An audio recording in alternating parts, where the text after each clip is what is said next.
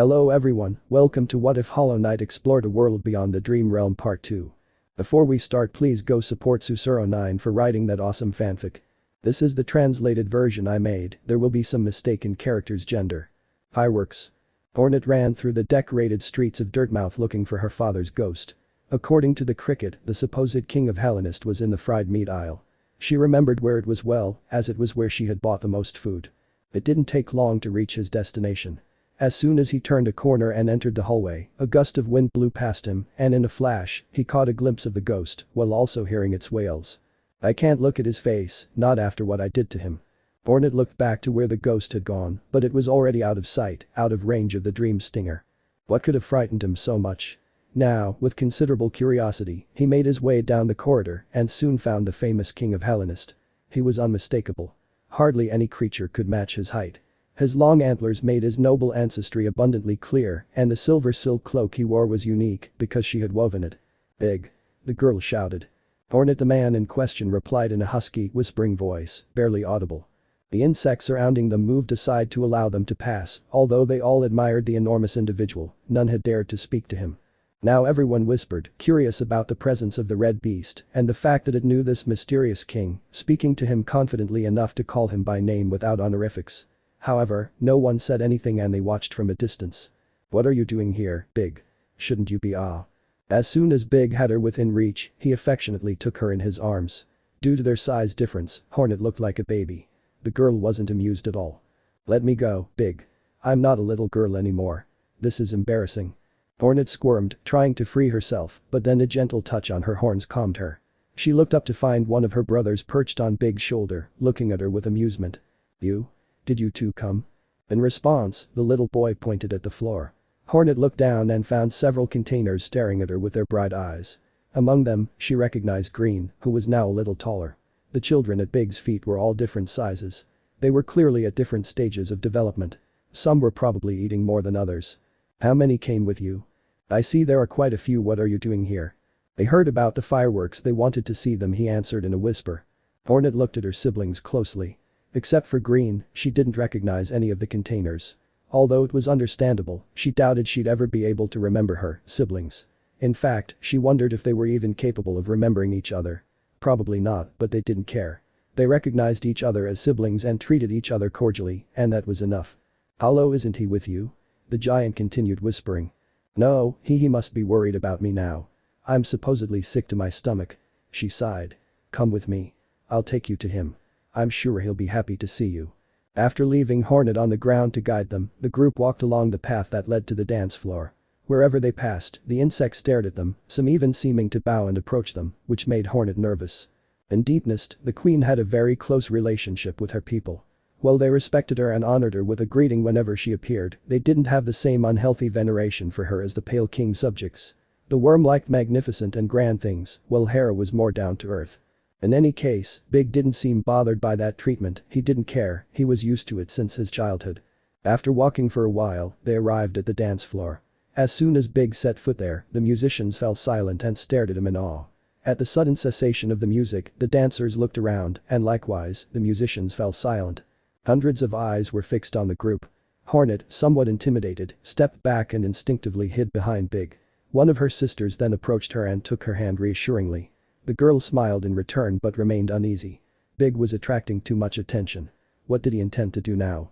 But the giant resolved the situation in the most unexpected and ridiculous way he could have imagined. Big, solemnly and authoritatively, raised one of his arms in a gesture that clearly said, "Let the party continue." And after a standing ovation from the bugs, everyone continued to enjoy themselves, even the musicians seemed to play with more enthusiasm. Wow, I think you'd make a great king, Hornet said, stepping out from behind her brother. I am already a king, Big whispered, barely audible over the noise of the party. Look. The major opened his cloak, revealing a part of his black skin. Shining over it, Hornet could see a curious emblem. It was like a mixture of a claw and a crown, and it shone with the purest white. The king's mark. Hornet's eyes widened in surprise. Why do you have it? Hollow was supposed to be the one who claimed it. He gave it to me, he said that since I was the king I had to have it. Oh, that thought is so simple it's almost adorable, Hornet commented, but I think it makes a certain amount of sense. And this explains why everyone obeys you so easily. At that moment, Hollow appeared among the crowd, and as soon as he saw his siblings, he excitedly ran to hug them. The group warmly welcomed their kin. In fact, as soon as they saw each other, they began communicating in that strange way only they knew how to use containers. In fact, they were speaking so fast that even Hornet had trouble understanding them. After Hollow, the little bat flew in, somewhat puzzled that her mommy had suddenly left her alone. When she saw her guardian surrounded by his siblings, she was quite surprised. At first, she was excited by the idea of having more playmates, but she soon lost interest in the group because something distracted her. A giant creature of imposing presence. Ali narrowed her eyes in distrust. She too perceived that aura of nobility and power that Big had, but her reaction to it was very different from that of common insects. She was also a potential queen, a future high being, and she wasn't going to bow down to anyone, not even that resplendent giant. The little one growled in defiance at Big and got on the ground, spreading her wings to look more intimidating, and summoned some fireballs to appear more dangerous. But as soon as Ali had presented his challenge, 5 containers were placed in front of her, pointing their stingers at her, in a clearly protective attitude towards their brother and king. "Oh wow, you already have your own royal guard," Hornet commented, amused. "They are my faithful knights." What Hornet found amusing alarmed Hollow. His little girl wasn't old enough to challenge anyone yet, so he quickly picked her up and wrapped her in his cloak to calm her down. Ali still seemed a little upset, but her guardian's petting calmed her down a bit. At that moment, Tobu arrived.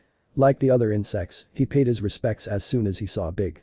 In this case, being so close to him, he chose to bow and only stood up when Big nodded his greeting. The still impressed spider approached Hornet silently, not daring to raise his voice without the giant's permission. "Tobu, relax a little, there's no need for so many formalities with Big. And where did you leave Dan? He's not coming with you." He met another woodlouse at the dance and flirted with her. "Oh wow, and I thought Dan was the shy type." "Well, he managed to win over a queen bee, so there must be something to it." Tobu and Hornet looked at each other for a moment before bursting into laughter. The half-breed siblings looked at her curiously, not understanding what was so funny. "Well, I think he's not as shy as he was when I first met him," Hornet said, catching his breath. Hollow tugged at her sister's cloak and then pointed at her with a gesture indicating strength. "Did I take away his shyness?" He continued gesturing. "Well, maybe.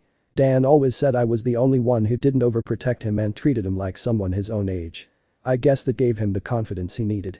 Suddenly Tobu had the unpleasant feeling that someone was watching her, and when she turned her head, she found one of Hornet's sisters with her eyes fixed on her. "A Hornet, this girl. She's one of my sisters." "Sister?" The spider blinked and looked around. "Are all these kids your brothers?" "Everyone, even the tall one." Tobu shrank back, somewhat overwhelmed, then after a sigh she recovered and looked at the little girl who had approached her and placed her hands on her.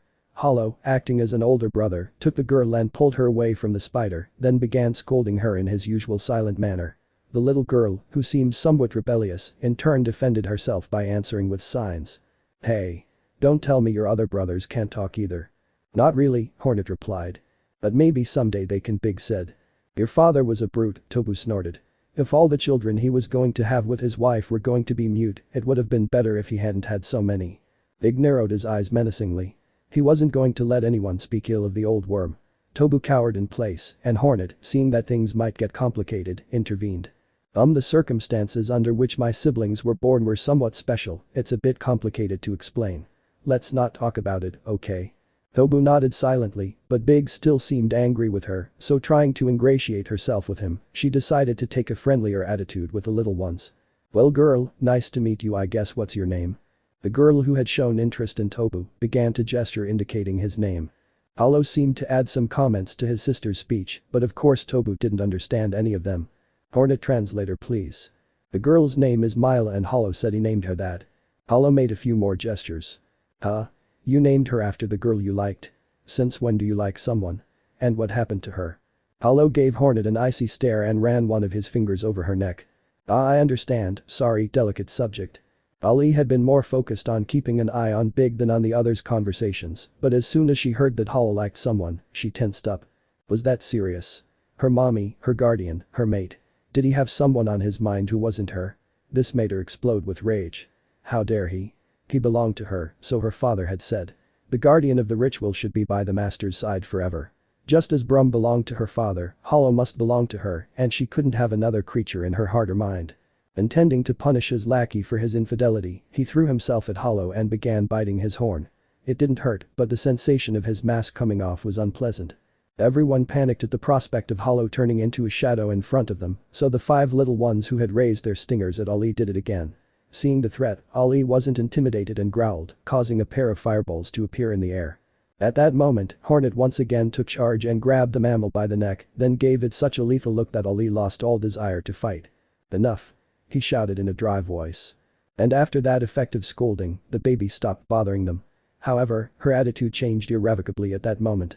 If they had been more attentive to her, they could have solved the problem in time and wouldn't have had to face such drastic consequences later. They soon noticed how little time was left until midnight. The famous fireworks show was about to begin, as they had said it was something that would be seen in the sky, so there was no need to look for a special place to get a good view. Hollow took the opportunity to buy candy for everyone with his sister's money, and then they went to sit around. On the outskirts of Dirtmouth, hidden from the sight of mortals, a ghost wandered lamenting and remembering a glorious past that would never return. How had it all ended like this? All he wanted was for his kingdom to endure and for people to continue praising him as the great being he was. What was wrong with that? The insects were happy with him. There was progress, glory, legends, science, everything was perfect. Why couldn't it go on like this? Well, perhaps not all of his legacy was perfect. He committed some abuses of power by taking away the gardens from the moss people to give them to his queen, but she didn't complain either. She took over the place without much remorse, although it may also have been due to excessive enthusiasm for having such a beautiful place after living for so long on the outskirts of the kingdom. He sighed sadly. How could he have thought that sacrificing his children would be a good idea? He was truly desperate at that time. He thought of nothing, he didn't take anyone's opinion into account, not even his sweet Blanca, poor thing, even though roots are naturally detached from their children, she felt bad for what she had to do. At the time, he had called her weak and sentimental, how much he didn't regret that now. But now there was nothing to be done. He was dead, Blanca too, the kingdom over, and guilt eating away at her heart. She'd never forgive herself, and probably neither would her children, especially Big. She wasn't ashamed to admit that Big was her favorite. It was only logical, considering he was the only one she'd ever lived with, the one she'd conscientiously raised and watched grow up. That's why she regretted having to put him down so much, but as she always told herself, no cost is too great. How she wishes she had the courage to stand before Big, hug him, and apologize. Wow, what a pitiful individual makes an appearance in these desolate places. The Pale King became alert. Someone had seen him. It was extremely suspicious. Because he was dead. No one should be able to see him, only the moths, given their special abilities. Almost fearfully, he turned his gaze towards the place where the voice came from, and what he saw left him more than surprised. It was a bat. Perhaps it was because he belonged to the same species of Grimm that made him look so similar to him, but after the first impression, the differences were more noticeable. While the creature was as tall as the company master, he looked much more worn and old, his ears were somewhat droopy, and his eyes, instead of the sinister red color of the scarlet flame, were a more common shade of black.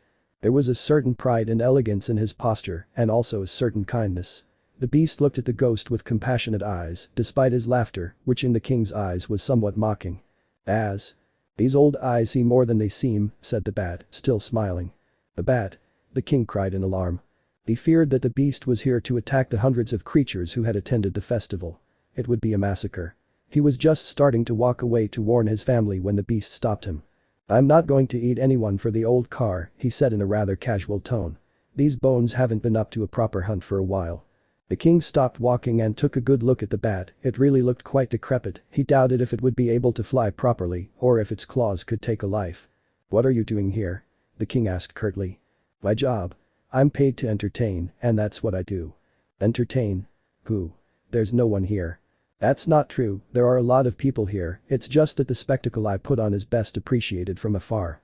Suddenly the old worm blinked in surprise as he realized something. The fireworks, you're the one who brought them. Exactly, the beast said happily.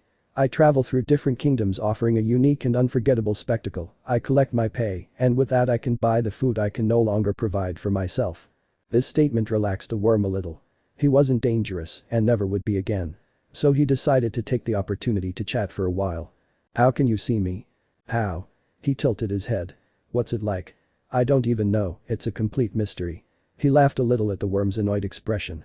It's not that I don't want to tell you, little worm.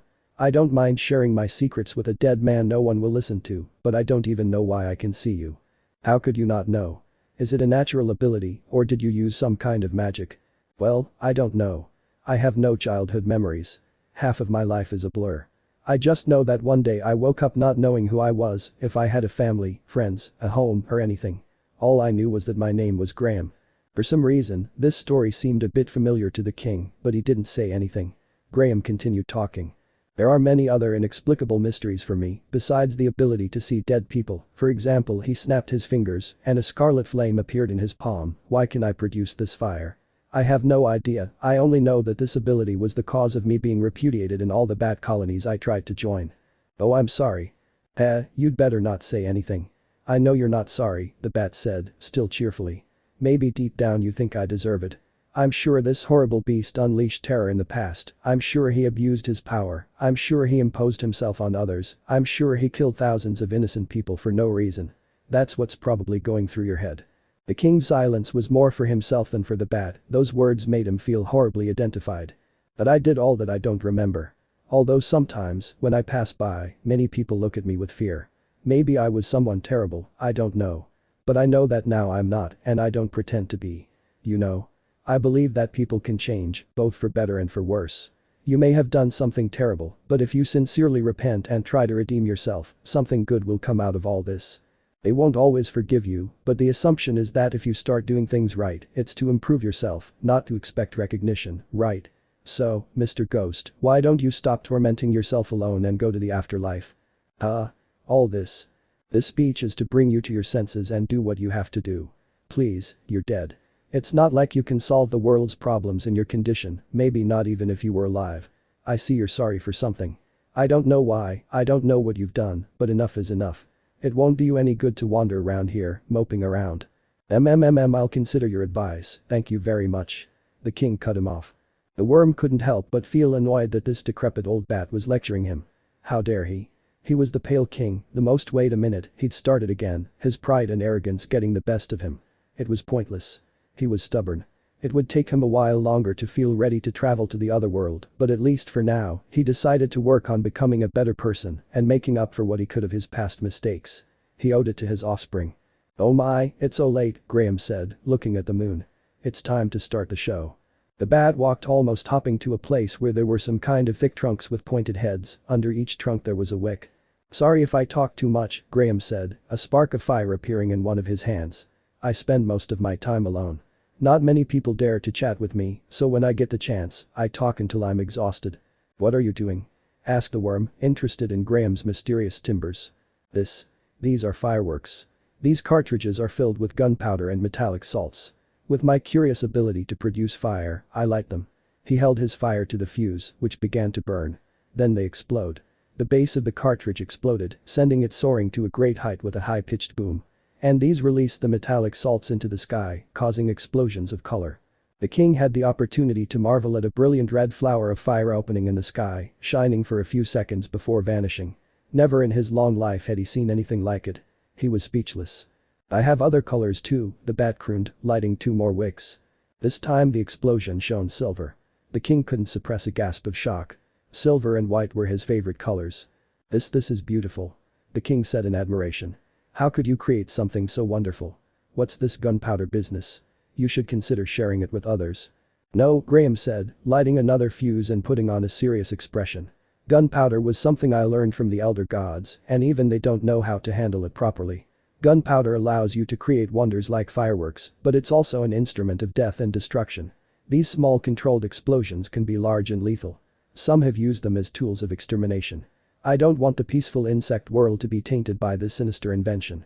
I'll take the secret of gunpowder to my grave. I've already decided. I see the king seems somewhat disappointed. But if you were to share this secret, you would surely be praised and admired by many. Is it so necessary to be revered? Said the bat, recovering his smile.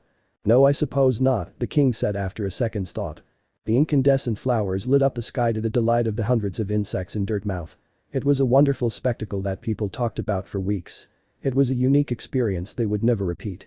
In the middle of the night, the party and celebration made everyone stop to look up and admire the wonders unfolding in the sky.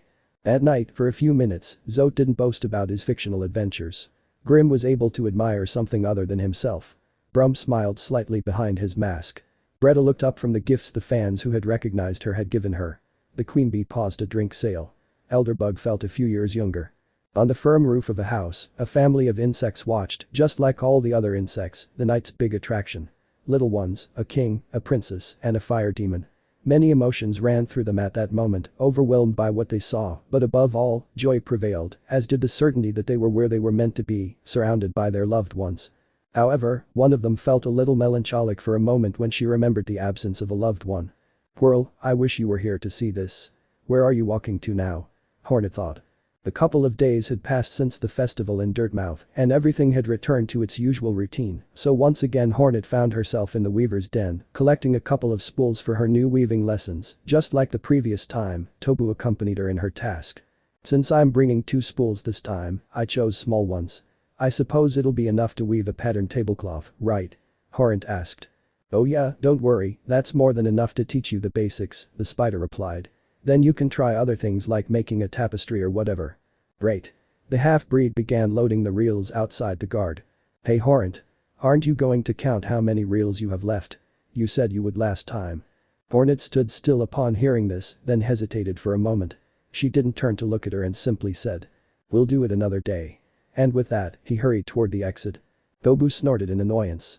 It was obvious Hornet didn't want to find out the truth. She was sure she suspected it, but she didn't want to face the problem. But anyway, she couldn't force her. It was a personal matter.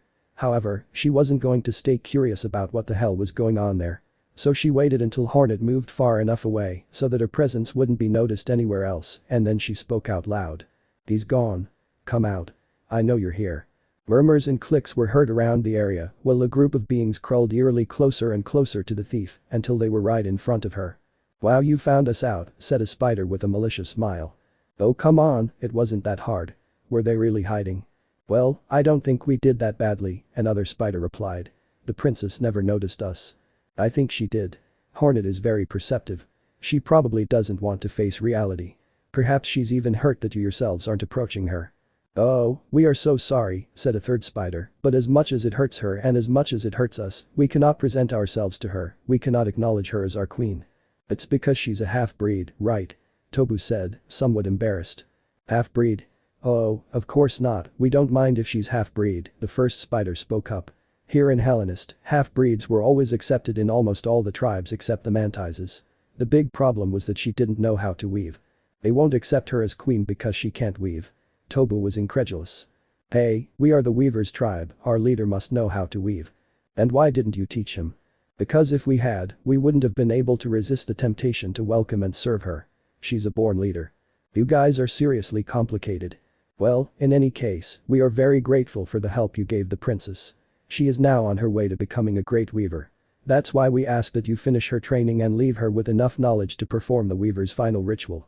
"Oh, so they have that custom here too." Tobu seemed somewhat surprised.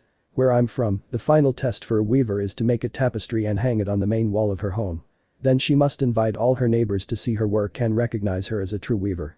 "Yes, exactly, that's the ritual. When we see the tapestry hanging on the wall of her house in distant village, we will present ourselves to her and serve her as our new queen. Until then, please take care of Hornet. We'll entrust her to you. Okay?" "But..." Before Tobu could reply anything, the spiders escaped leaving her completely alone. The thief bowed her head in sadness. She didn't have much left to teach Hornet.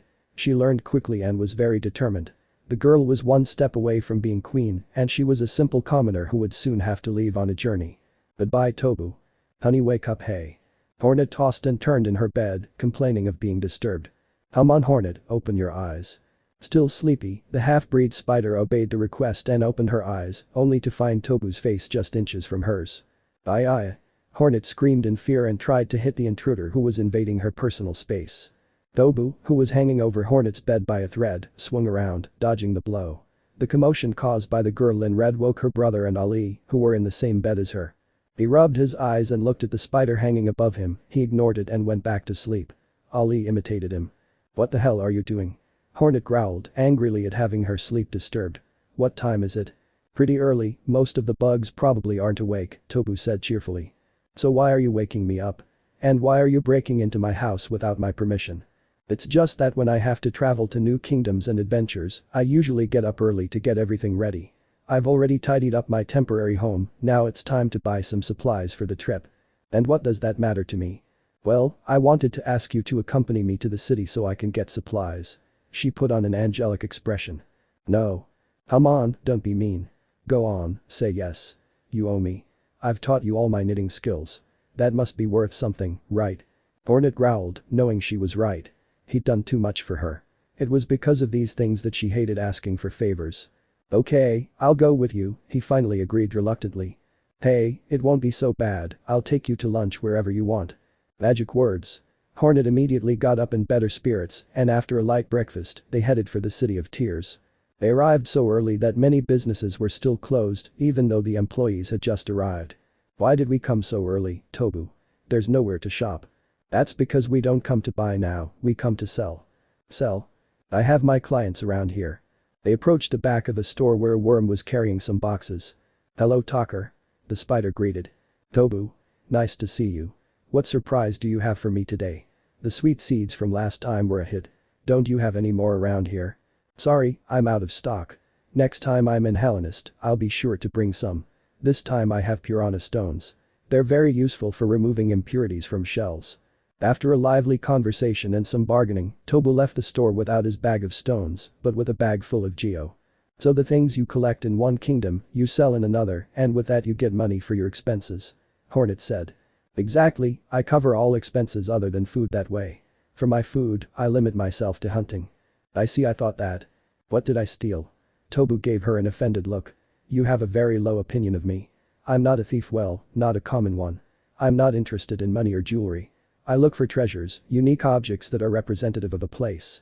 I'm not interested in anything else. Sorry, I didn't mean to offend you. I thought, hey. Wait a minute. Even if you don't steal common things, stealing is still wrong. You shouldn't do it. Look. That store's already open. I need some things from there, he said, slipping away from Hornet. Tobu. Don't run away.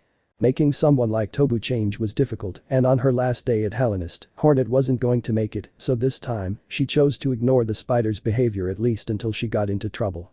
The girls were touring a building none of them had deigned to visit before because it didn't contain any businesses of interest to them. Most were offices and second-hand shops. However, Tobu's trained eyes caught something extremely interesting. Hello, said the spider, walking confidently into the antique shop. Good morning, how may I help you? Lem said from behind his counter. How much for that? He said, pointing to an idol of the king on a shelf. It's not for sale, the antique dealer replied, immediately losing interest in the visitor. What do you mean it's not for sale? But this is a store. Tobu Hornet was starting to get impatient as she sensed that things were going badly. Not exactly, the old insect replied to Tobu's statement. I'm in the business of buying relics, not selling them. Nothing here is for sale. But if you have too many things, don't be stingy. I already told you, nothing's for sale, Lem was starting to get annoyed. I buy valuable collectibles. Most of these relics are worth more than your head at a flea market. So if you have something to sell, put it on the counter. If not, you'd better get out of my business. And you think I'm going to sell you any of my precious memories? Forget it, old man. Memories? He seemed confused by the term. Yes. Valuables I find on my travels and keep as souvenirs of those experiences. Oh, well, I'd certainly be interested in seeing some of your souvenirs. The creature's demeanor immediately changed to a more friendly one. As a collector of these historical gems, I'd love to see some of your souvenirs. Of course. Tobu seemed quite flattered and proud to have the opportunity to show off her trinkets. Most of the insects had little to no interest in admiring her collection.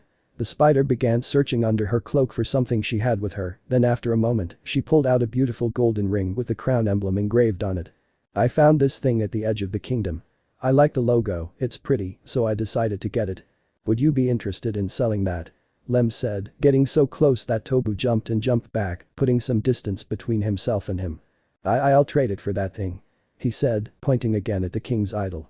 That's not for sale, nor is it for barter. But I can give you a lot of geo for the ring you're wearing. I'm not interested in the geo. I want that statue.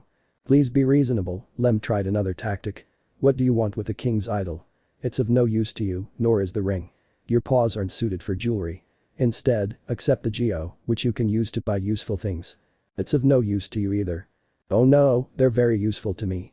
From these objects I gain clues about the past and ancient civilizations that. So, you can use them to write stupid books that no one will read. These words infuriated the old bug. That's much more useful than just accumulating things for the sake of it and having them sit in a corner gathering dust. Hey. That's not right. My memories are neat and tidy. I take good care of each one of them. Because it's easier to take care of dead objects than it is to take care of people, and that way you alleviate the emotional deficiencies you have. Typical of hoarders. Lem retorted caustically. How dare you?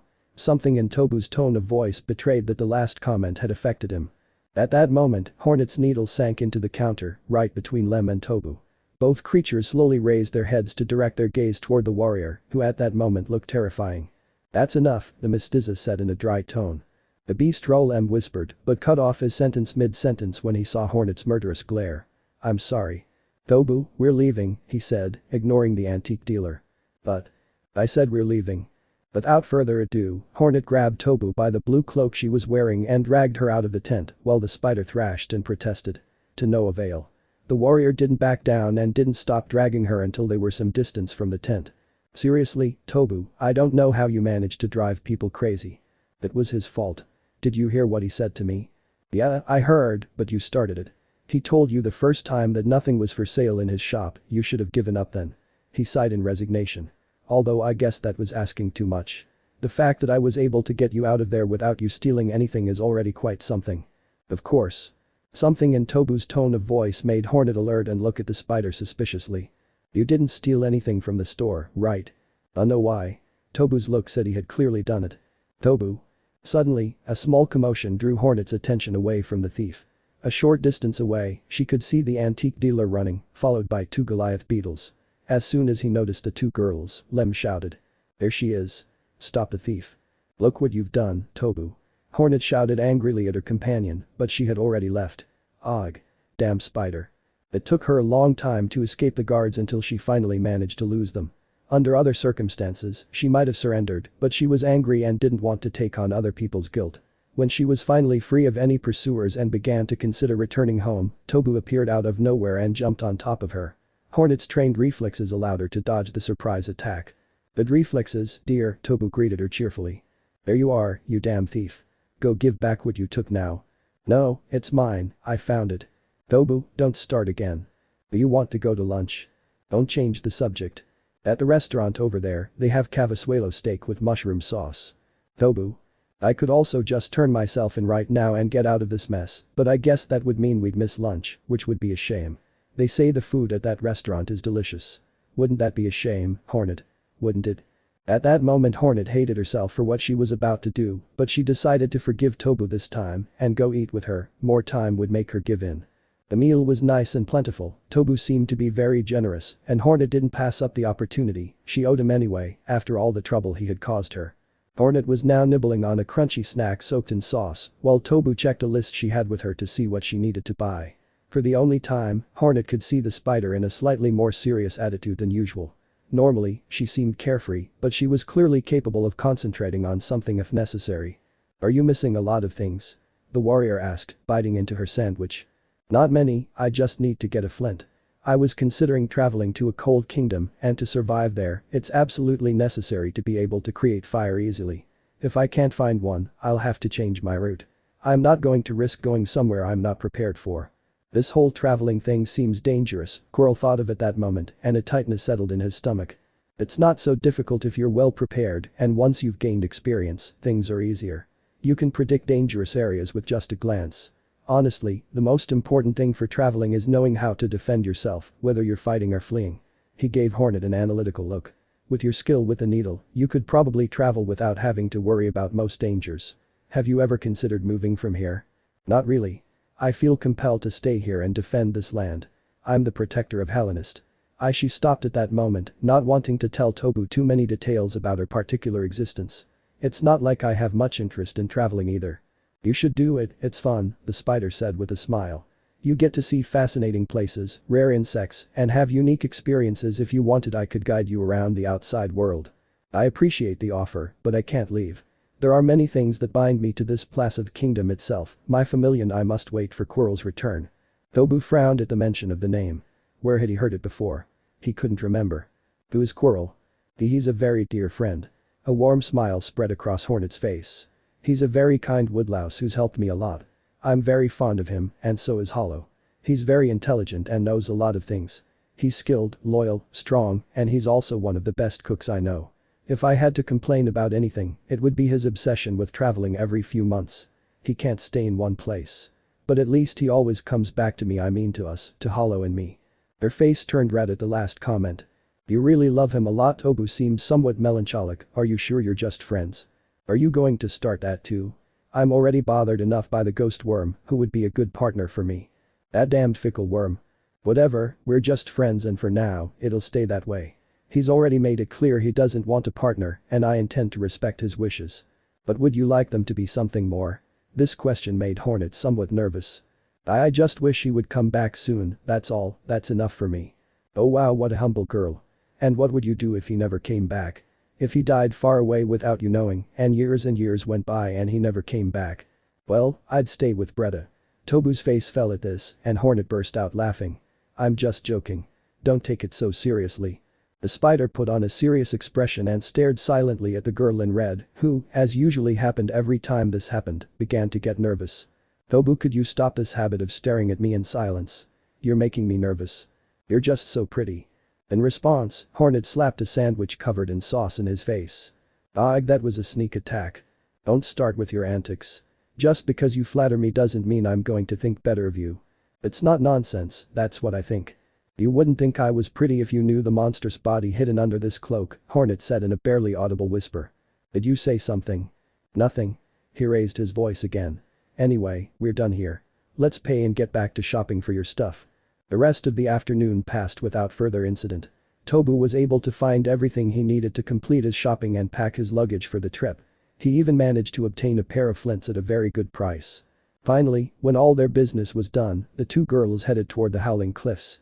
That was where Tobu, taking advantage of the air currents, would use her aerial silks to travel to a new destination. As a last favor, she asked Hornet to accompany her until the very end. She rarely had someone to see her off. The girl in red agreed, and that's why, that evening, the two of them found themselves high atop that cliff, watching the day end. Thanks for joining me, Hornet, it was a very fun day. Yeah, I guess it wasn't bad, the warrior replied. Except for the part when you robbed the antique shop, the rest was nice, and you never returned the king's idol. But it's mine. Yes, say no more, that's enough. Fortunately, you're leaving now, so I won't have to deal with your misdeeds anymore. Never again until I return. Are you going to come back someday? I have a home here, someday I must return to make sure my memories are right. Oh Tobu, you know I think Lem was right about you having some kind of emotional deficiency.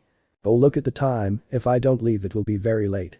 I understand, said the warrior, understanding the not so subtle hint that she didn't want to talk about the subject. The spider took out the special web she used to travel through air currents and hooked it onto her weaver's hook, preparing to catch the next gust of wind that blew. You never taught me how to weave that kind of net, Hornet commented. You don't need it.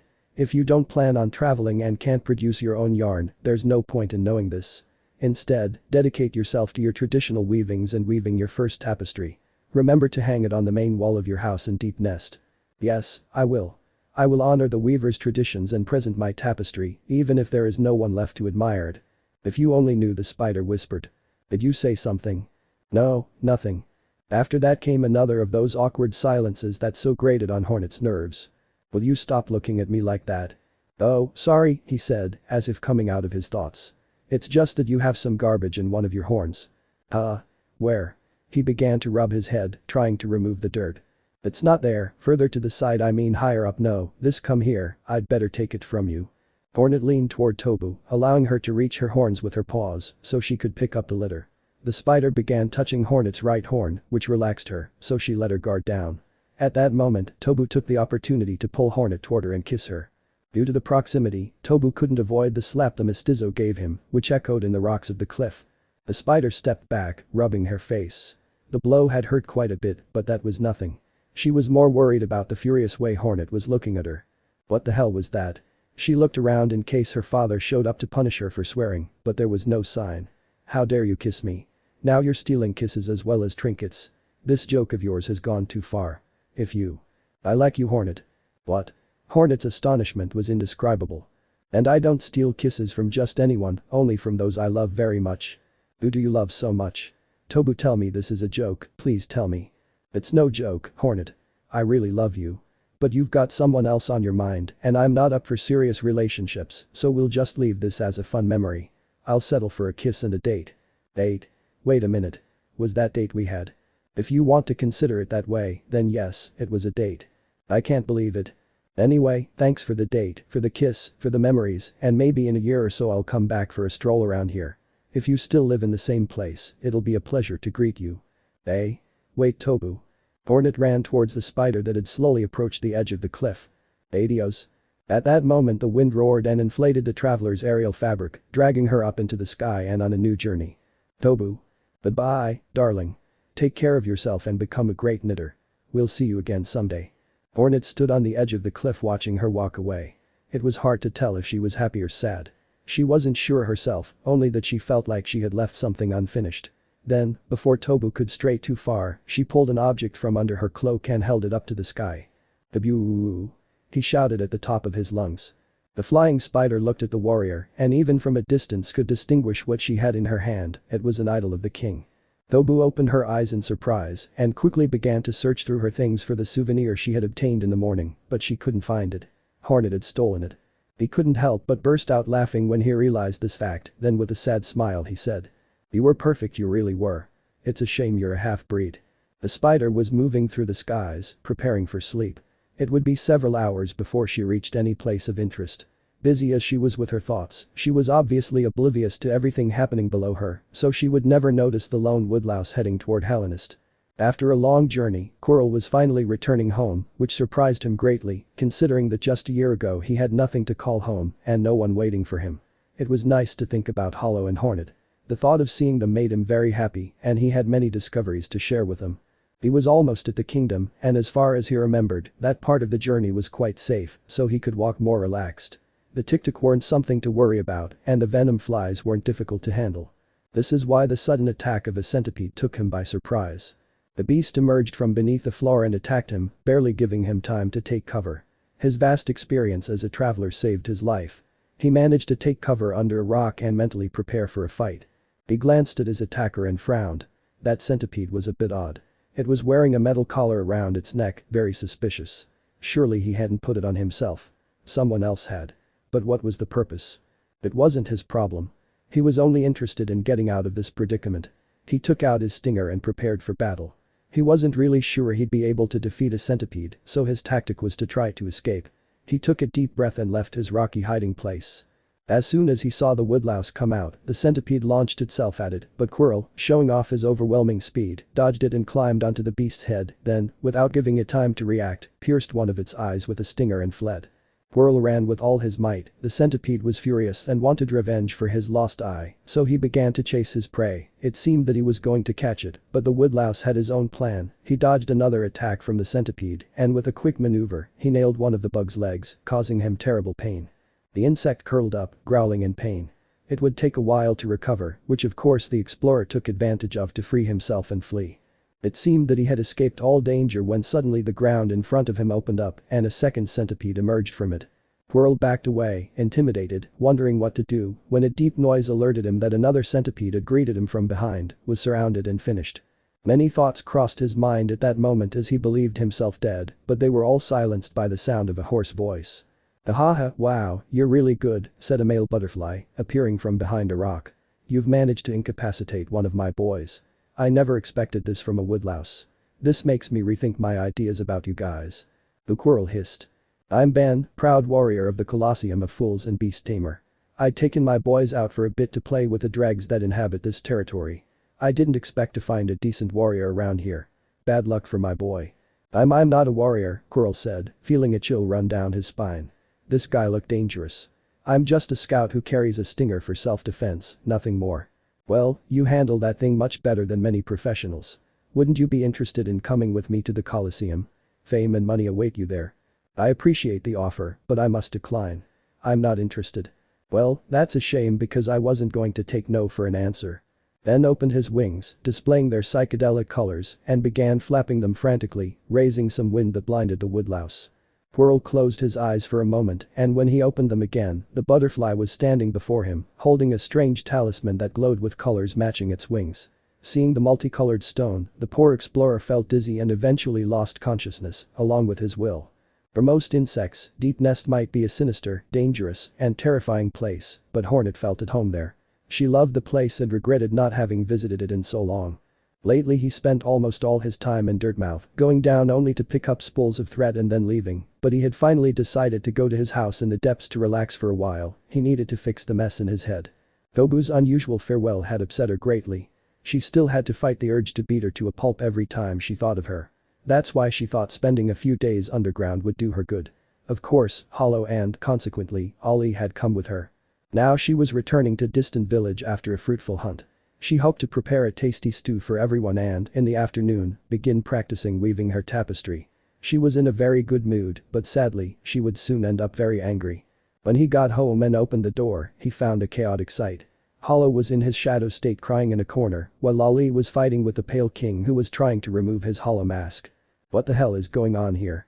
Hornet's scream left everyone frozen in place. Slowly everyone turned their heads to see the newcomer who looked furious. Hollow shrank, almost becoming a ball of shadows. The Pale King fled the scene, vanishing, and Ollie dropped the hollow mask she had in her jaws. Hornet, without saying a word, walked up to Ollie and picked up the mask from the ground, then passed it to her brother who immediately entered it and regained his physical form, then took his cape that was also on the floor and put it on. Well, now would you explain to me what all this scandal was about?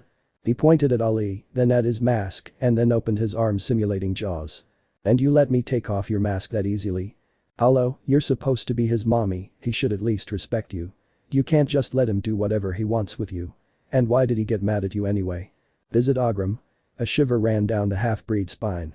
It's not a place I like, but if you don't mind the smell. She turned her gaze to the bat. Ollie, if you don't want to go to Ogram, you can stay here with me. There's no need to attack Hollow. No. The little girl growled. I don't want to go, Jairg, mommy's not going either. Hornet looked at her surprised by such an answer. What do you mean, if you don't want Hollow to go? Ollie, you're not his owner. He has the right to visit his friends if he wants. Mommy is mine. What? Ollie, such possessive attitudes are unhealthy, not even couples should be that jealous. Hollow is now going to visit Ogram. If you don't want to go, you'll stay here, but you won't stop him from visiting his friends. No. Ollie growled, getting more and more annoyed. Mommy's mine and she does what I say. Jairg. Spoiled brat, that hateful father of yours is raising you like a monster. Jairg. Outraged by hearing Hornet speak ill of her father, the little girl flew up and bit one of his horns, which, unlike Hollow's, which were only part of a mask, were sensitive, and the bite really hurt. The warrior thrashed around, trying to get the girl off her head, until she finally slapped her, knocking her to the ground. Ollie stood up and watched her aunt rub her horn with tears welling in her eyes. Then she nodded satisfied. She deserved this punishment for speaking ill of her father. Besides, she had no right to question her. She was the one in charge there, her father had said so. She was being raised to be a queen. Suddenly, she noticed Hornet's piercing gaze. It seemed to burn her, a cauldron of anger. You're grounded. The warrior shouted. Go to bed without dinner. Jairg Nuo. Yes, you're grounded. I don't know what's wrong with you. You were always a bit capricious, but you used to behave better. Lately, you've been unbearable and overly jealous of Hollow. I hope this teaches you to behave and respect your elders. No. Ollie shouted stubbornly. No, that. I eat the same. Hornet didn't mince her words.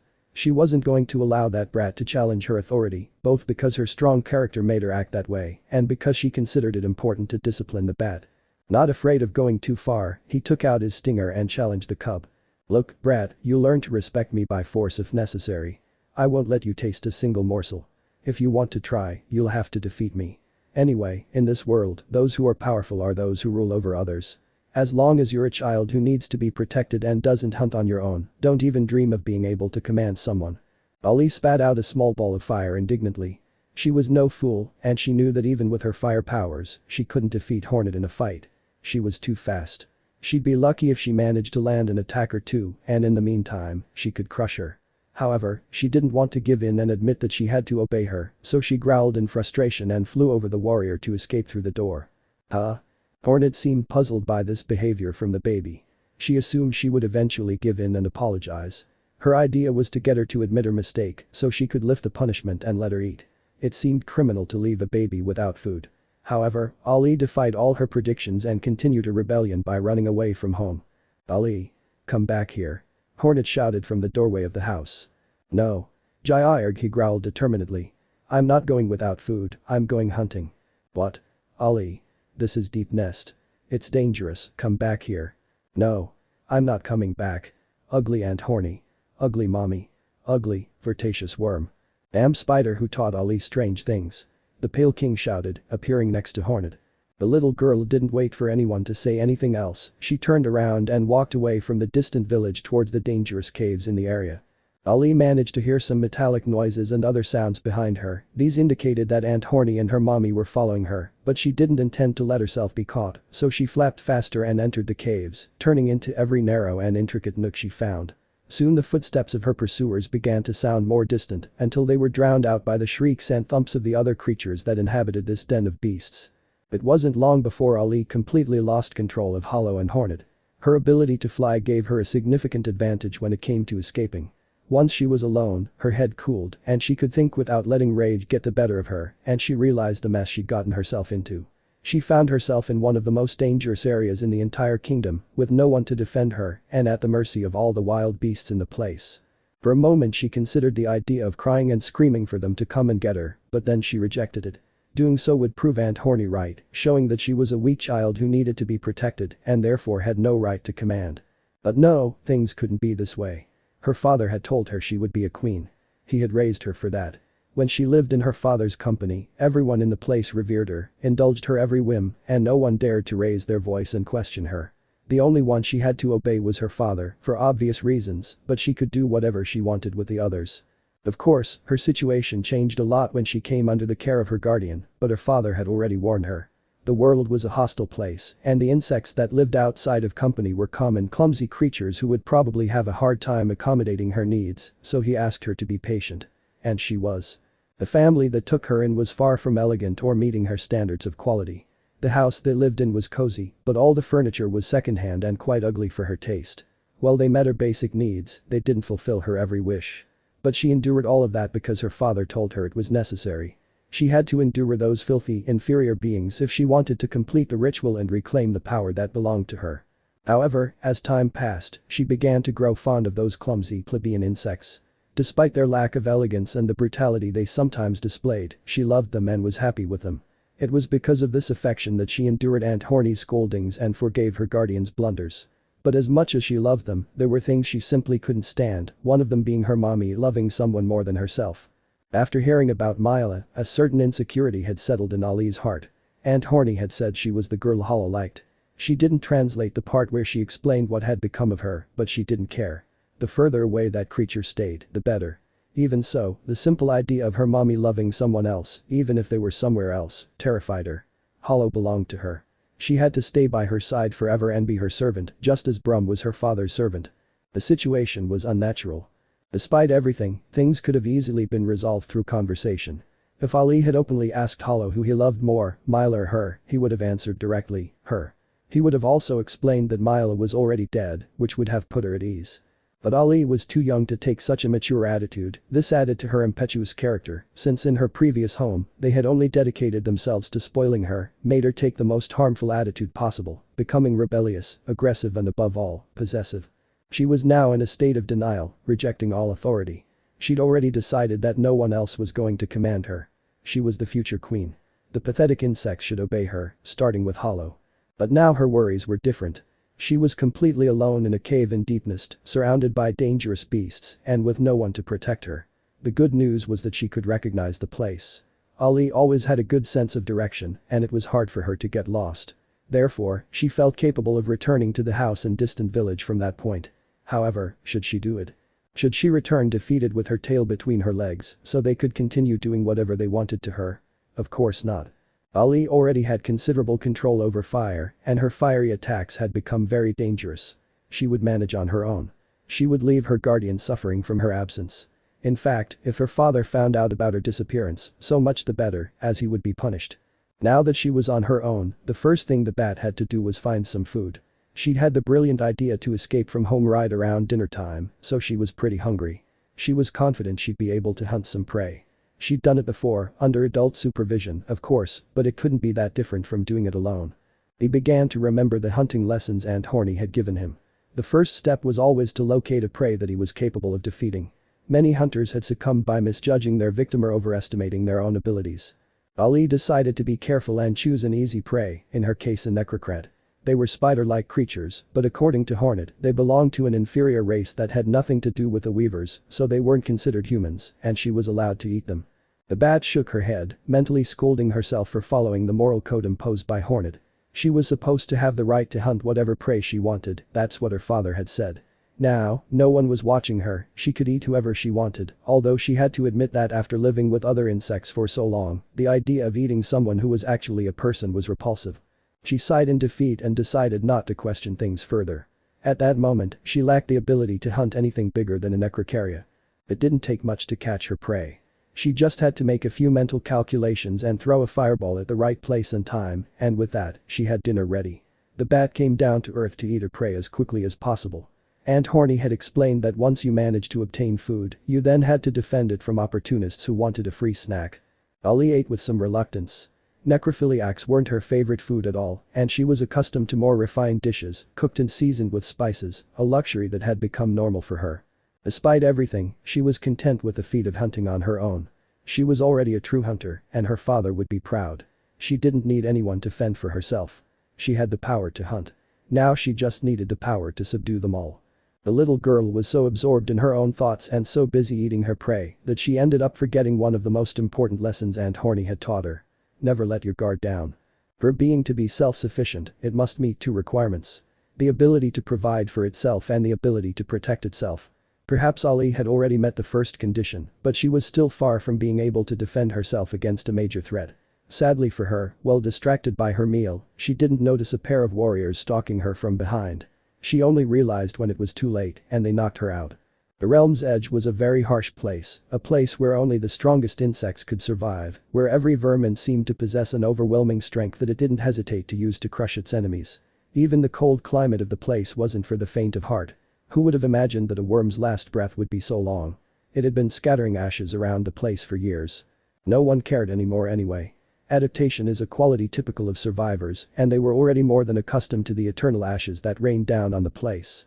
But in this valley made only for the strongest, there was a place where the fight for survival was taken to the most extreme point, where every day the battles that occurred were not for the purpose of eating or being eaten, they were for the simple purpose of entertainment and making money. The Coliseum of Fools, the most brutal, savage, and some say stupid place in all of Hallownest. You'd have to be a fool to reject a normal existence and voluntarily risk your life there, but those kinds of fools existed and in droves. Every day, many bugs came to the Coliseum to bet their lives in fierce battles where only the strongest survived. However, in the last year, the number of fools arriving had decreased. This was attributed to the new resurgence of Hallownest. In the past, when only the infection existed, many bugs lost hope and the desire to live, feeling trapped in a meaningless life. That's why they enrolled in the Coliseum. What better way to die than in the middle of a glorious battle, being acclaimed by the public? But this situation was no longer so common. The beasts had become lazy and weak, intoxicated by the easy life in the city, full of comforts and devoid of danger.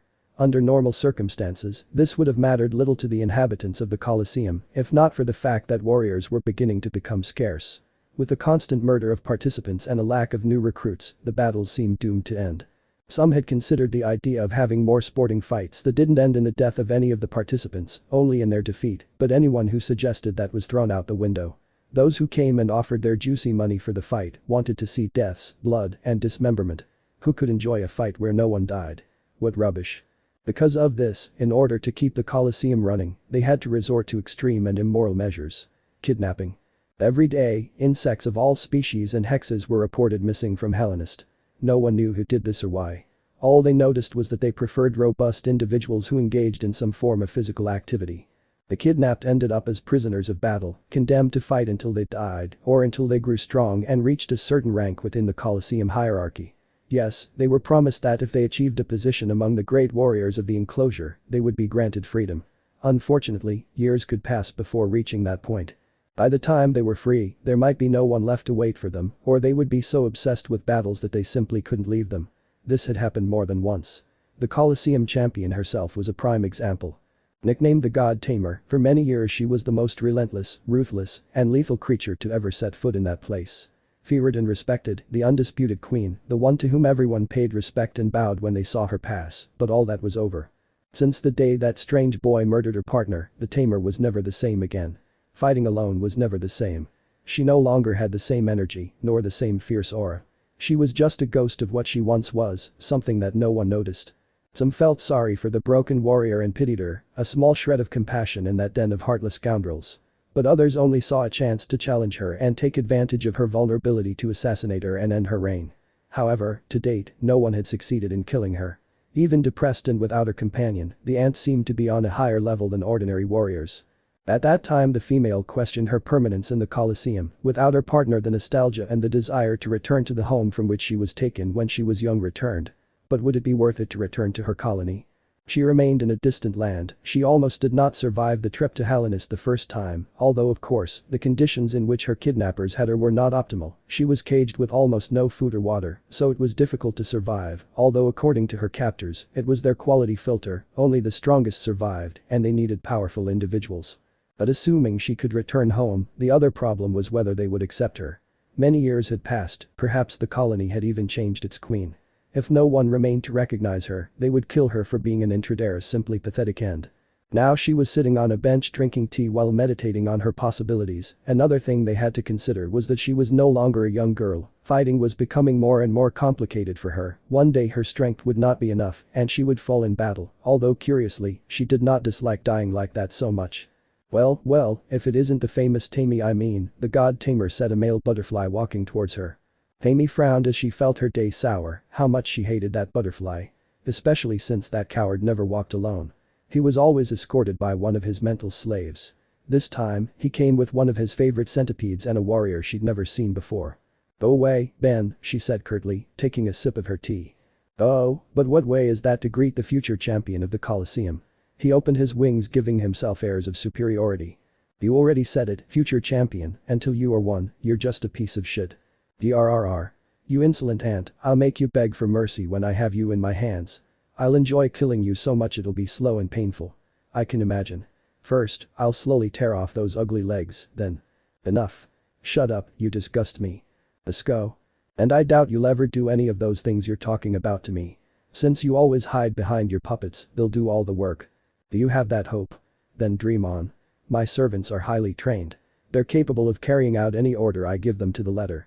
In that sense, they're much better than the foolish creature you had as a companion."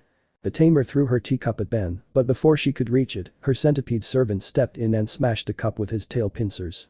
"Ho ho ho. Do my words bother you because you know they're true? Your companion was stupid, a mindless servant over whom you couldn't have much control. Admit that I'm a better tamer than you. I'm capable of subduing any creature and having it eating out of the palm of my hand. I am the king of tamers and future lord of the Coliseum. Look, moron, you're nowhere near a tamer. That mind control magic of yours is no match for a tamer's work. When we subdue a creature, it will be faithful to us until death. It will obey us and protect us with its life of its own free will. Not like those puppets of yours, who, if by chance they break free from you, will rip your head off. Fortunately, that won't happen. My magic is strong, but their minds are weak. They will be my slaves until the end of their days." "If you say so," the tamer said, rolling her eyes, then turned her attention to the unknown warrior standing next to Ben. "Hey, by any chance, is that guy standing next to you also your slave? He looks like a woodlouse." "Oh yes, it's a woodlouse, my latest acquisition." "Are you serious? You really hypnotized a woodlice?" "Well, I know they're not the strongest insects out there, they're not the kind of creature one thinks of when talking about warriors, but this guy is very fast and handles the sting well, imagine that." "I'm not saying that. Well, woodlice aren't very strong, they are very clever. I'm not entirely sure your mind magic will work well on her. She's not a lowly creature like those centipedes of yours. She's a being of high intellect and a strong mind. When you least expect it, she'll break free and..." "Never. That will not happen. He is my servant forever and I will soon unleash him on the battlefield. Prepare yourself, god tamer. You will soon be dethroned, humiliated, and cruelly murdered." "Yes, whatever you say," he said, walking away with a bored expression. "That's it. Run away. Make the most of your last moments of life." The ant sighed in annoyance. She truly hated that butterfly, so conceited and stupid. She still had many levels to climb before she even had the chance to challenge her. In fact, she had very few rivals these days, which relieved her. She really wasn't at the age to fight so much anymore. A few years ago, she could fight all day without complaining, but now more than 2 fights a day left her exhausted. Suddenly, he heard a commotion nearby. He turned a corner, following the noise, and came to a room where they kept the wild creatures that were throwing the novice fighters around. There, he saw a pair of earwigs trying to subdue a rather strange creature. He had never seen anything like it before. Black, hairy, antennaless, with red eyes and membranous wings. What could that be? From the shape of its face and the composition of its body, he could tell it was a baby, but even with its eyes, it was causing problems for the pair of critters who had it muzzled and chained. The problem with the baby seemed to be its mysterious ability to produce small balls of fire around itself, which it used to attack the earwigs. They had to fight to keep the beast still while they put out the fire. The ant sighed, overwhelmed by such stupidity, and walked away from the room only to return later with a jug of water in her hands, which she threw at the winged creature, soaking it. As soon as the bat saw that it was wet, she looked at it in terror, for she could no longer produce fire. Then she began to fly with all her might, trying to escape her chains. However, Ali's fight was cut short when the trainer got her hands on her and pinned her to the ground, applying such force that the poor woman had trouble breathing. "Oh. Miss Tammy," said one of the earwigs, happy to receive the trainer's help. "What the heck is this thing?" the ant asked. "Well, we don't know. We found her while hunting in Deep Nest. We found her fire-producing ability interesting and thought she'd be useful on the battlefield, but she's more difficult to handle than she looks, even though she's a hatchling." "It's not complicated," Tammy said, watching the little girl struggle to breathe. "You just have to know how to do things." "Oh, of course. A professional like yourself should know how to handle these things," the insect replied in a sweet tone. "Wouldn't you be interested in taming and training this creature?" "What? This thing?" "Yes, that's a great idea," said the other earwig. "Since Godfrey's gone, this bug could be his replacement. That fire-making ability could come in handy. I'm not interested in having to start a new beast. But Tammy, look at her, she has a lot of potential." The tamer laid eyes on the creature. It didn't seem extraordinary at all. Small and thin. It must have relied heavily on its fire and had limited physical capacity. At a glance, she could tell it had a fairly simple life. There were almost no scars on its body. Someone must have protected and cared for it, perhaps its mother. It was a pathetic creature. However, there was something about the bat that caught her attention, the brightness of its eyes, but it was not the brightness of the scarlet flame, it was the brightness of its will and its pride, the arrogance that its gaze gave off captivated her. It would be beautiful to break it, to subdue it, and turn it into a copy of what it was, to show it that it was nothing more than insignificant garbage. "Okay, I accept, I'll keep this thing." Broken will. Ali's life had been simple, full of luxuries and comforts. She always had the opportunity to sleep in a soft bed, she was never cold, she never went hungry, she was always treated well, and she never had to work. Hers was a dream life. The greatest challenge she ever faced was the ritual of the Scarlet Flame. For the first time in her life, Ali was subjected to the rigors of battle and the terror of fighting for her life, but she was willing to endure it all, if it meant gaining the power her father had promised her, and maintaining the easy life she had led until then. However, she considered suffering to be something temporary and limited to ritual. The poor child was convinced that everyone had an obligation to pamper her, care for her, and fulfill her whims. This was partly why, when she found herself chained and mistreated by her captors, she became so terrified and, as always happened whenever she was very excited or nervous, she lost her speech and was only able to produce intelligible grunts. Her lack of speech caused her captors to mistake her for a lesser creature, one of those who served as prey and were incapable of being civilized. However, they recognized her strength and thought she would be a good acquisition for the coliseum. By the time Ali was calm enough to speak again, she was already muzzled, which made her furious. Pathetic creatures. How dare he muzzle her? She, a future queen, was being treated like a beast. They would pay dearly for this. Fueled by anger, Ali forgot her terror and began to fight the insects that captured her, but her fear returned in glory and majesty when the tamer intervened. From the first moment, Ali knew the ant was someone to be feared. He sensed it when he saw her standing with the bucket of water after throwing it at her, confirmed it when the trainer threw her to the floor and immobilized her with her weight, and regretted it when she began to suffocate. The desperation of not being able to breathe terrified her. No matter how hard she tried to inflate her lungs, they lacked the strength to lift Tammy. She began to thrash desperately, trying to free herself, but no matter how hard she struggled, she was unable to. Tears streamed down her eyes as she believed herself doomed to die. And just as the lack of oxygen was beginning to sap her strength and her mind was shutting down, the weight oppressing her eased. The bat inflated her lungs with a couple of coughs, then began to breathe heavily, trying to gorge herself on the oxygen she was lacking. The puppy had little time to recover because as soon as she let go, the trainer grabbed her again and dragged her to another room. They arrived at a room filled with caged creatures, some covered in armor, others just as they had come into the world. They screamed and writhed, the youngest attacking the bars of their prisons, while the oldest resigned themselves, already quite certain they would never get out. However, regardless of age, they all froze and fell silent when they noticed the ant's presence. They all knew Tammy very well and knew what she was capable of. She was in charge of disciplining and training all the beasts forced to fight in the coliseum. Every beast there had suffered firsthand from her brutality and lack of mercy. Some beasts noticed the creature Tammy was carrying in her hands and looked at it with pity. It was still a young animal and was already condemned to suffer so much. All they could do was hope that it would give up soon. The more it struggled, the worse it would be. Tammy went to the back of the room where there was a huge glass jar, bigger than the ant itself, which contained a little water at the bottom. Next to the jar was a ladder, which the tamer used to climb to the top. There, she lifted the heavy metal lid that sealed the wooden prison. Then, without further ado, she removed Ali's muzzle and threw her into the bottle. She then replaced the lid and locked her inside. The little girl opened her mouth after being freed from the muzzle, then regaining some of her confidence, flew up to crash into the bottle cap in an attempt to open it and escape.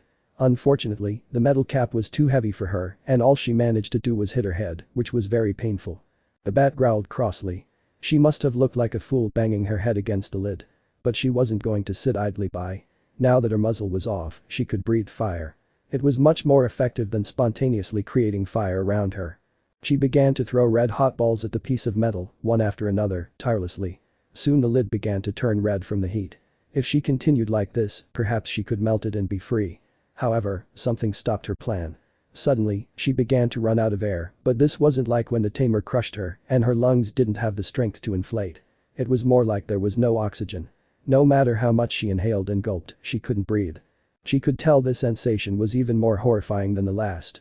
She soon fell to the bottom of the bottle, where her despair grew even greater as she had to fight against the water, which, although not so deep as to cover her completely, required effort to stay upright with her head above the surface. Then suddenly, as if by some miracle, the air returned and Ali could breathe freely again. Now terrified to tears and not understanding what had happened, she began to sob and call for her mother. She urgently needed a hug, but obviously no one would come to her aid. "Well, it looks like you're finally getting your point," Tammy said from the top of the bottle. She had moved the metal cap and was now looking at the little girl through the opening. "Diarg." Ali puffed herself up, ready to throw a fireball at the tamer's face, but she closed the bottle in a timely manner, avoiding the fiery projectile. The baby was already preparing to attack again when the ant's voice stopped it. "I wouldn't recommend you do that, little one." The mocking tone of his voice irritated her. "One of the things a fire needs to burn is oxygen, and lots of it. The lid of this bottle has holes to let air through, but only in a limited amount. If you use up all your air on your fire, there won't be any left for you to breathe, and you'll suffocate." The bat put on a look of horror. All its power lay in its fire. Without it was nothing, just a weak creature not much more powerful than a tick-tick, and until it was somewhat older, it would not develop its claws, which were its father's other resource when it came to fighting. "Diarg Jiarg Libera Jiarg Jiarg Mommy Jiarg Jiarg Fee Jiarg Princess Jiarg Poppy Jiarg Jiarg Punishment." Ali was giving an indignant speech in which she explained that she was someone very important and that they would soon come for her and that her daddy would give her an exemplary punishment for the way she was treating her, but because she was so upset, she only let out grunts alternating with single words. Obviously, Tammy didn't understand anything and thought the scattering words she heard were just grunts trying to imitate spoken language. After all, this vermin was supposed to be a lower creature, a stupid and uncivilized being, incapable of understanding any word she said. In fact, she assumed Ali hadn't understood her explanation about fire consuming oxygen, so she decided to stay and watch her for a while, lifting the lid whenever she ran out of air and thus preventing her from dying until she realized for herself that she shouldn't light a fire. But contrary to his assumptions, the bat did not throw flames again, it just flew in the center of the bottle while growling incessantly. Wow, even within his limited brain there is some intelligence, the tamer thought. He didn't think Ali understood his words, he just assumed he had connected the fire with a lack of air on the first try. It seemed the beast wouldn't do anything stupid again. It climbed off the bottle and stood in front of her, glaring down at her. The little girl growled angrily and lunged at it. She was obviously stopped by the glass wall, but that didn't stop her from scratching at the surface while screaming incomprehensible insults. The tamer laughed. That creature truly had a great fighting spirit, even being at a total disadvantage he dared to challenge her. Poor thing, the more he opposed her the more he would suffer, but it would be very satisfying when he finally surrendered to her. The hours that followed were the worst of Ali's life. She screamed and tried to break the glass of her prison for hours without success, until she collapsed on the floor, exhausted, her throat ripped from her screams. Now, if she was lucky, she could manage a whisper.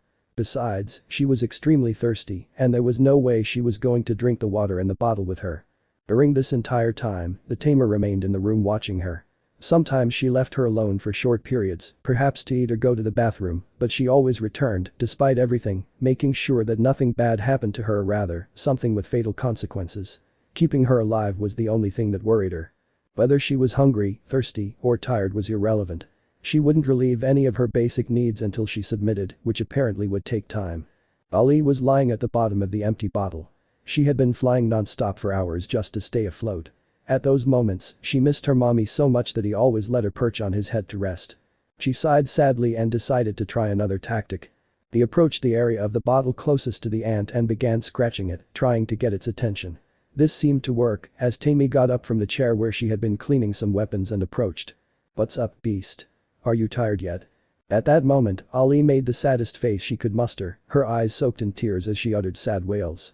At home, when she did that, Hornet would always panic and rush to give her something to eat or drink, but Tammy was different.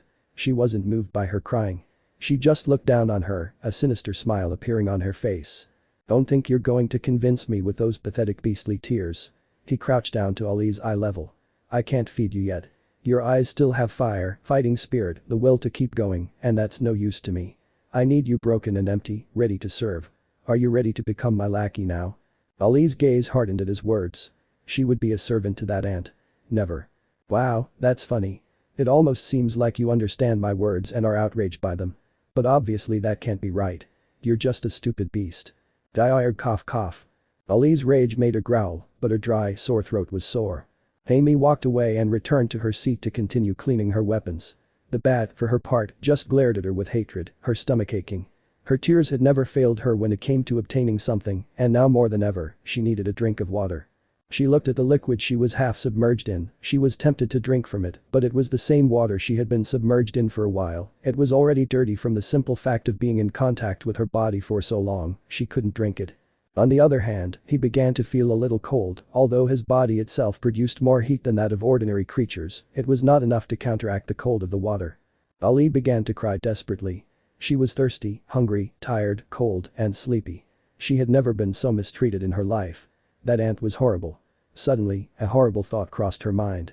She wanted to go to the bathroom, but if she was trapped in there with the bottom of the bottle covered in water, then… She let out a desperate scream and threw herself against the glass of her prison, struggling to get the tamer's attention with her pitiful wails, tears streaming from her eyes. But to her horror, her jailer didn't react. She just stood there, watching her with interest. To her, Ali was nothing more than a plaything. It took 3 long days of torture before Ali reached her limit. When the little girl had lost all sense of time, her will to live, and her interest in everything, Tammy decided she'd had enough.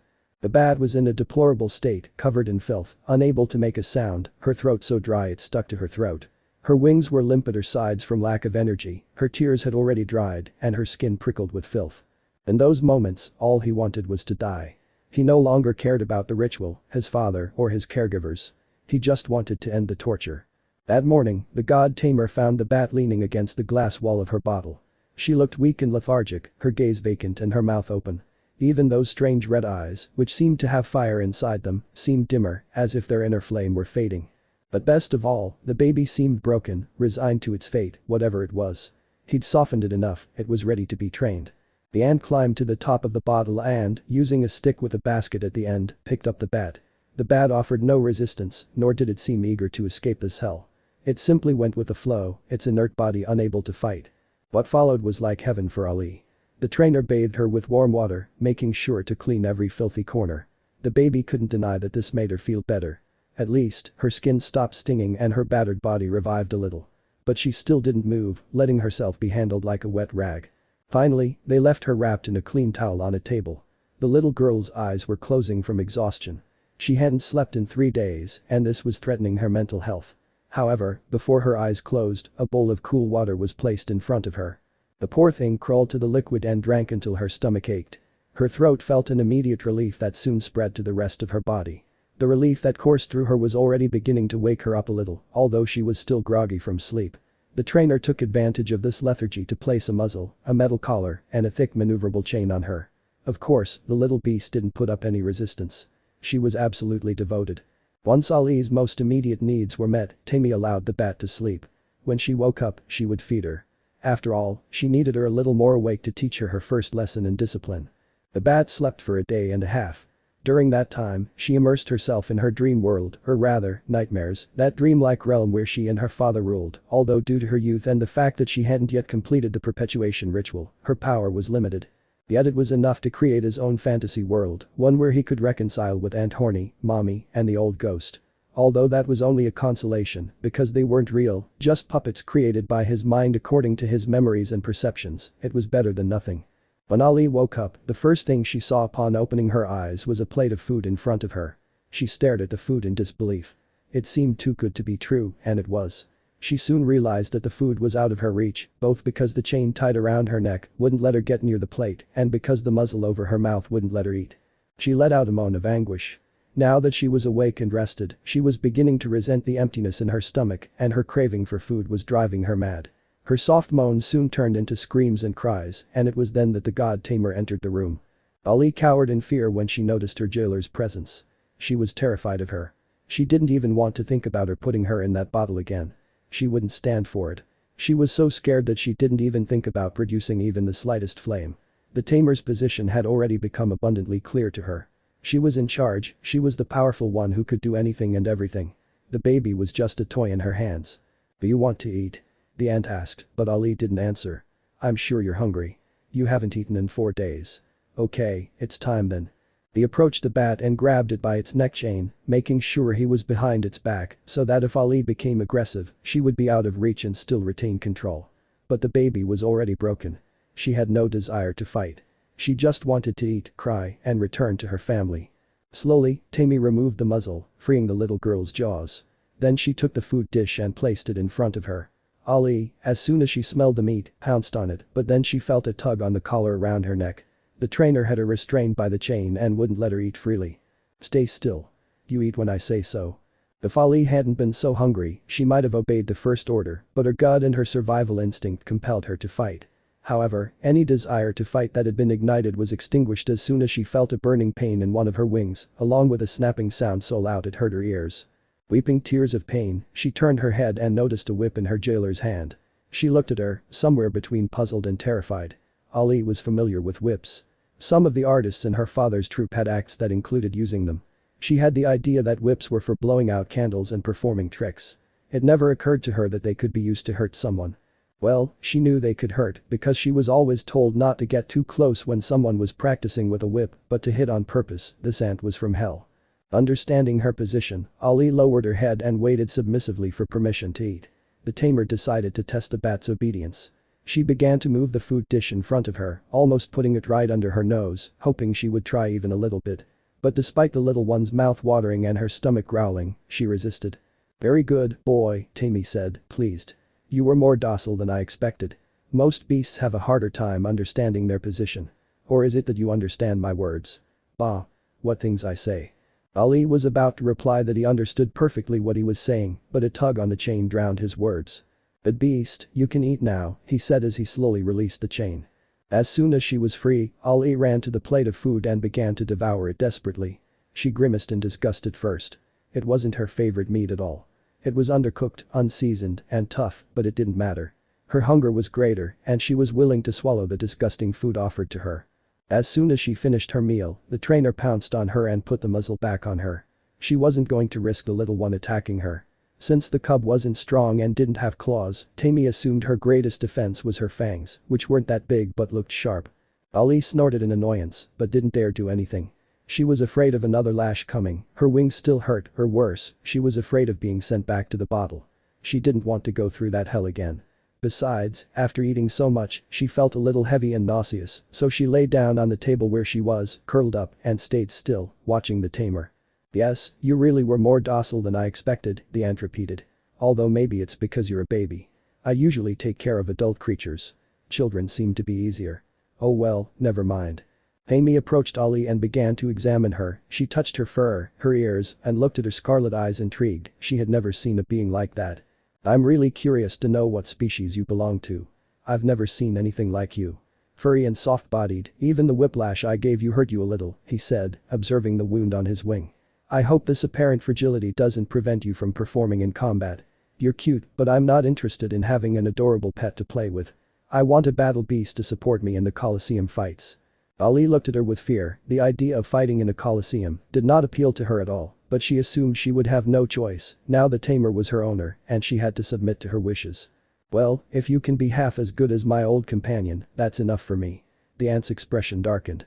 Remembering his former beast was still painful. He was the best. I've never had a more loyal and lethal servant than him. He always obeyed me in everything, he was willing to risk his life for me, and he was powerful. Everyone trembled every time they saw him. He was perfect. He let out a deep sigh. But this business is dangerous. You never know what's going to happen. Any day could be the last of your life. That's what it means to be a proud warrior of the coliseum, to fight until your last breath. Ali tilted her head in confusion. She still didn't quite understand what her owner was talking about. She kept talking about fighting in the coliseum, but she didn't understand why. Would there be a prize if she won? What could be so special that she would risk her life for it? I would like to honor the memory of my old companion. Someone as impressive as he deserves to be remembered. That's why I've decided to give you his name. I hope you'll honor it and be proud to bear it. From this day forward, your name will be Godfrey. The look of horror on Ali's face at such a horrible name made Tammy give her another lash. Don't look at me like that. You should be happy to bear such an illustrious name. The bat tried to maintain a neutral expression so as not to receive any more punishment because being called such a horrible name was already enough for her. This idiot ant was convinced she was a boy and she had no way of explaining to him that she wasn't. It wasn't the first time her name had been changed. In other words, her guardians had named her Ali, which, although it had nothing to do with the name given to her by her father, was pretty and, above all, a girl's name. But Godofredo. She sighed in resignation, holding back her tears as she didn't regret having run away from home. Training and battles. The sound of the whip cracking echoed in the air, urging Ali to put more force into the grueling task he was performing, even though he was already close to his limit. Come on Godofredo. If it doesn't hurt, it's no good. Ali muttered a few curses of the many she had learned in recent weeks under her muzzle, obviously the trainer was not going to hear her. Ali was in the beast training camp, wearing a metal harness attached by a chain to a small round weight. His task was to try to lift the metal ball.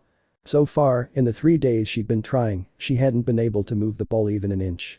But on the positive side, at least she was less devastated with each training session and was recovering faster. Previously, carrying the same weight of the harness and chain exhausted her. She couldn't last more than half an hour and she needed a break. These were improvements, but her childish mind didn't appreciate them. All she could think about was the desire for her torture to end. She wanted to return home to her father or her caretakers. Either was better. She was sick of the disgusting food there, of being treated like a dumb beast, and of being muzzled only to be taken off for food. She was willing to be obedient and even share her mommy if it would get her out of that hell, but she saw no way out. Tammy kept her tied up next to her at all times, always falling asleep after her and waking up before her, and never letting her guard down. In any case, it was impossible for a spoiled brat like her to be a match for a seasoned warrior. The little girl felt the fire of her rage crackle inside her. She'd already resigned herself to obeying Tammy, but she still hadn't accepted that she would be by her side forever. She still had hopes of escaping at some point, but to do so, she needed to be strong. Ali flapped her wings furiously, trying to resist the weight holding her down. She pushed her muscles to the limit until a cramp paralyzed her and she fell to the floor in pain. Ali, enduring the suffering, began stretching, trying to relieve her contracted muscles.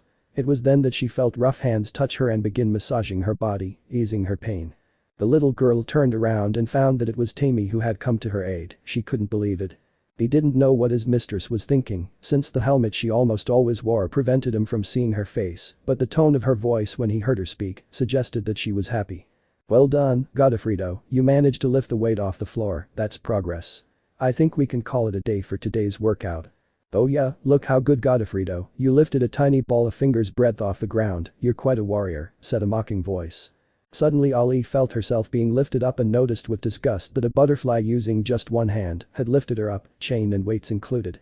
Let it go, Ben, Tammy hissed dangerously. Stay away from Godofredo or you'll pay dearly. Ugh, did you name him Godfrey too?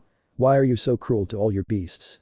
After saying this, he abruptly released the bat, who slammed painfully against the ground from the weight of her chains. Ali stood up grumpily and looked at the butterfly named Ben. He was a tough-looking guy for a butterfly.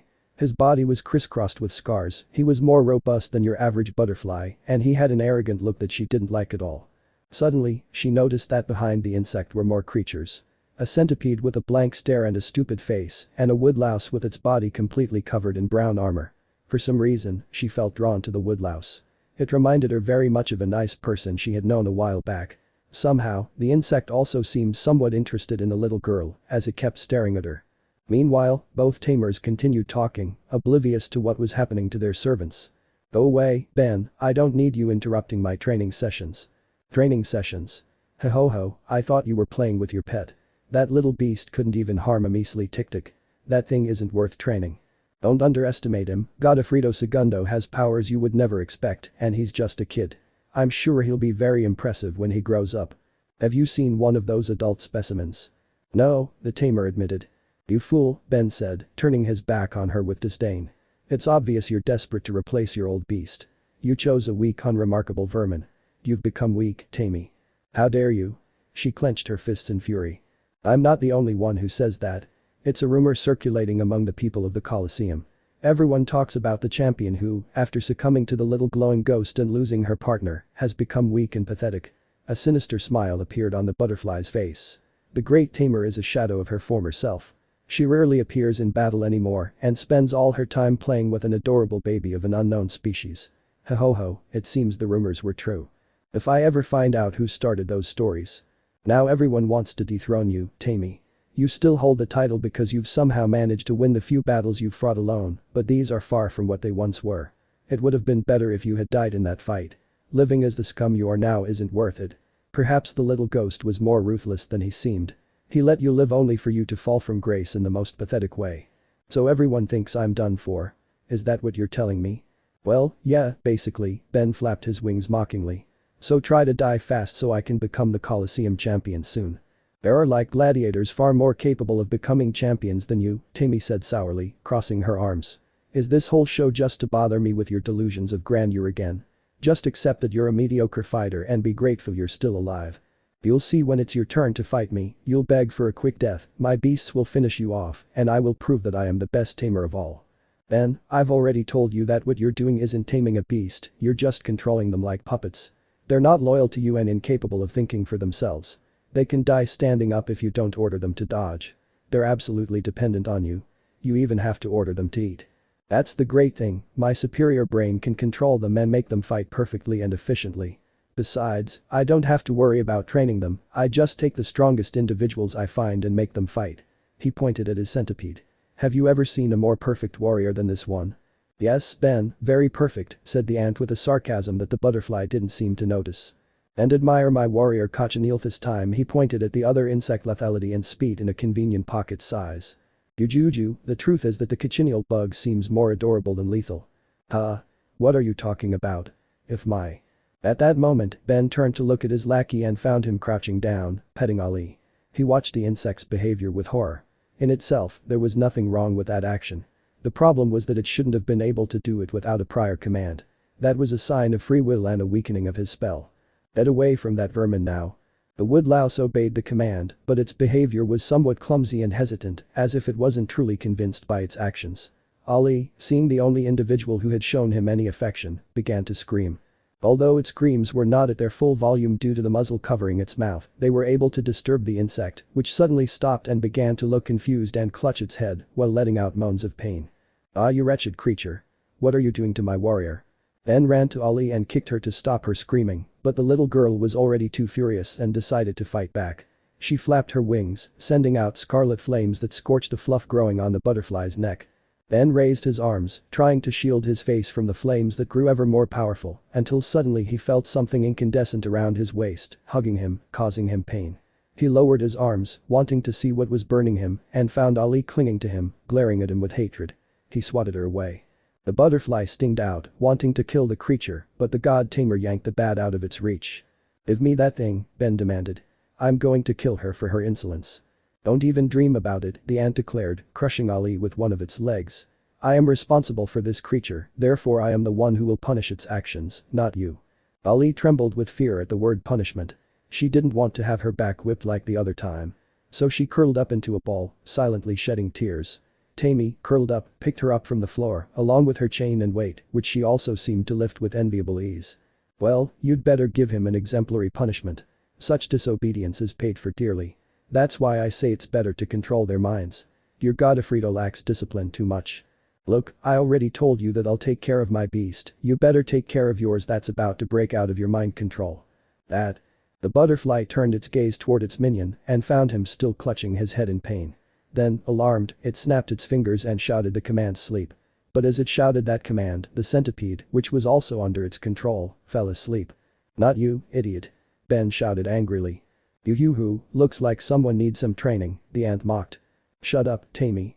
You'll see, in the end I'll be the one laughing. You're in the sights of many, you can't keep turning down fights like you have been doing. Remember, we don't stay lazy here.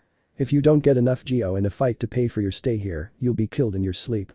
And boy will I laugh then. Haha. Yes Ben, whatever you say." The god tamer left the training ground with Ali in her arms. The little girl looked sadly at the woodlouse lying unconscious on the ground. She couldn't see his face at all, as he was covered by a helmet, but she was absolutely certain it was Uncle Quirrell. No one else stroked him behind the ears like he did. She shed a few tears knowing that her friend was also trapped in that horrible place, but perhaps in some ways he was luckier. He was hypnotized, completely unaware of what was happening around him. Anyway, the little girl didn't have time to worry about Quirrell now. She had her own problems, like the horrific punishment she was sure she was going to receive. So she trembled all the way to the beast shed, which was where they headed. Ali began to squirm in the tamer's arms, thinking she was going to be thrown back into the bottle, but to her surprise, Tammy simply left her on a table. The little girl was tempted to escape, but the chain and weight hadn't been removed yet, so it was impossible, so she stood there trembling as she looked at her owner expectantly. Just then, Tammy burst out laughing. "Ha ha ha ha. That was too good, ha ha ha ha." The ant doubled over with laughter. "Did you see Ben's face when you threw fire on him? Did you see his pained expression when you started burning him? That was too cool." Ali looked at her in confusion. Had it been a good thing for her to disobey and attack Ben? Probably not, but the tamer hated that conceited butterfly so much that she was able to forgive her impertinence. Suddenly, Tammy slammed the table and brought her face close to Ali's, who recoiled in fear. "You're a real surprise, Godofredo. I knew you were capable of producing fireballs, but not those blazing ones you unleashed on Ben. That was impressive." To tell the truth, Ali didn't know either. She hadn't actually been able to use such powerful flames before. Perhaps the physical training Tammy had put her through had helped her in some way. "Even I had doubts about your power. The truth is, I decided to train you more out of curiosity, and you turned out to be a gem in the rough. Your attacking ability is marvelous. Perhaps you'll be able to debut in the combat arena sooner than expected. It seems I won't need to teach you how to attack. You can do it on your own. Although I should have guessed, Pricey said he'd found you eating prey. Obviously you must have killed it somehow." At that moment Ali began to relax a little, apparently he wouldn't receive punishment this time. "Right now, the only thing that worries me is that soft body of yours. Your lack of a shell could be a problem. A couple of lashes would leave you bleeding, and that's no good. That's why I was thinking of making you some metal armor, but they're heavy, and with that weak little body, you'll hardly be able to lift it. At least with training, you've gained some muscle. If we keep training hard, maybe in a couple of weeks you'll be able to use the armor." Amy smiled broadly, perhaps the first smile the bat had ever seen. Finally, that stern face seemed brighter and warmer. That expression of joy and nostalgia almost made the little girl think that if she did things right, she might win some affection from that heartless fighter. However, the illusion of hope was quickly shattered when a slap from Tammy crushed her against the table. Then, rubbing her face where she'd been hit, she looked at her owner through tears of pain and disappointment. "I forgot to give you your punishment for your bad behavior. Remember, you're under my command. You can't attack unless I tell you to. For the bad time you gave Ben this time, I'll be lenient. You'll stay here without food until tomorrow. Good night Godofredo. Get some rest." Ali watched her walk away and a lump formed in her throat. She wanted to leave, she wanted to be treated well, to be truly loved. She felt so happy when Quirrell caressed her, but it was only a glimmer of joy amidst the misery she experienced day after day. She burst into tears again, just as she did every night before going to sleep, only this time it started earlier. Leaning behind the door of the animal stable, Tammy listened to the little girl cry, and a tightness settled in her chest. It wasn't the first time Godofredo had cried. In fact, it happened much more often than she would have liked. She almost seemed like a girl with so much sentimentality. But beyond him crying, what truly worried her was that she felt increasingly affected by his wailing, her pain grew more and more in her heart, and she felt more and more inclined to be kind and warm toward him. She was growing attached. She hit the wall full of frustration, it was happening again, just like it had happened with Godofredo the first. She was beginning to love him, if she continued like this soon, his affection would be such that his loss would become painful, and she couldn't allow that. She was a gladiator of the coliseum, like all the bastards of that place she had to live only to fight, she couldn't have emotional ties that could hinder her fight, she had already given up her heart years ago. She sighed sadly as the memory of Godfrey the First struck her hard. For years, he had been her companion and only solace in that nightmarish place, the one who had kept her going in her moments of weakness when she had almost given up on dying. Now this little boy who had arrived in her arms could become her companion for the last years of her life in the coliseum, but she had doubts. Unlike her previous beast, she didn't see much chance of him surviving. He was too small, too fragile, and too whiny. That's why the idea of loving him terrified her. If he didn't survive their first fight, she didn't know what she would do. Finally, he sighed, trying to fill himself with renewed strength and determination. Starting tomorrow and for the next few weeks, he would train Godfrey to his limits. He would strengthen his body as much as he could. Only then could he guarantee his chances of survival. A couple of weeks passed, during which Tammy's Spartan training pushed gaudily to her limits. Soon, the little girl's slender, elegant body became more robust and resilient. Calluses appeared on some areas of her wings, making them stronger. Even her skin seemed to thicken, or perhaps they were the scars from the whipping. Whatever it was, she only knew that the blows hurt less now. Ali looked sadly at her strengthened body. She was no longer pretty or elegant, her father would be very disappointed in her, although perhaps that no longer mattered. Most likely, she would never see him again. Perhaps by now, he would have given her up for dead, which would be a shame.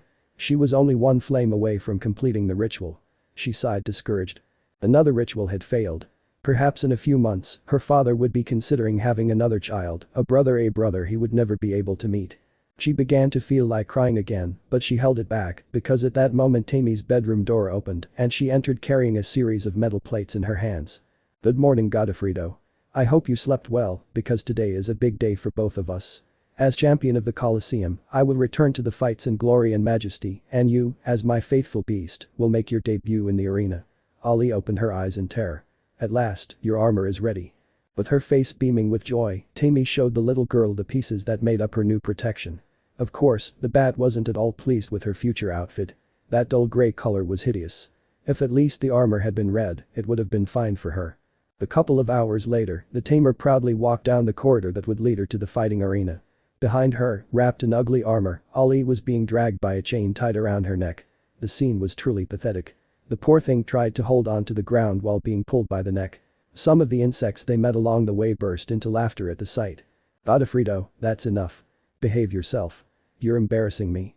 There were so many things Ali didn't want to shout at that moment, but the muzzle on his mouth prevented it. "Ha ha ha ha. Looks like the tamer is having trouble with her beast," the arena keeper mocked. "After so many years reigning at the top, I think it's finally time for her to fall to the bottom." A brutal kick from the ant closed the guard's mouth and he simply opened the bars that let them into the combat zone. Amy dragged the little girl a little further until they were in the arena, surrounded by a cheering crowd screaming at the sight of blood and guts. Ali looked around in terror. Surrounding the battlefield was a huge fence that stretched for several meters, forming a rather high cage, which left plenty of room for the flying creatures to maneuver, but no way to escape. She looked at the audience. Dozens of very unfriendly-looking insects were screaming all sorts of atrocities and furiously banging on the bars of the cage. But above all that audience, there was a figure that rose, imposing and sinister. An enormous old dilapidated throne emerged from the stands. On it sat a corpse, lying on its right side in eternal sleep. It was said that he was the lord of the Coliseum. He had once been the ruler of that wretched place, the one who with a single gesture decided who lived and who died. However, after his death, no one was safe from perishing in the arena, for his lifeless body left only one answer to the great doubt of each encounter. Obviously, even though it was a fighting arena, it reminded Ali of a stage, a rather ugly and vulgar one. Even the audience seemed unpleasant, but it gave him a feeling of familiarity. He had grown up in a circus, had practiced and trained with other artists, had even had a few small appearances, and the stage gave him a certain feeling of joy and security, which he wanted to hold on to at all costs. This is why, as soon as Tammy approached and removed the chain, Ali quickly took flight, despite her owner's protests. Ignoring the ant's insults, she flew to the highest part of the cage, where she created flames, spreading them with the wind from her wings, creating a ring of fire, which she then pushed downward. The incandescent ring descended at great speed until it crashed to the floor and vanished in a striking explosion. But that wasn't the end of the little bat's act. She began to fly in a spiral, spinning on her own axis, leaving little balls of fire in her path, which lasted for a few seconds before vanishing. Finally, when Ali reached the ground, she released a huge burst of flame that completely covered her. Later, it turned into small flowers of fire that, when they died down, revealed the bat standing proudly on the ground with her wings spread. She then completed her act with an elegant bow. Everyone was speechless at such a display of talent and beauty. It was something never before seen in the Coliseum. Ali began to feel a little nervous when she saw that no one was saying anything. This was a performance she had been practicing with her father shortly before she was kidnapped, and the thought that no one would have liked it pained her. However, after a few seconds, when everyone had recovered from the shock, they burst into applause and shouts. That definitely wasn't something I had expected to see, but it was still great. Ali, happy to have pleased the audience, bowed a few more times before flying alongside the tamer. "Wow, I didn't know you could do stuff like that," Tammy said. "So you were a circus beast. I never would have guessed. Anyway, your act is very nice, but we're not here to do magic shows or funny tricks. We came here to fight." At that moment the sound of a gate opening was heard and two presences entered the scene. Heavy footsteps echoed across the ground as a colossus appeared before the fighters. A Goliath beetle strode confidently into the air. The insect carried a massive thick pointed stinger resting on its shoulder, making it look even more intimidating. It wore only a few protective gear. Metal plates on its chest and a helmet covering its face. It also wore a furry cape hanging from its back, rumored to be made of butterfly hair. This was partly why Ben disliked this individual. Next to the bulky creature was another, much smaller beetle. In fact, it seemed ridiculous that such a tiny creature would show up for combat. This one was armed with a long thin stinger and wore virtually no metal protection, as this would have limited its mobility. Ali hid behind the ant, looking mostly at the large insect with fear, although Tammy seemed quite calm. "So these are the famous Droplet and Goliath. They don't seem too difficult to fight, I'm sure we'll finish quickly. Come here so I can take off your muzzle." As Tammy removed the muzzle, Ali asked herself a number of questions. If these guys weren't complicated, what would some truly complicated ones be like? So far, she couldn't think of a way to beat the big beetle, but the die was cast. She had no choice but to trust the trainer. A ray of hope. The coliseum roared, every insect in the audience screamed with excitement at the imminent battle, a spectacle that promised to be bloody and exciting, just what they wanted to see, plus it was the triumphant return of the god tamer, the greatest warrior who had ever set foot in that arena. "And no one screams for us," complained the little beetle named Gatita. "I don't think so," Goliath replied. "But we will show him what we are capable of, soon those ovations will be ours, right Goliath?" "Right, Droplet." "Well, then, attack, my brother. Take out your weapon and crush her." Obeying his brother's command, the enormous beetle ran towards his opponents, with his gigantic stinger raised. By this time Tammy had finished removing Ali's muzzle. For the first time in a long time, the bat saw her mouth free when it wasn't feeding time. Determined to communicate everything she'd been trying to explain for weeks, she screamed. "I am him." Unfortunately, she couldn't finish her sentence, as the tamer pushed her away to save her from Goliath's attack. "Stop wasting time, Godo. This is a battle. If you don't want to die, fight. Attack." At that moment, the giant appeared behind the tamer, and Ali, trying to help, let out a blast of flame from his mouth. The beetle blocked the flames with its thick stinger, while Tammy was forced to dodge. "But don't attack me, idiot." Suddenly, her voice took on a tinge of panic. "Watch out." The little girl couldn't react in time. Gatita with overwhelming speed appeared behind Ali and hit her with her stinger, making her fall to the ground. With her back against the floor, she watched as the small beetle approached her with the edge of its stinger pointing at her heart, this blow with murderous intentions. Terrified, she threw numerous fireballs at her attacker, but her years of experience and natural speed made dodging the projectiles a simple task. She was about to reach the bat when the ant saved her again by hitting Droplet. But no sooner had she completed her task than she received a punishment from the giant, who attacked her with his colossal weapon. "Nobody touches my brother," Goliath shouted. If it weren't for her armor, Tammy would have suffered a fatal wound, but she suffered such a powerful blow that she lay on the floor, writhing in pain. The audience's screams soon followed. "Look at that pathetic ant. Is this really the god tamer everyone talked about? It must be another ant who stole her armor. The tamer wasn't that weak. This is a scam. Hiding alone, I'm sure she'd do much better. That kid hanging around with her is a nuisance. Let her die now."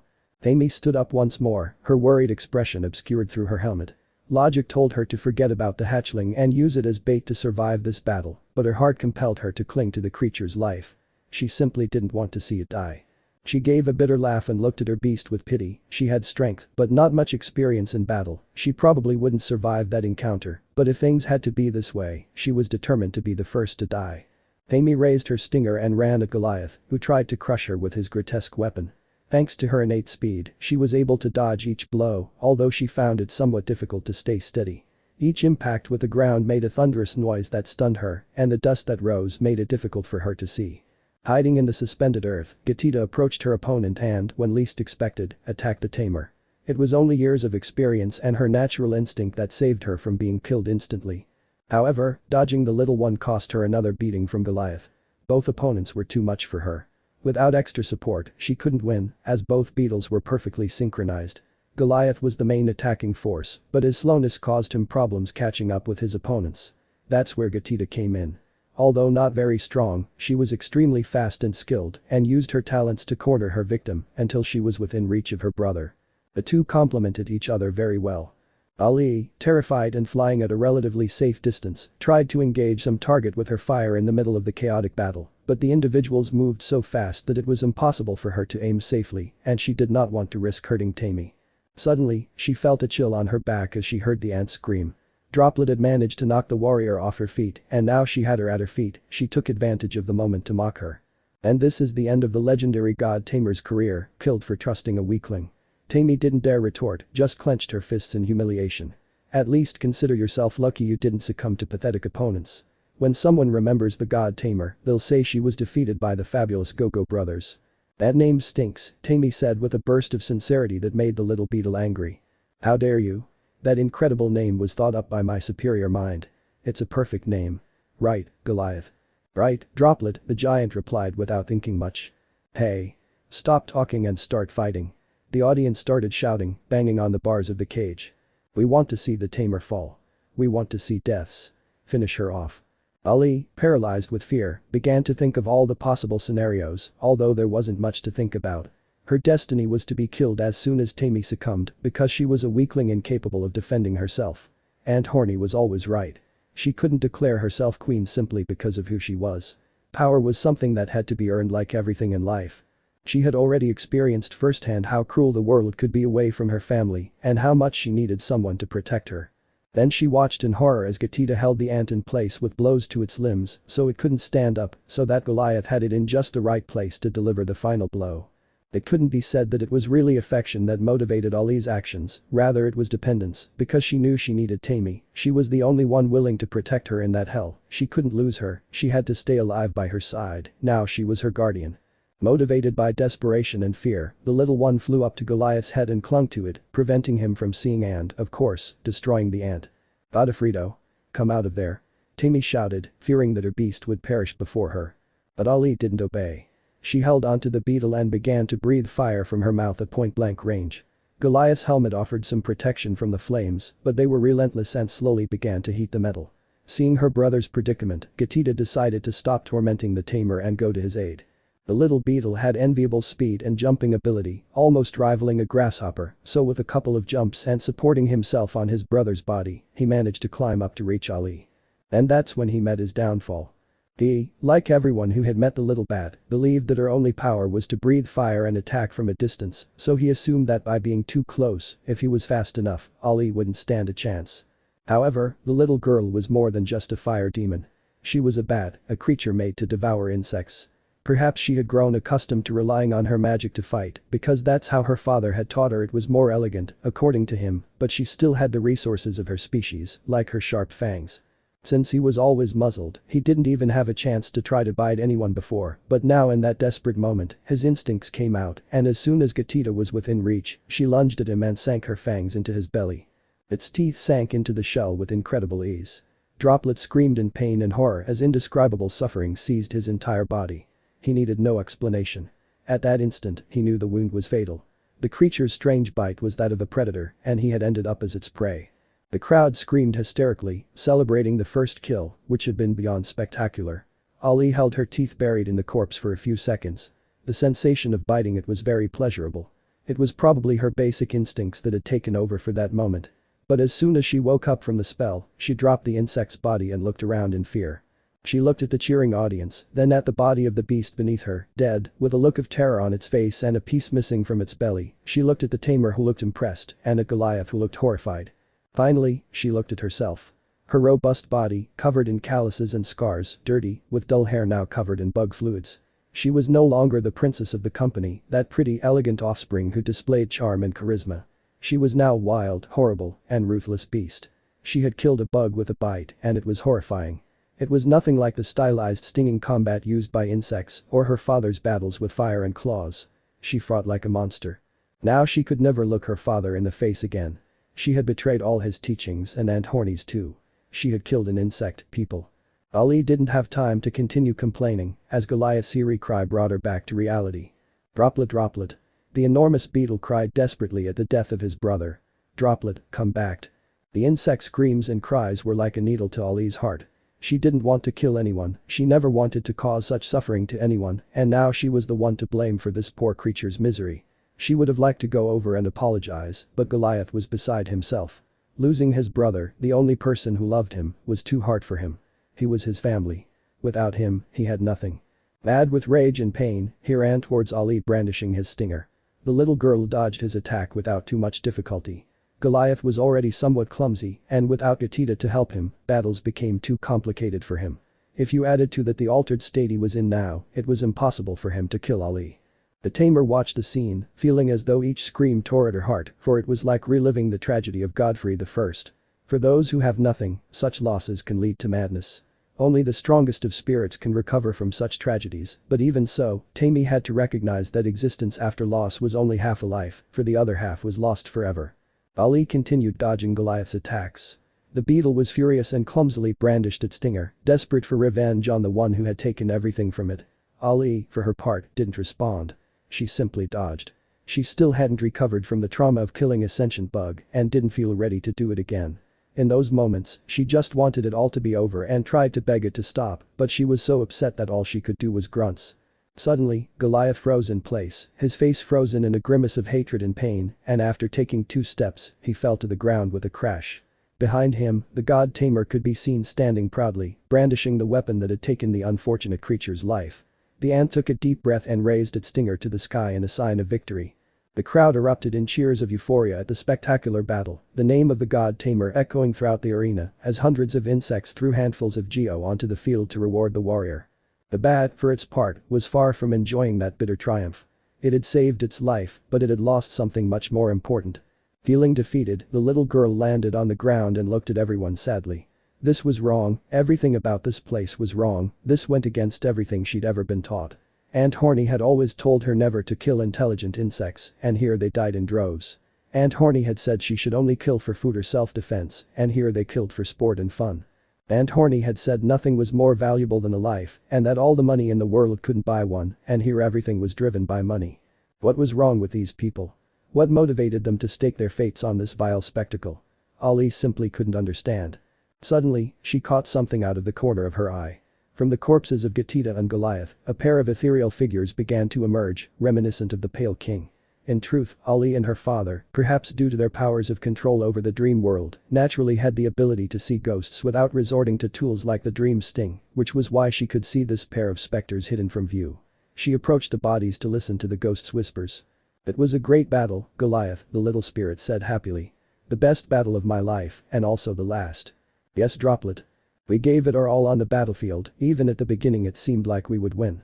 Yes, it seemed so. Ah, but this little creature turned out to be a surprise, he said to Ali this time. Keep fighting like that, kid. You could go far in the coliseum. Why? The little girl suddenly asked, which greatly surprised the spirit. Huh? You talk.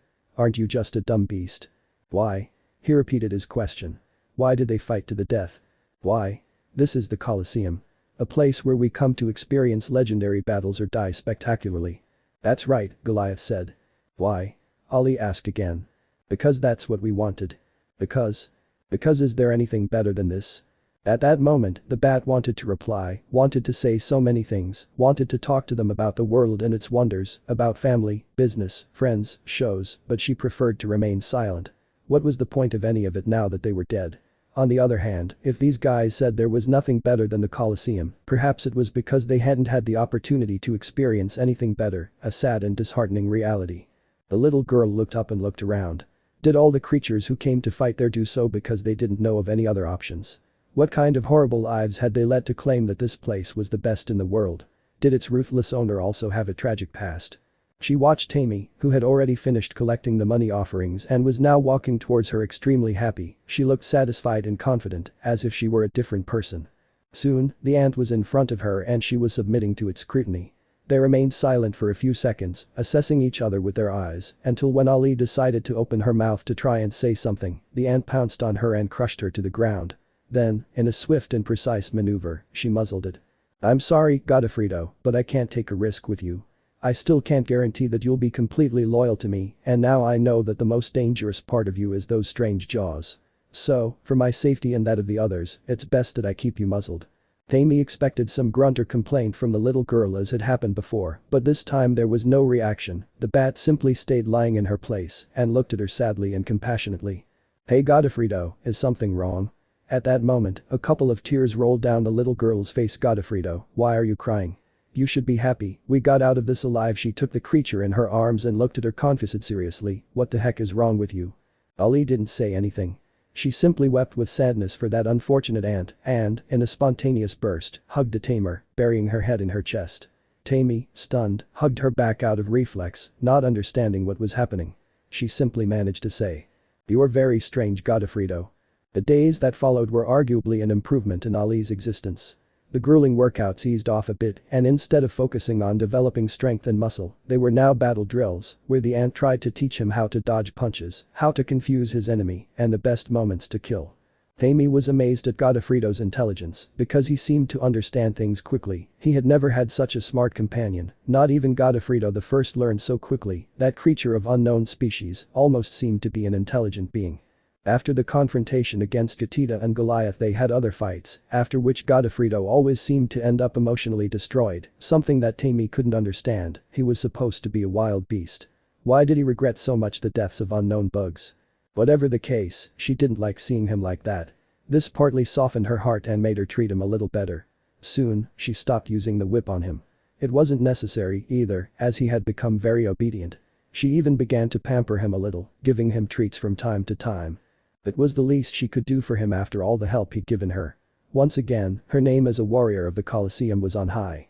Once again, she was respected and valued. Plus, her creature had become quite popular for its habit of entering the battlefield with a small fire show. She still didn't understand why he did this, but she didn't stop him, because during the brief moments of his performance, she could see a glimmer of joy in his increasingly dull and sad gaze. Tammy felt disturbed by this, as it was unpleasant to notice how Godofredo was becoming more and more like herself. The cruel reality was that hope was dying more and more in Ali, slowly being absorbed by the pathetic and meaningless life of the Coliseum, and the happy times in the company of Grim and Dirtmouth were beginning to seem like a dream, one that relived every time he went to sleep. One of those many sad nights, Ali sank into the realm of nightmares, into that little piece of land that was her territory and where she could do whatever she wanted. As had become her custom, the first thing she did when she arrived in that dream world was to inspect it for intruders. Some time ago, a strange luminous being with orange flashes had tried to take control of her kingdom, and she was forced to fight to expel it. It was very unpleasant, as the fight left her as exhausted as if she hadn't slept at all. It had been a couple of weeks since that incident, but I was afraid he would come back. After all, I hadn't killed him, I had just kicked him out. He could come back at any moment. Her inspection led her to detect something strange, another intruder, though this one was different from the orange being. This presence was much smaller and weaker. It didn't seem to pose a real threat, but she decided to look for it anyway. No one had the right to invade her nightmare realm, the only place left where she could be somewhat happy. He began to fly around the place, imagining a beautiful red carpet at his feet, walls and tables decorated with red flowers. Today he wanted to relive a bit of the glamour of the circus, one of his favorite dreams. Besides, if he had to fight an intruder, he would make it spectacular. It was already clear he was picking up some of his father's paraphernalia. Finally, the long corridor led her to the circus ring, which at that moment, according to her wishes, was in semi-darkness. There in the center stood the intruder, hidden by the darkness. She then proceeded to order the lights to be turned on. Her original idea was to snap her fingers like Grim used to, but since she couldn't muster that, she clicked her tongue, making a sound quite similar to that, and with that, the lights came on, revealing a rather familiar pale worm. Ali's eyes widened in excitement as he flew at full speed towards the pale king, shouting with joy. "Uncle Worm. Ali. I finally found you." "Ah." The bat crashed into the worm, knocking it to the floor where she began to hug it while crying happily to have someone from her past happy with her. "Ali, please let me go," the old worm begged. "I, Uncle Worm. Yes, I'm here, you don't need to act like that, now let me go." "I don't want to." "Why, Uncle Worm. I want to go, Hummy." "Why, The old worm sighed in awe. He wasn't going to achieve anything with Ali until she calmed down a bit, so he proceeded to stroke her head like he used to do in the old days. No one knew it, but there were times when Ali would stay awake for one reason or another. On those occasions, he would keep her company. Sometimes he would tell her one of the many stories or legends he knew, and other times he would lull her back to sleep by stroking her head. These moments together were their little secret and the only time Ali ever referred to the worm as Uncle Worm. She never did so in front of Hollow, as she was well aware of the resentment her mother held toward the ghost. It took a while before Ali was calm enough to carry on a flowing conversation. "You can't imagine how long we've been looking for you, Ali," said the worm, sitting on the floor with a little girl curled up in his arms. "We've searched the entire kingdom trying to find you, but no matter how many times we've asked, no one has seen you. We even put a reward on you, but to no avail. Finally, it occurred to me to search for you through the realm of dreams, but it wasn't easy. Your father's influence obscures your presence, and there's a kind of orange energy interfering with the realm of dreams, an energy that seems quite familiar and unpleasant to me." "The orange intruder," Ali said. "He tried to invade my sleep, but I chased him away." "Oh, that's good, little one, that's very good. It would be dangerous if that thing took control of your mind or something." "Like Uncle Quirrell," the little girl whispered sadly. "Okay, Ali, now that I've found you in the dream world, I need you to tell me where you are in the real world. We won't be able to rescue you without that information." "Where am I? Well, I don't know exactly. I don't know how to get here." "It doesn't matter if you don't know the exact way, just tell me everything you know about the place where you're held captive and we'll find a way to get there." "Well, this place, it's horrible. It's a place where bugs fight for no reason and other bugs pay to watch the fights. No one here cares if you're a person, all that matters is fighting or dying, and everyone calls this place a coliseum." "The Coliseum of Fools," the king said, already knowing what place he was referring to. "Does that den of perdition still exist? I can't believe it. I want to go," Ali sobbed. "I don't want to be here. I want to go home and play with mommy. I want to eat good food again. I miss Aunt Horny and my daddy and Denevrian and Dirtmouth." "Don't worry, we'll come for you soon. Hold on a little longer," said the worm, standing up and preparing to leave that dream. "Don't go," the bat cried desperately. "You have to let me go. I have to tell the others where you are so they can come rescue you. But I don't want to be alone. Calm down." The old king stroked her head once more. "Everything will be fine, I promise, you'll be free soon. Just wait a little longer." "It's okay," said the little girl, crying with resignation as the dream ended. 2 days later, 2 brothers showed up to fight in the Coliseum. One was an elegant mestizo dressed in red and the other a young man of indeterminate species, but very similar to a horned beetle. "Okay, Hollow, we've arrived at the Coliseum. We'll bring Ali back no matter what it takes." "Well said." The Coliseum of Idiots. The entrance to the Coliseum of Fools was a gloomy place, decorated with the remains of fallen fighters, littered with broken weapons and torn fabrics. From the moment you entered, you could sense that this was not a place for the faint of heart and that death reigned everywhere. However, Hollow and Hornet weren't intimidated by this. Hardened by hundreds of battles and having faced so many horrors throughout their lives, a bunch of hollow shells weren't going to scare them. They hadn't taken even 3 steps inside the building when a noise of chains caught their attention, then a friendlier voice than they had expected greeted them. "Oi. Welcome to the Coliseum. Have you come to test your combat skills?" said a small chain beetle hanging from the ceiling with its head pointing towards the ground. Suddenly the insect looked more closely at the newcomers, especially the smallest one. "Is it possible? Champion. The glowing ghost has returned." "Glowing ghost?" Hornet said in surprise.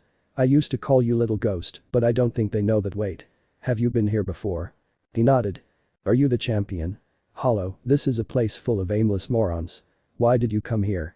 "We're not fools," said the beetle indignantly. "We're brave warriors who are." "You shut up," said the warrior, pushing the insect so that it began to swing on its chain. He scratched his head somewhat embarrassed. "Hey Lore and Geo. Okay, I sort of understand your motivations for fighting here, but to win the championship title. How many morons did you kill for that? You know, just forget it. If you're lacking common sense now, you were worse before. Whatever. Hey, you," he turned to the dangling insect. "We're looking for someone. It's a rather strange creature. It's black and hairy, has red eyes, and a pair of rather large membranous wings. It's always flying, and it can also breathe fire." "Well, I haven't actually seen anyone like that," the beetle replied. "Although with my job as a janitor, I don't really know much about what goes on inside. To find out who you're looking for, I think it would be best to ask the gladiators." "Well, if there's no other way." Both brothers headed toward the entrance that would take them to the underground galleries where the fighters were housed. However, as soon as they approached, a fence covered the passage, preventing them from continuing. Hey. What's going on here? That area is only for the gladiators of the coliseum. The champion here is one of them, but you are not, so you cannot enter. But I just need to get in to ask a few questions. Impossible, rules are rules. The beetle smiled with satisfaction at the half-breed's frustration. Well, then what do I have to do? Isn't it obvious? Becoming a gladiator. Okay, she said, walking toward the dangling insect. I want to become a gladiator. What do I do?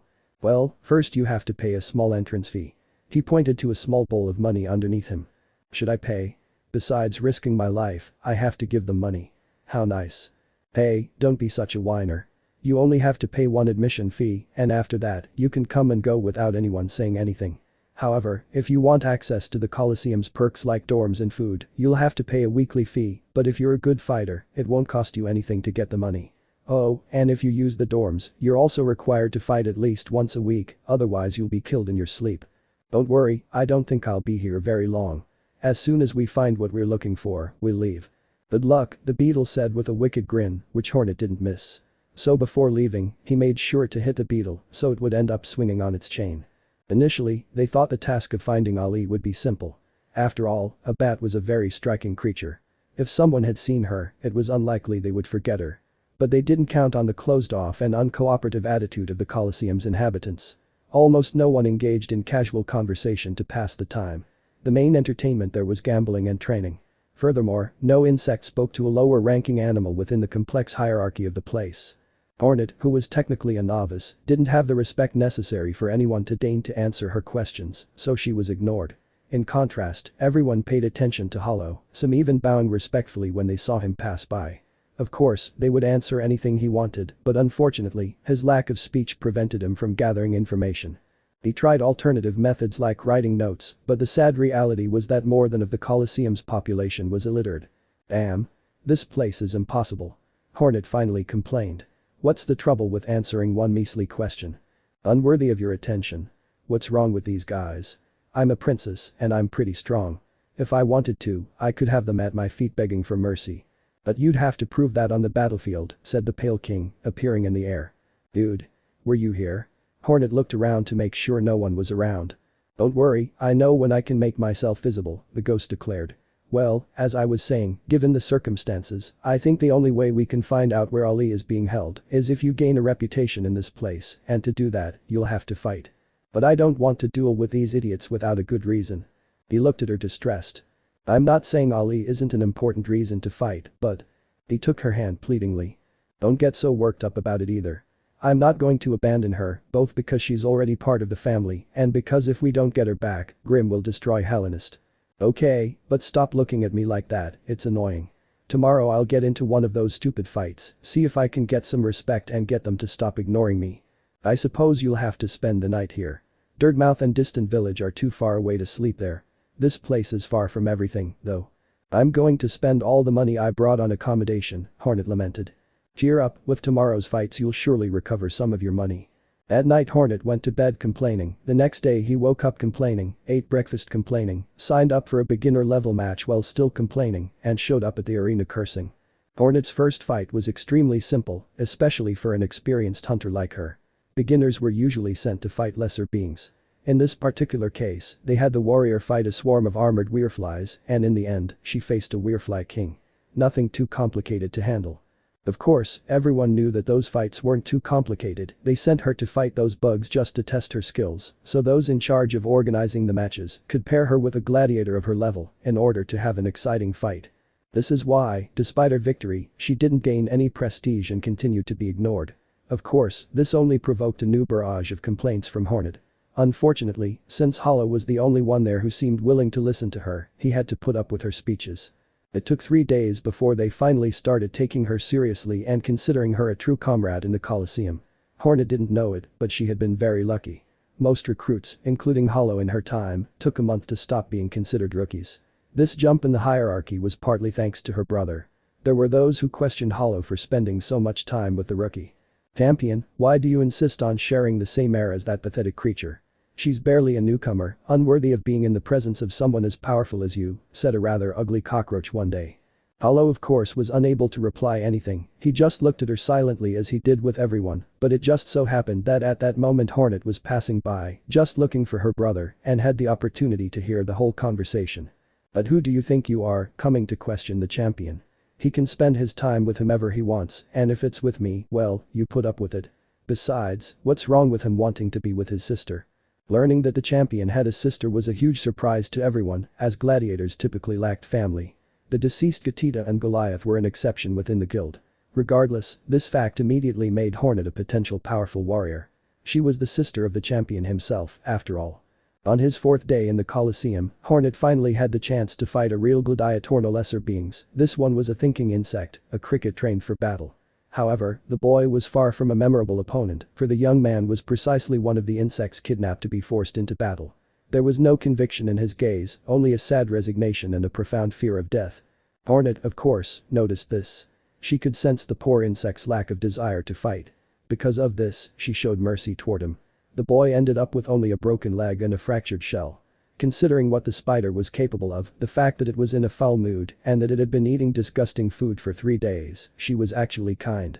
However, what the public wanted to see was death, not merciful battles, so as soon as it became clear that the young beast was no longer going to be able to continue fighting, they began to shout for him to end his life. Hornet looked up at the audience with disdain. She wasn't going to betray her principles just because they asked her to. After so many mistakes in the past, so many unjustified murders, so much cruelty, she had promised herself never to kill again, unless it was for food or protection, and even in the situation she found herself in, she intended to keep her word. That's why she turned her back on her victim and headed for the exit. Seeing the warrior's attitude, the audience immediately began to boo her. No one wanted to see a fight end that way, and no one was willing to leave geo offerings for her. The fight had been mediocre, and she didn't even make up for it with a good ending. She simply didn't deserve any reward. However, Hornet stood proudly, willing to endure the insults and curses of the stupid bugs that populated the coliseum. She really didn't care. She just raised her middle finger at them and left through one of the exits as soon as it opened. That fight wasn't anything special. Hornet had the ability to fight much better than she did, but the mercy she showed her opponent made her seem weaker than she really was, so she didn't catch the attention of those organizing the fights, and no one considered having her fight someone more powerful to help her rise in rank. However, his final decision not to sacrifice his opponent caught the attention of other gladiators, at least enough to encourage them to speak to him. So it was that a few hours later, as Hornet sat in the dining hall sipping some tea, a male spider dressed in a brown cloak appeared before her. He swooped down from the ceiling and hovered in front of the warrior, extending his legs to make himself look more imposing, though this of course didn't impress her. She had grown up among spiders in Deepnest and was familiar with such behavior. "Greetings, newbie," the spider said cheerfully. "Your name was Hornet, right? I'm Spencer, nice to meet you."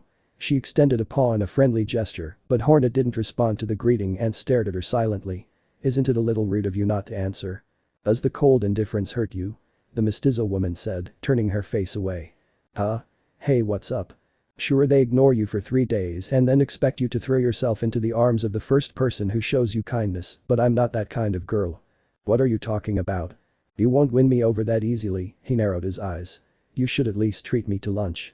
Hey, I think you're misunderstanding me. I don't want to flirt with you, I just came over to talk friendly, nothing more." "Friendly?" "Yes, amicably." "Safe?" "Yeah, sure," he said, extending his paw again. "Sorry to doubt you, it's hard to believe someone can approach me in a friendly way." At that moment, he struck Spencer in the side, causing a stinger he had hidden under his cloak to fall out. Hornet then jumped on him and, with a swift maneuver, cut the thread from which Spencer was suspended, causing him to fall onto the table with a crash. She then climbed on top of him and tied him with his own thread, immobilizing him. "As I was saying, it's hard to believe that someone wants to approach me in a friendly way when they're carrying a weapon hidden in their clothes, ready to attack me at the first glance. I have experience dealing with cheaters, I had a pesky thief hanging around me for almost 2 months." Spencer seemed somewhat scared, as well as surprised. Hornet had been very fast, much faster than he expected. He couldn't explain how she had managed to tie him up like that in just a few seconds. Perhaps this rookie was more than she seemed. The spider wasn't the only one surprised. At that moment, everyone in the dining hall was focused on the half-breed and her captive, remaining silent, waiting for her next move. They liked the idea of a fight there.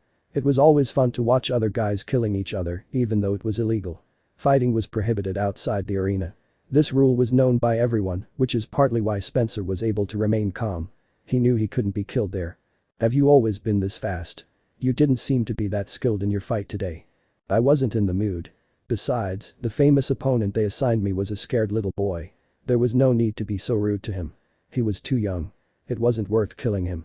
Didn't you want to be rude? Wasn't it worth killing him? Why the hell did you come to the coliseum? Looking for someone, that's all I'm interested in, but the idiots here refuse to talk to me. And they still won't if you keep fighting the pathetic way you did. Besides, do you think you helped the gladiator in any way by refusing to kill him? Ha. Silly. That guy was a slave, someone they bought to use as a fighter here, and he can't be free until he earns enough to pay off what they spent on him. If you had killed him, you would have freed him from his torment once and for all, but since you let him live, now this guy will be punished for his weakness. From what I've heard, slave owners are very cruel, he might not survive. Hey. Where are you going? I'm going to find that cricket. I can't let them kill him after saving him. By the way, where do I find him? They have the slaves downstairs, you'll probably find him there. And before you go, could you untie me? I don't want to. Come back here, you wretch. Hornet didn't even deign to answer him, he simply walked off to the barracks where the slaves were housed. The insects in the dining room were quite interested in the situation and surreptitiously followed the crossbreed to see what would happen. The cricket's owner was known for being a very strong-willed and bad-tempered creature. If Hornet angered him, she'd surely end up beaten. When the mestizo arrived at the barracks, she didn't have much trouble finding the person she was looking for. The screams of pain and the sound of the whip were impossible to ignore. Guided by the sound, she soon saw the cricket boy she had forgiven a few hours earlier being brutally beaten by a cockroach. Of course, Hornet felt compelled to intervene. Meanwhile, behind her back, all the curious creatures were spying on the scene, eager to see the beating the rookie would get. "Leave that poor bug alone," Hornet shouted in an authoritarian tone, to which the cockroach slowly turned to look at her, unable to believe that someone would dare to speak to her like that. "Who are you, you pathetic creature?" He suddenly looked at her closely. "Oh, you're the half-breed who defeated my slave. Have you come to mock him?" "No, I came to demand your release," he said with an icy stare.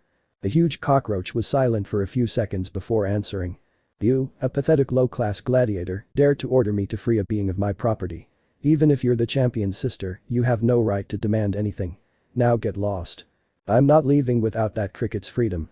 The already bewildered insect pulled out a long club. "Looks like someone needs some discipline. You know, if you weren't the champion's sister, I'd still enslave you for your insolence. But nothing's stopping me from giving you a good lesson." Hornet didn't say anything, she just stuck out her stinger ready to fight. The insects watching the scene, hidden from a safe distance, had the opportunity to witness a beautiful fight. It was then that they realized Hornet's true nature. A hunter. Hunters don't fight for spectacle or bloodshed. They fight to kill efficiently, expending as little energy as possible. Hornet was only going to demonstrate her true strength against a strong opponent, and this cockroach was a worthy opponent. The warrior managed to subdue the creature by harassing it with her quick movements, her thread traps, and her spike balls. Furthermore, the enclosed environment was where she performed best, as there were more nooks and crannies in which to entangle her thread. She finally managed to defeat the insect, which glared at her with hatred. The nearby spectators were dumbfounded. Now this newbie seemed like a worthy sister to the champion. She wasn't as ruthless and bloodthirsty as he was, but she defended herself well. "You damn you," the cockroach hissed angrily. "Don't think that just because you've defeated me you can take this prisoner.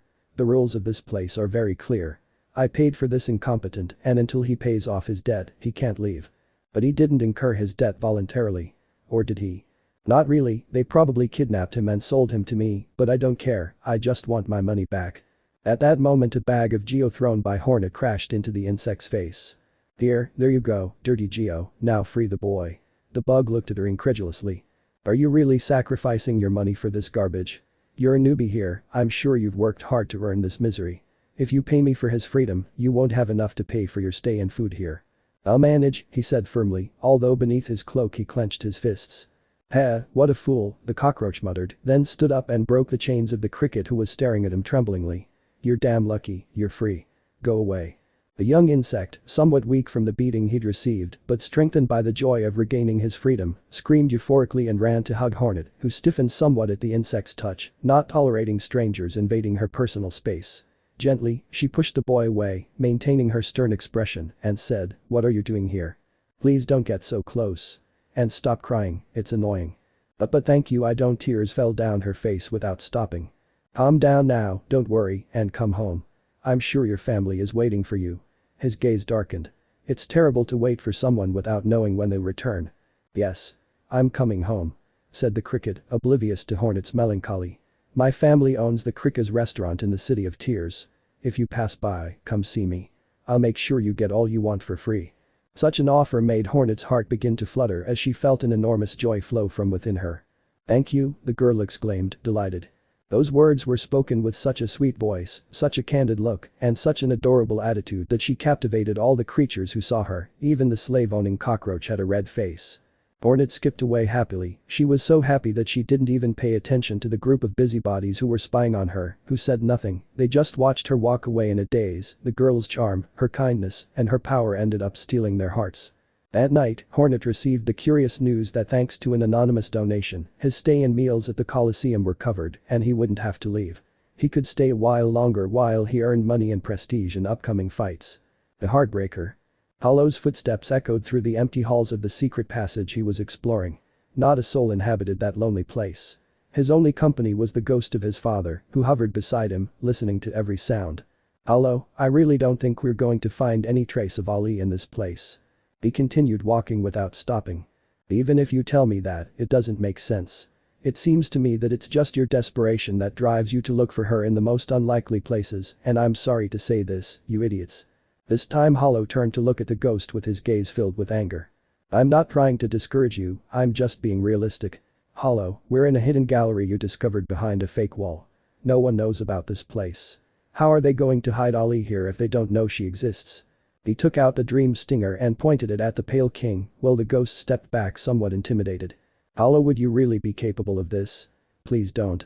The ghost and his son stood silently staring at each other for several minutes. Hollow clutched his hand against the dream stinger and trembled slightly. The Pale King, in turn, seemed somewhat frightened, but he didn't retreat or flee. He stood firm, facing the young warrior. Finally, after a tense moment, Hollow lowered his weapon and turned to continue on his way. The worm sighed in relief. That had been very dangerous. Hollow could have destroyed him forever, but he didn't. A certain spark of joy enveloped him. Perhaps his son didn't hate him as much as before.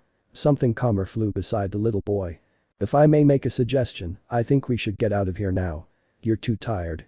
You haven't slept well in days. Don't think I haven't noticed you're staying up at night. Abusing your health like this won't help us find Ali any sooner, so please, try to take a break and get some sleep.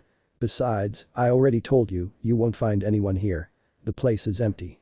But as if someone wanted to contradict the old worm's words, strange noises were heard up ahead, something like a maniacal laugh mixed with crying. As soon as Hollow heard these strange moans, he ran desperately to the source of the sound, secretly hoping that it had something to do with Ali. But his disappointment was great when he found a strange insect sitting with its legs tucked in, contemplating a shiny object in its hands.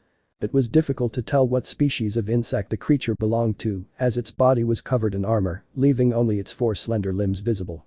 The only thing that could be inferred about this creature was that it was a female, based on its tone of voice. When the insect noticed Hollow's presence, it let out a deafening screech, although its crazed gaze was more focused on the ghost, who at that moment, out of fright, forgot to hide. King. No. Mine. My treasure. Go away, King. And after shouting that, he threw a kind of attack device at them, a small metallic ball that seemed harmless, but as soon as it got close to Hollow, it spread some thorns that damaged the little knight. That creature, the Pale King whispered. I don't really remember her, but she seems familiar.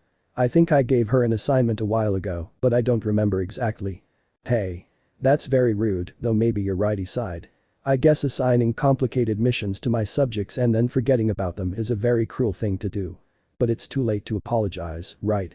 He nodded with a stern expression. Well, let's try to help her or something. Hollow didn't say anything else, but set off to try to catch the insect, who, without looking back, kept running away while throwing balls of thorns. Although now that Hollow knew about them, he managed to dodge them. My precious. My treasure. The words echoed throughout the catacombs. The insect jumped and clung to walls with the skill of a monkey. Reaching her was difficult, even for someone as skilled as Hollow, although perhaps his sister would handle the situation better. Speed and acrobatics were her strong suit, he stood out more in direct combat. She decided to go for a ranged attack, then fired a soul shot that hit the creature hard, sending it tumbling to the ground. Wasting no time, Hollow ran up to her. The stalker, seeing herself cornered, began slashing out in all directions while screaming like a madwoman. My darling. For me. For you. For the king. Hollow blocked his attacks by putting its stinger forward, then jumped back. She's crazy, the king said from behind Hollow. Her sick mind won't listen to reason. Treasure key. Go go go. For the king.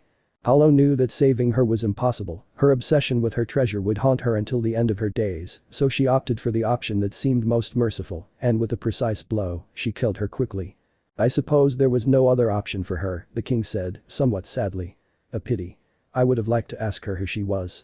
The former champion who went crazy. Wow, I didn't know this place had its own legends too. But that's not what I wanted to know. She used my name, and I could swear I knew her from somewhere but I can't remember. Hollow ignored his father's questions and approached the corpse, then snatched a small metal key from his hands, surely it was the treasure the crazy woman mentioned. The key, she was the keeper of that key, but what does it open? He put the object away. Hollow, I really don't remember anything about all this, but I swear that key was something that shouldn't be used, better get rid of it and forget about it. The boy shook his head, arguing that the objects he had found had always been useful to him at some point, so he said he would keep the key. After that, he headed for the exit. As Hollow made his way to the dining room, he began to feel a terrible headache. Perhaps his father was right about him needing to get some more sleep, even though it was difficult. Every time he sat still, he began to think about Ali, wondering how she was doing and whether she missed him. At least he missed her. It made his chest ache to remember her absence. When he arrived at his destination, the first thing he saw was Hornet sitting at one of the tables, eating so furiously that a shiver ran down his spine. What had happened to her now? She'd been complaining about one thing after another all week. She'd gotten bored of complaining about everything. Something really unpleasant must have happened to her for her to be like this again. Hollow didn't really feel like putting up with Hornet, but she was his sister, and he had to support her. So, plucking up his courage, he walked over to her, sat down next to her, and asked how she was. But the desire to see the world burn. The level of stupidity in this place has exceeded my expectations. This is where idiots are supposed to come to demonstrate their strength and kill each other in combat. That's why, of all places, I would never expect indecent advances to be made to me here. In the last 2 days at least guys have asked me to be their mother. If Hollow's face hadn't been white, the poor guy would have turned pale. Of course I told them no. Hollow breathed a sigh of relief. 4 of them took it well, but the last one didn't accept my answer, and I had to teach him a lesson. Hollow felt sorry for the poor bastard who dared to challenge her sister. Still, she didn't understand why she was so angry. If she'd managed to take it out on the guy who gave her a hard time, then she should be a little calmer. This is really disgusting. For a long time, everyone ignored me and didn't care about my presence, and suddenly half the coliseum is romantically interested in me. What's wrong with these morons? If only one miserable creature had been nice to me, but they weren't. To everyone, I was garbage. Let them rot. Damn lunatics. Suddenly, he noticed that his brother seemed somewhat disturbed. Is something wrong, Hollow? A certain anxiety arose in the little boy. Until now, he had never had to worry that someone would harm his sister, or rather, he was worried that she would harm someone, because of how intimidating and terrifying she was, almost no creature took an interest in her. But now, suddenly, an army of guys had their eyes on her, and the thought sickened him. He wasn't about to tolerate any jerk touching Hornet. So far, the only one he'd accepted was Quirrell, who'd managed to earn his respect, and he considered him worthy of his sister. He looked around and noticed more than one bug with its eyes on Hornet, then he gave them a murderous look so penetrating and dark that the insects felt intimidated and left the dining room. He congratulated himself for scaring away the trash, but the trouble never ended. Suddenly, a spider dropped from the ceiling and hovered in the air in front of Hornet. It was Spencer, and just like last time, he introduced himself by stretching out his legs to make himself look bigger apparently, it was a habit of his. "Hello Hornet," the arachnid greeted. Despite Spencer's friendly presentation, before Hornet could say anything, Hollow pulled out his stinger and threatened him with a glare so vicious that the poor gladiator's legs curled up in fright. Hollow, what the hell is wrong with you?" Hornet questioned. The boy waved his arms furiously while continuing to threaten Spencer with his stinger. "What nonsense are you talking, Hollow?" Hornet shouted, her face red. "I'm not holding myself back, and I've already told you that Quirrell and I are just friends." He gave his sister a stern look. "Look, I appreciate your concern, but I don't need you to take care of me. I spent most of my life fending for myself, and I can still do that, so stay out of my business, okay?" Now he started to get angry and pointed at Spencer irritably. "I met Spencer the other day. He's harmless. He's just a curious little spider who likes to chat with me. He has no hidden agenda." Actually, I do," the bug declared. "Huh? You have it?" Both Hornet and Hollow seemed surprised by his honesty. "Well, yes, very hidden and very serious intentions." "How serious?" "To the very end." Give me a break, Hornet sighed exhaustedly. I'm sorry, Spencer, but you don't have a chance. None? None? Wow, that's bad. Despite everything, Spencer took it quite well. In reality it seemed that he didn't have much hope from the beginning, since he simply lowered himself from the ceiling and sat in front of Hornet. Well, the truth is I haven't put all my cards on the table yet. What are you planning, Spencer? Hornet took a distant stance and crossed her arms. Well, last time you told me you were looking for someone, I can pull my strings to find whoever you want, all for a modest price. A shiver ran down the spider's spine when he noticed the murderous glare the champion was giving him. This made him somewhat nervous. He knew he was no match for him, and the last thing he wanted was to anger him. That dwarf, although not as strong as before, could take him out with a couple of blows, leaving him no chance to defend himself. But if he played his cards right, he could reap a very handsome reward. Okay, what's your price? Hornet said with the seriousness of a businessman. A date. All it took was those words for Hollow to leap at him, intent on killing him. Fortunately for the creature, Hornet quickly pulled her strings and caught her brother before tragedy struck. What the hell is wrong with you? You're not going to kill anyone. With a quick movement, he tied Hollow to his chair to keep him still. Spencer looked at the scene in disbelief. Hornet had the ability to rival the champion himself. She was truly a girl to be feared. Hollow, this is the first chance we've had in weeks to find Ali. Don't you want to find her? These words stirred the knight's heart. Of course, he wanted to find Ali. He would do anything to have her safe and sound in his arms, but he also didn't want to sacrifice his sister's honor. Ignoring her brother's questions, Hornet decided to continue their negotiations. I suppose you're clear that you don't stand a chance against me, right? I'm absolutely certain of it. You rubbed it in my face a little while ago, but some friends and I made a bet. The first one to get a date with you wins. The prize is pretty good, Geo each. Since there are 6 of us participating in the bet, I'd get Geo. Can you believe it? Now, since they didn't specify what kind of date it had to be, we just have to hang out for a while, and that's it. Hornet looked at him in surprise. Spencer was very honest and straightforward, and she liked that. She saw nothing wrong with accepting the deal, although of course she would make her terms very clear. Okay, I'll go on a date with you, but I'm going to make it clear, I'm not falling for the famous, there's dirt on your horn trick, and if you try to make a pass at me, I'll rip one of your legs off. Understood? There was an extra bonus if I got a kiss. Don't even dream about it. Okay, 2500 Geo is still a good prize, with that plus what I have saved I can get out of this place and live like a king. Are you here for the money? Yeah, well, something like that. I actually came to this place because I had no other aspirations in life than to prove I was a tough, strong guy and wanted to crush everyone in my path, but lately, I've been considering other options. He gave Hornet a strange look. But let's put that aside, I have to keep my end of the deal too, right? So who are you looking for? What's his name? What species does he belong to? What does he look like? We're looking for a girl named Ali. She's quite special. She's still a baby, not an insect. Isn't it an insect? And what could it be if it isn't an insect? Far from Hallownest, there are many rare and extraordinary creatures, and she's one of them. Ali is a bat, a type of furry, shell-less beast with cartilaginous growths on its head instead of antennae, and a pair of membranous wings that… Wait a minute. That description you're giving me sounds like Tammy's pet. Tammy's pet? It's not exactly a pet, but its small childlike appearance makes it seem like one, although in reality it's a battle beast. A pair of earwigs captured an unknown beast in Deep Nest some time ago and decided to give it to Tammy since she was very affected after the death of her previous companion. Tammy managed to train that creature and turned it into a wild beast that only obeys her, although of course, she is the tamer of gods, she is an expert in subduing any creature. Hollow's eyes widened in surprise as soon as he heard that title, and a fear began to emerge from the depths of his being. So this thing obeys the Tammy? And fights alongside her in the coliseum? That doesn't sound like something Ali would do. She's quite flighty and not very fond of fighting. Honestly, she's a lazy girl who prefers to have her food hunted rather than do it herself. Hornet sighed, remembering the little girl. Although maybe it was partly our fault for spoiling her. It's not like Tammy turned her into a fighting machine overnight. I know it took her quite a while to subdue her, and she had weeks of training before taking her out onto the battlefield, but as soon as she did, the creature swept the boards. Now everyone adores her. Her fangs are fearsome, and she has many admirers.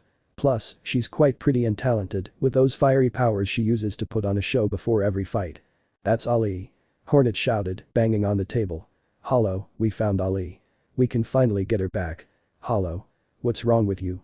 What should have been great news for the boy ended up being a nightmare.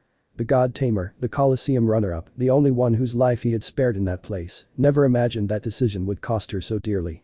He had only wanted to be merciful.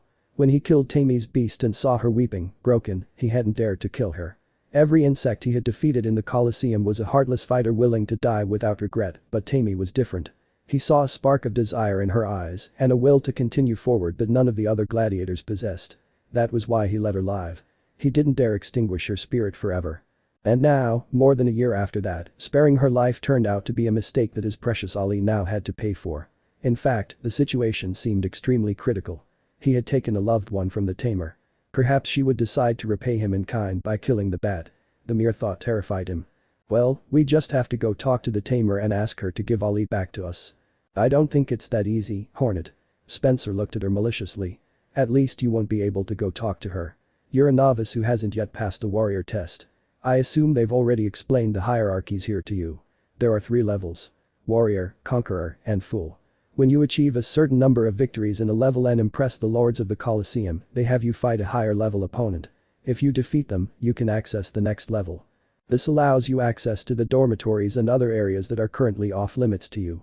Tammy, as the runner-up, is in the facilities designated for fools. She never deigns to visit us rabble. To speak to her, you'll have to rise in rank. Why? Again with that stupidity about rank. Well, your dear brother has access to all areas of the Coliseum, although it's a problem that he can't speak, right? Even so, I don't think Tammy would be very willing to free her Ali, much less hand her over to Hollow. After all, he was the one who murdered her previous partner. Hornet turned to look at her brother and noticed his worried face. Hollow, don't tell me that. Hornet agreed to his brother's request and freed him from his bonds. The little knight simply left the dining room looking depressed and distressed. After Hollow's departure, her sister stayed in the dining room for a few more moments, learning a few details about the god tamer and then finalizing some details of the date she'd have with Spencer. She wasn't too happy about the latter, since she'd basically have to let him brag about her all over the place. Although it was to be expected, this wasn't a romantic date, they weren't even friends, and that definitely wouldn't be fun.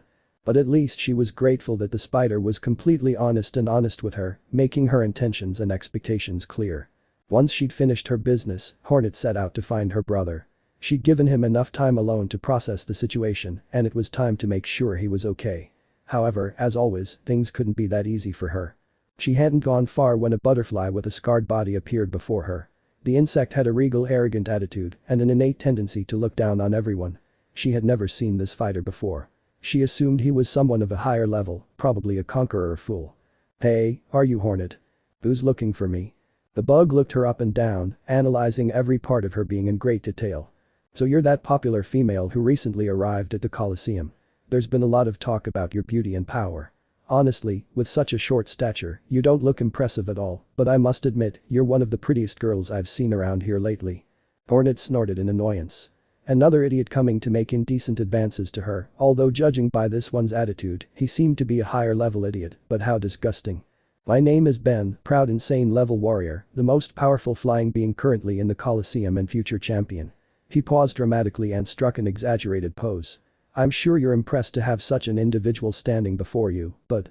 Shut up. Hornet yelled at him while clutching his head. It can't be. Of all the clowns I've had to deal with in the last few days, you're definitely the worst. Clowns? Is that a new way of referring to men? The look Hornet gave him was indescribable.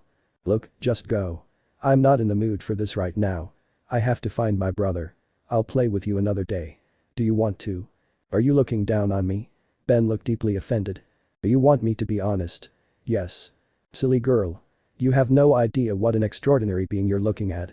I'm Ben, the tamer, the most extraordinary, beautiful, powerful, talented, and magnificent being in the whole place, as well as a romance-savvy heartthrob and every girl's dream. Anyone who, hey, are you listening to me? Hornet had chosen to ignore his meaningless chatter and walked away from him in a dejected attitude. Truly her patience was reaching its limit. Come back here, rude girl, Ben shouted as he flew towards Hornet with the intention of stopping her. But before Ben could reach the girl, someone else stopped her. Hornet turned around in annoyance, ready to slap that hateful butterfly, but the person behind her wasn't Ben. It was another individual holding her Capia woodlouse completely wrapped in brown armor. Captive mind. There was a familiar presence in the place, one that was driving Ali crazy. The smell of sulfur and the sensation of heat that overwhelmed her reminded her of her duty and made her hate the muzzle on her mouth. She still had to burn the last flame, and the torchbearer was close by. She didn't want to even think about the possibility that he might show up and she wouldn't be in any condition to burn it. That would be a big problem. Now Ali found himself rubbing his face against the rock floor, trying to remove the muzzle. He knew it was useless since it was made of metal, but at least it helped control his anxiety. The bad thing was that his behavior irritated his owner. Godofredo, would you stop doing that? It's annoying, as well as useless. You won't get your muzzle off like that. And get in the water now. You need to heal your wounds. Ali looked with disgust at the hot springs, owned by the coliseum and used exclusively by gladiators. It was the place where all those wounded in battle went to be healed. In just a few hours, they recovered from wounds that would have taken weeks to heal. Ali didn't like water, but he liked the heat, so hot springs always gave him mixed feelings. Although warm water brought back fond memories these days. Her father always bathed her with water at just the right temperature and used his aromatic shampoos and herbal soaps. This were fond memories. In fact, even when she lived with her caregivers, she would go to the circus to bathe, since Dirtmouth only had cold water. She hadn't been to the circus for over a month. Her father would surely think she was a mess. He jumped into the water at once and grimaced in disgust as his wounds burned, but he knew it would only be for a moment. Soon relief arrived and his injuries began to heal. She sighed in annoyance. Those would be new scars on her body. It was a good thing her hair hid them a little. She already looked bad enough without making things worse with indelible marks. She was somewhat angry with herself. Those injuries could have been avoided, but she was too distracted by the presence of the scarlet flame. She almost lost her life in the last encounter. Suddenly, she felt surprised. It was incredible how calmly she took the possibility of dying. She had grown so accustomed to fear that it was merely a trivial part of her daily life. She sighed sadly. Little by little, she was becoming a monster like Tammy. Would she ever be as cruel as her? Perhaps she would. She felt less and less sorry for the creatures she killed. Suddenly, a noise disturbed the tranquility of the hot springs. Someone was approaching, screaming and moaning while scratching at the cave walls. Both the ant and the bat looked curiously at the entrance, wondering who was making all the fuss. Gladiators were usually more discreet. Of course, as soon as they saw Ben appear, it made sense to them. They both snorted in annoyance, knowing they were in for one of the butterfly's stupid speeches. I'm dying, the insect complained as it limped toward the miraculous waters. Shut up and let me live in peace, the ant told him without a hint of concern. You insolent bastard, the butterfly growled as it dove into the water. That's much better. Amy watched him silently, curious what had happened to him. Ben was boastful, but not without reason.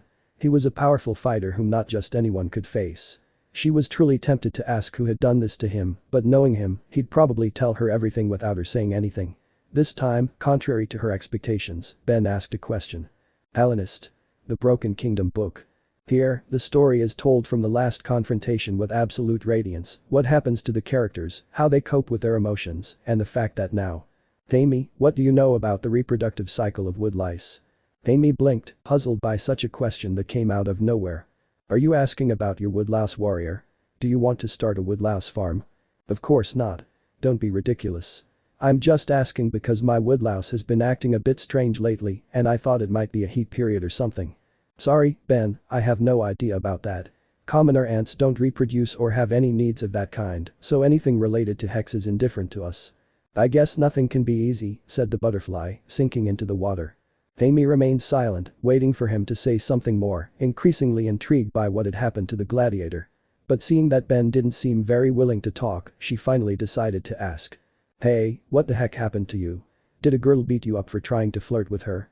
Amy just blurted out the most embarrassing idea she could think of. She didn't expect it to be true, which is why she was so surprised when Ben gave her a look of extreme hatred. What? Seriously? Ha ha ha ha. No way. Ha ha ha ha. Sure, laugh. Make fun of other people's misfortune. I'm sorry, said the ant, wiping away a tear of laughter. It's just so funny. What kind of girl did you mess with? You must have really pissed her off to get you in that state. That's what angers me the most. I didn't do anything. It was my warbug. But it's supposed to be under your control, it shouldn't be able to do anything unless you tell it to. That's the problem. When he's around that filthy half-breed, he stops obeying me and all his attention is focused on her. Then he tries to get close, touch her or whatever, and she gets furious because this damn half-breed has a terrible temper. Well, the first time that happened, she beat up my knight, but then when she realized she was under my control, she started taking it out on me. What a lovely girl, said the ant mockingly. That's why I was wondering if woodlice were in mating season around this time or something. All I have to do is look away from him for a moment and he'll run off to find her. But he chases other females. Not really just her. That girl must have something special for him to desperately search for her. But why did he have to choose that unfortunate newbie out of all the females? The rookie left you like that?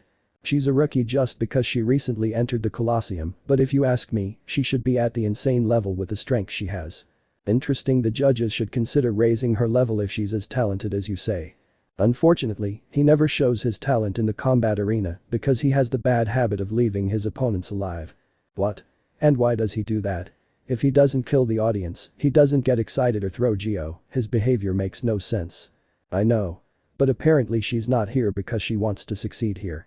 They say she's looking for someone. And now that I think about it, they say she's looking for Godofredo. Ali twitched her ears and began to pay attention to the conversation when she heard her name mentioned. Are you looking for Godofredo? The description of who they are looking for fits him perfectly. If he tries to take it from me, he'll die before he can even get close. Besides, Godofredo is already starting to develop loyalty toward me. Our bond isn't very strong yet, but I'm more than sure he'd think twice before abandoning me, right Godofredo? Ali looked away, somewhat uncomfortably. She hated Tammy, hated the way he treated her and everything he forced her to do. Of course, if someone came to get her out of that hell, would she be afraid? For some reason, the idea of parting ways with the tamer was starting to feel unpleasant to her. She swallowed, upset. Why did the idea of abandoning Tammy scare her so much? She was mean, cruel, ruthless, whipped her, and wouldn't let her eat good food. Why would she want to be with her? In her current situation, it was better for her to be with the tamer. She protected her from all the bad creatures that inhabited the place. She basically needed her to survive, but if someone nicer were to take her away, she shouldn't even hesitate. What the hell was wrong with her? Perhaps in a way she felt sorry for the tamer. If she left, she would be alone. If she abandoned her, the poor ant would be helpless, with no one to lean on. It was true that she behaved like a wretch, but that wasn't partly her fault. She had also been kidnapped when she was young, mistreated, and suffered greatly. She had lost the ability to be kind. She was just a poor victim of circumstance.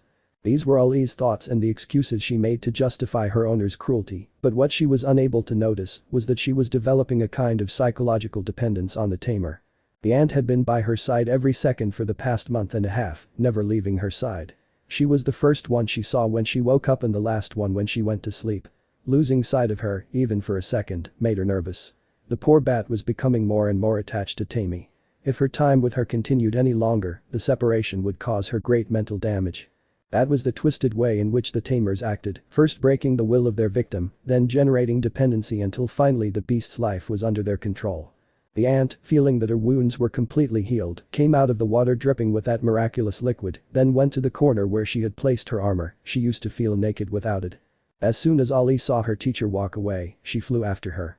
This was such an ingrained habit that she did it automatically without much thought. She followed Tammy everywhere, no matter where she went. She was her shadow and faithful companion. Be careful, Tammy, Ben told her from his place in the water. The rookie half-breed is strong, stronger than she looks. She's also the champion's sister. Tammy's eyes widened in surprise and her fists clenched in rage. So your sister, huh? A cruel smile appeared on his face. I wonder if the champion is very attached to the girl. If so, it'll be great fun to kill her. A certain concern gripped Ali. So far, no one had confirmed anything, but he suspected the champion's sister was Aunt Horny herself. Although if that were true, it meant his mom was the champion. The truth is, the idea that his sweet mother was a ruthless fighter like all the other gladiators in the place hurt him greatly. The tamer and her beast left the hot springs enclosure, intending to head for their quarters. The little bat was flying freely alongside the ant. After many weeks, Tammy had decided that Godo was trained enough to not escape if left unchained. However, she still didn't dare remove the muzzle. It could be dangerous. They were halfway to their destination when Ali again sensed that presence that was driving her mad. The scarlet flame crackled nearby. She looked around uneasily and stopped, a fact that Tammy didn't notice. What's up, Godofredo? Ali gave him an almost pleading look. She felt the call of the ritual, she needed to go find the scarlet flame. Come on Godo, get moving, we have to go rest. But Godoli didn't obey. The call of the ritual was too strong. No matter what the tamer said, she would go to meet the torchbearer. It was a duty rooted in her being from the moment of her conception and exacerbated by her upbringing. Even with the chains that imprisoned her mind, she was unable to ignore the scarlet fire. She began to back away from the tamer, still feeling anxious and afraid. She trembled completely, knowing she was away from her jailer and protector, and she was terrified of meeting anyone. Probably no one would hurt her, but she couldn't shake the fear. She flew frantically, trying to follow the presence she sensed, her breathing increasingly labored and tears welling in her eyes. She was so scared that flying in a straight line was difficult. Fortunately, the hallways in that area seemed deserted. She only saw the occasional bug cleaning itself, which didn't notice her presence. Suddenly, the sound of footsteps caught her attention. Something about them seemed familiar. Ali's first instinct was to run away or hide, but something about the sound of those footsteps made her stay put, waiting. It was then that she saw the master of the footsteps appear, and as soon as she saw him, her heart began to beat wildly. Before her stood the one she had waited so long for, the one she had cried so much for, and the one she had dreamed of so many times. Her hollow mommy. Ali flew desperately to meet her guardian, who, in turn, ran with open arms, longing to be reunited with his little girl. They both embraced in an emotional embrace, bursting into tears. It seemed like a dream. Both trembled with emotion as they felt each other's warmth. Neither said anything nor could they, only caring about feeling each other. Finally, after nearly a minute, they both dared to separate for a closer look. Without a doubt, Ali had undergone the most changes. She looked more muscular, her once silky, shiny fur was now dull and stiff, calluses were visible on the tips of her wings, and her back bore a few marks from wounds that hadn't fully healed yet. If I didn't know her, I'd say she was some kind of wild beast. Then he noticed the muzzle covering the little girl's mouth. But how could they have done that to her? He looked at the bat sadly and stroked her, trying to comfort her. She regained some composure and began to wipe her tears with her wings and rubbed her face against her guardian while letting out soft moans. Hollow decided to remove the muzzle, which was surely very uncomfortable for him, and not having his mouth free would limit his control over fire. The young knight began examining the device to figure out how to remove it when a scream distracted him. "You. Get away from Godofredo." Hollow stared at the tamer, unsure of what she meant, and almost didn't react in time when the ant attacked him with its spear. But he was able to dodge and draw his stinger, ready for a fight. "You the shining phantom," the tamer hissed, feeling rage consume her. "The champion of the coliseum, the murderer of Godfrey I. Have you returned to destroy what's left of me? Now you intend to take Godfrey II from me? I won't allow it." The container glanced at Ali out of the corner of its eye and then noticed that Godfrey was calling her. Honestly, if the situation hadn't been so serious, it would have laughed. Apparently, it was true that the god tamer had taken Ali, but of course, she wasn't going to allow that. Hollow lunged at the ant, who blocked her first blow with her spear. The impact knocked the ant back a bit, but after taking a second to recover, she took a huge leap and, upon landing, extended her weapon, attacking everything around her.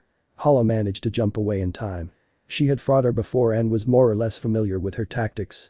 However, Tammy had trained very hard during that time and was now more powerful and had new strategies. As soon as Hollow landed, she ran toward him and tried to impale him with her weapon. The little boy dodged as best he could, but Tammy didn't give him a break and rained down blows, hoping one of them would be able to hit her. Hollow had to push his skills to the limit to survive such an attack, moving so fast it was difficult to breathe.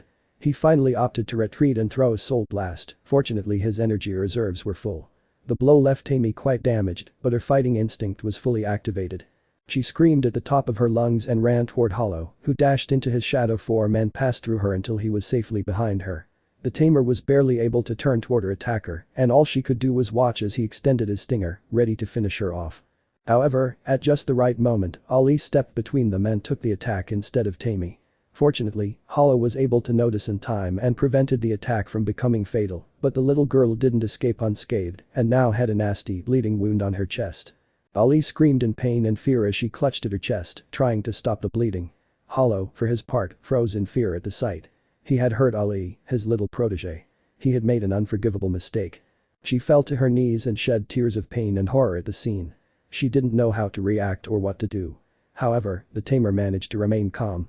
With absolute coldness, she picked up Ali and, using a rag she had with her, tied her chest, momentarily stopping the bleeding while she carried the little girl back to the hot springs. As soon as Hollow noticed Ali being picked up, he grabbed his stinger, furious, ready to kill the bastard. But before he could do anything, Ali, still in the tamer's arms, flapped her wings and summoned red flames that he threw at his mother. The summoned fire wasn't able to harm the Hollow despite hitting it directly, but in reality, Ali didn't have the skills or the strength to hurt it. She just wanted to get it away from Tammy. She couldn't allow it to kill her. The idea was unbearable. Her psychological dependence forced her to stay by the tamer's side and protect her from all harm, even though she knew this only hurt her and condemned her to a painful fate. The poor creature felt confused and hurt. But Hollow didn't know about the mental drama poor Ali was going through. He only knew that she had attacked him to defend the tamer. He preferred her, who had put her through so much torment, to him, who went out of his way to make her happy. You could almost hear Hollow's heart breaking. Did hurting her deserve such a great punishment? He didn't cut her on purpose. He looked up, shedding thick tears as he remained kneeling on the floor. Ali, in turn, watched him from the tamer's arms, crying with a deep expression of pain, although it was difficult to tell if it was from the wound or the sadness she felt. Neither of them could say anything. Ali was more desperate than ever with her desire to communicate everything she felt inside. Having so much to say and not being able to do so was horrible. She couldn't understand how her mother could live with her condition of eternal silence. And in the midst of all this drama, a single spectator, the warrior ant, forced these beings to keep their distance. Tammy didn't know about these two's past, didn't know the bond they shared, didn't know all the things they had been through together, or the nature of the love they professed for each other, but within the little she could discern, there was one thing she knew for sure. Godofredo was important to the champion. A sinister smile appeared on the ant's face, although it was not visible because of the helmet he wore. That tiny insect had been responsible for her losing her best friend, her family, her companion, her everything, the only truly important person in her life. With just a flick of its sting, it had destroyed her existence and had also committed the cruelty of leaving her alive. Well, now she would return the favor, since Godofredo II was so important to him, she would take him away from him.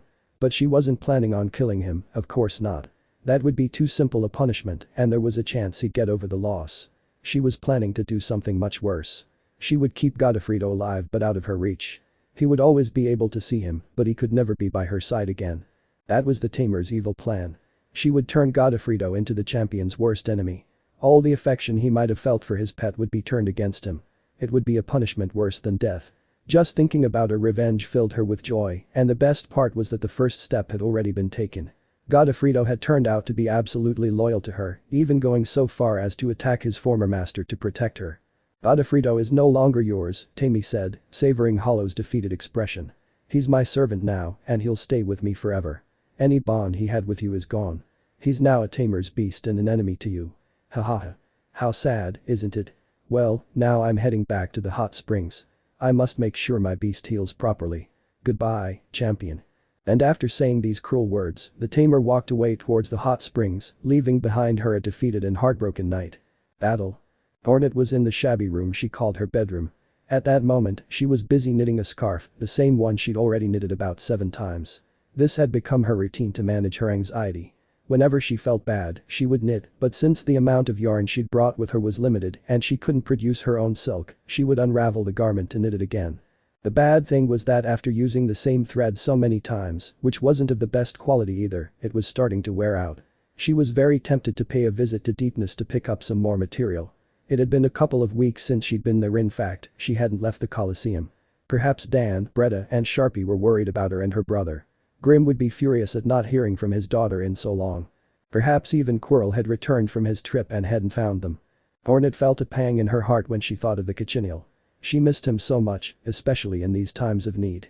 She sighed depressedly and looked at the scarf she had just finished. It was time to unravel it again. At that moment, the door to the room opened and Hollow entered with hesitant steps and a dull gaze. Hornet looked at him worriedly. It had been almost a day and a half since she had seen her brother. This really surprised her. During his stay at the Coliseum, the little one had started exploring every nook and cranny of the place in his search for Ali and often got lost all day, always returning exhausted but in good condition. She had never seen him look as bad as he did now. "Hollow, what happened to you? You look terrible." The boy just looked at her with a dejected expression. He was truly ill. Hornet noticed his body covered in dirt and insect fluids, as if he'd gone out on a rampage killing beasts. There were also traces of dried tears on his face and an expression that suggested he was dying inside. The poor warrior was devastated and by now he didn't care about looking weak or pathetic. He just wanted the pain to go away. He ran to hug his sister and buried his face in her red cloak, bursting into tears again. "Hollow. What happened to you? Please tell me so I can help you." He looked at her and between signs and tears he explained the situation. "Why?" A series of knocks echoed at the door of the god tamer's room where she was polishing her weapons. The commotion at the entrance greatly annoyed the ant, who reluctantly went to answer it. It had better be something important or else someone would pay dearly. When she finally opened it, she found a very nervous-looking mosquito. The poor creature was trembling from head to toe. Tammy also noticed that it was leaning on only one leg. The other seemed to be injured. "Well, what do you want?" the ant asked sternly. "Nana. We need your help. A warrior-class gladiator is determined to break into the full-class facility. And? We can't stop her." "You're joking, right? She's just a warrior-class gladiator. She can't be that strong." She hasn't been in the coliseum for long, so she's a rookie, but her fighting power would be worthy of a madcap class fighter. Amy tilted her head thoughtfully. Ben had told her something about a rookie with the skills of a professional. If she remembered correctly, she was a half-breed sister of the Coliseum champion. She jumped in her seat when she remembered this last piece of information, other than the sister of the glowing ghost. From that fact alone, she assumed the girl possessed remarkable strength, but beyond that, what she was interested in knowing was how strong the bond between these two siblings was. Depending on this, she would determine the pain that would cause the girl's death. Now she wouldn't just settle for taking Godofredo away from her. She would also murder his family. Her revenge would be magnificent. "Very well," said the ant in a tone so gentle it surprised the fly. "Take me to her, I'll take care of this." But before she could leave, a small commotion caught her attention. She looked inside her room where she noticed Godfrey flapping his wings frantically while pulling at the chain that tied him up. The creature whined, begging not to be left alone as it looked at her in sadness and fear. "I'm sorry, Godfrey, but you're punished. You disobeyed me. I had given you the benefit of flying without your chain, but you betrayed my trust by escaping far away. Therefore, you will now remain tied up until I deem it appropriate. And stop crying. Be strong. You're a beast of a gladiator, you can't show such weakness." Without saying anything else, the ant closed the door, leaving Ollie alone in tears. Amy was surprised to discover that the rookie was closer than expected. She had somehow managed to defeat the guards guarding the conquistadors and the fool's quarters. Although it wasn't that unusual, years before another gladiator with little patience had done the same thing. Each warrior who entered the Coliseum had to prove his worth in a series of battles. This allowed him to advance in rank, and of course, each rank had its benefits. Ascending the hierarchy of the place brought access to better food, more comfortable beds, and cleaner and more spacious spaces. But once, a warrior was unwilling to abide by the rules and, using all his power, massacred the guards in each area until he reached the facilities of the fools. Of course, that rebellious warrior paid dearly for his audacity. Despite all his power, talent, and arrogance, he was unable to confront the horde of insects that descended upon him. The rules of the Coliseum were strict. To reach the top, you had to prove your worth with patience and effort. What Tammy expected to find when she arrived at the common room of the insane facility was a large robust female fighting to the death with dozens of bugs in a bloody and cruel scene littered with corpses.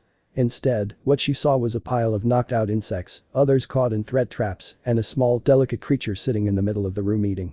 Next to it sat the champion, looking exhausted. "Well, it doesn't seem to me that they have any problem containing rebels," said the trainer, crossing her arms and looking at the mosquito with a murderous expression. "PPE. But there was one. This was a battlefield." "Battlefield? I don't see a single corpse." "Ah. Tamer. How nice to see you." Suddenly, a cicada approached the couple. "Mavis." The mosquito shouted desperately for support. "What happened?" "Just now, that beast over there was a crazy, raving lunatic who attacked everyone without mercy." "Yes, she was. But even though she attacked everyone, she only knocked them out. She never intended to kill anyone, and she calmed down a lot after the champion offered her something to eat. She's been eating for a while now without bothering anyone. Some even came up to chat with her, and she responded well. Apparently, she never intended to force her way up the ranks. She's just looking for someone in particular who happens to be in this place." "Did you make all this fuss just to find someone? You might as well have just asked the guards." "I think the guards weren't very kind to her, and one of them made indecent advances, and he was looking for the tamer." "Me? And what do you want me for?" "He said you made his little brother cry." The silence fell between the three insects, who didn't know what else to say in response to such a statement. Until finally, the tamer dared to comment. "That girl, she's very strange." "I know, but she's very pretty," Mavis said with a slight blush. "Mavis? You're not going to tell me you're interested in that half-breed, are you?" "I find her pretty, but I'm not going to get close to her. I heard that a girl tried a romantic approach the other day and ended up with broken legs. Apparently, she's harsher on females than males." "That's enough. That hallway gossip doesn't interest us," the ant interrupted. "The point here is that half-breed, no matter how strong she is, belongs to the warrior class and can't be here until she earns that right, so she must be expelled. I'll take care of this." Walking with total determination, the tamer headed toward Hornet, ready to face her. She observed the exhausted-looking champion next to his sister. He seemed to notice her presence first and with silent signs indicated that she should stay back. Of course, Tammy ignored him, but what she couldn't ignore was the needle that almost pierced her head. He almost failed to dodge it. If it weren't for his sensitive antennae he wouldn't have noticed in time. The weapon was stuck in the ceiling, and from what the ant could see, it had a piece of string tied to one end, which its owner used to retrieve it. Without losing her composure, Tammy turned her attention to the mixed breed, who had become alert and was looking at her with a furious expression. She could almost say she was a little intimidated, looking like a beast about to attack, although the bread roll in her mouth somewhat broke the effect. Often ti papades is dedita dopadopa. Adopa pabab is dopo be bizix benayamadido. What? Hornet chose to finish eating his bun before speaking again. I said I'll make you pay for making my brother cry. And a deathly silence fell over the place. Hollow ran to hide in shame. The famous honesty that characterized spiders could be a nuisance. Perhaps in another environment, crying wasn't such a terrible thing, but in the coliseum, such a display of weakness was frowned upon. For her part, Tammy was only rejoicing at the news. She had made Godofredo's murderer cry. How sweet, she's trying to make me, the runner-up of the coliseum, pay as if you were capable of achieving it. I'll make you swallow your words, damn it. And I'll also force you to release Ali. Ali? Who's that? It's the baby you have captive. Welp. You mean Godfrey? Hornet blinked at the name. You called her Godofredo? But she's a girl. Are you telling me that Godofredo is actually Godofreda? And another deathly silence settled over the room. That was turning out to be an emotional day for everyone. Well, Godfrey, it doesn't matter. The important thing is that it's my beast and no one will take it away from me. We'll see about that.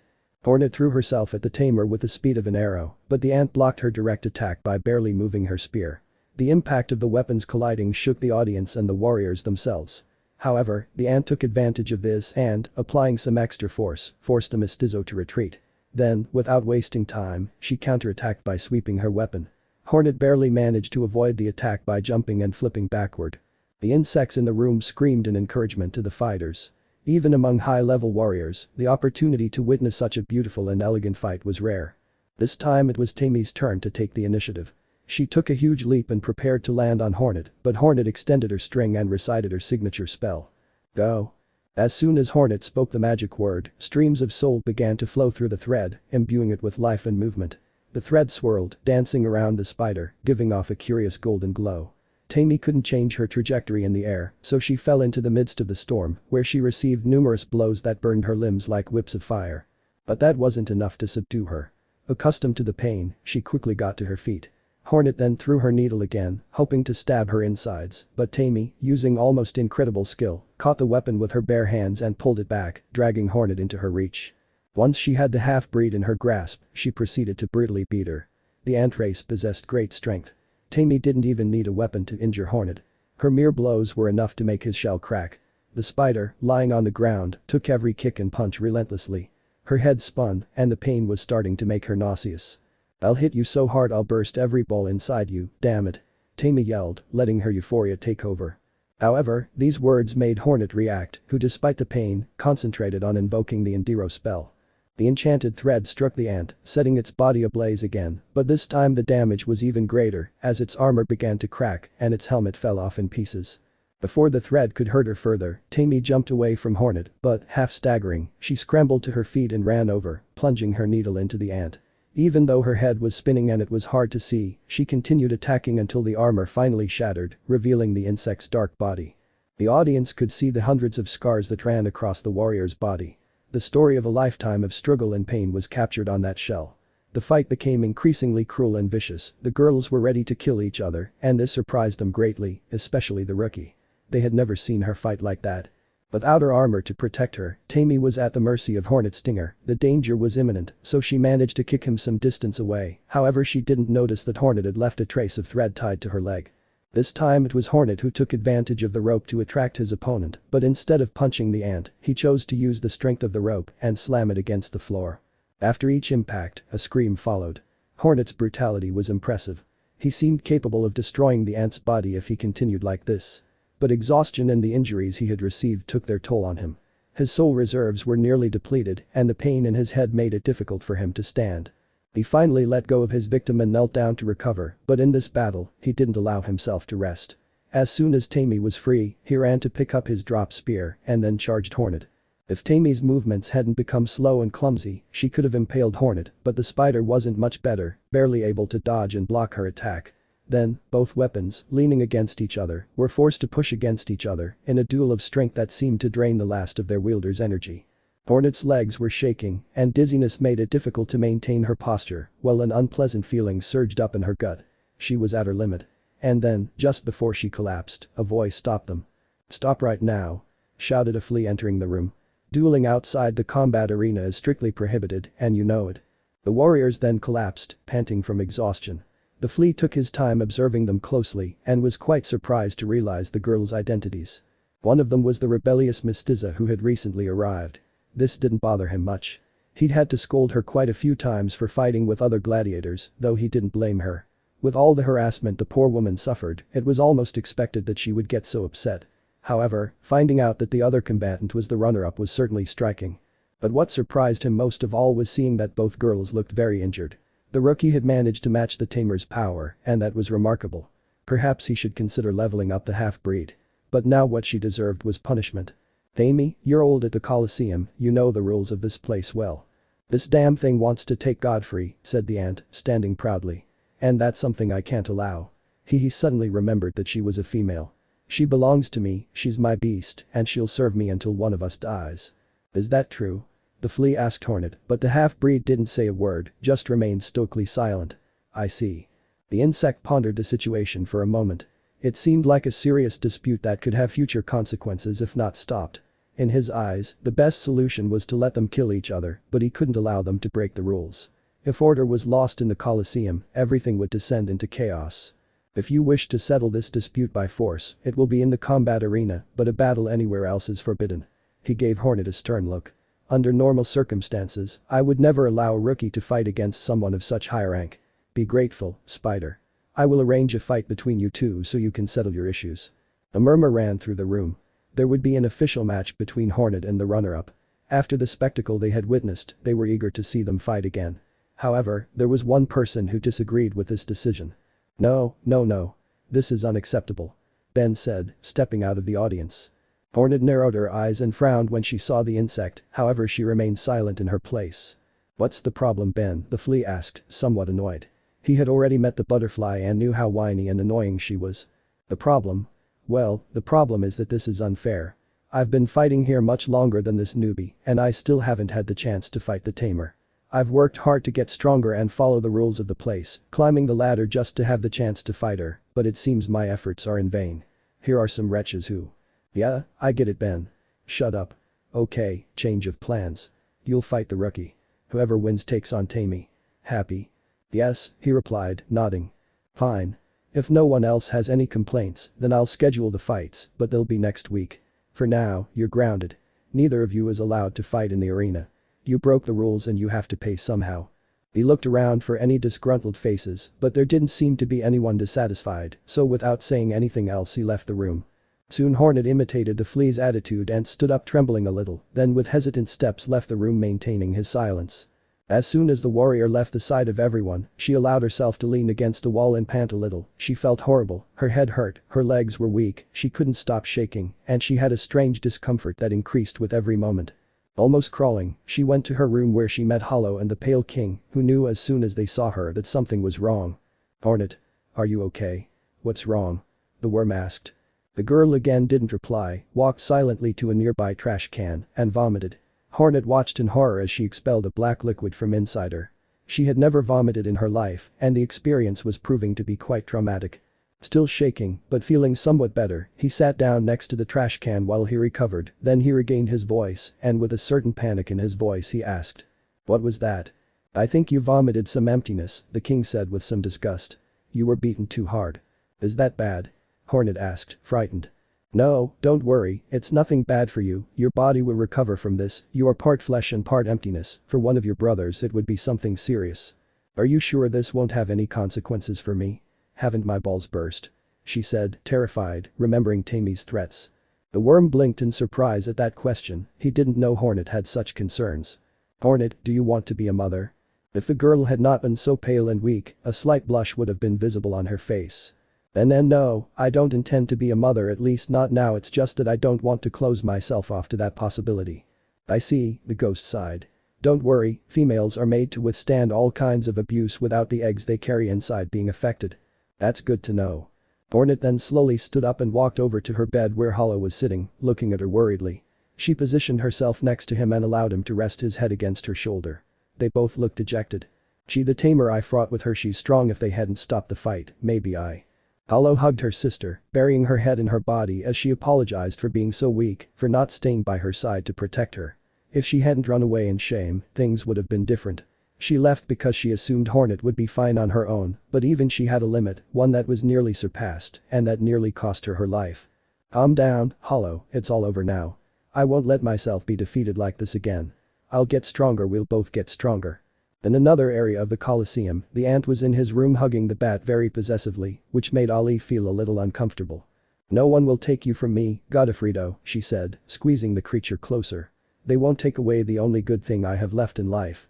The plan. Eyes, I have a plan, the Pale King announced cheerfully one morning. Hollow and Hornet stared at the old monarch in horror. The king had a plan, and considering his last great idea, they had reason to fear. What's wrong with you? Why are you looking at me like that? The worm asked. A plan, do you understand the gravity of the matter? Hornet said with a stern expression. No need to be so rude, Hollow. And my plan doesn't include any sacrifices or killing anyone. It's a very simple plan. We won't even resort to magic or seals. The brothers looked at each other, wondering if it would be a good idea to listen to their father's words. Hey. No need to be so suspicious. Not all of my plans are bad. I've also done some good things during my life, like the Deer Road stations, the planning of the City of Tears. Hollow glared at him aggressively. I know that plan wasn't a good idea. I admitted, and did the old man admit he was wrong? Hornet exclaimed, looking at his brother, who looked equally surprised and triumphant.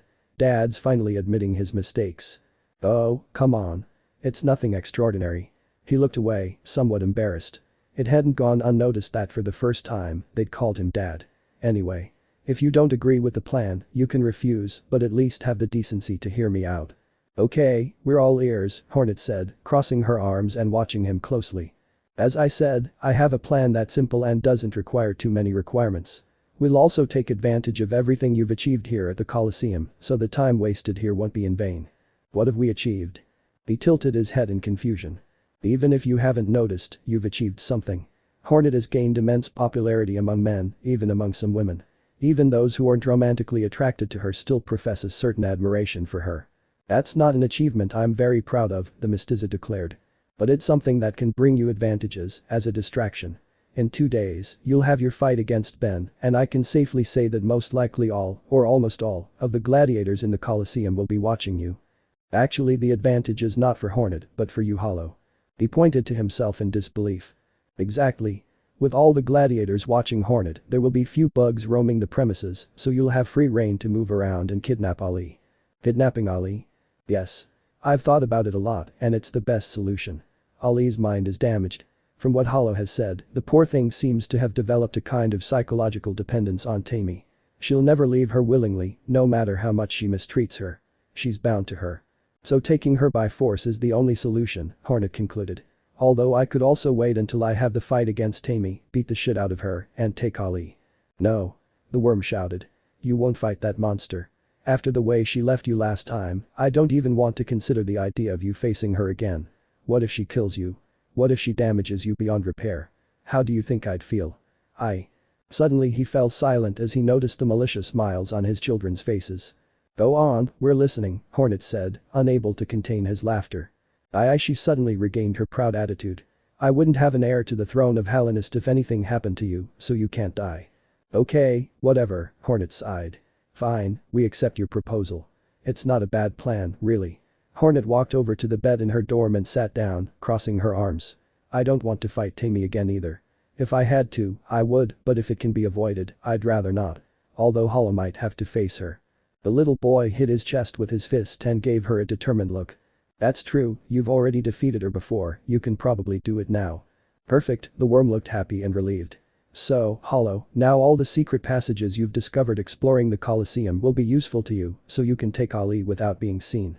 If I am not mistaken, you had discovered a hidden exit that leads to the upper part behind the public stands. You could use that route to escape to the limits of the kingdom and then take a path to the City of Tears. He nodded, showing his support for the plan. Good, then the plan will be put into action in 2 days, Hornet said, standing back up. In the meantime, it's best to train. I'm confident I can easily defeat Ben, but I heard he's a tamer, so fighting alongside other beasts could be tricky to handle. I think I'll need your support, Hollow. He nodded and prepared to follow his sister out of the room. Understood, said the Pale King. I'll go keep an eye out there and see if I can find anything that might be of help to you. See you then, Hornet said as she left the room. However, before Hornet left the place completely, he turned to look at his father and said.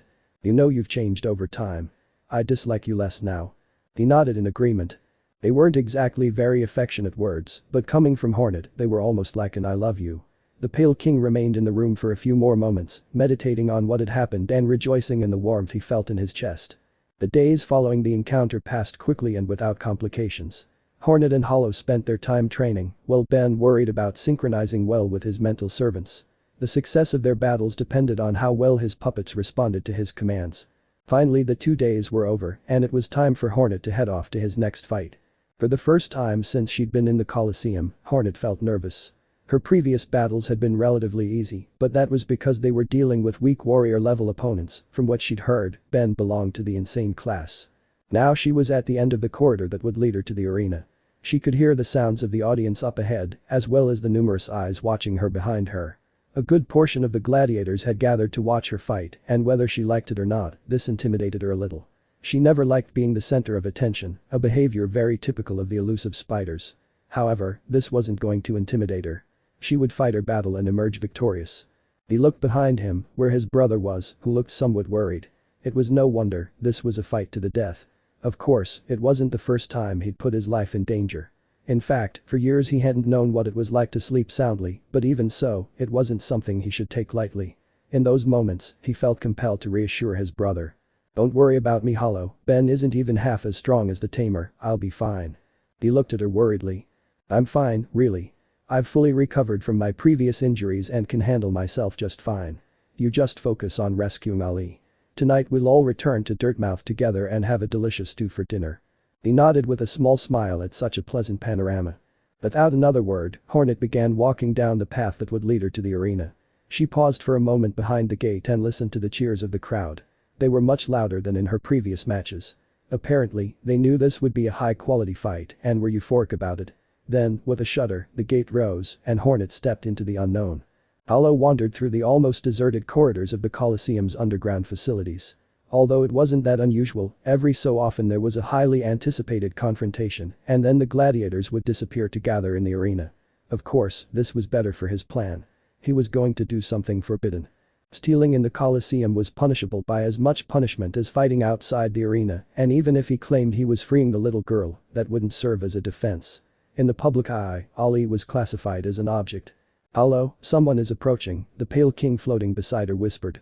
The ghost vanished so the intruder couldn't see him, while Hollow stopped pacing and assumed the stoic demeanor he maintained with strangers. The approaching insect was a rather elderly male ladybug, missing a leg that had been replaced with a wooden prosthesis. This insect was one of the cleaning crews. Normally, the maintenance staff were much more pleasant and friendly than the rest of the Coliseum's inhabitants. Champion, said the old bug, noticing the little boy standing in the middle of the hallway. How curious to find you here. Hollow just looked at him in silence. I see you've regained your traditional stoic silence. If I may say so, you seem more animated when you're with your sister. And even when silent, you still manage to be very expressive. And speaking of your sister, I thought you'd be there to support her. It's a fight to the death and Ben is a great gladiator. This could be the last time I see her alive. It would be a lie to say that Hollow wasn't worried, but he didn't show it, continuing to stare at the ladybug expressionlessly. Although if he's here, perhaps it's because he has an important reason for it. Perhaps something related to the tamer's little vermin. The nervousness settled over the little boy, but he remained firm without letting his anguish show. Could it be possible that the champion intended to steal the creature? Would he be capable of such a base act? Hollow took a step back, sensing that his rescue mission had failed at its very beginning. If this old bug gave notice, he would be in trouble. Well, it's not my problem anyway. They resolve matters between gladiators in their own way. At that moment, Hollow's stone facade cracked, revealing a look of confusion that brought a slight smile to the ladybug's face. Don't be mistaken, little one. If I decide to remain silent, it's not because I have any kind of affection for you or anything. It's because I know bats and I know what they're capable of. I bear the mark of that on my body, he said, looking at the piece of wood that replaced his missing limb. Now, that creature is tiny and obeys its tamer, but one day it will grow up and become very dangerous. No one knows, but bats are not inferior creatures, therefore they cannot be tamed. Owl looked down, somewhat saddened. It hurt him a little that they were referring to Ali as a dangerous and bloodthirsty creature, but it was still true. They had raised her trying to instill in her values and respect for life and insects, but perhaps her experience in the coliseum had ruined all their efforts to turn her into a harmless creature. The day that beast develops its full potential, it will be a threat to everyone, and I don't want to have it around when that happens, so if you take it far away, it's better for me. Hollow continued his expressionless demeanor, but allowed himself a small nod of gratitude. At that moment, he turned to continue on his way, but before he could leave, the insect's word stopped him. Godofredo always stays with the tamer, but lately she's kept him confined to his room. From what I understand, she's tied him up there so he can't escape anywhere. I think Tammy went with the others to watch Hornet fight, so you're free to go after the creature. No more words were necessary, Hollow wrapped himself in his cloak of shadows and ran off to Tammy's room. Hollow soon reached the dormitories in the foolish area, which were far more spacious, comfortable, and pleasant than the pigpen where his sister was sleeping. Of course, as champion, he had the right to use one of those rooms, but he'd preferred to show solidarity with Hornet and sleep with her. Besides, this way he could avoid running into the tamer. He always avoided her. A pang of guilt invaded him every time he saw her. And at that moment, another pang of guilt struck him. He had already robbed Tammy of her beast once, taken her champion title, and now he would take what little she had left. At the time, he had believed that sparing her life had been a merciful act, as had not killing the stinger, but in this case, it was a mistake, one that came back to haunt him and hurt him in the cruelest way, as if the rider of life were mocking his decisions. Did he really have the right to claim Ali after what he had done? But her doubts lasted until she remembered that Ali was just a victim of all this, she didn't have to pay for her mistakes, Tammy had no right to deprive her of her freedom, and above all, the little girl wasn't really happy next to the tamer, no matter how much she insisted on protecting her and staying with her. With his doubts dispelled, he broke the door lock and entered. The interior of the room had a very minimalist design, which suggested the ant's detachment from material objects. The only thing abundant there were weapons and the implements to keep them in good condition. Tammy normally used a spear, but she was also skilled with many other weapons. At the back of the room was Ali, chained to the wall with her usual muzzle covering her mouth. The little girl looked a little scared. The sound of the lock being smashed must have upset her, and considering the condition she was in, she had reason to be afraid. If someone were to attack her, she'd have no way to defend herself. However, her look of fear soon changed to one of joy when she realized who was in the room. She took flight and got as close to her mother as the length of the chain allowed. Hollow, feeling deeply saddened at seeing his little girl in such a state, walked up to her and hugged her tightly. Feeling that hug so warmly delivered, Ali couldn't help but feel her emotions welling up. After so much hardship, that show of affection was like a balm for her soul. Again, she cursed the muzzle she was wearing. She wanted to say so many things to Hollow. Apologize for being such a brat, for having defended the tamer, and most of all, she wanted to tell him how much she loved him, but she simply couldn't. She limited herself to shedding a few tears and letting out pitiful moans. The little warrior allowed her to rest there for a few minutes, after which he decided to move. Releasing Ali, he began examining the chain and collar that held her prisoner. He didn't have the tools to safely break her bonds. If he tried to cut the metal ring around her neck, he might hurt her. So he decided to break the chain from the lock that attached it to the wall. He'd have to drag Ali along with a piece of chain, but it wasn't that serious. Once they were safe, they'd figure out how to get rid of her. With a few gestures, she signaled to Ali to stay seated, then walked to the wall and began striking the chain with her prod. If it had been an ordinary weapon, it would have been damaged, but the wonderful alloy of pale mineral gave it a superior quality that allowed it to be treated like this without suffering any damage. After a few blows, the chain gave way, and Ali was free, although she didn't seem very happy about this. She seemed more worried. Hollow walked up to the door and signaled for her to follow him, but the bat didn't move. She just stared at him with a scared expression. The idea of leaving was unthinkable. In fact, she was terrified of seeing the chain broken. She didn't know what to do. The contender sadly recalled what his father had said about Ali's psychological dependence. Apparently, he was right that he would have to take her by force. Perhaps she would cry, perhaps she would scream, but if it was necessary to grant her freedom, he would do it. He walked over to Ali and grabbed the chain, then with it he began to lead the bat out of the room, to the horror of the bat, who began to flap her wings in the opposite direction, filled with terror. Amy hadn't given her permission to leave, so she couldn't. 1,000 ideas crossed her mind, from being sent back to the bottle to receiving lashes. She cried and fought with all her might to stop Hollow from taking her, but it was difficult for an aerial being to resist force, so Hollow, not being very strong, was able to drag her out. A huge centipede roared in the arena, though its growls were drowned out by the cheers of the audience, who were overcome with excitement at the confrontation. The enormous insect launched itself at the small red creature at its feet, but the creature dodged the attack with a graceful leap in the air, then threw itself at the creature, burying its needle in one of its numerous body segments. The centipede roared in pain as it writhed furiously, while the small attacker began to stir the weapon inside the wound, trying to drive the creature mad enough to incapacitate her. Suddenly a shadow appeared behind Hornet, who with a quick movement turned just in time to block a sneak attack from Ben, who then flew out of reach again.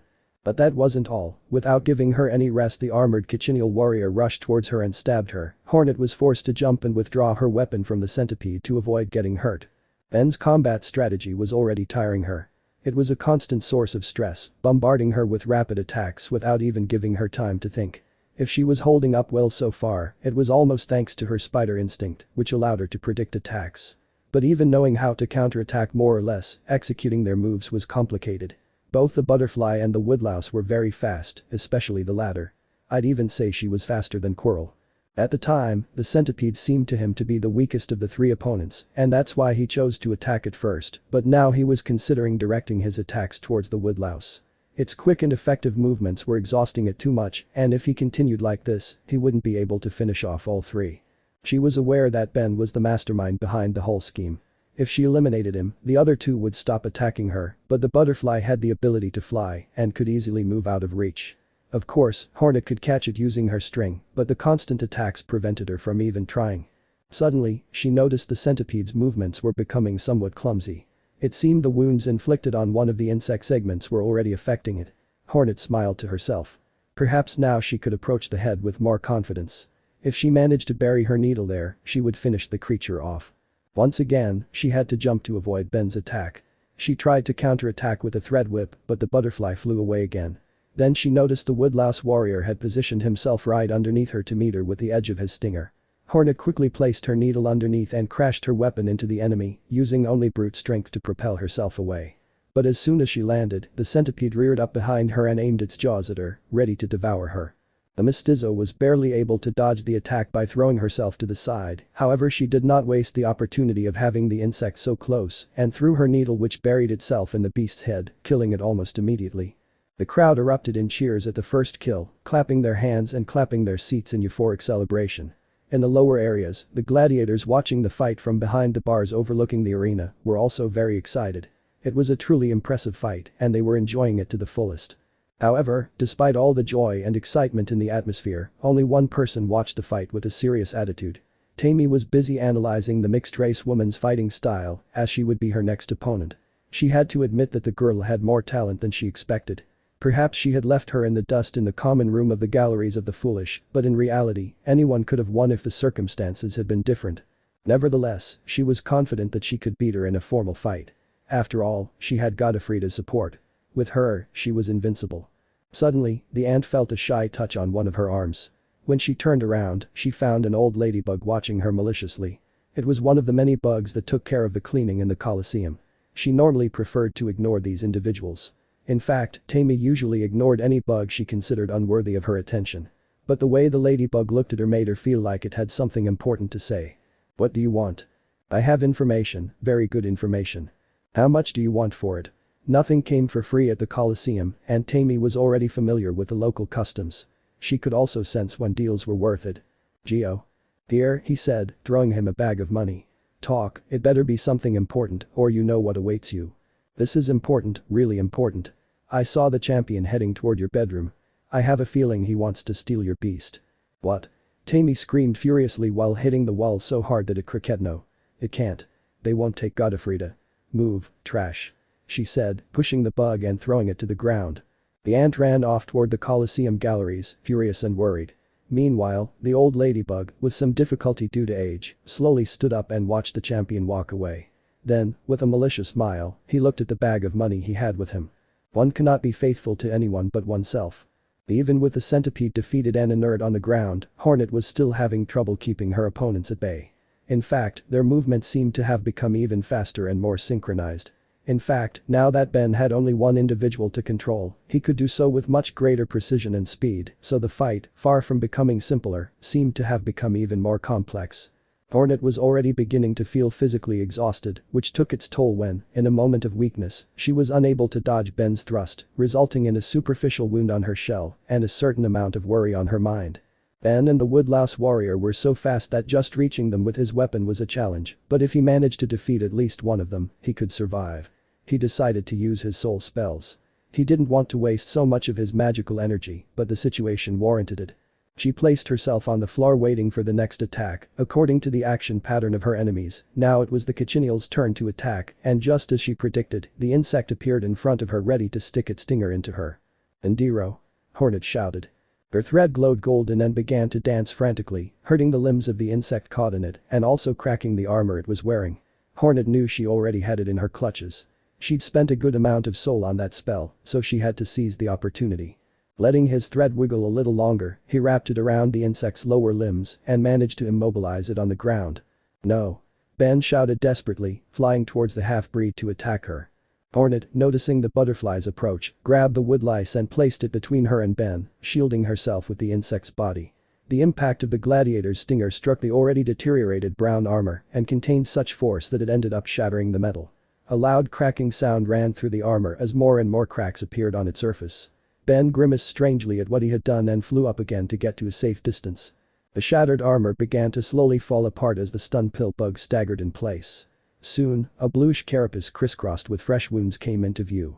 That carcass might look like thousands of pill bugs around the world, but to Hornet, it was unique and she would be able to recognize it anywhere. The chill ran down the warrior's spine as she watched in horror as the stranger she had mercilessly attacked began to transform into the person she most longed to see. The armor finally shattered, leaving only the helmet covering the insect's face. Hornet, trembling and with a look of horror on her face, approached the insect, which was still stunned by Ben's impact, and quickly removed the helmet, revealing that her worst nightmare had come true. There in front of her, with a blank stare and a vacant expression, was the cochineal she loved most in the world. "Whirl," she said, trying to hold back her tears. "Final flame." "Ali, please calm down," said the Pale King, trying to calm the bat. The little girl squirmed and struggled with all her might to get back to her owner's room, but Hollow gave her no respite and held her firmly in place. At first, she felt very sorry for seeing the little girl tied up with her mouth covered, but now she had to admit that the chain was helping her a lot with handling her, and the muzzle prevented her screams from alerting everyone to the kidnapping. However, despite the tools, moving Ali was proving to be more complicated than expected. If she had cooperated, they would have already reached the secret tunnel and been safe. But with so much struggle on the little girl's part, they were only halfway there. At least he should be thankful that besides the lame ladybug, they hadn't encountered anyone. The old worm had been right about the galleries being empty. But there were obviously things beyond his control, like the information leak that led Tammy to find out about the kidnapping. "Hollow, watch out," the ghost shouted, noticing a projectile heading for his son. The knight managed to move in time to avoid being hit by a pair of small throwing stingers, which ended up sticking into the wall behind him, revealing the force with which they had been thrown. Ali let out a pitiful wail when she saw the tamer and flew desperately toward her. But this time, her longing to be reunited with her wasn't driven by feelings of affection and longing, as she had been when she encountered Hollow. What moved her now was pure terror. "What do you think you're doing with Godofrida?" shouted the furious ant, trembling with anger. The bat flew frantically trying to reach Tammy's arms, while Hollow made every effort to hold her back. The ant, determined to get his beast back, drew his spear and ran toward the container with serious intentions of killing him. He didn't care about revenge or the fact that fighting outside the arena was prohibited. All he wanted was to prevent his companion from being taken away. Hollow was forced to let go of Ali's chain to avoid injury, but only then did he manage to dodge the tamer's charge in time. To do so, he had to jump and then lift himself a little higher with the monarch's wings so that the spear's sweep wouldn't reach him. When the little one landed, the tamer distanced herself, waiting for a counterattack from him, but it never came. Hollow didn't seem to have much interest in the battle. He seemed more concerned with Ali, who had flown alongside the tamer and was looking at him sadly. Noticing the disappointed and pained face on the container, Tammy smiled sinisterly. That was precisely the expression she wanted to see on his face, that was the pain she wanted to inflict on him. For him to witness the betrayal of his loved one and be unable to do anything about it. Tammy wasn't much of a speechmaker, she was usually a silent ant who spoke just enough and what was necessary, but on this occasion she decided to mock her opponent, she wanted to make his agony as unbearable as possible. "Look, champion, your beloved beast, whom you love so much and for whom you are willing to go through so many dangers, has betrayed you. She rejects your help and flies to me. Ha ha ha. You've lost her forever. You weren't that great to her, that's why she forgot you so quickly. Any sacrifice you might have made for her was worthless." Perhaps Tammy's intentions were to hurt Hollow, but the one she was hurting the most was Ali, who at that moment felt like the worst trash in the world for rejecting someone who only wanted to help her. However, the fear she felt for Tammy forced her to stay in her place. It was like a mental chain that prevented her from performing any action that her owner disapproved of. Ali. Come to your senses. The pale king, who had never disappeared, suddenly shouted. Don't let her control you. Fear can't control you. You don't love her. You don't want to be with her. Come, Ali. Your family comes back to us. Only then did Tammy notice the worm's presence and looked at him strangely. Who the hell was this guy? He had a certain proud air that reminded her of Hollow. Could he be her relative? Hey, who are you? Is it just me, or do you look a bit transparent? Oh well, he considered it for a moment, and given that he had already made the mistake of appearing in front of her, it didn't really matter to be careful or cautious anymore. I'm Pale, Hollow's father, and if I look somewhat transparent, it's because I'm dead. Dead? Tammy tilted her head, more confused than scared. But how? Long story, very long story. Oh well, it's not my problem. Step aside and don't bother me, worm. The king looked at her in dismay. That female seemed to have ice in her veins.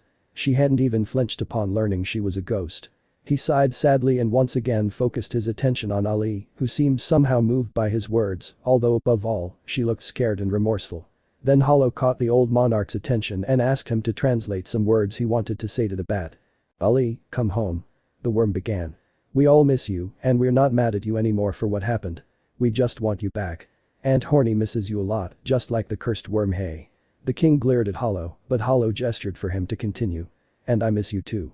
No matter what you've done or what happened here, we're waiting for you and we'll welcome you with open arms. Ali was paralyzed in her place, struggling with herself for disobeying orders that were burned into her mind. The anxiety she felt upset her and made her want to cry, but it seemed that all the anguish she felt went unnoticed by the tamer, who simply looked at the kidnappers of her beast with considerable confusion. Hey, the way you talk to Godfrida almost makes me think she can understand you. But you know she's a lesser beast, a dumb creature incapable of understanding spoken language. I'd heard of stupid bugs who get so attached to their pets that they treat them like people, but I didn't think I'd run into someone like that. Seriously, she's a being of inferior intellect. She doesn't understand you, and no matter how moving your words are, she's not going to listen to them. She's trained to obey me. Ali is not an inferior creature. The king exclaimed. In fact, she's quite close to a high being. She is a superior being even among her own kind. To consider her inferior is an insult. You guys are crazy, the ant said seriously.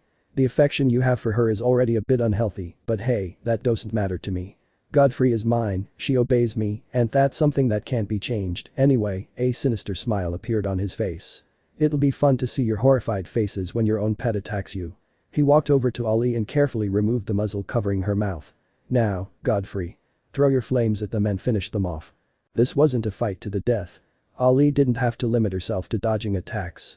She had all the time in the world to think about her actions, and for the first time in months, her mouth was free to say whatever she wanted, as long as her nerves allowed it. Once again, she had to face her lifelong problem. When she got nervous or upset, all she could manage was to grunt. The bat stayed put, trying to calm herself. Her lack of action was beginning to anger Tammy. No matter how much she yelled at her, she refused to do anything. She might not be able to abandon the tamer, but she was also incapable of hurting her loved ones. At that moment, her loyalties were divided and she couldn't decide on a specific course of action, which was making her increasingly nervous. Finally, when the tamer began to take out her whip to whip her, Ali decided that she should try to speak, say something, and show that she was not an inferior being, that she was intelligent and understood everything that was happening around her. The little girl sighed deeply, opened her mouth ready to express her feelings, and just before she could say anything, she felt a familiar presence, one that called her and compelled her to come no matter what. Die-irg. The bat screamed before flying away from Hollow and Tammy. Godfrida. Come back here. Godfrida. The tamer shouted, furious and worried. This behavior was not normal for her. Hollow, for his part, said nothing. For as long as he had known her, he more or less had an idea of what could be happening, and that's why he knew it was best to follow her, as her guardian had to accompany her in that test. Hornet's thin legs trembled to the point where it seemed they would no longer be able to support her, everything in her trembling at the sight before her. Her beloved woodlouse, its eyes lost and its expression empty. It looked like an empty shell, like so many that once populated the kingdom, and for a moment she even feared it was infected. But it wasn't infection that clouded her mind. It was the power of Ben's hypnosis amulet that had him in its grip. The half-breed glared furiously at the butterfly flying above her. Now she truly wanted to kill it, to tear it apart, to tear off its legs. Because of her, her precious friend hadn't been able to return home.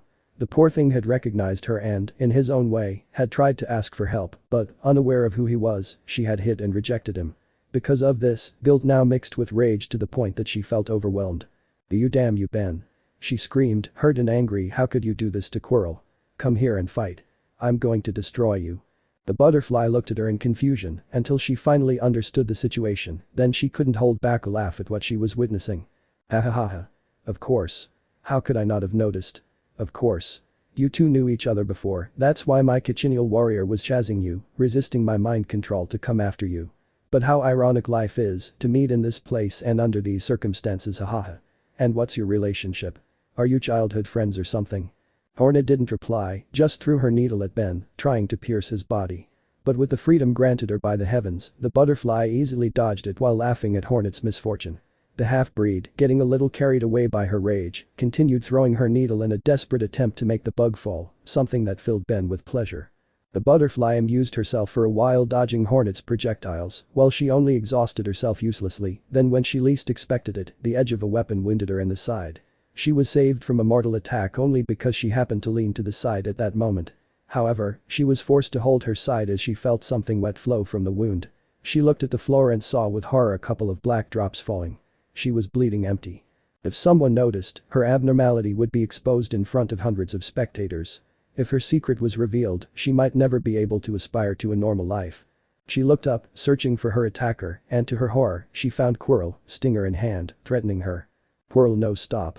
It's me. Hornet. Don't you recognize me? Of course he recognizes you, Ben said mockingly, flying over Hornet's head. That's why his movements have become somewhat slow and clumsy. He's trying to resist my mind control so as not to harm you.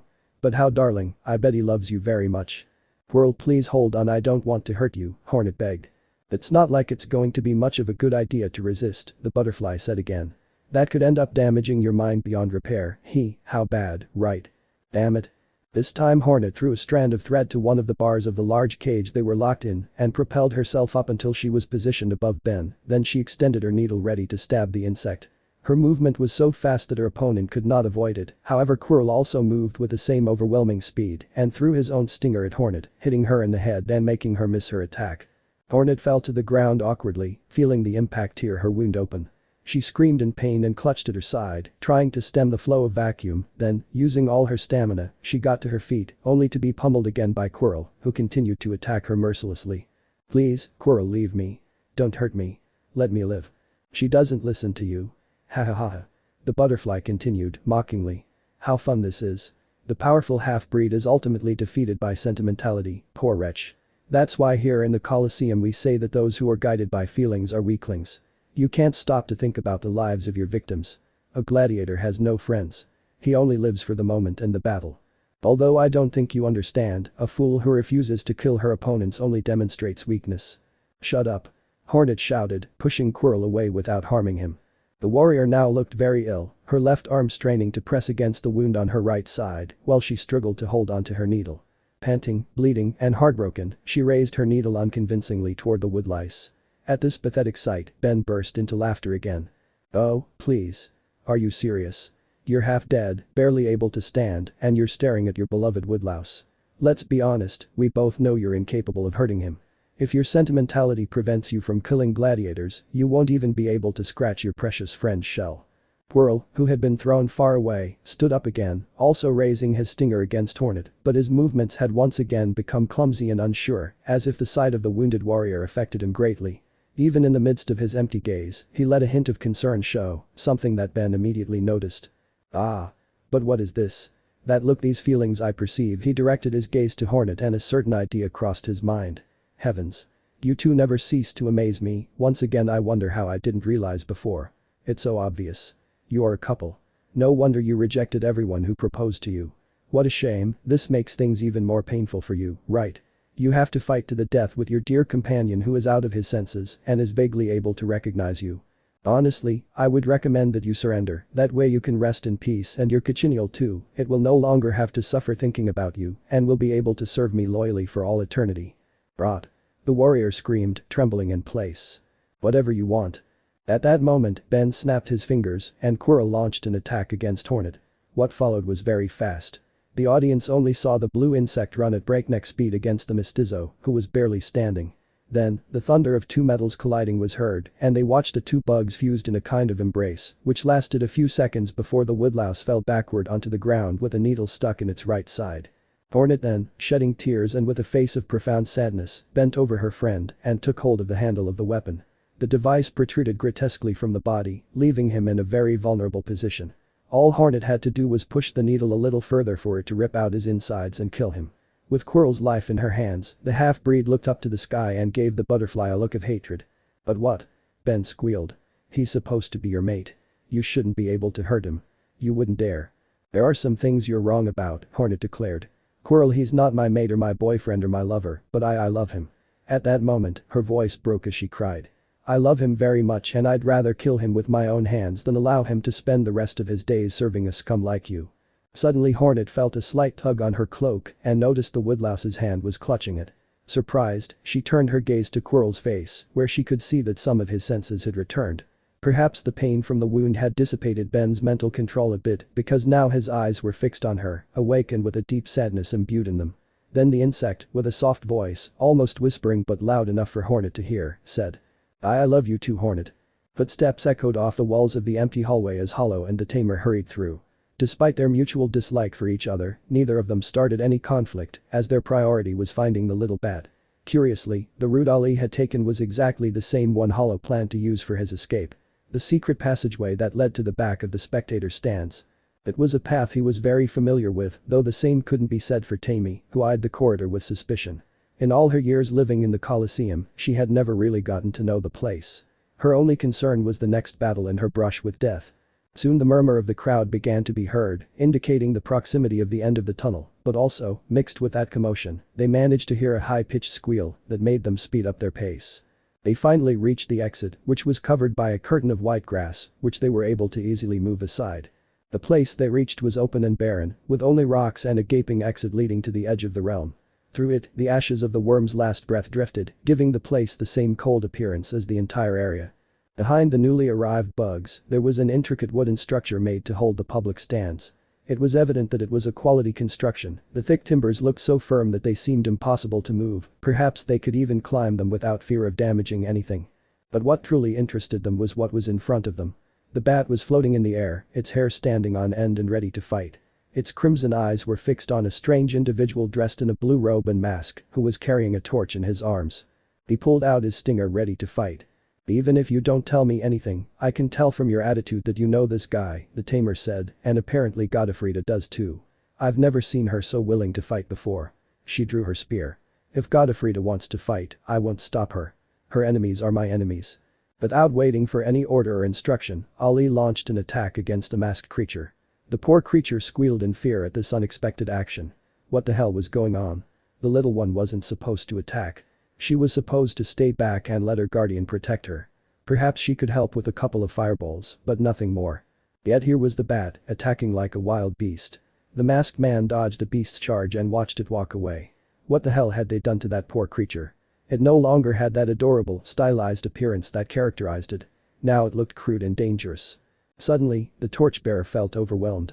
Ali looked at him with a murderous expression, a look he'd never seen before, typical of someone accustomed to ending lives. At that moment, he looked too much like the master. But the masked man couldn't remain lost in his daydreams, as a soul shot from the ground brought him back to reality with a crash. The damage caused him to lose his balance and plummet to the ground. But the nasty blow of the fall wasn't the only punishment he received.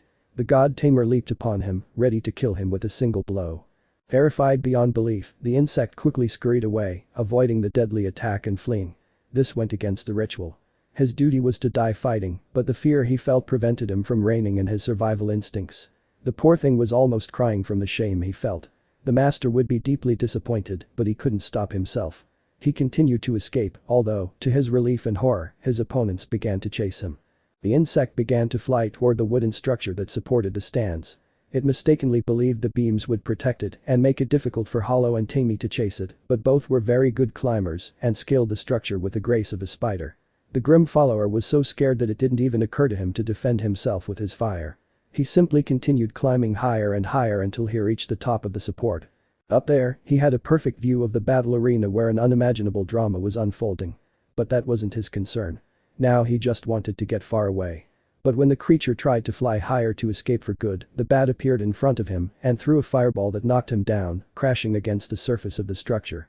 This time, he had no chance to defend himself in any way. Hollow slashed him with his stinger, and the tamer finished him off by burying her spear in his throat.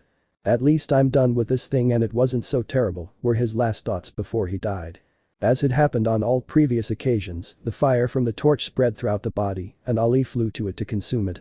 Amy watched, somewhat disgusted, the sight of her beast devouring the burning insect. She couldn't understand how it could eat while the fire crackled, and above all, it seemed incredible to her that this shy, whiny little creature was capable of such brutality. Had her training and harsh treatment twisted her like this? Or was there a hidden side to her nature that she didn't know about? When Ali had finished her unpleasant task, a curtain of flames engulfed her, completely covering her. The tamer screamed in horror at the thought of being burned alive, but when she noticed the champion's calm and patient expression, she remained silent. He seemed to know Godfrey well, and if she wasn't upset, there was surely no reason for it. Soon the fire went out, and Ali emerged with her wings spread in all her splendor. Apparently, nothing had changed about her, but something was different about her. Her eyes seemed redder, and a strange aura of power surrounded her. She looked intimidating and dangerous. But with everything Tammy had seen throughout her life, including her early childhood experiences, there were few things that could impress or frighten her. So, without paying too much attention to the bat's newly acquired power, she spoke to her with the same confidence and authority as always. "Badafrida, you have to stop running away like that. You can't just do whatever you want whenever you want," he said angrily. "Anyway, come here." She reached for his hand. Ali looked at her owner, and fear soon returned to her gaze, then she noticed Hollow jumping beside her, signaling for her to come with him. And there he was, with his heart torn between love and loyalty. The decision should have been easy, but it was becoming too complicated for him to make. The damage to his mind was severe. Breaking old patterns and habits could often prove to be a titanic task. Unsure and anxious, she began to look around for an alternative exit or something that might help her make up her mind. It was then that she noticed the battle arena and those participating in it. Even from a distance, she was able to recognize Hornet and Quirrell. Then her eyes filled with tears as she realized what was happening. There in front of everyone, Quirrell was on the floor with a needle stuck in his gut and with a badly wounded Hornet holding the gun. That image was the limit for Ali. Even in her darkest moments, she always held out hope that she might see them again, that she might be with the people who had cared for her, loved her, protected her, and whom she considered the epitome of good and right, but now she saw those same people in a brutal and nauseating scene, destroying each other. It was as if her faith in people had been stripped away, as if it were proof that the world was a miserable place where it was kill or be killed. Hornet held the needle in her hands, gripping it so tightly it almost hurt. The wound on her side stung, and a growing tiredness gripped her. All she had to do at that moment was kill Quirrell. Then she could defeat the butterfly without further complications, but she didn't want to make such a drastic decision. Even though he had already murdered many loved ones in his past in his eagerness to survive, he couldn't do it now, because something inside him kept telling him that they could both emerge alive from this predicament. However, time was running out, and he couldn't delay his decision any longer. He closed his eyes, not wanting to see his friend's expression when he died. And even in his final moments, he offered a silent prayer to whatever god was nearby to grant him a miracle that would allow him to save Quirrell. And then the miracle happened. The blood-curdling scream echoed throughout the coliseum, a shriek so horrifying it seemed to summon any insect's worst nightmares. Hornet turned her gaze and noticed a huge scarlet flame burning above the spectator stands. The fire churned and spread, inevitably beginning to consume everything around it. The insects closest to it were charred in an instant, and perhaps they were the luckiest, as they wouldn't have to live through the scarlet nightmare that would later overtake the rest. The red fire soon began to spread throughout the coliseum, and Hornet, paralyzed with fear, simply watched the spectacle. By the time she was able to react, all she could manage to say was, "Ali, but what have you done?" Scarlet fury. Screams of agony echoed throughout the coliseum, charred bodies littered the ground, and terrified insects scurried everywhere.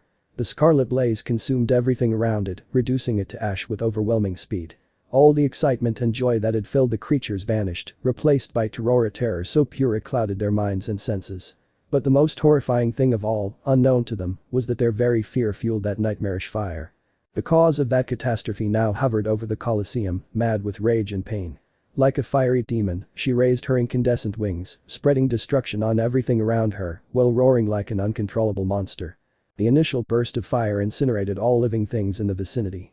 At the time, the poor bat didn't know what she was doing, and if it hadn't been for the Pale King, she would have killed even Hollow and the Tamer. But fortunately, the ghost still retained some magical characteristics from when it was alive. It was the ghost of a high-ranking being, after all. Thanks to this, it was able to summon a protective shield around the living, shielding them from harm, though to do so it had to consume the Hollow soul reserves. The soul was inherent to the living and the power source for all magic. Its inability to store souls was what prevented the king from using its powers. Hollow complained, noticing how he no longer had a shred of soul in his body. "A thank you would be nice," said the king angrily. "You can't die. You silly little fool. Well, there aren't many things that can destroy a shadow, one of those few things is the scarlet fire." "Exactly, Ollie could kill you for good." Godfrida Tammy said suddenly, looking at the sky with an absent gaze, making her presence known. "I didn't mean to save her," the Pale King declared. "I only extended the protective field around her and she happened to be right next to you. She was saved by pure chance." He sighed and also turned his gaze to the sky where Ali continued to spit fire at every living being that entered his field of vision. Like Godfrida Tammy said, "Hurt? What the hell happened to you? You're not like that. And you still dare to ask?" The Pale King said, annoyed. "After how you've treated her, after all the torment you've put her through, do you really wonder why she's like this?" "I haven't done anything to her she couldn't bear, she came to me as a weak whiny baby. I made her strong. I gave her what she needed, I made sure to protect her and train her properly, I did everything I could for her. You can't accuse me of not taking care of her. You may call it torment, but that's because you have the mentality of a weakling. I myself went through similar treatment in my youth, and look at me. Is there something wrong with me?" The Pale King would have liked to reply that there were too many things wrong with her, but he chose not to. What was he going to say? Tammy simply wouldn't understand. The king couldn't even imagine the kind of horrific existence this poor ant had led to twist her mind like this, to see it as normal and desirable to whip a baby ant, or to have her gagged almost hours a day. Deep down, he sensed that she had affection in her heart, but she was only capable of showing it with brutality, because that was all she had ever known. He sighed sadly and turned to his son. "We must stop her, Hollow, this is not only dangerous for others, she could hurt herself if she continues like this." He looked at Ali determinedly and began to take off his mask. "Hey. Wait, Hollow. What are you trying to do? Hide her in your shadow form? Didn't you hear what I told you a moment ago? Scarlet fire is one of the few things that can permanently destroy a shadow. Ali's out of her mind. She's attacking everything within range. She won't be able to recognize you. She could kill you. I've cared about your life for a long time," the ghost shouted. Then, noticing that he had raised his voice, he lowered his gaze in some embarrassment before continuing. "Please stop rubbing my mistake in my face. I'm quite sorry for what I did. Now I know how wrong I was. I've learned to know you better, I know that despite your condition, you and all your siblings are just like any normal insect, and I wouldn't want you to." Suddenly a light noise interrupted him, and he noticed the hollow mask on the floor and his son rising into the sky in his dark entity form. "Hollow." Hollow recognized that his father had changed in all that time, he had realized that he regretted what he had done, and now felt a true appreciation for him and his brothers, but he simply wasn't ready to forgive him, that's why he fled the scene, not wanting to hear it anymore. There were few bugs left alive in the spectator stands. Most had died or fled. Only the occasional insect remained, severely burned and with little chance of survival, while the flames increasingly covered the entire space. The corpse of the former lord of the coliseum burned along with his domain, crumbling pathetically, finally giving rest to that decaying body. The wood of the structure shrieked as it was licked by the fire, turning black and falling to pieces. The only thing still standing in that place was the enormous cage of the combat zone. In their haste to escape the threat, all the bugs had fled, including those tasked with opening the cage doors. Obviously, in their haste, they weren't going to worry about freeing the living combatants trapped inside. In fact, no one in the coliseum cared about anyone else. So now Hornet, Ben, and Quirrell faced the despair of seeing their end approaching without any chance of doing anything. The fire was growing and approaching at an alarming rate, raising the temperature to an almost unbearable level, pushing his endurance to the limit.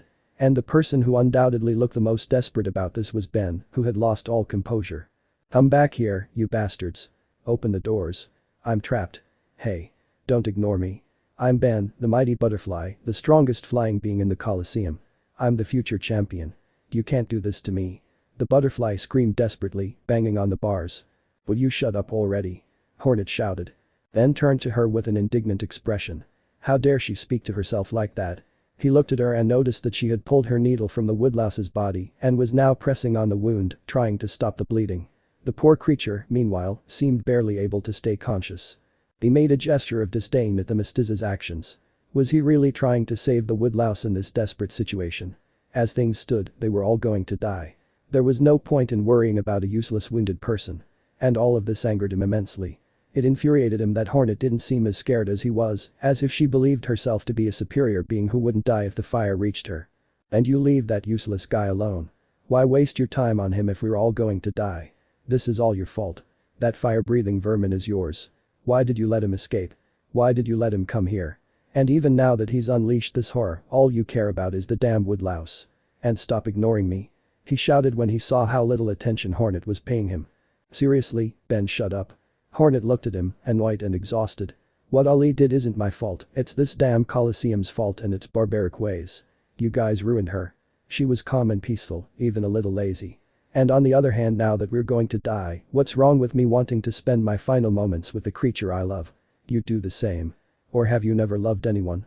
Had Ben ever loved anyone? What an awkward question to ask at such a time, for it stirred up old memories he didn't like to think about. Tammy, stop ignoring me. I asked you if you saw my battle today.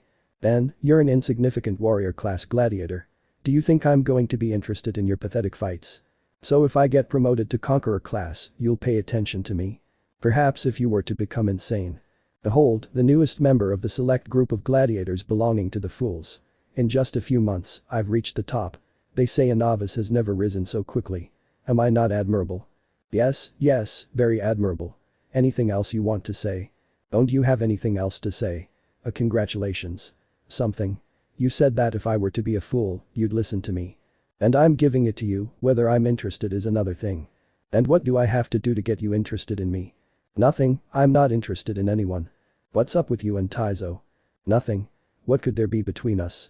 You spend more time with him than with anyone else. There must be something between you. If you're referring to something like a romantic relationship, I remind you that I'm a common ant, I don't have that kind of needs. So why do you always laugh when you're with him? Why do you seek him out at mealtimes? Why do you bother training with him? Just because I'm not interested in romantic relationships doesn't stop me from having friends, and Taizo is my friend. I like hanging out with him. His silly arrogance makes him a lot of fun. And why can't I be your friend too? Because I know you don't see me that way. And because I like Taizo more than you. What's so special about that pathetic rookie? He's so weak.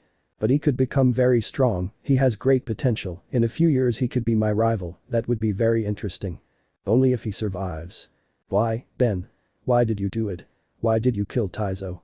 This is the Coliseum, you come here to kill or be killed, it was him or me. Taizo wasn't supposed to fight you. He was a rookie. Did you use your influence to arrange a fight with him? Who knows? Damn it. You killed my best friend. And now I finally see you paying attention to me. Was all this because you wanted my attention? Just for that? I won't give you that pleasure. I'll never be yours. Not even as a friend. You'll only have me when you take my life fighting for the title. Are you going to condemn yourself to loneliness? I will never be alone, I will always have Godofredo. I'm sick of the females ignoring him. He yelled, furious at the bitter memories. Then, mad with rage, he drew his stinger, ready to finish off the defenseless woodlice. Get ready for.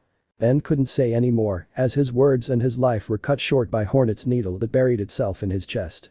The air escaped his lungs and his throat filled with fluids. How had it happened? It was only an instant, a blink of an eye in which Hornet managed to run from his place next to the woodlouse to his side.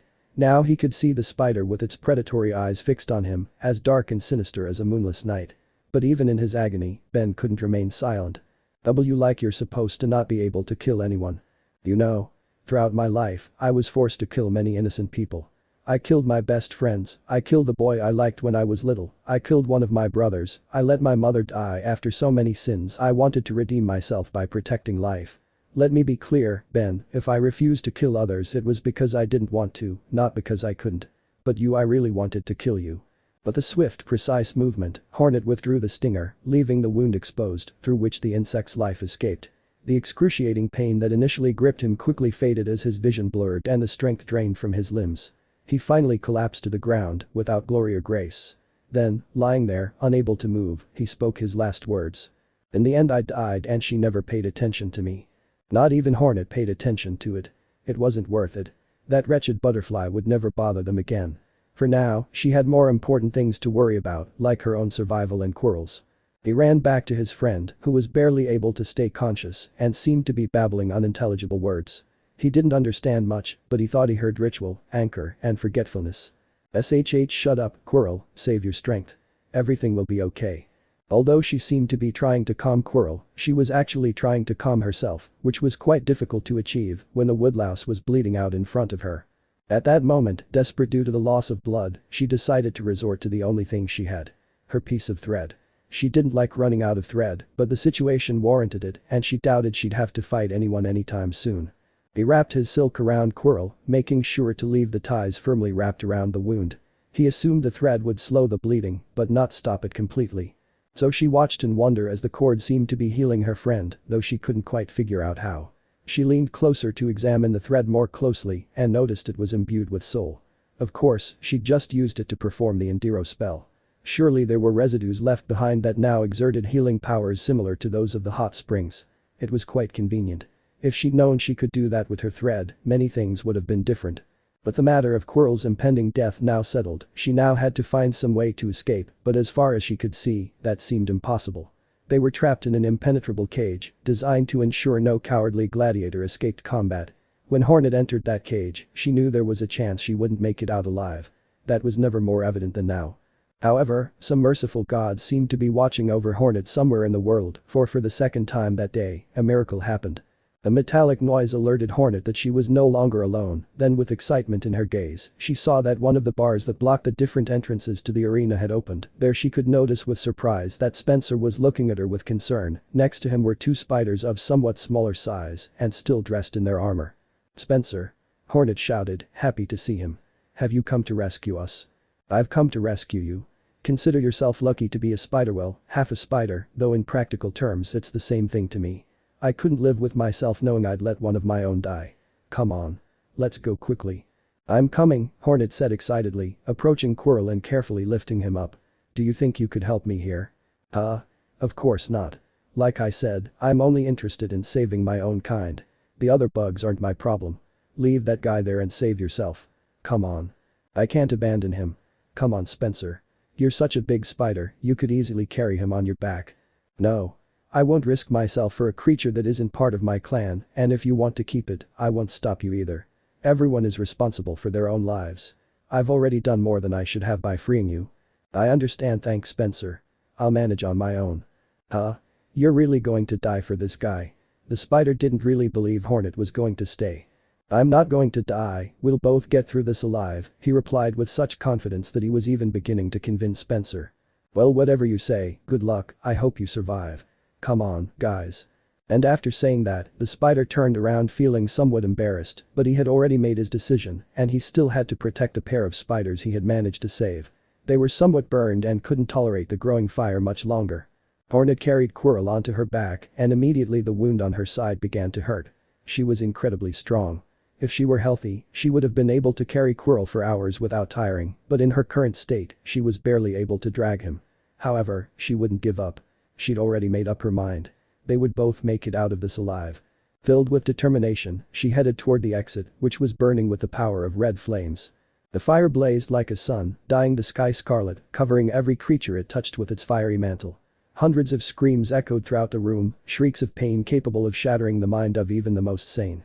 And in the midst of all this carnage, hovering over that den of perdition, a fire demon squawked, its wings covered in flames, while it dropped tears as hot as lava. Ali was out of her mind, haunted by her own nightmares, feeling lost and hurt, trapped in a world where everyone was evil and she couldn't trust anyone, so she lashed out at everyone. In that state of frenzy, Hollow found her, so desperate that she couldn't even recognize him. To her, he was just another terrible and terrifying enemy to be incinerated. That's why she didn't even hesitate to hurl her flames at him. The shadow dodged the fiery projectiles as best he could, though he couldn't avoid one grazing his side. He immediately shrank back, feeling the burn. His father had been right. The scarlet fire was capable of harming him and above all, of causing a lot of pain. Now he was truly scared. Ali roared furiously, opened her mouth and released a flame that covered her body, taking the appearance of a red sun, then she threw herself at Hollow. The poor, desperate to defend itself, took out one of its tentacles and with it lashed the hatchling, trying to repel it. This action only seemed to upset her more. That blow, so similar to that of a whip, reminded her that she had disobeyed an order. Now came a punishment. Her fear continued to grow. Seeking to defend himself at all costs, Ali took a deep breath until he inflated like a balloon and began to expel small, bright, red, and lethal fire bats, which flew toward Hollow, almost as if they were endowed with a life of their own. The poor shadow suffered more burns in his futile attempt to avoid the fiery beasts. That wasn't working. Ali's fire was too fast. If he continued like this, he would end up incinerated. This time, he decided to take an active role and went to confront the hatchling himself, taking a completely offensive stance. Upon seeing the monstrous shadow approaching, the little girl became even more terrified and began to desperately throw fireballs. Hollow ignored the attacks, extended his shadow whips, and struck each flame, instantly pulverizing it. Then, as soon as he had the bat in front of him, he wrapped his limbs around it, immobilizing it. The feeling of being trapped was a true torture for Ali. She had already been punished once by being chained, and it was one of the most horrible things she had ever experienced. At the mercy of any harm, any pain, and no way to defend herself, on that occasion, she had received 5 terrible lashes that had hurt for days. Of course, Tammy had taken great care to treat her afterward, treating her gently and almost lovingly. But as soon as she was better, he warned her that if she disobeyed again, he would not hesitate to whip her again. Being trapped in the Hollow's tentacles reminded her of that feeling, and her level of desperation skyrocketed. She began to cry hysterically, begging her father for help. Soon her screams mingled with the fire that began to spit out in a waterfall that climbed up the Hollow's body. The shadow immediately released its captive and moved away, shaking himself to extinguish the flames. That had been dangerous. A few minutes would have been enough to burn him completely, and now intense pain spread throughout his being. The worst part was that he was running out of options, and Ali only seemed to be getting worse by the second. It was then that a somewhat strange idea crossed his mind, but perhaps it might work. He began to extend and widen his tentacles, while thickening the base of his horns and streamlining the shape of his bulging eyes. As a shadow, he had no defined form. He only took the one that suited him best, so he could change his appearance at will, as he was doing now. Since he had heard Ali crying for her father, perhaps if he imitated her appearance she would calm down. The idea finally seemed to work. As soon as the little girl saw that silhouette with wide ears and wings, she stopped crying, stopped breathing fire, and flew toward it. "Daddy!" she cried out with joy. The shadow greeted her with a hug and welcomed her into its bosom, wrapping its dark wings around her. At first, Ali felt calm and happy, but it wasn't easy to fool her. This wasn't her father's embrace, and as soon as she realized, horror appeared on her face. "You're not Daddy." At her words, Hollow returned to his normal form without letting go of her, but now the little girl resisted his grasp, quickly becoming agitated again. Who was this shadow? What did it want with her? Was it going to hurt her? She was about to spit more fire when something stopped her. "Please stop," Hollow said, forcing his voice to the limit to be able to whisper. "I want to protect you, forgive me for not doing it before." Ali had never heard Hollow's voice in her life. Over time and through time, she had learned to communicate with him without words. And these whispers, despite sounding alien, provoked a special feeling in her, like the memory of something warm and beautiful that calmed her. She stopped fighting the shadow, then calmly examined it and immediately knew who it was. Mommy, tears fell from her eyes again. "Mommy, mommy, mommy, mommy." They both hugged each other in shock. Finally, after so much hardship, they were together again, and now they weren't going to let anything separate them. The Pale King was sick with worry. Following his better judgment, he had left the coliseum and stood outside, waiting for one of his children to appear. He had already seen several insects flee, some in better condition than others, but with each passing minute, his hopes dwindled and his fear increased. Now he paced nervously, apprehensively hugging the hollow mask. Suddenly, a familiar growl caught his attention, and he looked up. His heart leaped with joy as he saw the small bat and the shadow approaching from above. The worm extended the mask, and the shadow immediately entered it, resuming its usual horned beetle form. "I'm glad to see you safe," the king said sincerely. "Presumptuous," the king complained. "Don't say it was nothing. Look at your body, it's covered in burns." "I'm sorry," Ali sobbed, immediately feeling guilty. "Oh no, calm down, it wasn't your fault, you weren't well, you didn't know what you were doing. But it's all my fault if I hadn't run away. Hollow is right, it was just bad luck that you were captured, otherwise." "Godfrida." That scream was unmistakable. Standing there at the entrance to the coliseum was the tamer. She looked tired and had some burns on her limbs, but most of her body had been protected by the armor. "Godfrida, there you are. What are you doing there? Come back with me." He extended his hand toward her. Hollow immediately stood between Ali and the tamer, but then watched in horror as the little girl began to fly toward her. Could she still not overcome her mental dependence? Was she really going to return to her? However, the bat stopped mid-air and hovered in the air, staring sadly at the tamer. At that moment, she finally spoke. I'm not Godfrida." "Godfrida? You're talking?" the ant said incredulously. "Yes, I can speak, and I understand everything that's going on around me." She paused to gather her thoughts. "My name is Scarlet, that's the name my father gave me. People also call me Ali, which doesn't bother me. It's a pretty name. But Godfrey is awful." A pang of pain hit the ant's chest when he heard the bat's opinion about the name he liked so much. "You did a lot of bad things to me. You chained me up, you starved me, you hit me, you made me fight to the death, and Ali lowered her gaze in sadness. I don't hate you for that. You don't know how to be different. But I won't forgive you for making mommy cry and trying to kill Aunt Horny. No. I'll never forgive you for that. That's why I hate you and I never want to see you again in my life. The tamer wasn't able to respond. Those words sank deep into her core and left her frozen. She had lost her last ally. Then, in absolute silence, she re-entered the burning coliseum, where she disappeared for almost a minute. The group stood there waiting for some reaction from her, perhaps a surprise attack or some kind of desperate revenge, but nothing prepared them for what they saw. After that minute of waiting, Tammy emerged carrying 2 insects, one in each arm. One was a woodlouse and the other a hybrid spider, both unconscious, probably suffocated by the fumes from the fire. Hornet. Squirrel. The Pale King shouted. You damn girl. Do you intend to trade Ali for them? The tamer didn't reply, just stared at them in exasperation for long seconds, until finally, she carelessly and delicately threw the bodies outside, letting them thrash against the ground. That wouldn't kill them anyway. After that, the ant re-entered the coliseum, never to return. Inside, everything was hell, the heat was unbearable, and the smoke made it almost impossible to breathe. The structure was falling to pieces, while the last survivor contemplated the scene impassively. She could have escaped, she could have saved her life, but was there any life left to save? She was an ant without a colony, without family, without friends. She had lost Godfrey, who was all she had. She had lost Godfrey, who had been her comfort and her hope for the last years of her life, and now. All she had left, the coliseum, was burning in flames. For her, there was no future. Since her youth, all she had known were battles to the death, and she couldn't imagine any other kind of existence. That's why he chose to burn beside his hearth, to burn himself and let his black ashes mix with the white ashes of the worm. And in those last minutes of his life, he dedicated his final thoughts to Taizo and Godfrey, the only 2 friends he had in his life. Finally the tamer fell, that was her final battle. Welcome home. Ali opened her eyes and screamed in fear. She didn't recognize where she was and knew that leaving the tamer's room was dangerous. There were plenty of people who would want to kill her if they caught her unattended. He immediately began searching everywhere for his owner, his mind a whirlwind of confusion and fear that seemed endless. Until a caress and a voice calmed him down. Don't worry, Ali, no one's going to hurt you, Hornet said in a loving tone. Ali calmed down and looked around, realizing it was Hollow who was petting her.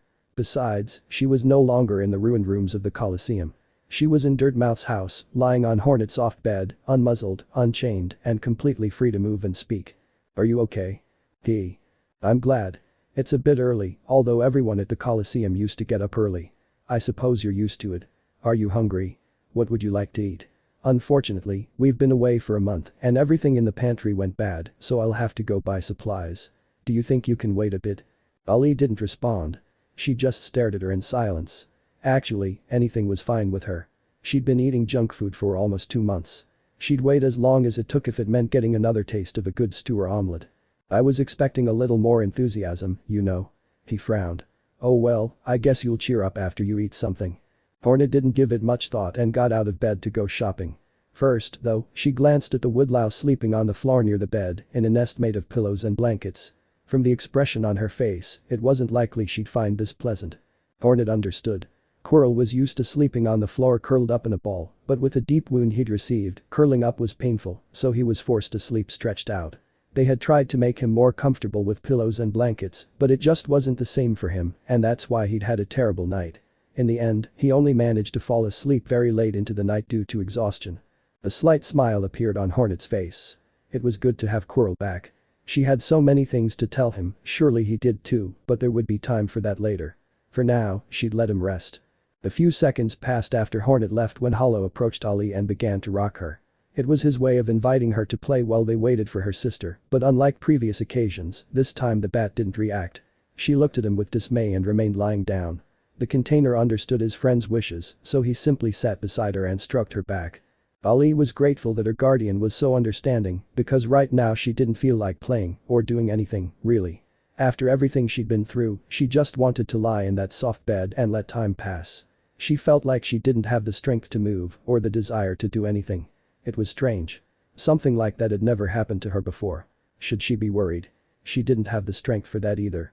Being home, warm, comfortable, untethered, and surrounded by people concerned about her well-being was like a dream.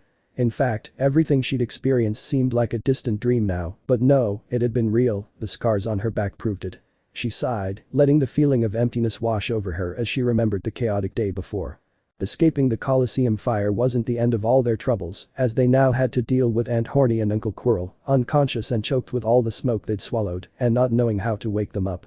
The children soon began to panic. Fortunately, the ghost of the Pale King knew how to calm them down and even wake the sleeping ones.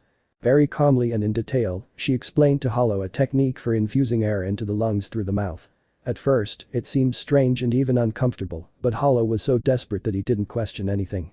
He placed his mouth on top of his sister and blew. Then he proceeded to press on the girl's chest just as he'd been instructed. On the third set, Hornet finally regained consciousness and sat up, coughing loudly and with watery eyes. After that, Hollow gave him a big hug, which his sister couldn't reciprocate due to her cough. When he saw her breathing better, the little one began to take care of Quirrell, and that's when the trouble began, because Hornet didn't care at all about seeing her brother kissing the woodlouse. It's a good thing the warrior was weak, otherwise Ali would have had a hard time holding her back while Hollow took care of his friend. At least when he saw the woodlouse was feeling better, he calmed down a bit, but that didn't stop him from getting angry with his brother and going 3 hours without speaking to him. What followed was a tortuous march toward the City of Tears. Wounded and weakened as they were, every step was a torment, pain seeping through their shells and deep exhaustion, forcing their eyes to close, but they kept going, unable to stop until they reached safety. The guards at the entrance to the city ran to their aid as soon as they saw them. It was wonderful for Ali to see that there were good insects in the world who helped others without expecting anything in return. At that moment, Hornet and Quirrell allowed themselves to collapse to the floor. They had reached their goal, they were safe, they surrendered to the will of their saviors. The guards who came to their aid recognized them immediately, as they were cockroaches, members of the city's public workers union, and, of course, part of Dan's large family. A friend of Dan's was a family friend and should be treated with the utmost courtesy, so they spared no expense to help them. They transported them to the city center and got a free pass to the pleasure house so they could treat themselves to the hot springs there. There, Hornet and Quirrell were able to recover from most of their wounds and get some food, although some of their injuries weren't fully healed due to leaving the water early. To be fully healed, they would have had to stay there all night, exceeding the house's operating hours. Not wanting to cause trouble, they decided to leave midway through the treatment, despite the cockroaches' insistence that they stay. The rest was a quick deer ride to Dirtmouth. Ali nearly cried with excitement when she entered the house. It was just as she remembered. Hornet did a quick check of the place, got rid of some trash, and built a nest for Quirrell. After that, everyone went to sleep and hasn't woken up since. Hornet's voice brought her out of her thoughts. Huh? They're still there? In the same place I left them? Are they sick or something? They should be running around or breaking things. Well, it's better if they don't break anything, but still. Ali just looked at her expressionlessly and Hornet sighed. Forget it, come and have breakfast. The meal was peaceful, though somewhat uncomfortable for Ali. He had gotten used to eating quickly at the Coliseum. Mealtime was the only time they took off his muzzle, but for a limited time. Tammy gave him exactly minutes to eat as much as he could. After that, whether he was hungry or not, they put the muzzle back on until the next snack. Now he could take all the time he wanted to eat, but it was difficult to break bad habits. Although the food was tasty, discouragement ended up ruining his appetite, which was very worrying for Hornet. Ali, what's wrong? She asked worriedly. Just give her some space, said the Pale King, appearing next to Hornet. After everything she's been through, you can't expect her to be in the best of spirits. But she ate very little. Don't you think she looks a little thinner? Thinner? I think she looks more muscular. Look at her, she looks strong and fierce. I look ugly, the bat began to cry. Oh no, look what you've done, old man. What? No, I didn't know, Ali, you don't look ugly. You're still pretty, even with that super developed body and those hideous scars. Why I. Better shut up. And just then, to make matters worse, there was a knock at the door. Hornet had no choice but to go see who it was while her brother tried to comfort the little girl. As soon as she opened the door, she was greeted with a warm hug from Dan and Bretta. Hornet. They shouted in unison. Eyes? How? My uncle Keepy told me you had been found badly injured, said Dan, stepping back a little to examine her carefully. At least it looks like they were able to treat you well, you don't look hurt. I wasn't that hurt. Are you sure? Said Bretta with her usual warmth. Remember that your idea of what it means to be hurt is a little extreme, Hornet. Hey. If I say I wasn't hurt, it's because I wasn't. After the hot spring treatment, I'm as good as new, unlike Quirrell, who is still suffering from a lot of pain in his shell. Quirrell is hurt. Bretta cried out in panic. Where is he? Where is my knight in shining armor? I must see him. Translated with DeepL.com, free version, a certain anxiety settled in Hornet's stomach. She knew that Bretta was in love with Quirrell. For a moment, she was tempted to slam the door in her face, but she was her dear friend, and that would be very cruel, so she swallowed the jealousy that was overwhelming her and opened the door, allowing the beetle to enter. Of course, Dan came in too. He was also worried about the bug, which partly reassured Hornet that Bretta wouldn't be left alone with her beloved. When the pair of insects entered, Hollow had already managed to comfort Ali, who was now calmer in his arms, practically wrapped around him. "Hollow. Long time no see." Dan greeted him, approaching to share a friendly handshake. "And is that Ali you have there?" Hollow loosened his grip on the little girl a little to allow the beetle to see her better. As soon as Dan laid eyes on the bat, he was quite surprised. "That's Ali. But what happened to her? She looks awful." Dan wasn't referring to the bat's battered, muscular body, but rather to her swollen, tear-filled eyes. But no matter the reason, Ali took it the hard way and burst into tears again. "Di-I-Irg. Soifia-Iya. Jai-I-Irg. I feel like my head's going to explode," Bretta complained. "Hornet, do something." "I don't know what to do," he said, covering his ear canals. "Dan. You made her like this. You do something." "And what do you want me to do?" In the end, neither of them knew how to quiet Ali. The poor thing continued screaming for a couple of minutes while Hollow tried his best to calm her down. Eventually, the noise was so loud that Quirrell woke up and despite all his pain, he got up from his nest and walked to the room where the commotion was. "My Blue Knight. What's happened to you?" Bretta said, horrified by Quirrell's deplorable condition. "Hello Bretta, hello Dan," the woodlouse greeted listlessly, then turned to the bat. "Please, calming a child isn't that difficult." Quirrell reached up to his head and from the scarf he was wearing, pulled out a worm, a sweet treat most children loved. Then, without delay, he popped the worm into Ali's mouth.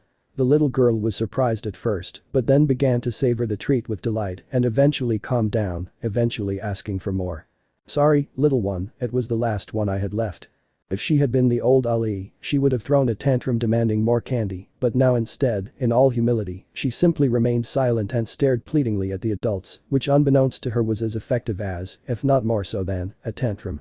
"Don't be so upset, Ali. I'll go buy more candy worms," Hornet said, agitated, fearing that Ali's mood would worsen again. "What do you say, guys? Should we go shopping? I'll tell you everything I've been doing this past month." "I'll stay with Quirrell," Bretta said almost immediately. "No." Hornet said more effusively than she intended. The two girls stared at each other for a moment and tension filled the air. They were both good friends, but they were in love with the same creature, a drama so common and so cruel in the world that it kept repeating itself over and over again. What was more important? Loyalty or love? Could friendship still prevail in that situation? Dan was quite lost and didn't quite understand the situation, while Quirrell, on the other hand, knew exactly what was going on. The woodlouse decided to put an end to the silent fight, so he turned around and went back to the bedroom. "Go with them Bretta, I'm not good company today," said the insect, opening the door to the room. "But..." The beetle couldn't reply, Quirrell closed the door and didn't want to know anything else. "Is it just me or is Quirrell feeling a bit grumpy today?" Dan said. "I'd love to see you with a smile on your face if you were facing such pain and had barely slept all night," Hornet said. "And I suppose that's why she's not very keen on visitors." He said this last bit, trying to assuage Bretta's sense of grief. "Yes, I suppose that's understandable," whispered the beetle with deep sadness. "Anyway, let's go buy some candy worms," Hornet said, abruptly changing the subject. "Hollow, Ali, we'll be back soon." "Try not to break." Ali lay listlessly on the floor again, while Hollow stroked her back. "You better try to play a little. It's no good for you to be like this." The three adults then left the room, leaving the minors alone. Any tension that might have existed between Hornet and Bretta was forgotten or rather, hidden during their shopping trip. The mixed-race woman made sure to tell them all about her adventures at the coliseum, of course, trying to soften the story a bit. Bretta wasn't much for violence. For their part, his friends also shared some news. Dan had finally gotten a permanent job as a deer walker, where he was doing quite well and rarely having accidents, which had made his mother less worried about him. He had also recently started courting a pretty little woodlouse with whom he had serious intentions. Apparently, the shy and insecure young man Hornet had met just over a year ago had grown into a splendid adult. Bretta, for her part, had released her second book, which had been very well received. Her popularity had grown, and she was now receiving countless letters from her fans. She had never felt so happy, loved, and respected. Her life was now very different from the sad childhood she had endured. They finally agreed to meet up one of these days to go out to a bar or something. So with a smile, Hornet said goodbye to his friends, thanking them for the warm welcome. And in contrast to the joy outside his front door, the inside looked extremely depressing. Sitting quietly in an armchair, Hollow was reading a book with Ali leaning against it, staring absently at the ceiling. This was definitely worrying her. Hollow liked to read a little from time to time, but he never lasted long, and Ali was usually always hovering around planning some mischief, so seeing them standing there so calmly was getting on her nerves. "Seriously, you two just sat there the whole time I was gone?" They both nodded. "I can't believe it." Hornet put a hand to her face, somewhat worried. "Well, that's enough rest for today. You two need to get some exercise. Now go outside and play." "I don't want to," Ali said curtly. "What do you mean you don't want to? Come on, Ali. You can't stay locked up all your life, and besides, don't you want to go to the circus to see your father? You haven't seen each other in 2 months." A shiver ran down the little girl's spine. This was a meeting she dreaded. The last person she wanted to see was her father. She was afraid of being rejected by him. He would surely disown her when he saw the hideous creature she had become. "They decided," Hornet said, walking up to the children and taking them in his arms. "Now you two will go to the circus to see Grim. If we keep putting off meeting him, one of these days that bat will show up here to claim our heads, so go ahead." Hornet nearly threw them out of the house and quickly closed the door to make sure they couldn't get back in. That's how Ali and Hollow met on the streets of Filthmouth, and although the little girl didn't want to, Hollow agreed that it was appropriate to introduce themselves to Grim, so they headed to the company. "But it's the prodigal daughter returning," Divine said as soon as she saw them. "Oh. I see the flame burning in all its splendor. Congratulations. You have completed the ritual. The master will be more than pleased. In fact, you should hurry to see him, for the last month he has been very grumpy, and our poor Brum has had to pay the consequences, hahaha. Although I admit that the show the other day was quite interesting." She smiled wickedly, while the miners just tilted their heads wondering what she meant. "Forget it, just go into the tent, okay?" They both entered the tent and headed to the main dance floor, where, as usual, Brum was playing his sad songs on the accordion, although this time, for some reason, the insect was wearing prop ears. The creature just gave them a grim look. "Don't ask, go see the teacher." They hadn't taken 2 steps when a flame materialized in front of them, from which emerged Grim, who out of nowhere launched a claw at Hollow, who barely managed to dodge it. The little one immediately went on guard and pulled out his stinger, noticing the bat's furious gaze, which looked even more intense thanks to the scarlet of its eyes. At that moment, it looked like a bloodthirsty monster. "You wretch," the bat hissed, trying hard to maintain his elegance, though it was obvious he was having a hard time. "How could you deprive me of my offspring's presence for almost 2 moons? You Scarlet," he suddenly exclaimed, noticing the little girl. "What happened to you? You look terrible." That was too much for Ali. She knew her father would find her ugly and dislike her, but that didn't make it any less painful. Her father was the king of beauty and elegance. A hideous monster like her wasn't even worthy of his presence, so she couldn't help but fall to the floor and burst into tears. "Jai-irg. Sorry daddy. Jai-irg. I'm sorry. Jai-irg." Ali expected a rejection and perhaps some insults, which is why she was so surprised when warm hands took her and gently cradled her. The little girl looked up and met the sweetest look her father had ever given her. "Why do you beg for forgiveness, little one?" "Because I'm ugly now. I'm ugly and you won't love me anymore." "Oh my little one. While I venerate beauty and elegance, my affection for you will not waver for being less graceful. The affection I profess for you has the strength of a mountain and will not diminish for trifles. Regardless of your appearance, I am filled with joy to have you in my arms, alive and well." The ritual of the Scarlet Flame is extremely dangerous, and few are the offspring who manage to overcome it. This task is even more arduous for the maidens. After so many failures before you, so many offspring lost, it is a miracle that you are here, and because of that, to me there is no treasure more beautiful than you.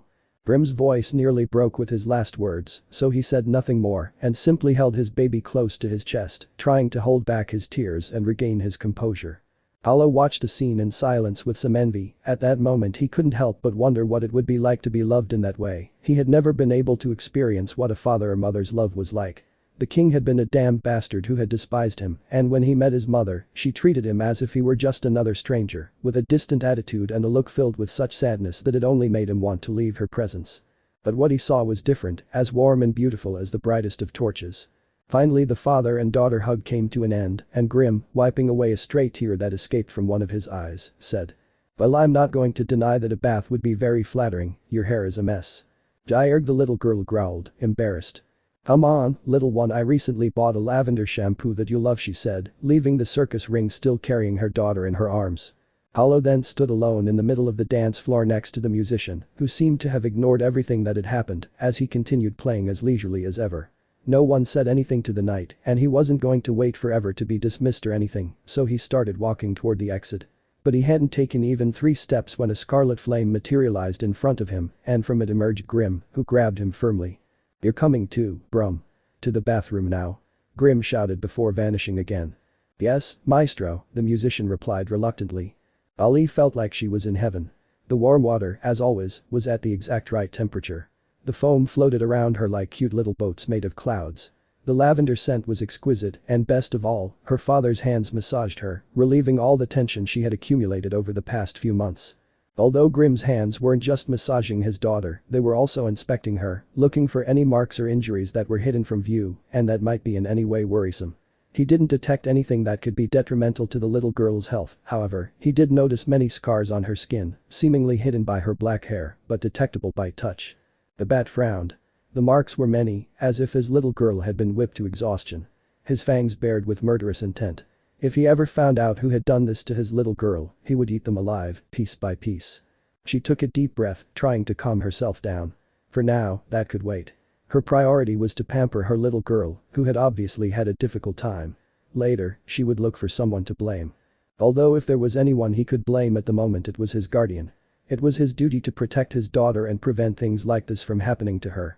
He looked resentfully at the tub where Brum was bathing him, although Hollow's bath contrasted completely with Ali's. For him there was only cold water, cheap soap and a rough brush with which Brum was scrubbing him. "Brush harder, Brum, so that he is clean of all sin." "Yes, master," the musician answered, rubbing Hollow harder, causing him quite a bit of pain. By the time the bath was over, Ali felt refreshed and energized, while Hollow's shadowy skin burned. She could feel Grim's resentment in every inch of her body, but it was nothing compared to the icy glare he was giving her now. "Tonight Scarlet will rest in my domain, go away." No more words were necessary, Hollow almost ran out of the circus without looking back. "Mommy left without saying goodbye," Ali said, somewhat embarrassed. "Don't worry about it, dear, it's not worth it. Let's play a game instead, shall we?" Shy. Jyerg. The famous games Grim and his daughter played were actually circus tricks, but she associated them with games. After all, they were quite fun to play, which is why she loved the circus so much. Everyone played there, even the adults. Ali discovered that thanks to her newly acquired muscles, performing the tricks her father suggested had become much easier. She was now faster and more precise in her movements. In the end, something good had come out of her traumatic experience, although she wasn't entirely sure it had been worth it. But for now, she was just having fun jumping through the rings her father threw into the air and setting fire to the red flowers he conjured out of thin air. After a couple of hours of practice, Grim decided she'd had enough and it was time for dinner. This time, Ali was much more willing to eat. Her mood had improved greatly thanks to her father's care, and after playing so much, she had quite an appetite. The troop's cook had taken charge of preparing all of the little girl's favorite dishes, and she of course delightedly tried them. Although her father had to scold her several times for eating too quickly, this was somewhat frustrating, but it didn't stop her from enjoying her dinner. Once she had finished her meal, it was clear that Ali was feeling tired as she openly began to yawn, her eyes closing on their own. "What's wrong, little one? Is the realm of dreams crying out for your presence?" Ali simply nodded, yawning again. "It's a bit early to rest, but if exhaustion overwhelms you, we can go to sleep sooner. Anyway, I cancelled today's performance." Ali looked at him somewhat worriedly. "Don't blame yourself for it. I wanted to dedicate all my time to you today. Tell me, would you like to rest by my side?" "Shy," said the little girl. "Come on, honey, to the wood." The expression Al Madero to the wood was the equivalent of saying Al Akame to the bed. This was because Grim didn't sleep lying down like most living beings. He slept hanging from a piece of wood in his room. Ali also used to sleep on her head, but when she had to move in with her guardian, the need to stay close to him prevented her from finding a comfortable place to hang from most of the time, so she got used to sleeping on the floor or in a bed rolled up in her wings. But although she could sleep that way, she wouldn't deny that she felt much more comfortable upside down. When Grim arrived in the room, he flapped his wings and rose to the beam where he hung upside down, then extended his arms, leaving his chest uncovered.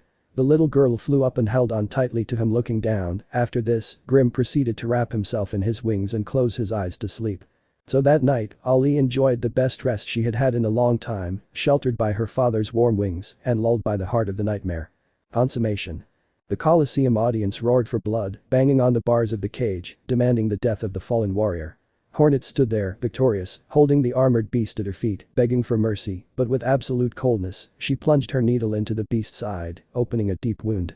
Then, as if her body moved on its own, Hornet buried the needle deeper, hearing her insides tear. The poor victim, barely able to move and suffering her last seconds of life, removed her helmet, revealing her identity. Whirl. No. Curiel.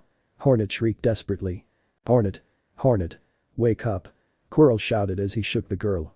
Slowly, the mists of the nightmare seemed to fade, and still panting, Hornet looked down at her friend. There he was, alive, in one piece, and looking at her with concern. She couldn't help but throw her arms around him and hug him tightly, although her strength was somewhat too much for the woodlouse's body. Hornet, I'm not breathing. Ah, sorry. She immediately let go of him and retreated into her bed, moving away from him. Sometimes I forget that I'm much stronger than you. She looked at him guiltily. I guess it would be ridiculous if you survived a battle in the coliseum against me only to end up dead because of me. Hornet's eyes began to moisten. Calm down, Hornet, don't torment yourself over it, nothing happened in the end, said Quirrell, sitting on the bed and placing one of his hands on his friend's shoulder, but she pushed him away with a slap. That's a very simple way of looking at the problem. I was really ready to kill you. She looked at Quirrell worriedly. I know, Hornet, and I don't blame you. It was an extreme situation. I had my mind controlled by an outside force, and you were almost dying. Besides, I know that if you tried to take my life, it was only to save me from being that hateful butterfly's puppet. Under normal circumstances, you would never hurt me. Of course not. Normally, I'd protect you with my life. He looked sadly at the wound the woodlice had on his side. But I'd probably make a pathetic guardian. Just look at the way I've left you. I didn't think all this would affect you so much. Well, I tend to hide my anxieties. I have to be strong. I can't let Hollow see me falter. And right now, Ollie needs everyone's support to overcome everything she's been through, so I forced myself to keep a smile. But it's getting harder and harder. I feel like she's falling apart. Then drop it. And Hornet began to cry. A chill ran down Quirrell's spine. Seeing Hornet cry wasn't normal. Not normal at all. She must have been really upset to react that way. Fortunately, before he could take any action, Hornet calmed down and began wiping her tears with the sheets on her bed. I'm sorry, Quirrell. It's just that this whole situation brought back unpleasant memories. Problems I thought I had overcome, but I suppose those old ghosts will haunt me until the end of my days. What ghosts? Well, Hornet seemed somewhat hesitant about whether to tell her or not, but in the end with a sigh she decided to speak. You know that I lived through the entire process of the infection in Hallownest. I saw with my own eyes how harmless insects slowly transformed into empty shells, plagued by death and pestilence. I saw how families succumbed to the infection, how mothers attacked their own young to infect them. I saw how everything fell apart. I saw how my friends in deepness turned into monsters who only wanted me dead, and I also saw how they died by my own hands. Hornet.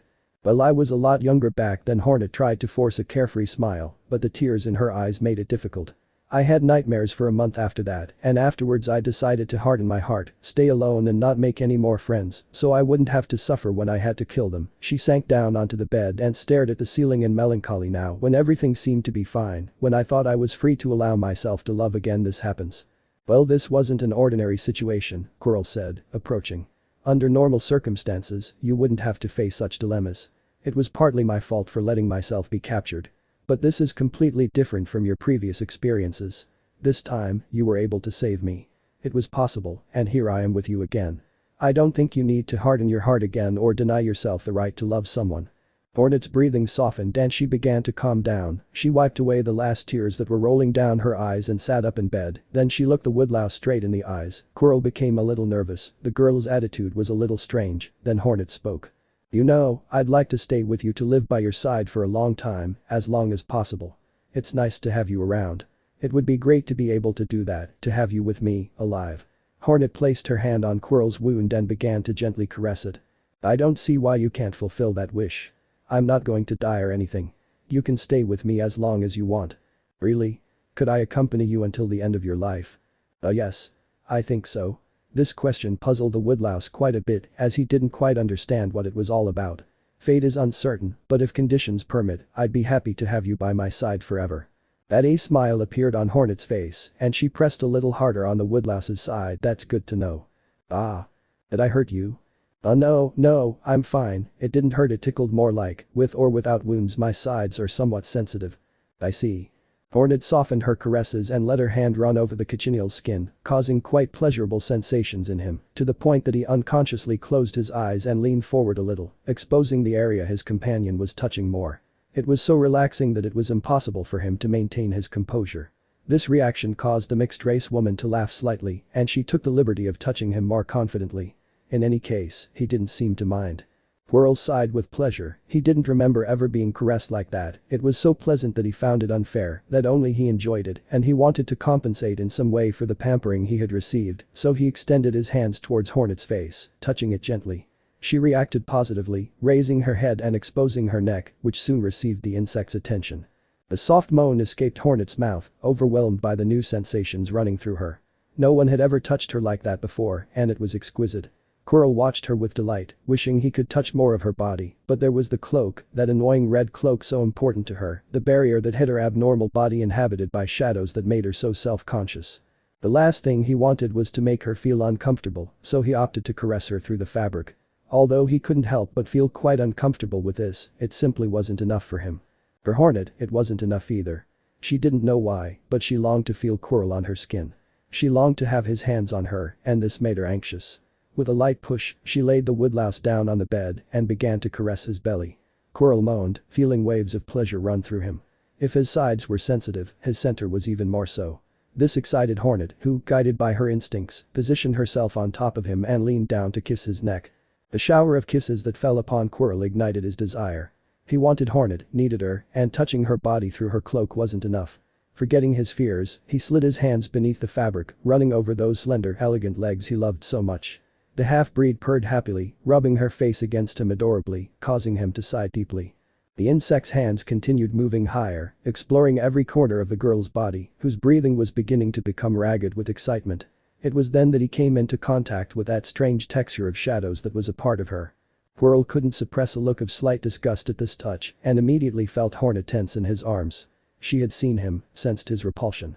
The scout looked at her worriedly and noticed the sadness and shame emerging in those dark eyes. The greatest complex of the war surfaced. Her worst nightmare was now a reality. She was rejected for her looks. She was disgusting, repulsive, foul-smelling, abnormal, undesirable. Of course Quirrell didn't think that. He wouldn't deny that he'd prefer to touch a normal hard shell like any insects, but it didn't cause him too much conflict either. Even with that strange skin, he still desired Hornet. But she was already feeling hurt and was beginning to slowly withdraw, but he couldn't allow it. He couldn't let her leave with that sadness in her eyes. So, using all his speed and strength, he pulled her towards him and kissed her. Hornet's eyes widened in surprise, then closed in pleasure. This kiss was very different from the one she'd received from Tobu, especially because it was so desired. It was deep, warm, and passionate. A few sighs escaped her at the meeting of their tongues. Her hands clung to Quirrell's as he resumed the task of caressing her body, this time touching it with more confidence, even the parts made of shadows. It still seemed strange to her, but she'd get used to it. Now all that mattered was making the girl feel good. Soon the cloak that protected Hornet's body from the gaze of others began to be more annoying than desirable. Quirrell wanted to take it freely, and she longed for the same. So, without shyness or complexes, she stripped off her clothes, leaving herself naked and fully displaying her anatomy.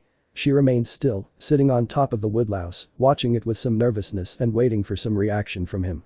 Quirrell was simply happy to see her free and in all her splendor. "You're beautiful," he said softly. "You think?" "I don't think so, I'm absolutely sure." Hornet felt herself faint with love and fell onto him, demanding his mouth, which Quirrell gladly offered. The woodlouse surrendered to the pleasure, letting the girl do her bidding. It was delightful to feel her rub against his belly or tickle his tail, but despite his enthusiasm, a certain inexperience in the arts of love was noticeable. Quirrell was much more confident and had a preference for certain areas to stimulate, which seemed to be Hornet's most sensitive. The girl dissolved into moans of pleasure when she felt him caress her lower belly or brush against the back of her legs or even receive those delicate kisses on her neck. The woodlouse felt strangely familiar with that activity, or perhaps it wasn't so strange.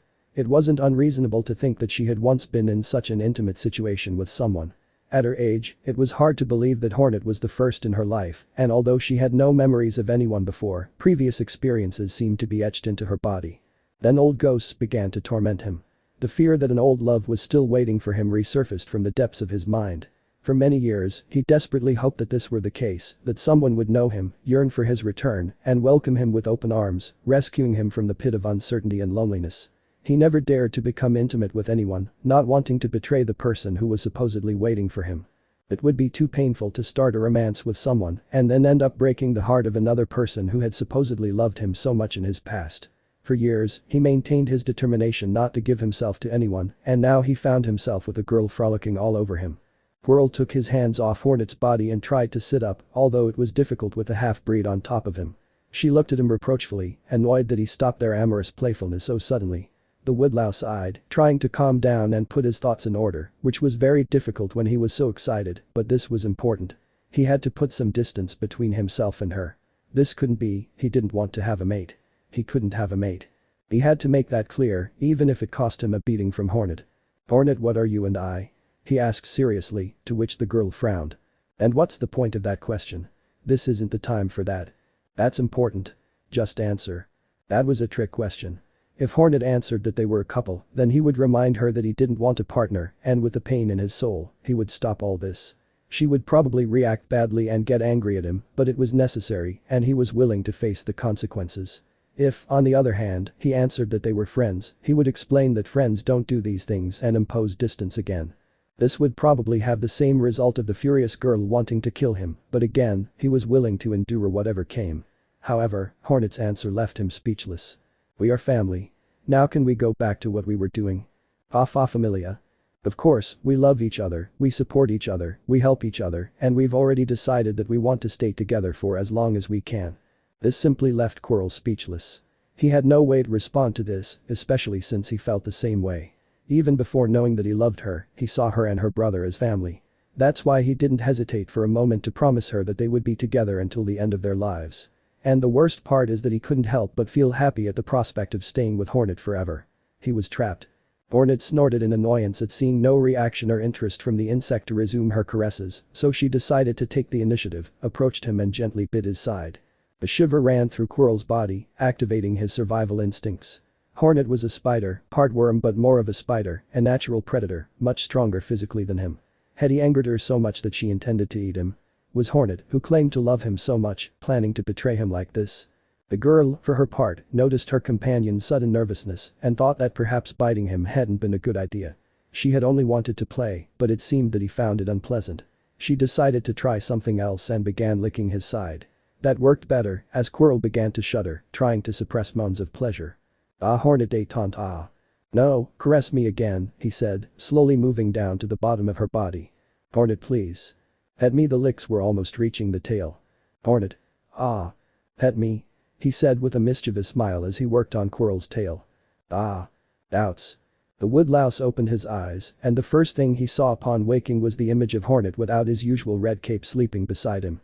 A tingling sensation ran through her stomach as she gazed at the mixed-race woman. She looked so calm, peaceful and beautiful that at that moment the temptation to kiss her was too much. This dream was turning out to be very pleasant. Suddenly, Hornet sighed in her sleep and gently squeezed Quirrell's hand. Quirrell suddenly snapped back to reality and realized that nothing he was seeing was a dream. He had fallen asleep curled up in Hornet's bed with her naked beside him.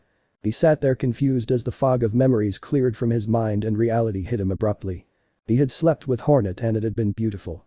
Now he could remember the incident more clearly, the glances, the caresses, the words of love. Hornet had given herself completely to him, showing him a side he'd never seen before. She always seemed stern and bad-tempered, but deep inside, there was a sweet and mischievous girl, one who was now his and no one else's. And this situation made him feel guilty. In reality, he hadn't done anything wrong. They loved each other. They were adults. They had both agreed on what had happened and were in a position to face any consequences that might arise. However, he couldn't help thinking that the situation was too advantageous for him. Hornet was an extraordinary girl, beautiful, powerful, and imposing. She was also a princess, perhaps of a fallen kingdom, but in the process of rebuilding, the legitimate heir. If she decided to claim the throne, she would easily obtain it, along with everything that entailed. If she wished, she could obtain power, riches, and territories, all within her reach. But even if she decided not to become queen, she already had enough. She owned a house and technically owned an entire village in Deepnest. She had influential friends, enviable physical strength, and after her time at the coliseum, a modest fortune. In return, what did he have to offer her? He was a vagrant with no fortune or power, not even a family or memories. Until now, that had never really bothered him, but now it was different. He had someone he cared about and to whom he was willing to give everything he had, which was nothing. Add to that the possibility that someone from his lost past might suddenly appear to claim him, and it made him a terrible choice as a partner, and that hurt because he truly wanted to be with Hornet. No longer able to deal with her insecurities, she got out of bed. The slight movement she made as she got out shook Hornet a little, and she sighed in her sleep with a look of complete happiness. Quirrell blushed at the sight. The girl looked so pretty that it made him want to wake her up and take her again. He left the bedroom and headed to the kitchen to get some water, then had a rather unusual vision. Hollow was heating water in a pot, and next to him, the Pale King seemed to be giving him some instructions. Not yet, Hollow, wait for it to boil. Whenever. Is it really that hard to wait for the water to heat up? Hello, Quirrell greeted, trying to hide a certain nervousness that suddenly ran through him. What are you doing? Bulka soup, the king replied. Or at least that's what we try to do. I didn't know you like that, Hollow. He says he doesn't really like it that much, but after burning his last 2 attempts at food, it's his last option. This information left Quirrell quite worried. Looks like cooking isn't your strong suit, Hollow. I think I'll finish the soup. You go find something to do, okay? Quirrell set about preparing the soup. Having something to do usually helped him clear his mind and think things through better, but for the first time, this wasn't helpful. Even as he chopped the vegetables, he couldn't shake the thought of being unworthy of Hornet. She deserved better, much better. In fact, he still found it hard to believe she'd ever been willing to give herself to him. Now he felt like a piece of trash. Why didn't he think twice? What should he do? Probably if he raised his concerns, she'd insist that he had nothing to worry about, that she wanted to do it. But an insect in love can do a lot of stupid things. Although Quirrell had to admit that he was in love too, but he wasn't one for letting himself be carried away by passion. On the other hand, Hornet, he wasn't really sure. He had to admit that sometimes she could make decisions coldly and objectively, putting her feelings aside, like when she decided she'd rather kill him than let him be a mental slave. A chill ran down his spine. It had all started with a conversation about that very topic, only to end with him promising her they would be together until the end of their lives. But perhaps he would be forced to break that oath. He had to protect Hornet. He couldn't allow her to make a foolish decision by taking him as a partner.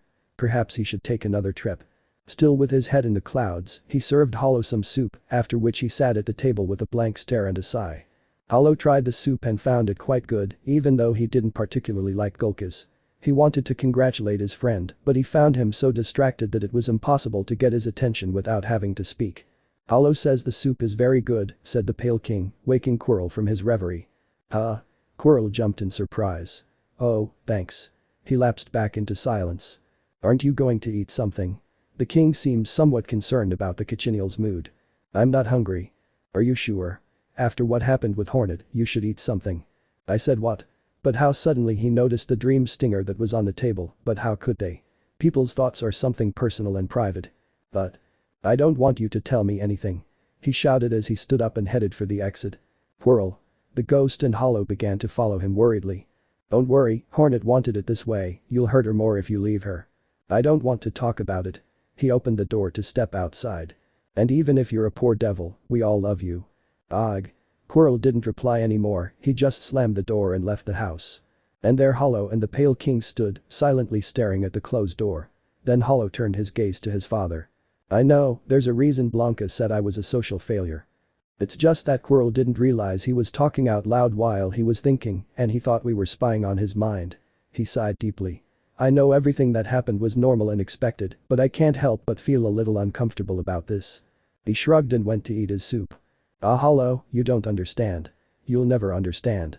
The heart of the nightmare realm looked just as the little girl remembered, with that strange red atmosphere and its thick, hot air.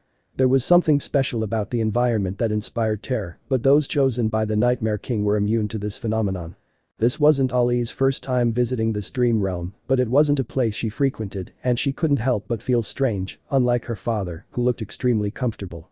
However, they had already explained to her that when she finished the ritual, she would become a complete servant of the Nightmare King, and she would have to come to this place frequently to give an account to the god, so it was best to get used to it. He continued flying alongside his father until they reached that strange red formation hanging in the sky. It was something difficult to describe. It was a kind of scarlet cocoon that throbbed like a heart. My lord, Grim said, bowing, which his daughter imitated. A new servant has emerged.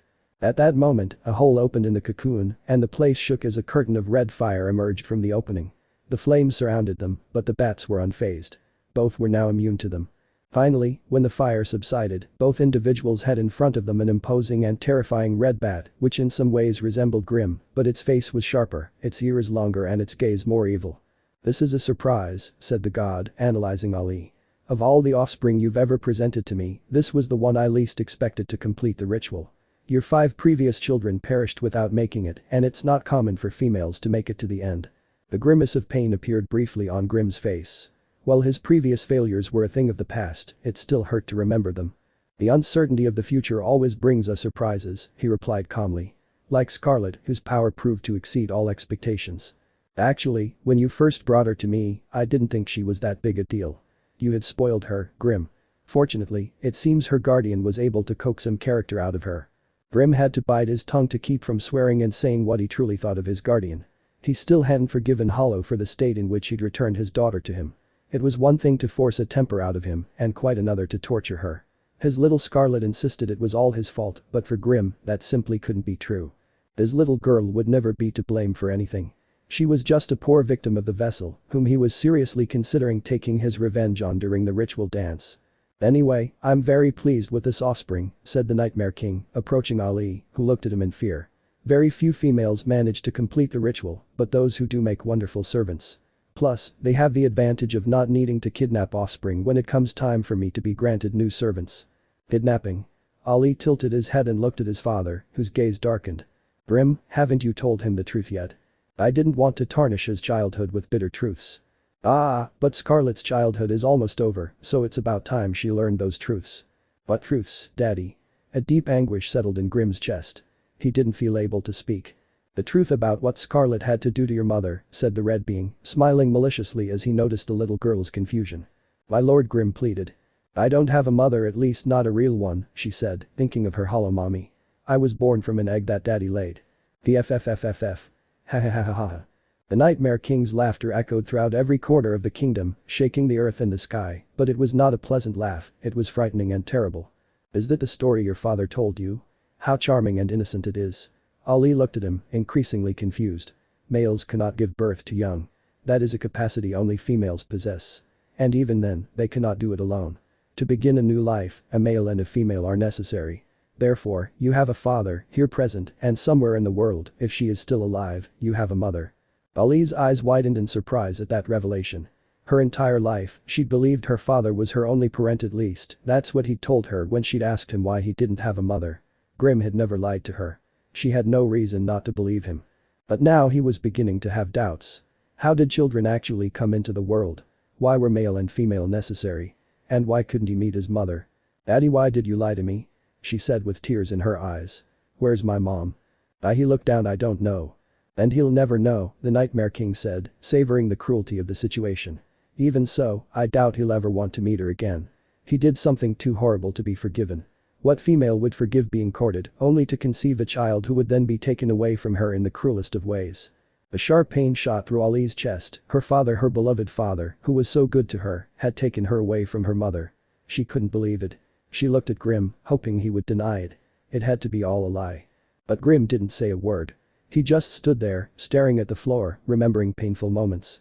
He could still hear the screams of the mothers begging him not to take their children.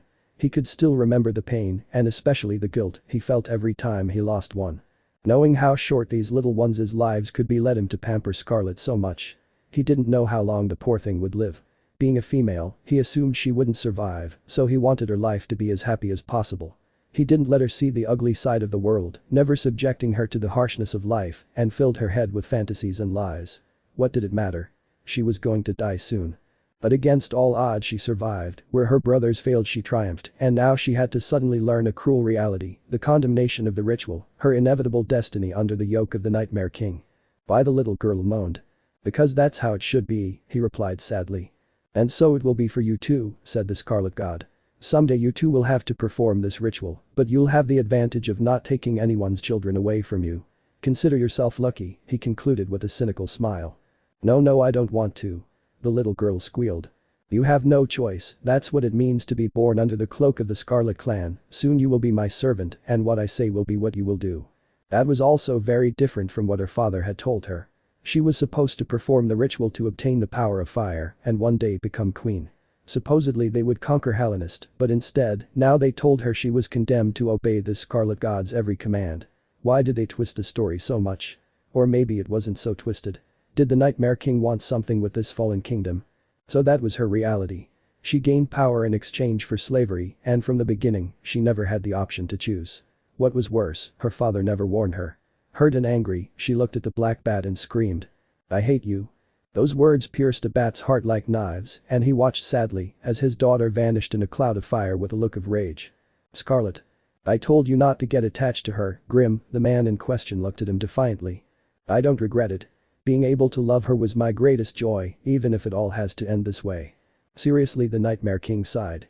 I'll never understand these earthly beings. Quirrell sat on the familiar bench in the middle of the road, his gaze lost in thought and anguished expression. The fact that the Pale King and Hollow knew what had happened only increased his insecurities. He still didn't fully understand why no one had reproached him for what he'd done. Did they really think it was right for them to be together? Well, he understood about the Pale King. He'd been teasing him for months about how he and Hornet would be a good couple, but that was because he saw him as a sort of personal advisor who would be very useful in governing the kingdom. He wasn't sure he cared that much about his daughter's well-being. Hollow's attitude puzzled him even more. In the coliseum, he tried his best to scare away every creature that tried to get close to his sister with other intentions. Why didn't it do anything to him? Did he consider him worthy of Hornet?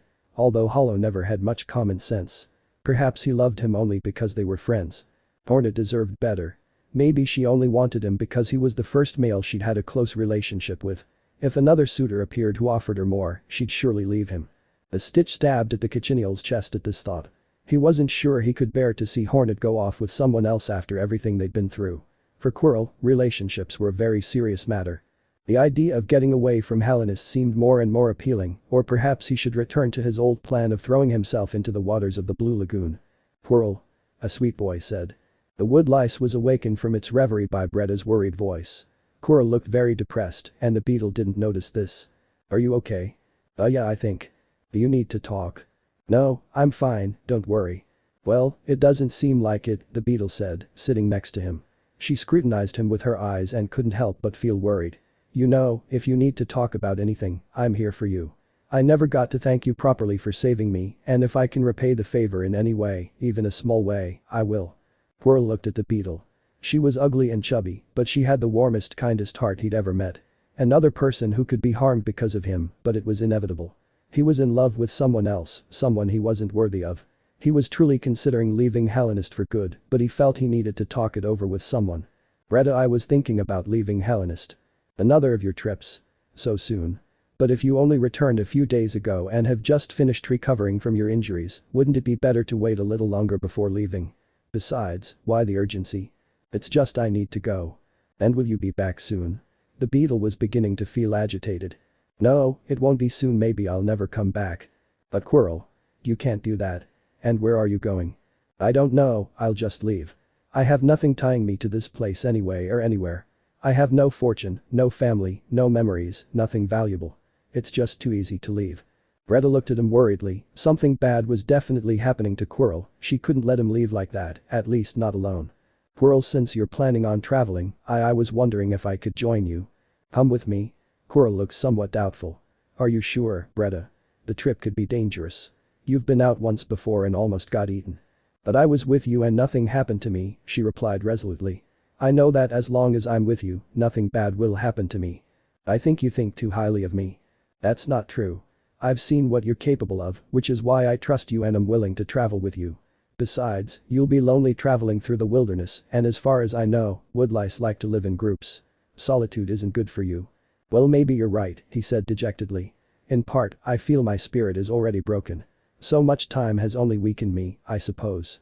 Okay, Bretta, we'll go together. Bretta's heart leaped with joy when she heard Quirrell's response. This was her dream come true. Finally, she and her Blue Knight would be together. After so many tears, she could have her special someone by her side. That was her first wave of joy, however, then she began to consider all the implications of her leaving, her work as a writer, her fans, her friends, Dan, Sharpie, Hornet, and then reality hit her. What was the real reason Quirrell felt so urgently about leaving? Quirrell, did something happen between you and Hornet? The woodlouse tensed at the question. Whatever happened is of no importance, I won't see her again. Did you fight with her? Fight? The insect's face reddened. No, we didn't fight. In fact, it was the opposite, and well anyway, I can't stay by his side. Because? I'm not worthy, he looked down sadly. Then a loud bang forced him to turn his eyes toward Bretta, and to his surprise, he found her with her fist slammed against a bench and a furious expression. Hornet told you that? Huh? No. She accepts me just the way I am, but I don't feel worthy of her. So that's why you get the consolation prize, Bretta. What? No, no, no, no. I didn't mean to. So why do you want to travel with me? So I wouldn't be alone, but it hasn't crossed my mind to try anything with. Girl, please tell me the truth. Are you in love with Hornet? Yeah. And she loves you? This time Quirrell just nodded. You're an idiot. Greta. The woodlouse felt somewhat intimidated by the beetle's furious attitude. How can you be so stupid? Don't you realize what a treasure you have? If I realize, it's too much for me. That's not something you can decide alone. You can't imagine how many tragic love stories I've heard, couples who can't be together because they're from different social classes, or different species, or the same hex, or simply because life circumstances separate them, but I've never heard of a couple who couldn't be together because one of them felt unworthy. That's ridiculous. But Bretta. If Hornet chose you, then you're worthy. Otherwise, she would never have been interested in you. And besides, are you really unable to see all the good in you? Do you really feel so worthless? Wake up, Quirrell. You have so much to offer, even if you don't realize it. I'm not that good, and I'm afraid Hornet's judgment is clouded by his affection for me. Then talk to her, tell her your concerns. You're an adult, Quirrell. You're supposed to solve problems by talking, not by running away like a coward. The explorer paused for a moment, pondering his neighbor's words. She was actually right. It was only fitting that he at least give Hornet an explanation. After everything she had done for him, she deserved it. You're right, Bretta, I'll go talk to her, thank you. He immediately got up from his seat and walked home, leaving the beetle sitting on the bench alone with her thoughts. Bretta sighed wistfully, almost regretting what she had done. She could have remained silent, she could have left with her blue knight, the two of them alone, hidden beneath a veil of night, like two fugitives escaping a cruel past, searching for the ideal paradise where they could live their love without restrictions. But that was only a fantasy. Reality was different. Her knight's heart belonged to someone else, and she couldn't fight it. Once again, the sad maiden would have to bid farewell to an old love. Seeing hurt and helpless, the poor beetle rested her head in her hands and began to cry. Why did it always have to be like this? Just now, when she had finally found the perfect match, someone who didn't disappoint her, this one was interested in her best friend. Was she doomed to be alone forever? Then a comforting caress on her head made her look up. In front of her was Elderbug, who looked at her with a worried expression. Are you okay, Bretta? Bretta wasn't much for sharing her problems, but she needed to get things off her chest. I'm alone, nobody loves me. That's not true, Bretta, and you know it very well. No, that. Then memories came to her of her fans who enjoyed her stories so much, her editor Sharpie, who had become a true friend beyond their professional relationship. She also thought of Dan, that nice woodlouse who always greeted her, of Iselda who more than once had helped her with one thing or another, of the old insect who now tried to comfort her, and finally she remembered Hornet, who had been by her side supporting her almost since the day they met. All these people were kind to her, didn't make fun of her appearance or leave her behind, they cared about her well-being and expressed genuine affection for her. Yes, that was the reality. She was no longer the scorned beetle of the past. She was surrounded by people who loved her. Perhaps Hornet had stolen the love of her blue knight, but in return, he had given her so much more. He had given her self-confidence and self-love. Quirrell timidly peeked inside the house, then entered trying not to make any noise. He himself did not know why he acted like that, it was foolish behavior. Obviously he was not going to be able to hide from anyone, much less from Hornet, who was sitting in the main room drinking tea with her eyes fixed on the door waiting for him. Where were you? The mestiza asked, somewhat annoyed. I'm sorry, she replied somewhat nervously. I needed to think, so I went for a walk. Do you have enough energy to go for a walk? I'm exhausted. How do you do it? I think it's like this the first time. I hope it's true. I don't want to end up like this every time. Hey, are you okay? He said, noticing the woodlouse's low mood. Yes, I think. Well, this Hornet took a sip of her tea and gave her a sweet look, full of love that made her heart beat fast. She didn't want to look away from those eyes, she didn't want to look away. I'm sorry, Hornet. She shouted, looking down and clenching her fists. Are you sorry? Why? Hey. Don't tell me you already cheated on me. We haven't even been a couple for hours. No. So what are you apologizing for? I can't think of anything worse than that. I'm sorry for being so little, for not being able to offer you anything. Offer me something. And why do you have to offer me something? I don't need anything. To prove that I'm worthy of you.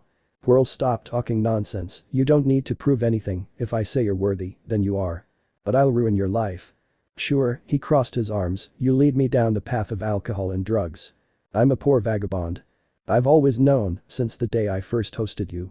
But this is not what I want. I would like to be able to give you everything, but I have nothing. I am just a poor insignificant piglet, and you are a powerful princess. How could I aspire to be with someone like you? Hornet sighed, put her empty teacup aside, and walked over to Quirrell. Whirl, you are a very valuable insect, even if you are not the strongest, even if you have no past, riches or possessions, you are more than enough for me. Stop feeling like you are less. Even if you don't believe it, you have so much to offer, you give me something that no one else could ever give me. Really? Quirrell blinked in disbelief. What? The best stew in the world. The cochineal's expression of surprise was indescribable. And not only that, your soups are also very good, not to mention your omelets and cakes. I truly doubt anyone could give me anything better than that.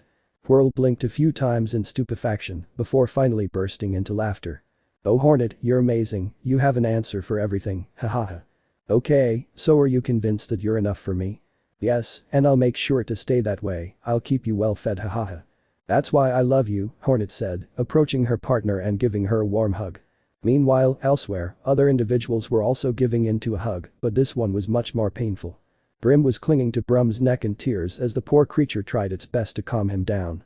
Calm down, Grim, I don't think Scarlet hates you, she was hurt by the lie when they were alone. Brum took the liberty of calling the master by his name. But I did something horrible to your mother, and if Mr. Nightmare asks for it, I'll have to do it again.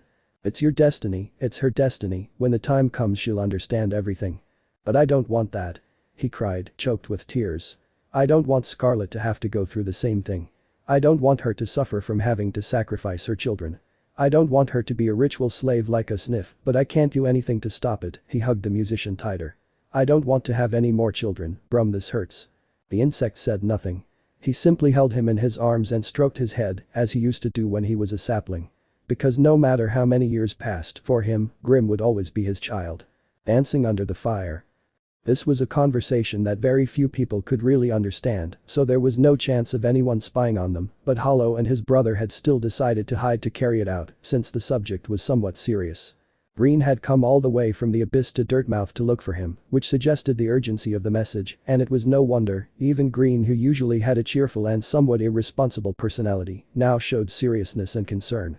As he explained to Hollow, Big was feeling a little sick, but his was a strange illness. Well, obviously a container couldn't suffer from the same ailments as a normal insect, but his problem far exceeded anything he could have imagined, since it was a problem of the mind. Big had strange ghosts haunting his head. He felt a voice speaking to him, screaming at him, urging him to harm everyone nearby. Of course, the Container King used all his willpower to resist the influence and remain calm, but the mental strain had exhausted him, and lately he'd begun to suffer from headaches and blurred vision. Most assumed it was some after effect of having the radius lodged inside him for so long, but whatever the cause, they needed a cure. So far, all they knew was that staying submerged in the Black Lake soothed and calmed him, which was why he spent most of his time there. None of his shadow brothers had the means to help him, nor the knowledge to do so. They knew nothing about the world and were just beginning to explore it. Their lack of experience was a major problem, so they decided to ask for help from the only one of them who had been able to explore more freely and who might have acquired some wisdom that would prove useful in this case. Of course, Hollow had no idea how to help in the situation, but he wanted to go to his brother anyway. He decided he would protect him and be his knight, so it was his duty to be by his side. At least he didn't have to worry about Hornet anymore. She was fine, much more civilized, and now she had friends, a peaceful life and Quirrell, so he could leave her to take care of his brother. However, there was one thing holding him back, his protege Ali. He couldn't just suddenly withdraw and abandon her. They still had to complete the ritual. Fortunately, he was almost finished with that task, so he would soon be free to return to the abyss and support his family.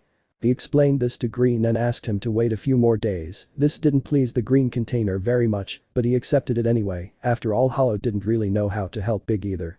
Both brothers said goodbye effusively, promising to see each other soon, and so discreetly and quietly, Green left. This encounter left Hollow extremely worried. He would go speak to Ali to ask when the ritual would be completed. Time was running out, although he was a little nervous about appearing in the company of Grim, since he wasn't on very good terms with the Bat. But Hollow loved his family and was willing to do anything for them. Fortunately for him, he didn't even have to go near the circus, because as soon as he left the alley where he was hiding, he found Ali talking to the ghost of the Pale King. It seemed strange to him, but then he remembered that she could see ghosts without using a device. Curious, he leaned closer to listen. It seemed to be something important, as Ali looked worried. This made him a little jealous. What problem did she have that she'd rather talk about it with that hateful ghost than him? Please, Pale Uncle, I need to know. How do babies come into the world? Well, that was a topic Hollow didn't know much about and couldn't help with, in fact he knew so little that he wanted to hear it too, so he came closer. Are you Hollow too? But you don't need to know that. You have no gender and you can't procreate, the king said, somewhat uncomfortably. Come on, Uncle Pale. I have to know the truth. Daddy said I came from an egg he laid, but another guy said that was impossible and… Males don't lay eggs, the king said, almost laughing at the ridiculousness of the idea. Where do you want them to lay them? Well. Better not say anything, he sighed deeply. Well, I suppose you're old enough to know, and Hollow will find the information useful at some point. The long biological explanation later. So insects are born from eggs and bats from live young. Therefore, it's impossible for your father to have laid an egg. Daddy lied to me, the little girl was dejected, but Hollow quickly approached to comfort her by stroking her head. However, an idea struck her. Well, your mother was a root, technically she didn't lay eggs, she created seeds, so in a way your birth was special. Of course not, you were perfectly normal, the change occurred when I bathed your seed in the energy of the void. The king brought his hands to his mouth, regretting what he had said. Fury surged in Hollow's eyes. He was originally an abnormal creature. He could have had an ordinary life, a voice, a defined gender, so many things could have been different, but this damned madman cut short all his possibilities. The container's indignation was almost palpable and its gaze so aggressive that the old monarch could not bear it and fled, vanishing into thin air. TFT. Was the moan of rage he managed to let out. Ali, sensing her guardian's discomfort, approached him and rubbed her face against his. Hollow acknowledged the gesture by hugging her and then letting out a sigh. Even though my daddy lied to me, I think he was a much better daddy than yours, Ali said sadly. Should I forgive him? Hollow nodded effusively. He'd seen firsthand how much Grimm cared for Ali, and it seemed like it had been that way all his life. Maybe he'd made a mistake, but his intentions were good and it was clear how much he loved his daughter. Well, I'll forgive him. I don't like being angry with him. I want us to play together again. Ah. Ma, at that moment she stopped. Now that she knew she had a real mom somewhere, she didn't feel it was right to call Hollow mommy. Tonight the ritual ends. You have to come to the circus. This was very convenient for Hollow. The sooner he finished his duties with Ali, the sooner he would be free to return to the abyss, so he nodded eagerly again. Well, get dressed up, we're going dancing tonight. Hollow tilted his head in confusion. Were they going to dance? Well, he certainly never asked what the ritual's ending consisted of. He assumed they'd have to fight one of Grimm's minions again, but apparently the ending would be somewhat different. Hollow and Ali said their goodbyes and each headed to their respective homes to get ready for the night. Hollow was in a pretty good mood. He liked to dance, and the idea of doing it with Ali seemed fun, although he supposed it would be better to dress more elegantly for the occasion. He wanted to make a good impression on Grimm and calm him down. Meanwhile, inside the house, Hornet and Quirrell were having a serious conversation, specifically about the Scarlet Flame ritual. I think it's time to talk about this matter, Quirrell said from his chair in the main room. I didn't go on a trip and almost died trying for nothing. I almost forgot that was the reason you left in the first place, Hornet replied. You forgot pretty quickly. He seemed a little annoyed. I had other worries on my mind, like your health, for example. But I'm fine now, so don't worry. Okay, so speak up. What did you find out about the famous ritual? First we should start by talking about Ali's clan. Ali's clan is the Scarlet Clan, a caste of bats with evil fire powers that feed on fear. Quirrell blinked in surprise. Where did you find that out? The old man had some information about it. So I didn't need to go on this trip. He looked very angry now. Although the old man knew some things about the clan, he had no idea how to stop the ritual, therefore, what he knew wasn't particularly useful, but if you found out anything else. Yes, I found out more things, in fact I could say that the information the Pale King had is not entirely accurate. What are you talking about? These bats don't feed on fear. They have the same normal diet as any bat. The fear they collect is for someone else, their god and guide, the Nightmare King. The Nightmare King. He's not a well-known god. He operates in a different plane known as the Nightmare Realm, and only scholars have heard of him. He's the one who directs these bats and forces them to wander or stay in one place to gather terror. He's also the one who decides when they should reproduce, so he can grant him new servants. That's very disgusting, Hornet said, disgust showing on his face. I know, and yet that's not the most unpleasant part. The most terrible thing is that they must force their children to perform the ritual when the time comes. They have to force their offspring to risk their lives and devour the scarlet flames. Many die in the attempt, and their survival depends solely on the guardian chosen for the ritual. Horribly. However, the horrors don't end there. Once all the flames have been consumed, there's a ritual dance at the end, during which the bat and its guardian are forever united. What does that mean for Hollow? That he must remain with Ali for all eternity as her servant, and when she leaves, Hollow will leave with her. That can't be right. Hornet shouted, leaping to her feet. She can't force Hollow to follow her. Besides, Hollow has family and friends here. She can't make him abandon everything. And what's my fault? Quirrell said, somewhat intimidated by Hornet's attitude. Ah, sorry, I think I got a little carried away. He resumed his seat in his chair. Quirrell, is there anything we can do to prevent all this? Well, we have two options, either we kill Ali. Past. Or we destroy the anchor. That's it. Let's destroy the anchor. How do you do it? What is the anchor? The anchor, as its name suggests, is what keeps Grimm and its entire cult anchored to this place. The books that spoke of this clan were somewhat confusing and strange. From what I understood, the members of the Scarlet Clan wander the dream realm tormenting people, however, from time to time they manifest on the earthly plane when necessary. But for that, they need an anchor, a certain magical artifact that allows them to remain here and fulfill their tasks. If we destroy the anchor, the troop will vanish. And what will happen to its members? Well, that's a mystery. Some believe they die, others believe they transform into something else, or that they enter an eternal sleep in reality. No one knows for sure. So doing something like that would be the same as killing Ali. Not necessarily, there's a chance nothing will happen to him. Quirrell Hornet narrowed her eyes and crossed her arms. Oh, the woodlouse sighed deeply. I'm sorry, Hornet. There's no way things are going to end well in this case. I really tried. I looked up every damn book I could on the subject, spent days reading, and I couldn't find anything that would help save Ali. Right now, all we can do is protect Hollow and prevent her from completing the ritual while we search for the anchor. It's okay, I understand, Hornet said with deep regret. I've really grown attached to that little girl, but if I have to choose, my decision is obvious. She looked up at the ceiling dejectedly. But this will be painful. Hornet Quirrell stood up and walked over to the half-breed to hug her. Don't worry, everything will be okay. We'll get through this, and so will Hollow. I know he loves Ali very much and that it will hurt to lose her, but he'll recover. You'll see, everything will be fine. Yeah. Quirrell kissed Hornet's forehead protectively, trying to comfort her, while she allowed herself to rest her head against the woodlouse. So we don't have much time left to act, Hornet said. Ali has already burned through all the flames, all she needs is one last dance. Well, we'll have to stop them from dancing. Just then Hollow entered the house and found the couple embracing, then he looked at them mischievously. He waved his hands mockingly while laughing mischievously. Don't bother, Hollow. Her sister shouted, letting go of Quirrell, somewhat embarrassed. What did he say? The confused woodlouse asked. You don't need to know, the somewhat red-faced warrior replied, looking away. Hollow approached them with a questioning expression, showing his cloak. Your party cape. I think it's in the bottom drawer of the blue dresser. What do you want it for? Are you going dancing at the circus? Quirrell, catch him. Hollow, without knowing how or why, soon found himself immobilized by the two older ones and later tied up in a silk cocoon. But Hornet, not content with that, wove a web in the kitchen and left him hanging there. Now the little one found himself trapped, unable to understand what was happening and afraid of being late for his appointment with his protege. When Ali arrived at the circus, the first thing she did was find her father. She wanted to apologize for yelling that she hated him. But she was having a hard time finding him. He wasn't training with the circus performers, grooming himself, accompanying Brum, or arguing with Divine. She finally found him in his office, asleep on his desk, surrounded by half-painted masks. Apparently, he had been working on making new masks. All the masks used by the troupe members were handmade by himself. It was exhausting work, but Grimm never delegated it to anyone else.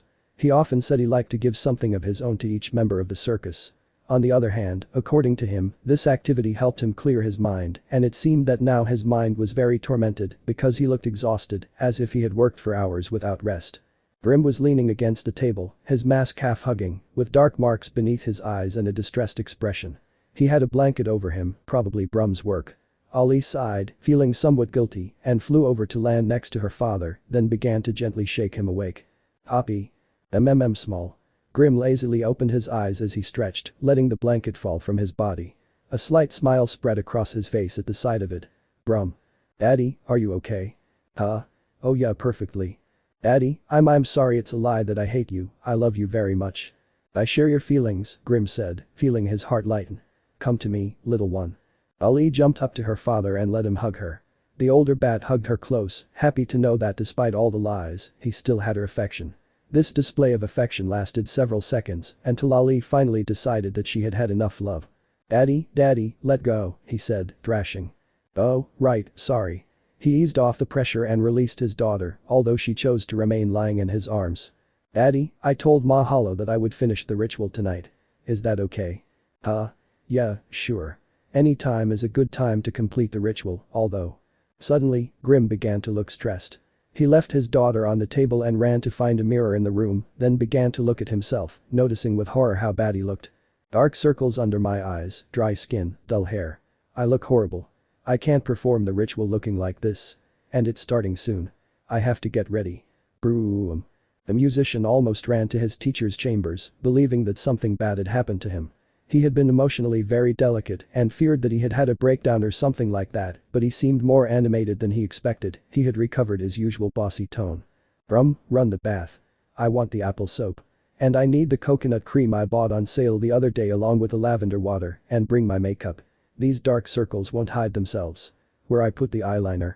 Oh, Master Brum sighed. It's clear you're feeling better now. At night, Hollow writhed in his silk cocoon, desperately trying to free himself. He was already late.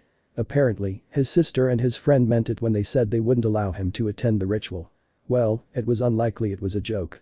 Hornet almost never joked. He began to get nervous. What would be the consequences of missing the ritual? Grim would be furious, and this made him shudder. He wasn't on good terms with him already. All sorts of terrible thoughts of torture began to pass through his mind, and fear invaded every cell of his being. JJJJJJSSHP. He screamed in terror when he felt something touch him. Still trembling with fear, he returned to reality and found Ali standing in front of him, looking at him reproachfully. What are you playing at? We have to go complete the ritual. He stirred in his cocoon, showing that he couldn't move. And why are you like this? Did you misbehave and Aunt Horny punish you? He shook his head. It doesn't matter, you can continue your punishment later, now you have to come with me. Without giving his guardian time to reply, Ali blew some fire from his mouth that burned the strands of thread, freeing him from his bonds. Hollow emerged from the cocoon with his limbs somewhat numb. That had not been a pleasant experience. It reminded him of when those bug corpses had trapped him in deepness. As soon as the little one recovered a little and stretched, he started to follow Ali to the exit. However, they hadn't taken even 3 steps when a needle stuck in his path, forcing him to stop. Both the container and the bat looked up to find the terrifying silhouette of Hornet, staring at them almost murderously. You're not moving from here, the warrior bellowed. But Aunt Horny, we must go complete the ritual. I won't allow it. You won't take my brother away from me. He shouted, taking a battle stance. Hollow looked at Ali in confusion, not understanding what she meant by pushing him away. The little girl, for her part, refused to respond. She opened her wings and expelled a dense curtain of fire that completely enveloped them. Hornet closed her eyes momentarily, dazzled by its brilliance, and by the time she opened them again, both the fire and the children were gone. Damn, Ali already learned that trick. He punched a wall angrily. Quirrell. Quirrell. Come quick. We have to go to the circus. Hollow and Ali were transported directly to the circus ring, which at that moment looked dark and empty. Apparently Ali's trick saved them time, and they arrived at an opportune moment. Hollow blinked, somewhat stunned and surprised by what Ali had done. He had clearly improved greatly in his mastery of fire magic. But he didn't have much time to think about that. In front of him, the Grimm stared fixedly at him. But manners, forcing the maid to come looking for you, very bad friend of mine. Hollow bowed apologetically, but Grimm simply turned his back on him, then looked over his shoulder and put on a polite smile. Wonderful, my family is here and the moment has arrived. The burning fire carries the promise of the ritual. Grimm snapped his fingers, and dozens of red torches ignited as members of the Grimm cult took their seats. Dance with me, my friend. The crowd awaits. Show them you're capable of playing the leading role. Then Grimm opened his wings and Ali flew up to him, where with a pop they both seemed to merge. Hollow just looked at the scene perplexed and scared. This was not what he expected, then he noticed Grimm bowing respectfully towards him. Hollow just stood still looking at him, not knowing what to do. Dance, the bat whispered to her. The container just shook in place, looking nervously at the audience. Don't tell me you have stage fright. Grimm growled, regaining his upright posture. You're not sabotaging my little girl's big moment. The strange, lively and magnificent music began to play, and it immediately launched itself at the Hollow, forcing it to dodge its claws with a rather beautiful leap. Right after that, the Grimm vanished in a burst of smoke, reappearing in the sky with its bloated red body. Hollow thought that for once Grimm didn't look elegant, but changed his mind when he saw the beautiful spheres of fire bursting forth from him. It was an impressive sight, to the point that it drew a gasp from the audience. Unfortunately, the little boy couldn't stay long watching the beauty of the fire, because it moved toward him to burn him to a crisp. Once again, he had to dodge with jumps and sweeps, unaware that his movements were very much like a dance. In its own way, Grimm was forcing him to dance.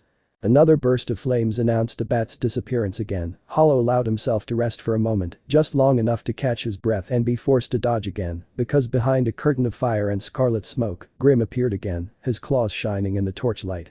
Hollow knew what was coming. Again the beast attacked him, making him dance to its rhythm, leading his movements in the way it wanted. Hollow jumped and shook with elegance and energy, but that dance was exhausting and began to exhaust his patience. Grim seemed to enjoy the spectacle, euphoric as he displayed all his skill. He loved the stage, the cheers of the spectators, and showing off all his elegance. He attacked with speed, like the predator he was, pushing Hollow to its limit.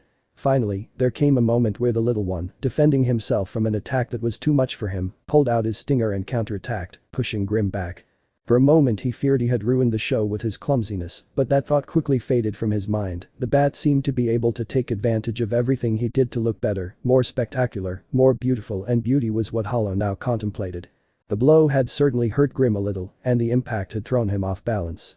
However, he masked his pain and stumbled with some graceful dance moves. Then, while Hollow stood still and watched him, he performed a dance solo, waving his arms and gracefully spinning with such skill that everyone was enchanted. The little boy couldn't take his eyes off him, feeling his heart pound with excitement at what he was witnessing, his gentle movements captivating him.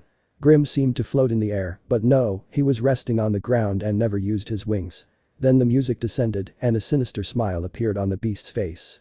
His wings grew until they reached the ground where they buried themselves. Hollow barely had time to react when a giant thorn erupted from the ground, almost piercing him. Now it was Hollow's turn to perform their dance solo, of course under the command of Grim, who using that strange ability to make thorns sprout, guided their steps. Together, the two performed a dramatic act, representing love and torment, a perpetual struggle between two opposing forces forced to collide again and again. The music was rising in pitch, the climax of the act was approaching, Hollow was taking on the rhythm of the dance, and Grim's intervention was becoming less and less necessary. He now moved more freely, displaying all his dramatic flair, while Hollow supported him, imitating his movements in her own way. They were like two fiery souls, crackling, moved by the same wind, like a single being made to dance. It was at this moment that Quirrell and Hornet arrived at the spectacle. Both were momentarily stunned by the beauty of what they were witnessing. It was such a beautiful performance that they were almost ashamed to interrupt it. For a moment, Hornet even forgot his fear of bats and devoted himself to watching the fiery dance with delight. The audience was in ecstasy, the music reverberated throughout the room, making everyone shudder, and Grim knew it was time. He performed a couple of pirouettes around Hollow, who followed his steps with such precision as if they had rehearsed them. Then, almost reading each other's minds, they both stopped. Hollow fell to the floor, imitating a posture of sadness and defeat, while Grim flapped his wings and rose into the sky. At that moment, the scarlet fire engulfed him completely, turning him into a living torch that descended upon Hollow, as if it were going to incinerate him. "It's time for a change," Quirrell shouted. "Quick, Hornet. If we don't stop the dance now, it'll be too late. Hornet. Hornet." The image of Grim suspended in the sky with his wings open had terrified the warrior, and the poor girl had fainted. The fire bat flew up to the little boy, and when it was about to reach him, the flames went out leaving Ali in sight. Now it was his turn to act. Hollow stood up and stared into the scarlet eyes that gazed back at him. A slight blush ran across the little girl's face. With the same elegance as her father, she flew around him, then placed her tiny paws on the ground and bowed. This time, without anyone saying anything, Hollow bowed to her and took the lead in leading the dance. This dance was much sweeter and gentler. It lacked the passion and drama of the dance performed by Grim, but instead, the emotion embedded in each movement created a warmth that warmed the soul. Its low, graceful steps evoked peace, evoking childhood memories. They were like two children dancing, expressing all their purity and love in every step. From behind the scenes, Grim watched the scene, knowing that his task was over, which gave him a strange mixture of joy and sadness. "Here, master," said Brum, handing him a handkerchief. "I'm not crying, Brum," he said almost like a little boy. "She'll be fine, she loves her guardian very much, he'll make her happy." "We are never happy, Brum," he said in a dry tone. "She will never be happy. I only hope that her company is enough to give her the peace you give me. It is the only solace left to those of us who serve Lord Nightmare." Maestro. The act continued without anyone daring to stop it. Both dancers gave themselves completely to their dance, forgetting everything around them. The world was theirs, there was nothing else. Finally, they both knew it was time to end. Then, Ali, spinning like a wheel, headed toward Hollow, who took her in his arms and let her lean forward until her head was horizontal, raising one wing in a spectacular pose. An explosion of fire surrounded them, sealing their souls forever, while the audience applauded euphorically. The ritual was complete. Now Hollow belonged to Ali. Although they were both unaware of this, for them it had all been just a game, as always. Besides, it would be one of the fondest memories they would ever share. The final act. The fire crackled in every corner of that gloomy place, the scent of sulfur filling the little bat's nose, and she couldn't help but feel overwhelmed by the heavy atmosphere of the nightmare realm. Her discomfort was now worse than ever, for the first time she appeared before the god alone. The heart of the nightmare rose before her in all its extension, its eternal beating a clear sign of the life that lived within, that was its lord and master. Just as he had seen his father do several times, he bowed to the heart in a deep respectful bow. "My lord, your servant presents herself before you." The words tasted bitter. She wasn't used to showing respect or devotion to anyone. An opening opened in the throbbing structure, and from it emerged, wreathed in flames, the crimson bat known as the Nightmare King.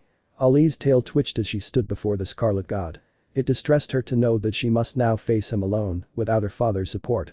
"Scarlet, daughter of grim welcome, stand up little one." Ali obeyed and stood up timidly. "But it's so nice to finally see a success in the perpetuation ritual. I've been waiting a long time for Grim to bring me a new servant. I like what I have before me. Tell me, Scarlet. Are you ready to begin your duties as a member of the Scarlet clan?" "Yes, I think." "Fabulous. As you know, your duty is to harvest the fire of fear, to seek out creatures to terrorize and extract that divine energy from them, which is what allows the heart of the nightmare to keep beating." Yes, Ali felt somewhat guilty when thinking about what she should do, she had become very attached to insects. But the kingdom you're in now isn't a good place for that. It was fine for performing the ritual, but to fulfill your duties, it would be best if you traveled elsewhere. The Western lands are a good place for you to begin your journey as a flame harvester. "So I must leave Hallownest." "Exactly. But what about Hollow? Your guardian?" "Well, you take him with you. He's bonded to you." "So I'm going with Hollow. Is Daddy coming too?" "No. I have other plans for him." Daddy won't be with me anymore." Ali felt a deep anguish. "You're grown up now, you must become independent and follow your own path." "But will I ever see Daddy again?" "No, my servants never meet again. It would be counterproductive to have two harvesters in the same place." The Nightmare King noticed the girl's dejection. "Oh, come on, don't worry. You'll have your guardian with you. You can even take all the bugs you want, but I recommend not taking too many. They can be difficult to handle for someone as young as you." "Can I take Hollow and Aunt Horny and Uncle Quirrell?" 3. "Yes, it's a good number to start your colony, but no more than that." "I understand." Ali still looked dejected, the idea of being separated from her beloved father hurt her a lot. "I'll give you a few days to say goodbye and prepare for your trip. I'll get back to you when the time is right." But that brief conversation ended and the little girl was expelled from the realm of nightmares. Hollow raised his weapon and blocked Hornet's attack, the sound of metal against metal echoing in the solitude of the abandoned square in Dirtmouth where they were fighting. The force of the impact made him flinch, and as soon as he recovered, he had to jump to avoid Hornet's needle, which was mercilessly thrown at him. Hollow landed some distance away and looked at his sister with concern. She looked furious, in fact he had never seen her like that, which was quite remarkable considering how easy it was to make her angry. "Shut up. I don't want to hear you. You're a Hollow idiot." He looked at his sister angrily. "I don't care if it bothers you that I call you an idiot. That's what you deserve after what you did." A few angry tears were welling up in her eyes. "What did you do? Do I really have to explain what you did? Why don't you ever notice anything? You gave your soul to a demon, and now you belong to him. You completed the perpetuation ritual, and Ali will force you to leave Hallownest." He looked at her incredulously, not knowing where she had gotten those ideas from. "That's what the Hollow ritual is all about. Their guardian becomes their servant." Hornet buried her needle in the ground, knowing that this fight was futile. No matter what she did, fate was inevitable. "I don't feel ready to say goodbye to you forever." Hollow, alarmed by his sister's low spirits, ran to her and hugged her. "Stop making silly promises, Hollow, now your duty is to follow that little vermin and take care of it." "Hollow, understand that these are not my inventions, you will never be able to protect Big and the others, the sooner you accept this the better it will be for everyone." The warrior picked up her weapon and began to walk away from her brother with a dejected attitude. Just as Hornet was leaving, Ali was arriving at the abandoned plaza. She was searching for her guardian. Of course, now, thanks to the bond they shared, it was extremely easy to find him. As soon as he saw the container, he flew happily to greet it, but his flight was interrupted by Hornet's needle, which almost pierced his head. Hollow looked furious. If nothing was going to happen to her in the end, Ali isn't a baby anymore. She's now a predatory monster made to subdue any creature she desires. There was venom in every word. "What are you doing here? Have you come to take Hollow?" Ali remained silent, intimidated by Hornet's aggressive tone, but Hollow addressed her as naturally as ever. He pointed at Hornet and did some miming. In case you're not clear on what he's saying, Hornet explained, crossing her arms. Hollow asks that you make it clear that you won't force him to leave Hallownest. Ali froze at that request. She couldn't comply with it as she was just looking for Hollow to tell him they would have to go on a trip together. She assumed her guardian would be happy. Trips were always fun, but judging by their attitudes, they didn't find it all that positive. I'm going on a trip and I wanted you to come with me. What do you say to this, Hollow? He asked in an implacable tone. He shook his head and began to gesture, simulating many individuals. Hollow says she doesn't want to go. She has to take care of her siblings. But of course you can't take no for an answer, right? No, she said, looking down. He has to come with me. Hollow felt his world crumble. He couldn't leave Hallownest. Much less with his brother sick. He shook his head, making it very clear that he didn't want to leave. But you have to do it, you're my partner, you can't refuse. This time the little boy looked at her hurt, pleading with his eyes not to force him to leave. I told you so, and after saying those words the warrior attacked the bat. Her movements were quick, in a blink of an eye she stood in front of Ali ready to pierce her heart with a needle, but Hollow stepped in, deflecting the attack and protecting the bat. I'm trying to save you. Don't talk to me like that. It hurts me too, I love her too, but I can't bear to see her condemn you to a life of unhappiness and slavery. Ali couldn't stand it anymore and flew away, terrified, her heart broken. That's it. Run away, damn it. Hornet yelled at her. Get away from me, because if I see you again, I'll finish you off. And Horny's words had hurt Ali too much. She had said that she would turn Hollow into her slave, but that was not going to be the case, or at least she did not intend it to be, not after having experienced that condition firsthand. Old Ali wouldn't have cared about Hollow's feelings. She assumed the world was made to serve her, and being obeyed was a natural thing to do. However, her experience in the coliseum produced a profound change in her way of thinking. She had acquired respect for other creatures and a profound hatred for all forms of slavery. She knew what it was like to be subjugated and lose her freedom. Not having the power to decide her destiny and being at the mercy of another person's whims was a terrible thing she wouldn't wish on anyone. She could still remember the chain around her neck and the muzzle in her mouth, the orders, the whips, all the horror she'd experienced at Tammy's hands. She would never want to put Hollow through that. But she wasn't going to be like Tammy, right? She would never hit a Hollow, chain him up, or starve him. She would treat him as he deserved, with respect and love. She wouldn't force him to do anything he didn't want to do. No, that was a lie. They were just starting their life together, and already she was forcing him to leave his home and everything he held dear. She wouldn't mind staying in Hallownest. She liked it there, but the Nightmare King was ordering her to leave, and she had to obey. A deep sadness filled her as she realized the horrible things she would have to do to her guardian, yet she wanted to believe that despite all of this, she could make him happy. It had to be this way. After all, her father's followers were happy by her side, or so she wanted to assume. In reality, it was difficult to determine the mood of the grim followers. Their masks hid their faces, and their robes made it difficult to read their body language. They could be angry, sad, or happy, and it would be impossible to tell. Now that she thought about it, she had never questioned the feelings of others. She assumed everything was fine, that everything was rosy, because that was how her father painted the world to her. But he had already lied to her once. It could very well be another illusion put on to keep her happy. But Divine always seemed happy. She was always laughing and making her sinister jokes. She was a faithful follower of her father and did not seem displeased to be by his side, although she was also one of the most deceitful creatures he knew, to the point that sometimes it was difficult to tell how much of what she said was true and how much was a lie. Would her smiles be another illusion? In that case, it would be best to consider someone more honest and expressive, like Brum, who always seemed to be sad. Her stomach tightened as she remembered the melancholic musician, always with his silence and shyness, with his sad songs and that servile attitude of resignation. Brum had been her father's guardian. Would her beloved Hollow ever become like him? She didn't want that. She liked his cheerful and determined nature, his boldness and his lack of common sense. Changing him would be the same as losing him. She sighed regretfully and headed to the circus. She needed to find out firsthand. Ali found the musician cleaning Grimm's room. The jealous bat hardly allowed anyone into his chambers. The only ones allowed to enter were Divine, Brum, and herself. The little girl approached him and stared at him silently, analyzing his every move. He truly was the perfect representation of a sad person, but maybe, just maybe, that was just part of his personality. It had to be that, he was her last hope. Is something wrong, miss? The musician said, noticing the seriousness with which the little girl was looking at him. No, well, yes. Uncle Brum, I have a question. Do you love my daddy? Are you happy with him?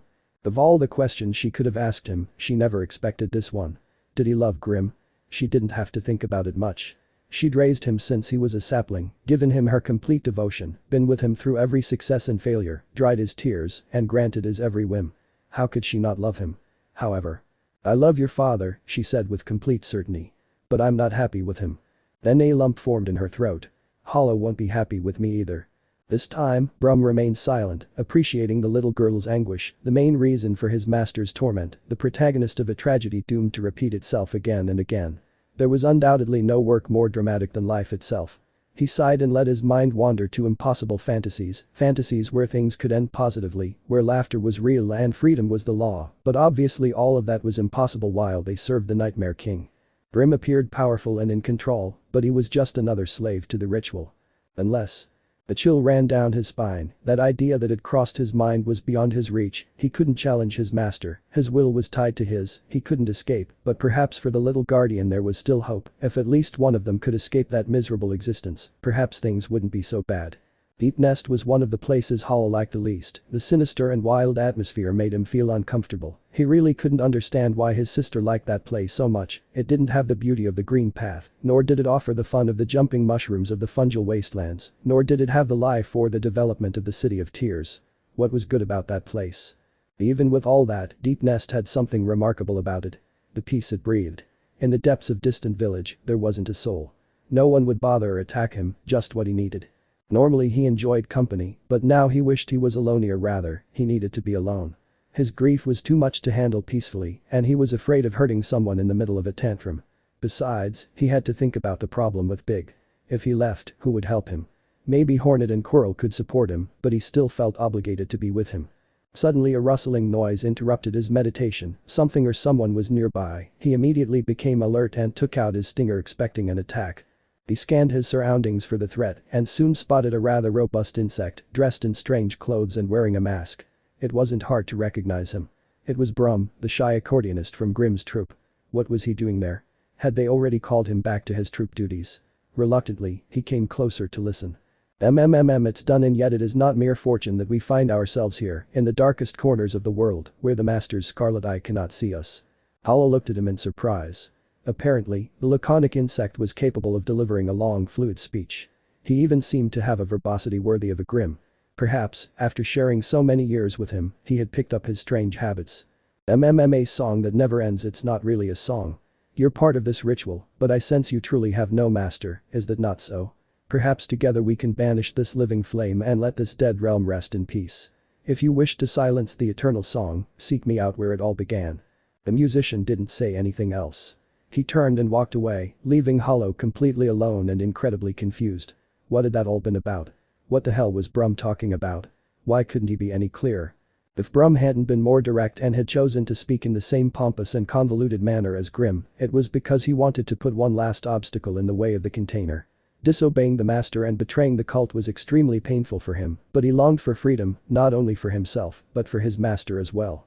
He wanted to see him freed from his sorrows, from the Nightmare King, and from the sins of his perished children.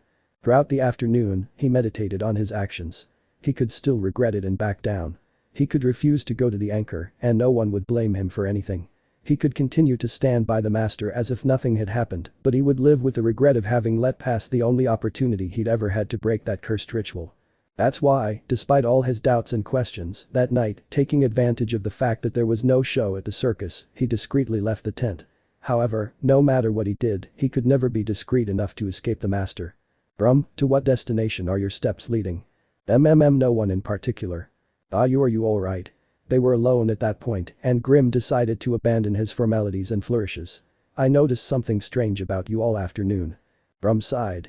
Even the mask hadn't been able to hide his concern for Grimm. He knew him better than anyone, and although he often acted selfishly and capriciously, deep down he always cared for him. Nostalgia.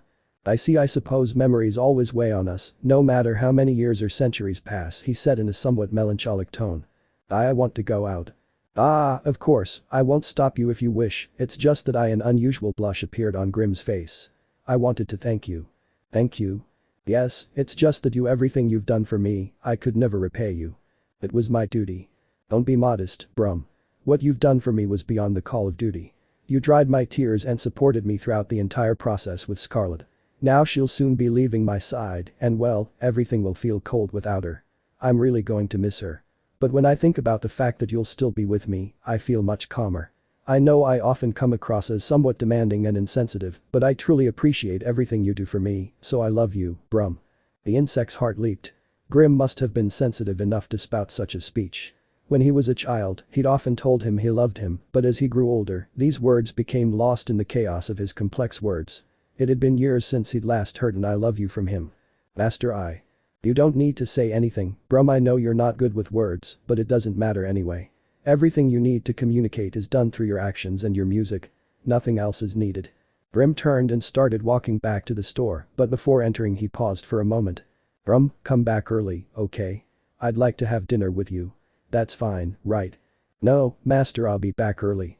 A sharp pain settled in the musician's heart. That had been a cruel test of fate's resolve. Having Grimm say those things to him just as he was about to break his bond with him and then making him promise they would have dinner together, the poor creature felt miserable. But he didn't let his will waver. The decision was made. And that pleasant conversation would be the last words he would hear from the living person he loved most in the world. Hollow pondered the bard's words for a long time. They hadn't been entirely clear, but it seemed he was hinting at a way to end the ritual. Her eyes widened in surprise. This was a ray of hope. Perhaps she could escape Ali's control and remain in the kingdom to save her family, but to do so, she had to return to the place where it all began. Where exactly was that? If he looked back over his memories, the only place that came to mind was the circus, that moment when he had seen the Grimm show, and later, the moment when he was introduced to Ali. That was how it all began. There was nothing before, or was there?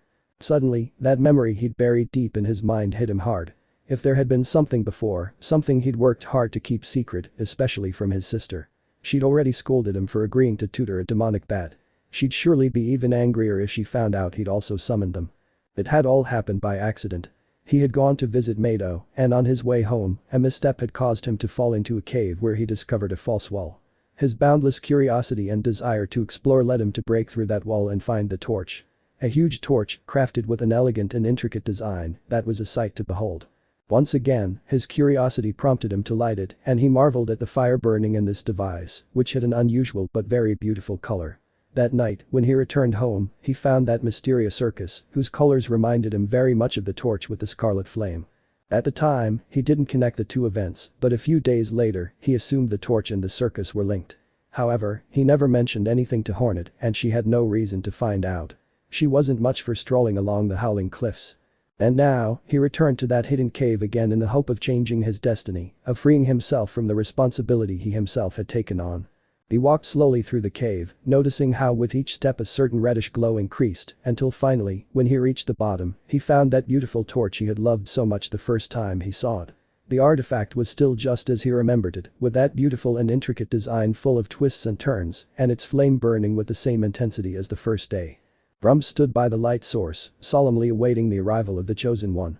He watched him through his mask, but Hollow found it impossible to read his expression. Hesitantly, he approached the bard. "So you have followed me here, where the ritual began. Will you help me break it then? It is painful to defy the master, but our harvest defiles this dark and silent realm. I will watch it fail. Now allow us to destroy the anchor and banish the master. He must never return again." Hollow chewed on the musician's words carefully. There was something about them he didn't quite like. Had he said disappear the master? What did that mean? Were they going to destroy Grimm? And what would happen to Ali? What would become of all the other members of the circus? He wanted his freedom back, but not if it meant sacrificing innocent people. Unfortunately, there was no time to think. The sound of metal being struck interrupted him. Brum was using a small torch to smash the metal casing protecting the larger torch. The metal groaned with each blow, weakening with each blow until it finally gave way. A burst of fire erupted through the break, spreading its heat and scarlet light. This was the furthest point Brum could reach. Now it was the small one's turn. Hollow pulled out his stinger, not entirely convinced of what he was about to do. Was his freedom worth it in exchange for the lives of others? Brum seemed very convinced of wanting to end the ritual. But what about Ali? This would take away her chances of becoming a master and leading her own colony. Any dreams of greatness she had had would die there, her future would be cut short. And as if someone had been chasing his thoughts, a certain voice interrupted him. "Brum? Ma." Hollow lowered the weapon, and Brum shuddered. The master's daughter had discovered them. If she had revealed his betrayal, he didn't want to imagine the hell she would make him suffer, but Ali didn't seem angry, just surprised and perhaps a little hurt. She approached them slowly and landed on the ground in front of Hollow, on her feet, which she had recently begun to use more. So this is what you want? Hollow looked down, feeling guilt eating away at him. I'm not going to be mad at you if this is what you really want. No one has the right to force anyone into something they don't want. My destiny is to obey and serve someone I don't like, and I can't escape. I don't think that future will make me happy, and it will be a very long future. According to Daddy, fire magic extends our lives by centuries. And that's a long time. I don't want to live centuries being unhappy. Compared to that, the idea of fading away doesn't seem so bad anymore. Hollow's horrified expression said it all. He didn't want Ali to vanish. He threw his weapon aside and ran to hug Ali, trying to explain his feelings without words. He wanted to tell her that he didn't blame her for anything, that he loved having her by his side, and that if there was any way to avoid all of this, to avoid having to make her disappear, he was willing to try. Come on Hollow, don't regret it now, this is the path you chose, follow it to the end, I'm with you. The container looked at her, feeling tears welling in its eyes. For over a year, it had cared for this tiny creature. It had received her as a hatchling who could barely babble a few words, unable to hunt on its own, and didn't even have fully developed legs. And now it had a perfectly independent little girl, with great abilities and a strong will. It had given her so much, all for her to vanish into nothingness. It couldn't allow that. No. Ali yelled, sounding more aggressive. Don't waste your last chance to be free. I was born condemned, don't worry about me. Just go and put out the flame, so that our last act will be memorable. Memorable sounds better, Brum said from the back. That's memorable. Hollow just gave him a sad look. Do it for your family. Ali knew how to touch Hollow's weak spot, his family. For him, it was the most sacred thing he had, and he would give anything to see them well. His family was the only thing he would abandon Ali for, even with a heavy heart. If only things had been different, if Big hadn't been sick, if his help hadn't been so urgent, if only, but no, things were as they were. The eternal song had to end, and so they would dance to its tune, performing the final act. Hollow headed toward where the scarlet fire burned, scything the air with its brilliance, desperate to stay lit.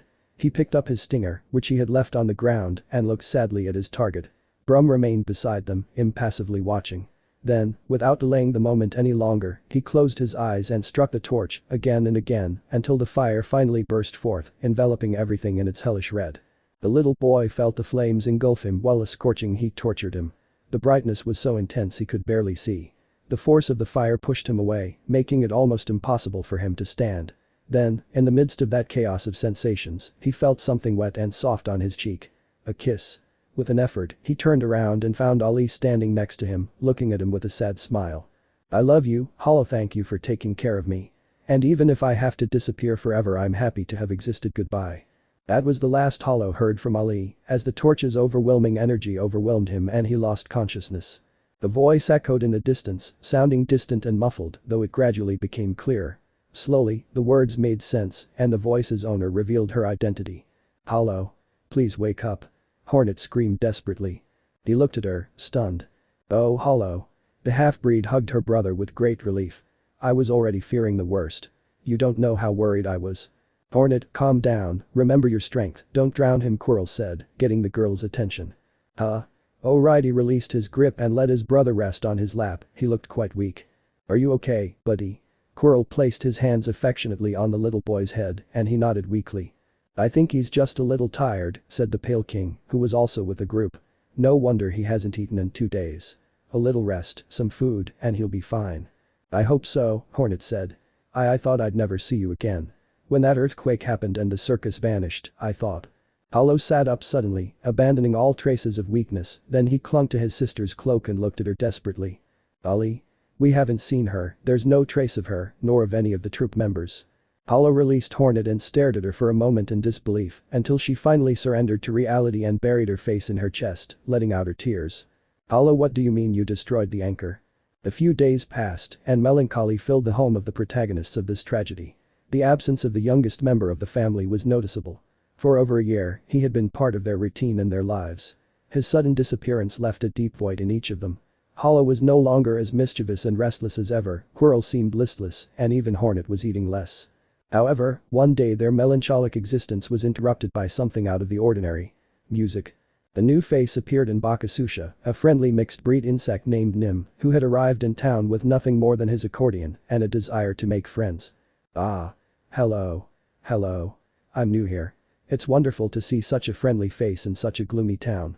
The old bug over there has been very kind, but I still find this place a bit melancholy, with the wind, the darkness, and the feeling of decline. I was hoping my music might liven this place up. Yes, Nim was a lovely creature, friendly and helpful, although in Quirrell's opinion he was a bit too friendly with Hornet, and to his displeasure, she seemed very happy talking to him. Quirrell, are you jealous of Nim? Hornet said with a giggle, seeing her partner's annoyance. Of course not. Why would I be?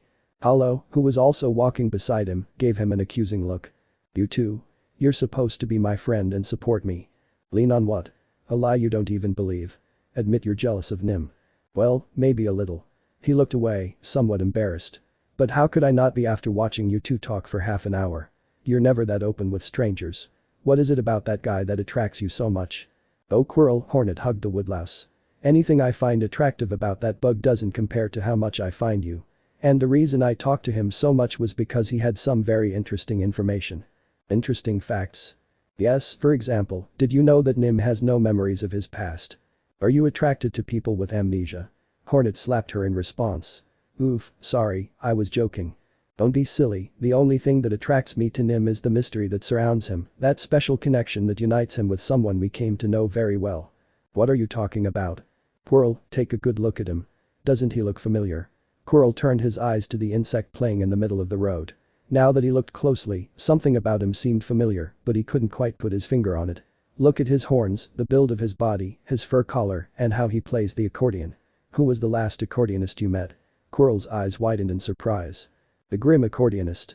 Exactly, Brum. But how can we be sure it's him? We can't be sure. We'll never be certain it's him. However, the resemblance is undeniable. In addition to his skill with the accordion, he himself claims that the circus brings him a certain nostalgia, a strange mix of fear and longing for something he doesn't remember ever happening. If that were true, then that would be the solution to the mystery of what happens to the clan bugs when the anchor is destroyed. They lose their memories, which is why there are no records of their fates. Incredible. And this it would be a hope for Ali. Exactly. Maybe somewhere in the world, she's fine, she might not remember us, but she's alive. Wouldn't it be great to think about that? Hollow jumped for joy thinking about that possibility, he didn't even question it, for him his little Ollie was alive, and maybe, with a bit of luck, he would see her again someday. Thanks to this news, Hollow recovered his usual spirits and ran off to get lost in the streets of Dirtmouth. Well, it only took a simple hypothesis to get him back on his feet, Quirrell said. Yes, that's partly what I like about him. He's very positive. By the way, speaking of hypotheses, I have another one. Hypothesis of what? Well, it turns out that forgetfulness isn't the only thing you and Nim have in common. What else? Well, he has a tattoo behind his head in a place he can't see, it's a tattoo of a heart wrapped in flames identical to the one you have behind your tail. What? Wait a minute, you don't mean that. The look the warrior gave him was all the answer he needed, so he fell silent, looking thoughtfully at the sky. In a rather remote place, in a place notable for its aridity, a rather diverse group gathered around a campfire to share the little food they had managed to gather. The members of this particular gathering were extremely strange, insects of impossible species, crossbreeds of spider and mantis, worm and beetle, ladybug and bat. But curiously, the individual that stood out most of all was the only purebred. A tall and elegant red-eyed bat. The individual ate with some disgust, the disgusting stew that had been served to him was not something worthy of his refined palate, he was not used to eating such filth, although he could not remember what his usual diet was, in fact he did not remember anything at all, at best he knew his own name. He sighed with some regret. Unfortunately, he couldn't hope for anything better, not at that moment. He should be grateful for having something to eat. The place he found himself in was difficult to bear. There wasn't much food, and the threats were many. Of course, he had the advantage of being able to manipulate fire, a powerful and effective weapon against any creature, but sadly the reason he'd been rejected by the last two bat colonies he tried to join. He's a fire demon, let him go, kill him. The words of rejection from his fellow humans still echoed in his head. Their scorn had hurt him, but not enough to suppress it. He could handle himself perfectly well. The real reason he regretted not being accepted was because of the little girl traveling with him. She was a charming, very pretty girl, with a strong body, remarkable intelligence, and the same firepower as him. Curiously, this girl who responded to the name Scarlet also had no memory. She knew nothing of his past, a characteristic they shared, and that had brought them together. Something about her made him think she could be his daughter. From the moment he saw her, he felt a deep affection for her, although if that was the case, it made him somewhat uncomfortable not being able to remember who he had her with, but it didn't matter anyway. Even if she wasn't his daughter, he had already decided that he would take care of her until she reached an appropriate age. Grim sighed sadly, the little girl's fate would be very lonely, she could have no family other than him, there would be no friends to lend her a wing, no one would want her as a partner, only if she was very lucky could she perhaps aspire to a temporary lover, it was truly a very sad fate. Another dish. The mantis spider interrupted him, offering him some more of that disgusting stew. No thanks. Enough food for now, he replied politely. I want more. Scarlet jumped. Of course, little one, larvae need to feed to be healthy. Grim admired his daughter's enthusiasm for eating. She didn't turn up her nose at anything. He suspected that at some point in her life, this poor girl had been subjected to some kind of abuse. He'd noticed that her body had many scars, as if she'd been whipped to exhaustion. He felt his blood boil every time he thought about it. Who could be so cruel as to do that to a little girl? Besides, he had the impression that the poor girl had suffered from hunger. Otherwise, he couldn't understand how she could eat that horrible stew with such gusto. Well, he was also forced to eat. For the rejected mestizos of other kingdoms, there was no hospitality or safe hunting. They were rejected and despised, just as he was. That's why, in the midst of his loneliness and helplessness, he had joined this group of creatures, primarily seeking some protection for his little girl. Fortunately, they had welcomed him with open arms. Hey, Scarlet, said a mixed-breed cricket. How about you show Aunt Amby one of those tricks you taught me the other day? She's really looking forward to it. Grim looked at the scene with interest. Did Scarlet know tricks? What kind of tricks? The little girl, full of confidence and joy, opened her wings and blew fire from her mouth, turning into a fiery ball that rose to the sky, where it remained suspended in the air for a few moments and then exploded, releasing dozens of incandescent red flowers. Bravo, Scarlet. You're the best. The insects applauded, and then Grim stood up. I know tricks too, he said, his eyes flashing with excitement. The older bat suddenly disappeared in an explosion of fire, only to reappear in the sky next to his daughter, who was initially frightened by his sudden movement, but Grim reassured her with a smile and invited her to dance, which she gladly accepted. The two began to dance in the sky, releasing beautiful sparks of fire with each step.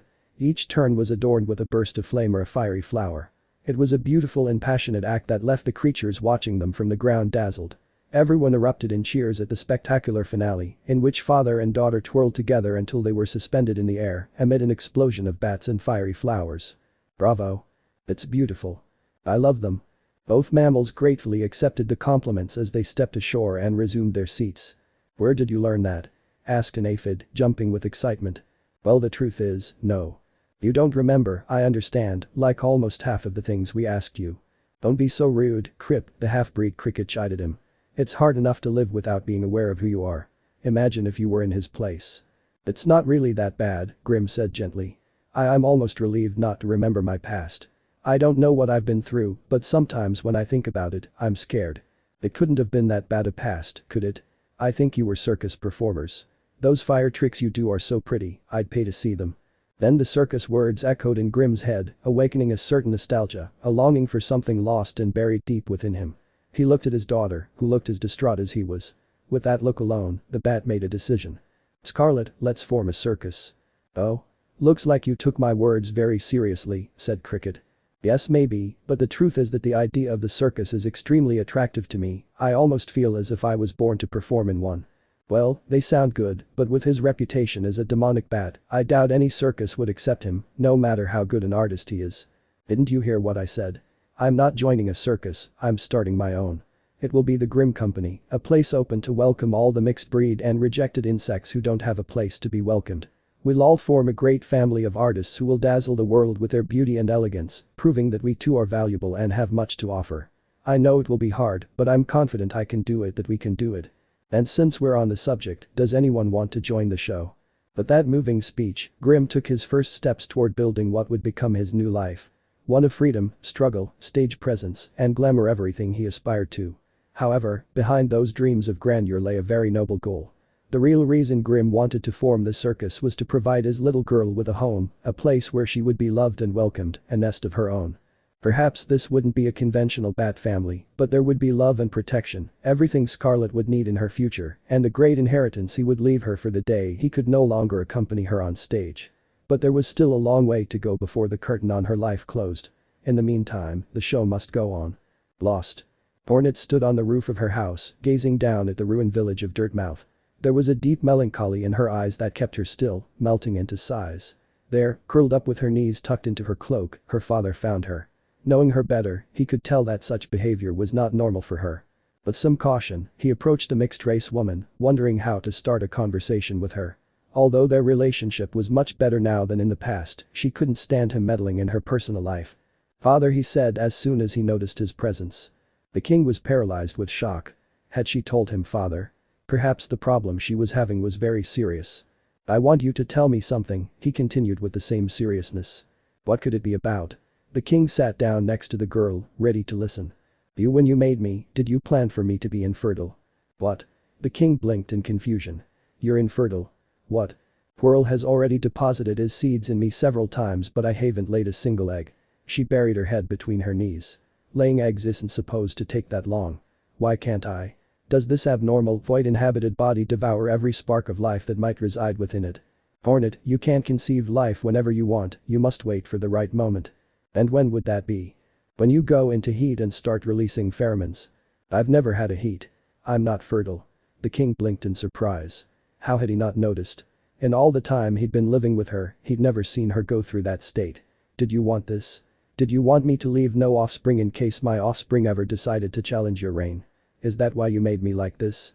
"No." The ghost shouted quickly. "So? I never planned to make you infertile," she sighed deeply. "When I made you, I didn't even think about that. My only priority was for you to live so Hera would be happy and agree to the deal, but her eggs were unable to sustain life and were rotting. It was then that I came up with the idea of using void energy to retain your spirit in your egg long enough for you to develop and be born. So you didn't think about the consequences. And my mother didn't complain. Hera asked me for a child, assuming it would be an impossible task. With the Lord of Deepness deceased and those defective eggs, it was impossible for me to leave offspring, and yet she made that request. That's why, when she held you in her arms, even with that strange body of yours, she agreed to become a dreamer, for your mere existence was a miracle in itself." "Well," she sighed ruefully. "I guess even miracles don't come without a price, and the cost of allowing me to live was taking away my ability to conceive. Life for life, a fair trade but painful. You don't know how sorry I am." "Are you sorry? Are you?" The expression on her father's face made it clear he meant it. "It's okay, don't worry, it's not the end of the world. A few years ago, I wouldn't even consider having children, but now that I had a nest of my own and a partner. Perhaps Quirrell. No, he says it doesn't matter and that he'll stay with me even if we can't have children. But I know he'd like to be a father again, even if he doesn't know it. Woodlice like big families. Anyway, it'll be my destiny. I'm not going to complain. In a way, I've already had to play the role of mother, taking care of Hollow and Ali. You miss her, right?" "Yes, maybe it's partly the emptiness he left me that makes me want to have children of my own." A deep silence fell between them. Hornet continued to hug her knees with melancholy. There was such sadness in her gaze that the pale king felt the desire to hug her and comfort her in that fatherly way he'd never experienced before. But would she welcome it? He glanced at her and decided to give it a try. Even if she got angry with him, he preferred that to seeing her so upset. He had begun to approach when Hornet spoke again. "Well, enough self-pity, I'd better go do something whatever, Mom said keeping busy is the best way to overcome sadness." Then without saying goodbye, he got off the roof, leaving the ghost alone. The pale king was left with a strange feeling of discomfort. He felt sick. He hated seeing Hornet like this. He wished he could help her in some way. What an irony that the daughter had the same problem as her mother, but now there was no wise king to give her a solution in exchange for oh no. She had been a monster. Hornet, oblivious to her father's guilt, headed toward the iconic bench in the middle of the road. Unfortunately, she didn't have much to do that day. Her pantry was full, Dan didn't have any work for her. She'd already cleaned her house, Hollow preferred to be alone lately, Quirrell was busy cooking and didn't feel like knitting. It was frustrating to realize how much free time she had now that she wasn't taking care of Ollie anymore. Given the situation, she thought maybe Bretta wouldn't mind a surprise visit. Maybe talking to someone would make her feel better. But before she could change course to head to her friend's house, Elderbug approached her to talk. "Ah, Miss Hornet, it's good to see you." "Hola Elderbug. I have something for you." "Something for me?" She blinked in surprise. "What would it be?" "This letter was delivered to me for you, it's from Bretta. Apparently that girl has gone on another trip. Although at least this time she decided to say goodbye." After that, Hornet didn't hear any more. The simple news that Bretta had left was enough to make him stop paying attention to the old man and desperately open the letter to read its contents. The letter was rather long, written in Bretta's refined style that made it seem more like a poem than a farewell letter. Basically, she thanked Hornet for all her support and friendship, wished her the best in her relationship with Quirrell, and explained that she was leaving Hallownest to pursue the love of her life once again. "Bretta, how could you?" Hornet shouted. "You don't even know how to swing a stinger. How the hell are you going to defend yourself?" At that moment, she ran off toward her house. Quirrell. Hollow. Bretta's gone. It was a quiet day at the Howling Cliffs, the wind blowing its distinctive whistling sound as it brushed against the sharp rocks of the crags, producing that eerie song that seemed so typical of the place. The beasts that inhabited the area flew around distractedly in search of their daily sustenance, although at that moment they looked somewhat sleepy, probably numbed by the cold. In the midst of this desolate panorama, a sturdy creature walked, admiring the landscape as if it were a great wonder. In reality, although he recognized the ugliness of the place, he had lived there for so long that he had begun to love it, and from time to time, he would go for walks there. Besides the fact that this activity served to exercise his body, a master of the Sting couldn't afford a sedentary life. Although this could be considered more than just a stroll. Mado found himself hanging from a cliff, beneath him a blanket of sharp rocks. One false step and he would fall to his death. But this situation, which would be stressful for most creatures, didn't bother him. Supporting himself on his paws, he continued climbing to the top of the cliff. Once at the top, he breathed deeply, feeling like the king of the universe. Then, in a spontaneous display of joy, he pounded his chest while letting out a battle cry. Of course, he didn't expect an answer. A scream of terror from a female voice startled him. He looked down and found a small beetle at his feet that looked very scared, perhaps because of his scream. Mado tried to calm her down, but all it took was a slight movement for the girl to flee in terror before he could say anything. He tried to chase her, but the insect was clever and squeezed through a narrow passage between the rocks, which he couldn't access due to its size, and he lost sight of her. He felt a little bad about what had happened, but he quickly shrugged it off and continued on his way. Surely the girl was just another traveler, one of the many who had been passing through the area lately. Hallownest's progress had brought more traffic to the area, taking away some of the peace from his little paradise, but he still knew plenty of secluded spots to hang out. But this time, even his secret hiding place was invaded by intruders, and the creature he had now seemed to be no harmless traveler like the beetle. It was clearly a warrior. He studied it carefully. It was a half-breed carrying an unusual weapon on its back. A needle. Mado hadn't seen practitioners of that ancient art since the days of the Weavers. He felt a desire to fight well up inside him. He would go and challenge that girl. As a master of the goad, it would be an honor to measure his strength against a master of the needle, so, radiating enthusiasm, he leaped from the cliff where he was watching the intruder and landed in front of her. Hornet, who was always alert to her surroundings, wasn't taken by surprise and was already on guard when the prominent insect appeared. She automatically pulled out her needle even before rationalizing what was happening, but when her brain was finally able to process the situation, she put on a puzzled expression. "Shio?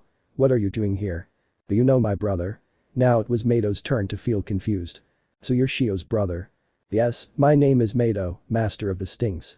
"Master of Stings, where have I heard that before?" At that moment, Hollow and Quirrell appeared, running in search of Hornet. Since the half-breed had become too anxious about finding Bretta, she had decided to leave them behind. The woodlouse was relieved to see her mate safe with who she thought at that moment was Shio. However, Hollow's attitude made it clear that it wasn't the same creature. He had never been so effusive with that artist. "Bedad," Quirrell said, interpreting Hollow's signs. "Or was I wrong?" He nodded, patting him on the back to congratulate him on his success.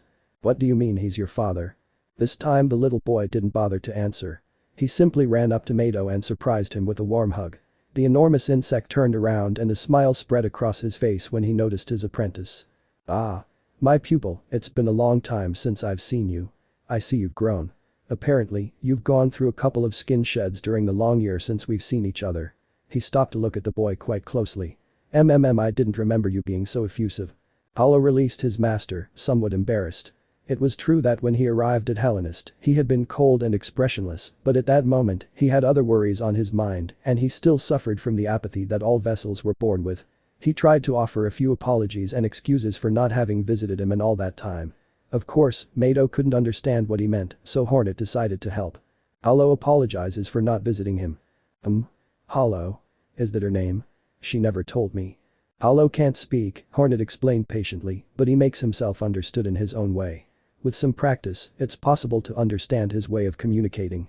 "I've gotten better at that lately," said Quirrell, who had recently set out to understand it and had made great progress.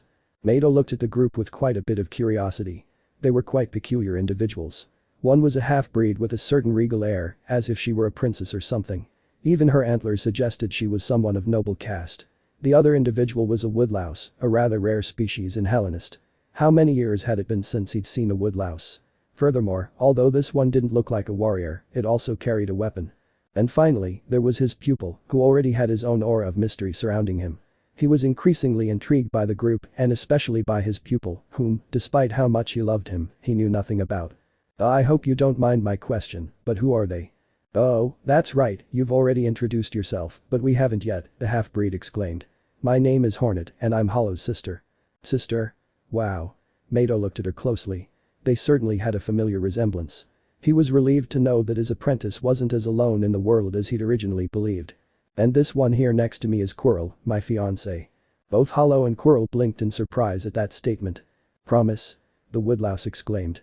Yeah, well we're in a pretty serious relationship, but I'd still like to seal our union in a traditional weaver's ceremony.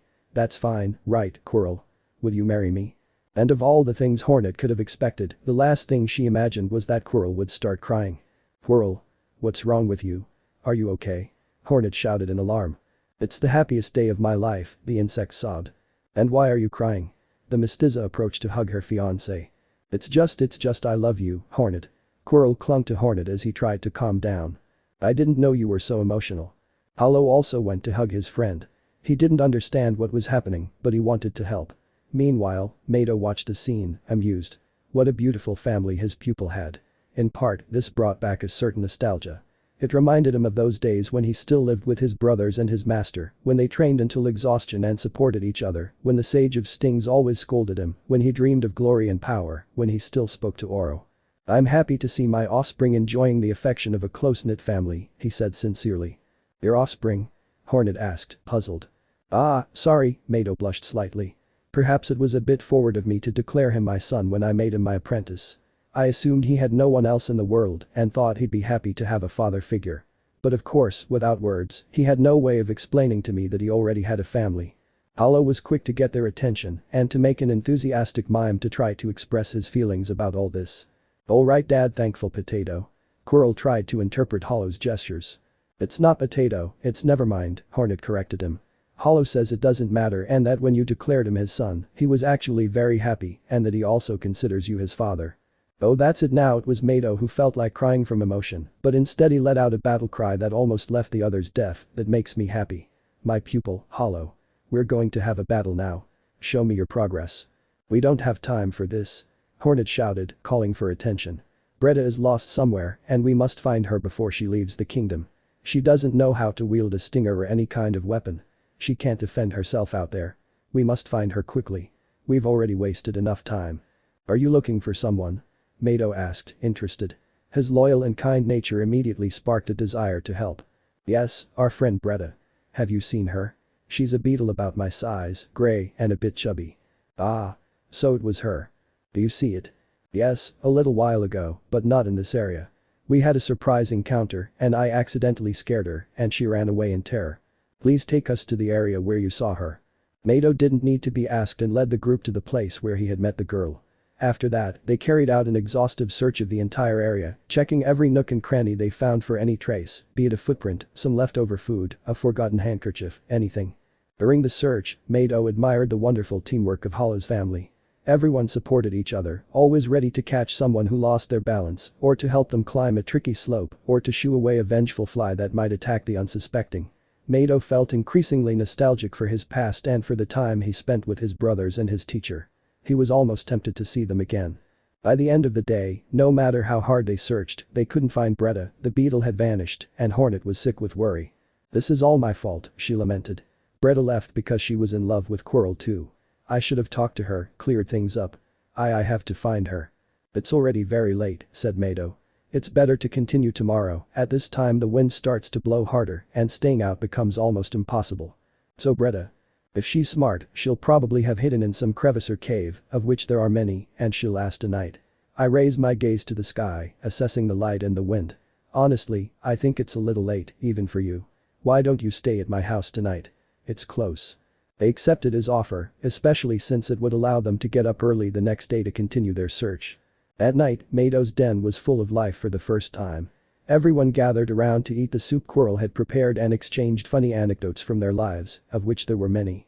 Each of the individuals present had vast experience and many battles under their belts, and even Quirrell, in the little he remembered of his life, had already told of many adventures. "Wow, Shio was quite the warrior," Quirrell exclaimed. "The best of the master's apprentices," Mado replied proudly.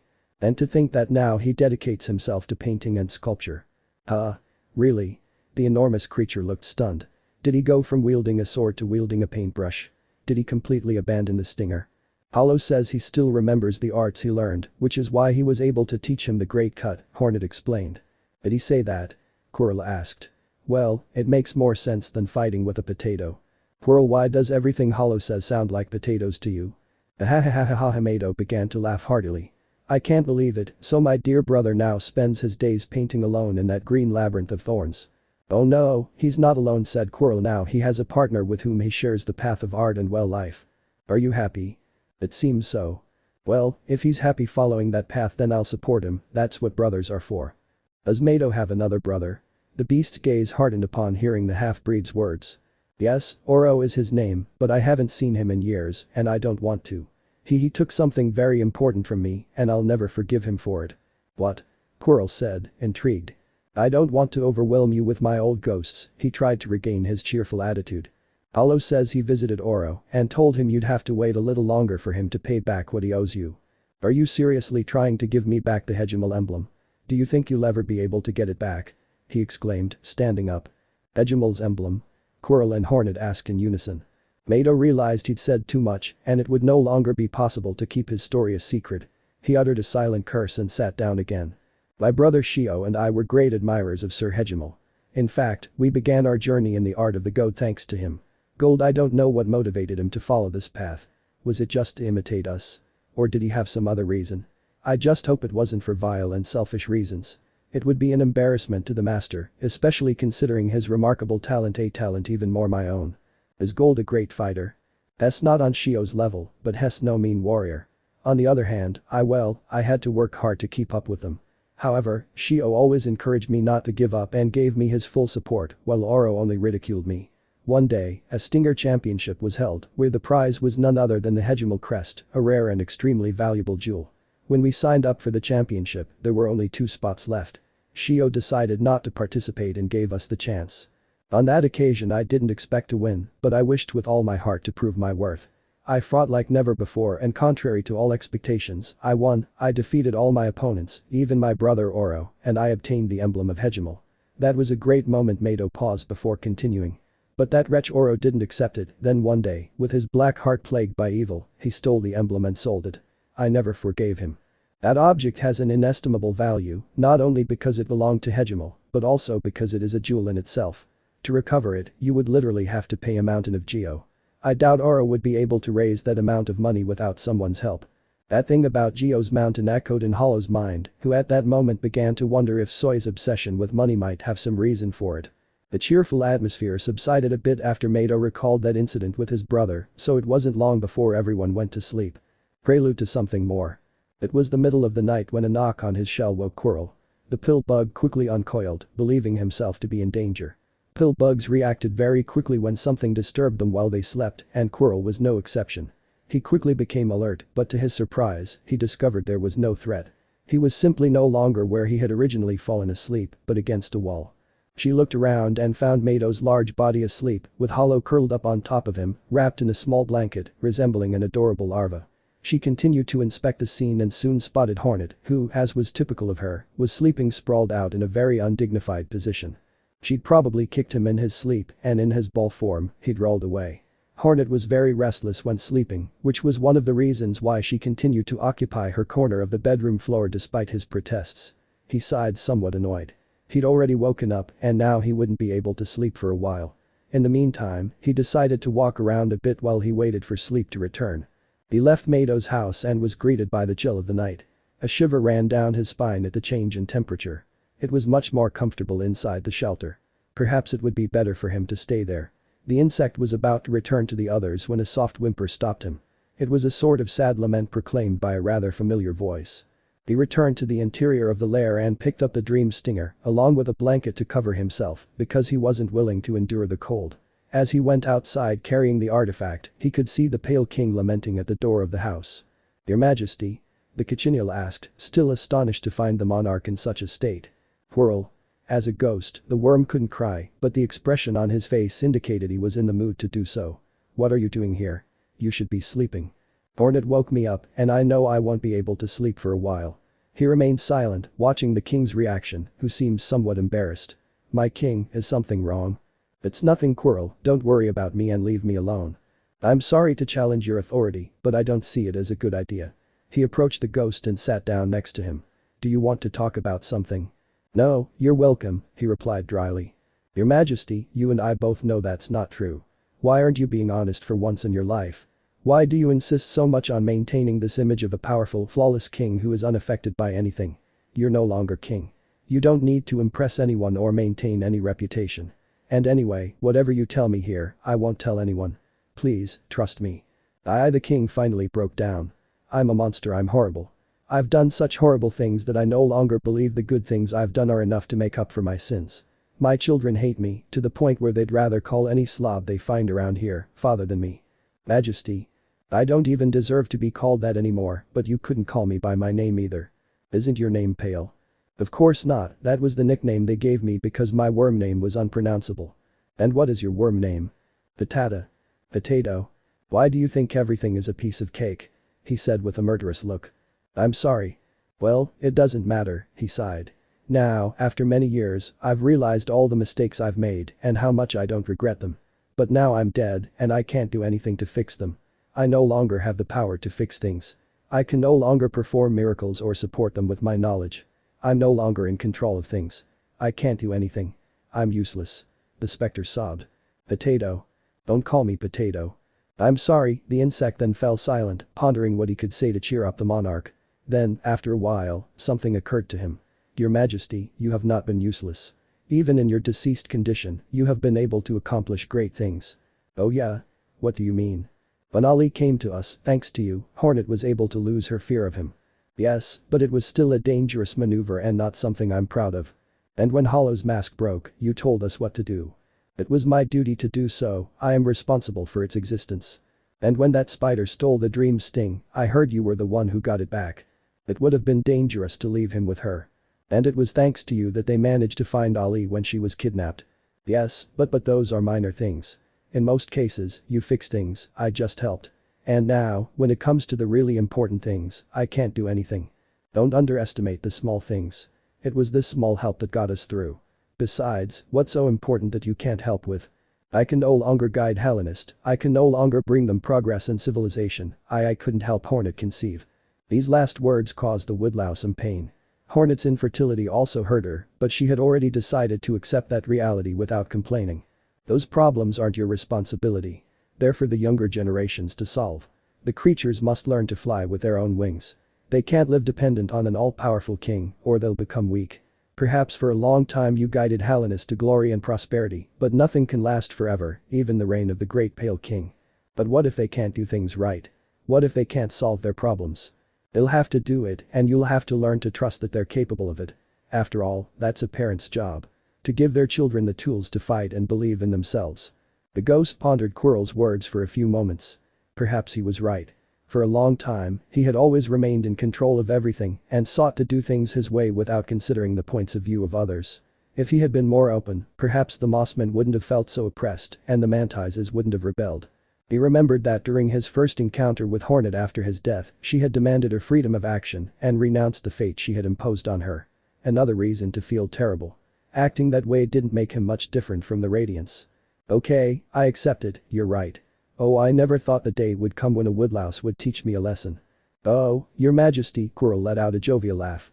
"If there's one thing I've learned, it's that everyone has something to teach, even the lowliest insect. But it doesn't seem so out of place for me to be the one teaching her. After all, I am Master Monomon's apprentice, right?" The king blinked, noticing. "Yeah, I'd forgotten. Speaking of which, haven't you considered going back to teaching? There are a lot of ignorant insects around here and the babies that are emerging need an education." Quirrell didn't answer, but his face clearly said that he found the idea quite attractive. After this followed a silence in which each one immersed themselves in their own thoughts. The future was somewhat uncertain, and many decisions needed to be made, especially by the old pale king, who was the first to externalize his feelings. I've been considering leaving. Leave? Where to? To the place we all must go someday. Ah, I see, Quirrell had thought of a much more earthly way to go. I suppose that's for the best, though I won't deny that I'll miss him. Miss me? Hahaha, wow, considering everyone seems to hate me, that's already an achievement. Not everyone hates him, it's true that he's not Hollow and Hornet's favorite person, but I don't think they hate him anymore, and you've improved your attitude a lot over time. Thank you, that's good to hear. He looked up at the sky with melancholy.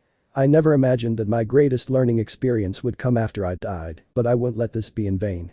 In my next reincarnation, I'll make sure to do things right. Reincarnation? Really? Yes. This time the king looked at him with a smile. It's a faculty we high beings enjoy. Reincarnation while preserving our memories. Most prefer to forget and start over, but I value accumulated knowledge greatly. Well, I'm sure you'll be able to make the most of it. Anyway, I think you should. It's time for you to put everything behind you and move on. Your children will be fine. They're very close and support each other. Together, you'll be able to face anything. Yes, after we find Bretta, I leave. Thanks, Quirrell. I think I needed to talk about this. Her face softened. I'm glad you were the one who won Hornet's heart. I couldn't have asked for a better partner. My king. Quirrell said, his face flushed.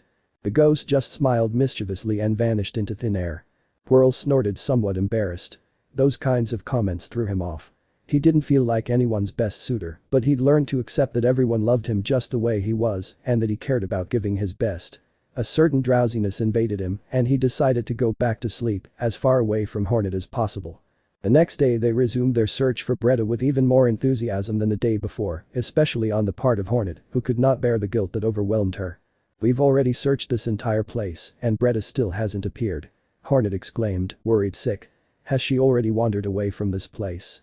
Has she already gone so far that we can't reach her? What if some beast has already devoured her? Calm down, Hornet, Quirrell said. When I found Bretta, it's true that she was almost eaten by a centipede, but she still managed to get quite far on her own. She's not a helpless little girl incapable of taking care of herself. She may not be a warrior, but she can manage to survive. That's true, Mado affirmed. When I frightened her, she immediately ran away and hid in a crevice too small for me to enter. If I had been a wild beast, I wouldn't have been able to reach her. Now that I think about it, isn't she still hiding in that crevice? I don't see it as very likely, Hornet said, but it doesn't hurt to try anyway. If I could at least find a trace that tells me he's okay, I'd feel more at ease. Well, follow me, I still remember more or less where that crack was. Mado led the group to the spot where they'd encountered the beetle. They all confirmed that the opening in the rock only allowed passage to insects no larger than Quirrell or Hornet. Without hesitation or delay, the three smaller bugs entered the cave-like space, which, to their surprise, turned out to be deeper and steeper than they'd thought. It was almost like jumping off a cliff. No one was hurt. Hollow cushioned his fall on the sharp rocks using the monarch's wings, and Hornet relied on her thread and needle to avoid danger. Quirrell had no way around that obstacle, but his partner took care of getting him to safety. That fall is very dangerous, Hornet commented, looking up at the hole above their heads where some light was coming in. Not just any insect could fall through that without getting hurt. Was Bretta really able to survive that fall? He didn't, Quirrell replied, looking at the ground. Look at these marks. Something or someone fell here. I also see traces of blood and signs of something crawling here. They look quite fresh. Oh no. The three followed the clues Quirrell had pointed out and soon found the poor beetle curled up in a corner of the wall. Its shell was injured and one of its legs was broken. Bretta. The half-breed shouted, running over to her friend and crouching down beside her. Bretta, wake up Bretta, please open your eyes. A slight growl came from the beetle, who slowly opened her eyes. Hornet, are you? Am I not dreaming? Bretta. I'm glad you're okay. Don't worry, we'll get you out of here, everything will be fine. They came to rescue me, the insects. Betty thought I was dying. Hornet. Calm down Bretta, try not to move too much or you could hurt yourself more, said Quirrell approaching the two girls. Hornet, we need to splint her leg before trying to move her, and we should find a blanket or something to cover her with to protect her wounds. Quirrell too whined. Tears of gratitude and emotion ran down the insect's face. I'll go get what you asked for, Hornet said, standing up. Please take care of Bretta. Hornet, don't go, the wounded woman pleaded in a weak voice. But she was reassured by a subtle caress on her head from Hollow, who, unable to convey his thoughts in words, did so with his gestures. Hollow, you too. Bretta sighed, remembering the times she'd been in love with this boy. Now they seemed so distant and blurry. She remembered Zoe telling her he was a strange, horrible shadow beast. Seeing him treat her so kindly now made it hard to believe. She'd never believed he and Hornet were biological brothers. She supposed that in the midst of their loneliness, they'd decided to declare themselves brothers and form a family. As she'd discovered, the little beast had noble feelings, and even someone like him could feel lonely from time to time. It was a shame. If he weren't a monster, she might still love him. Greta was wrapped in a blanket and lifted through the hole where she had fallen. It was fortunate that Hornet had brought so much thread with her, and thanks to that and an improvised pulley system, they were able to raise her without any problems. Once outside, the beetle encountered the terrifying giant who had frightened her the day before, but to her surprise, she discovered he was a friend of her neighbor's and a very kind person. He was the one who carried her home, healed the wounds on her back, and prepared a nest for her to rest in while she recovered. Such warmth melted her love-starved heart and moved her completely. It wasn't long before her mind wandered to wanderings and fantasies of love, and she began to ignore Hornet while he apologized to her.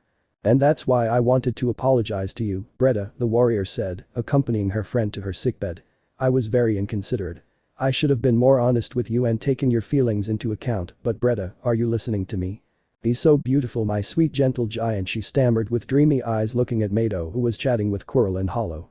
"Bretta, don't tell me that, not again." "It's good to see the sick woman is better," Mado said, approaching the two girls. "Yes, thank you," Bretta replied with a red face and a dreamy look. "The wounds on her shall look better," Quirrell said, giving her a cursory examination.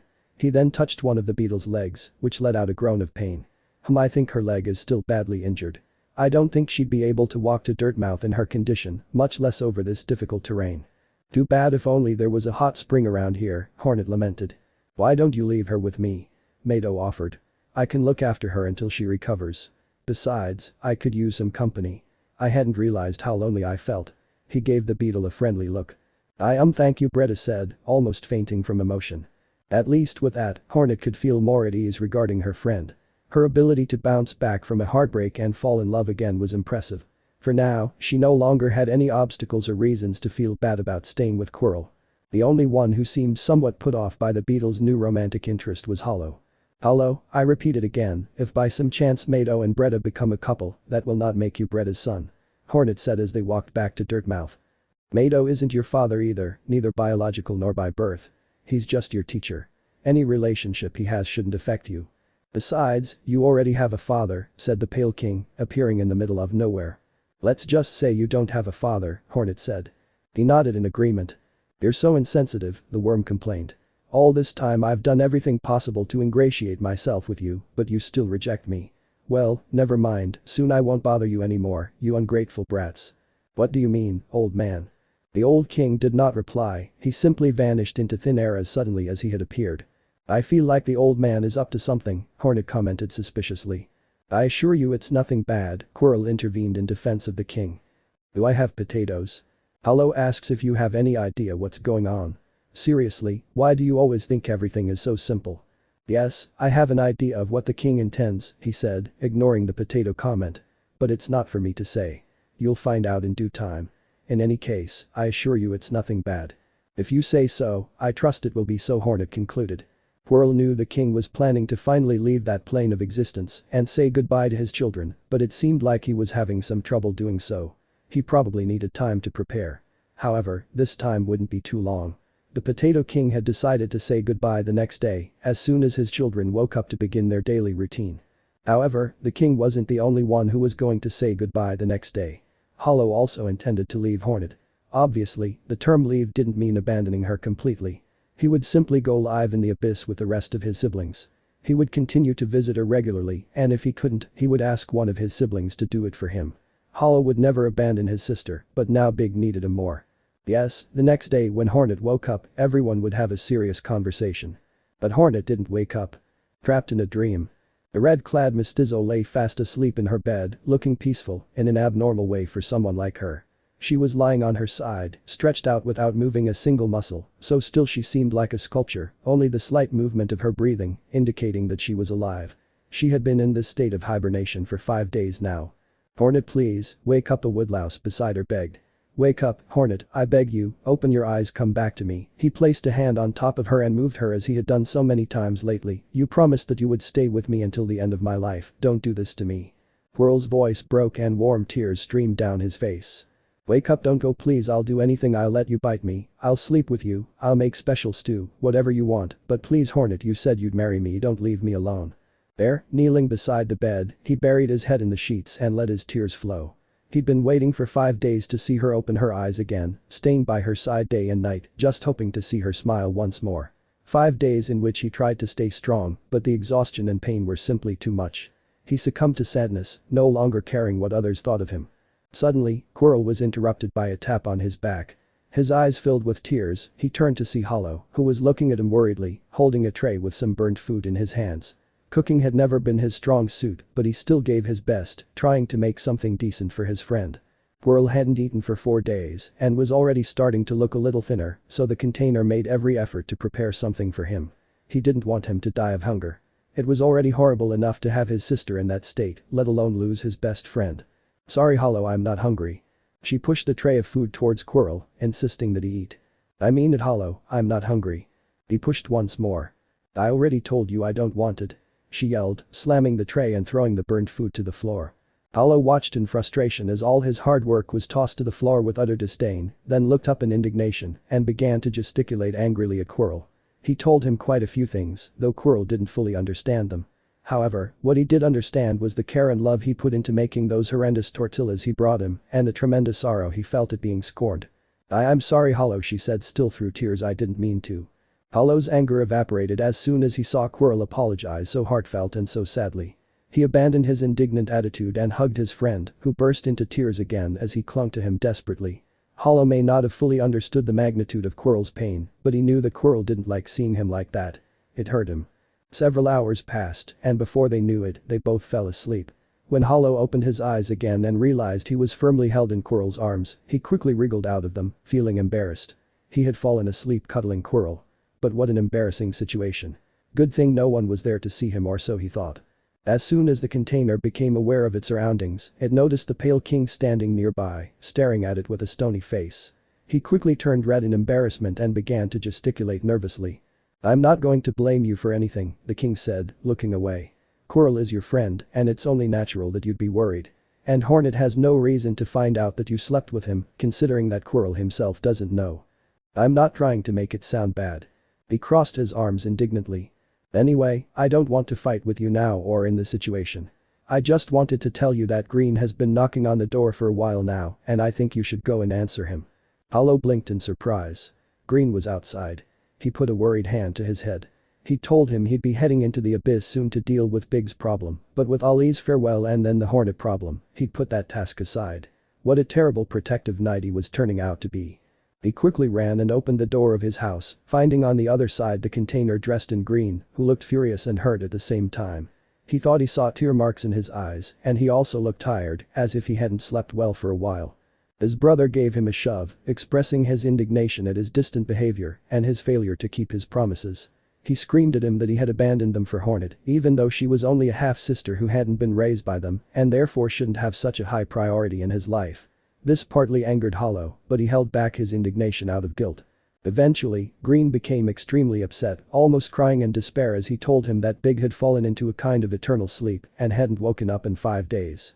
At this last bit of news, Hollow's eyes widened in surprise, then without saying anything, he grabbed his brother by the arm and dragged him to the bedroom where Quirrell was still sleeping, uncurled with his backrest resting against the bed, oblivious to reality.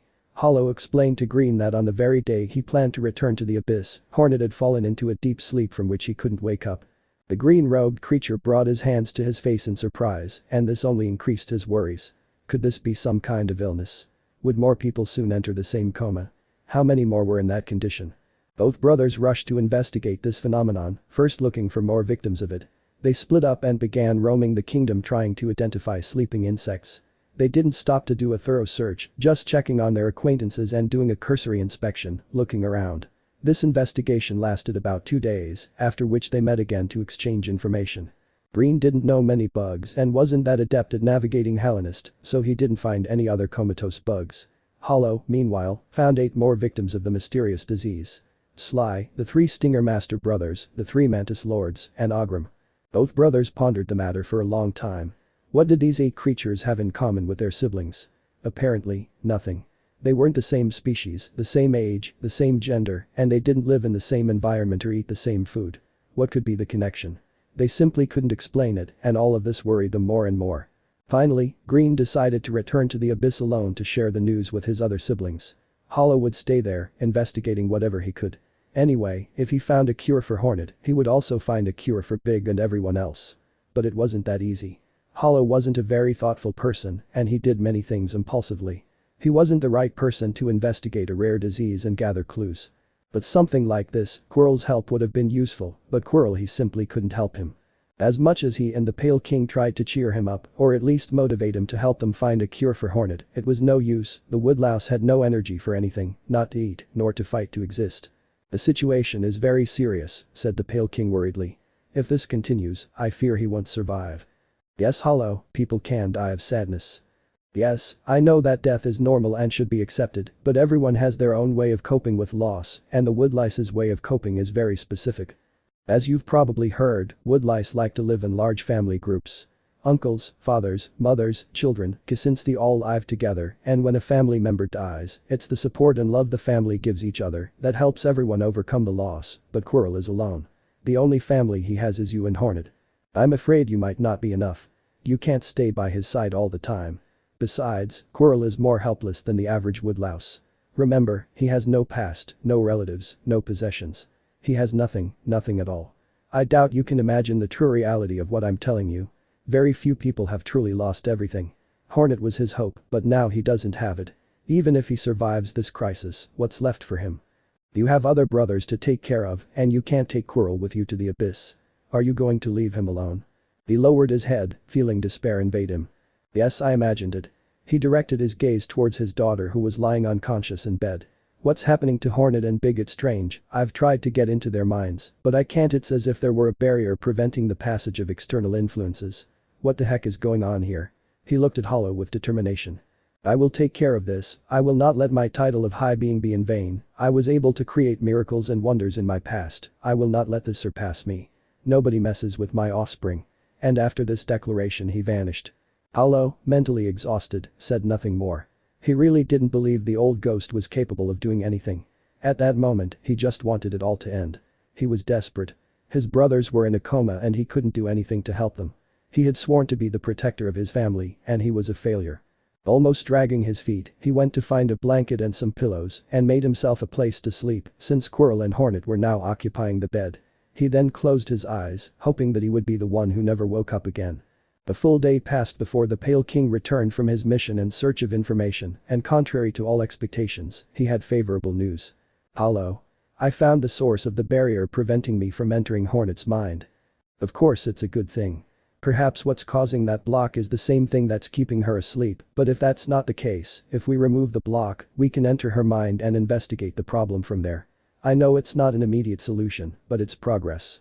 Honestly, Hollow was so tired that he would have preferred a quicker, more direct solution, but he didn't despise his father's efforts to help, and he was willing to cling to any hope. So, although he didn't show much enthusiasm, he decided to follow the worm wherever it led. Following the old monarch's instructions, the small container headed for the royal canals. The truth is, he didn't understand what could be there to help them with their problem. Of all the places he could have imagined, it never occurred to him to look there. It was basically a landfill. What could be so important? But he didn't complain. He trusted the ghost blindly and obeyed every instruction he gave him until they finally reached a dead end. He asked angrily.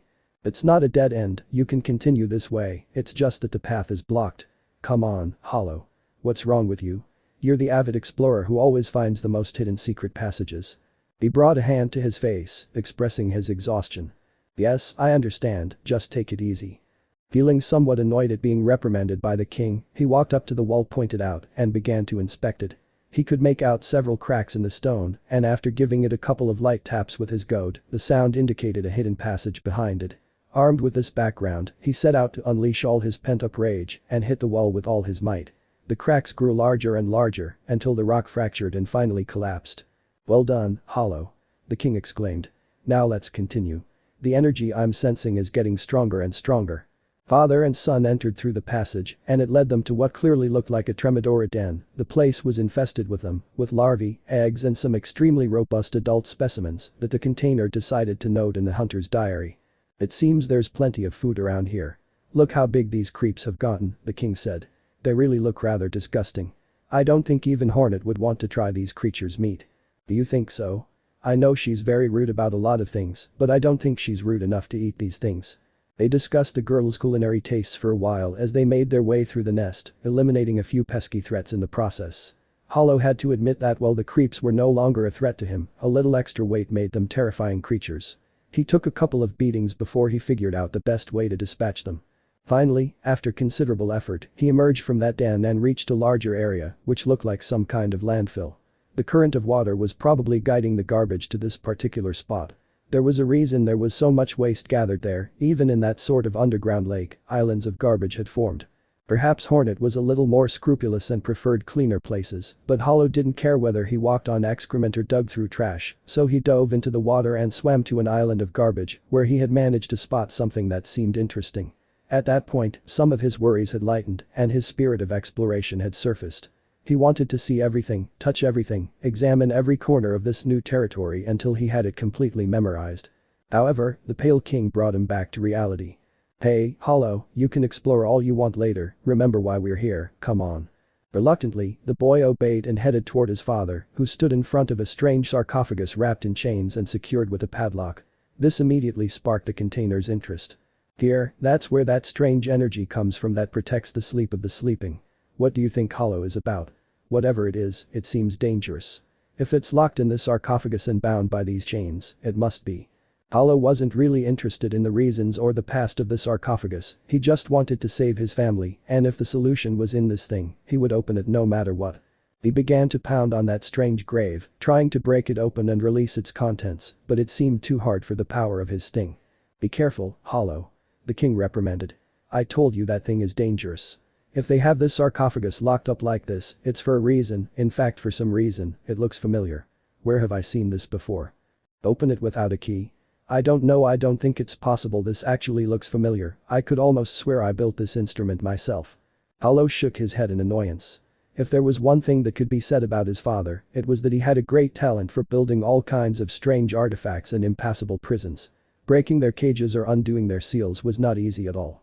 He looked closely at the lock, he wished he could find the key that opened it, it would be much easier than breaking that damn sarcophagus, but he had no clue where to find the key, though.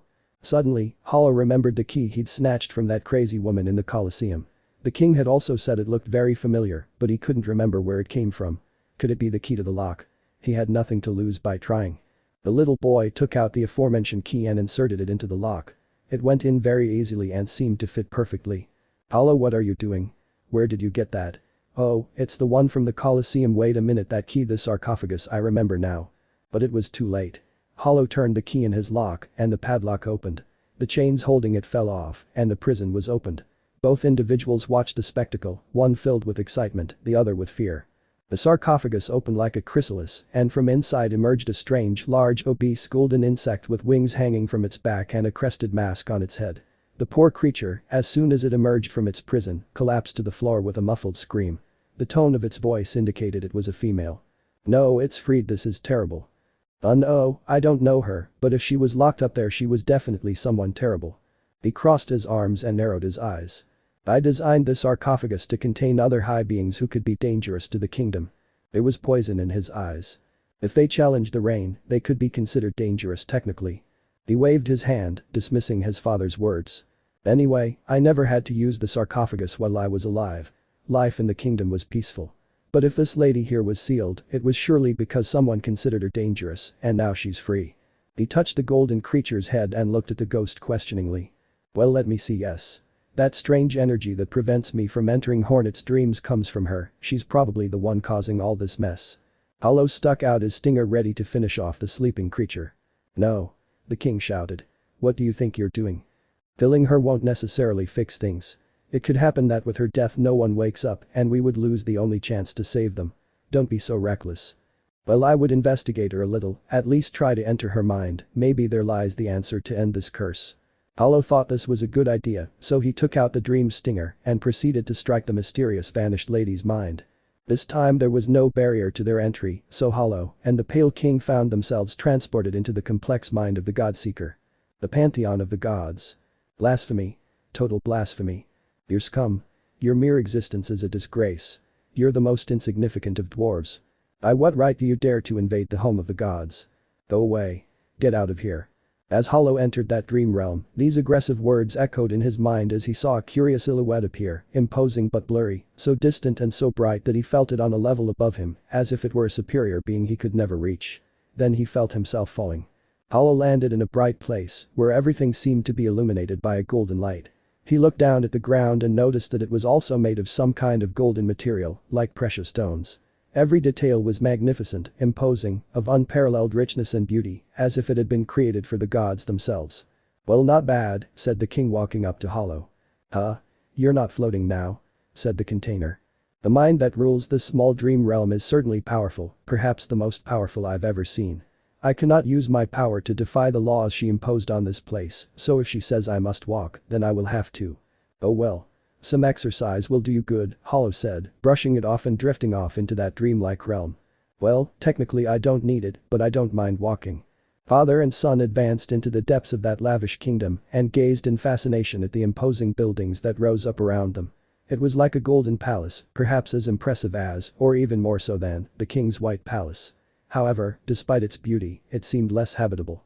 It didn't seem to have the proper amenities for any creature to live there. That's strange, I haven't seen any bedrooms, or living rooms, or bathrooms, Hollow said, just large rooms with statues and something like altars. I don't think this place is made for living in. It looks more like a cemetery. What is a pantheon? It is a large, gigantic, and imposing temple built to honor and worship the gods, the king explained. And you are not worshipping them with your pathetic presence here. Blasphemers. Heretics. A voice shouted behind them. They both turned to look and found themselves facing an insect of the same golden color as the palace. In fact, that shade was the same as the creature that had emerged from the sarcophagus. And that wasn't the only similarity. The being in front of them also wore the same crested mask they had seen before. However, it had the difference of being at an earlier stage of development, as it was wrapped in a chrysalis. Get out of here. You are not worthy to appear before the gods who inhabit this pantheon. Gods? Hollow tilted his head. What do you mean, gods? Ah, you little crawling creature, your wretched mind is incapable of comprehending the grandeur of the concept of a god. All those beings of great power are gods. All of them. And they are all gathered here in the pantheon. From among all the divine beings that populate this palace will come the god of gods. The master of the gods. Ha ha ha ha. Hey, man, is this just me or is this bitch not quite right in the head? Hollow whispered. She seems like a religious fanatic, but one with great power. Creating a dream dimension of this complexity isn't easy. She's probably the one who has captured Hornet and the others' minds. I see. Hollow's gaze immediately hardened. The container walked towards the golden insect and raised its stinger at it, however it did not seem very impressed, even giving it the luxury of looking at it with contempt. But what is this? What insolence? The scum seek to defy us. Why have you dragged yourself into this small pantheon? The unpleasant sound you make as you advance creates so much discord. We cannot harmonize with the divine resonances of the gods. Does envy perhaps urge you to commit such a sin? We pray that the gods punish you. Seriously, what the hell are you talking about? Hollow said with an annoyed face. I just want you to free the minds of all the captive insects you have here. And why do you speak in plural? Does this pathetic creature intend to stop our sacred goal? Blasphemy. The wrath of the gods will fall upon. Shut up, you crazy old woman. Hollow shouted, already fed up, cutting her with his stinger. The blade of the weapon pierced the body of the Godseeker who vanished into thin air in a cloud of bright flashes. What have you done, Hollow? The Pale King shouted hysterically. You destroyed her. She is the creative source of this place. She. Ah, that was very rude, said the Seeker, appearing behind them. Is she still alive? Hollow said, preparing his stinger again. Do you think a pathetic being like you would be capable of destroying us? Never. The sacred task of finding the God of Gods must be carried out without delay. Hollow was about to launch another attack when the king stopped him with a gesture and indicated his surroundings. The vessel then began to examine its surroundings, noticing with surprise that the God Seeker in front of it wasn't the only one. The place was crawling with these beings, all wrapped in their golden chrysalides and wearing their mysterious masks. Probably even if you destroy one, there will be more to replace it, and more will continue to be created as needed. Bravo, one could expect nothing less from the intellect of a god, even if he is a minor god. Thanks. Truth be told, the king felt a bit uncomfortable being flattered by that crazy woman. Is the old man a god? Hollow said with disdain. Please. The God Seeker gave him a murderous look and a gesture of such contempt that the container couldn't help but shudder. The scum is incapable of recognizing a god, he is blind and deaf to his greatness, we pray that the divinities grant him his just punishment, such blasphemy cannot be forgiven. Get out of here. Crawl to your garbage can. Enough. Hollow suddenly shouted. I have no interest in staying here. I just want my sister back, trapped in a dream. Your sister? I don't know what kind of creature that could be. I don't seem to recall any of your kind beings in this place. Only the most powerful beings gather here, the true gods of Hallownest. Really, I can't understand why this pale glowing god wasn't summoned to this place. She looked at the pale king with a puzzled expression. Maybe because I'm dead? That was never an impediment. He assumed a haughty attitude. Hallownest is the true land of the gods. Here they are eternal, they never die, their power is infinite. Nothing can take them from this land, no one can remove them from our side. There was a certain tone of pain in the acolyte's voice, something the king didn't miss, but Hollow chose to ignore. If he started feeling sorry for his enemies, he wouldn't be able to rescue his family and friends. What do I have to do to get you to let go of those you're holding captive? Hollow finally asked. What do you have to do? Ha! Would the little crawling creature be capable of anything? A being so shameful, so pathetic, so insignificant could accomplish nothing. Insignificant beings can only submit to the will of the gods and abide by their designs. As long as the god of gods does not reveal himself, the divinities must remain in the pantheon fighting. No matter how long it takes, until one seizes power, the ritual will continue. So until someone beats them all, they'll stay trapped. At least the small mind of this scum is able to understand this fact. Very well. Then I will participate in their ritual combats and defeat them all. But you will have to promise that when I am the champion, you will free those who are still alive, Hollow said resolutely, followed by an awkward silence. Blasphemy. Heretic. Repent, sinner. The Godseeker screamed hysterically. Wretch. You have ordered your own destruction. These are not mere fights, they are sacred combats through which we enter into harmony with the gods. You have dared to challenge the gods of this pantheon. Do you truly consider yourself their equal? Draw your weapon then. Foolish creature, you shall be damned for your arrogance. At that moment, the brightness of the place began to increase until it became so powerful that Hollow and the Pale King were forced to close their eyes. A bell rang in their heads, announcing the beginning of something, and by the time the brightness decreased enough for them to look again, they both discovered that they were no longer in the same place. Both creatures now found themselves in a sort of combat arena somewhat reminiscent of a coliseum, but much more elegant. It was surrounded by an aura of divinity and magnificence, highlighted by the golden color that permeated every wall of the building.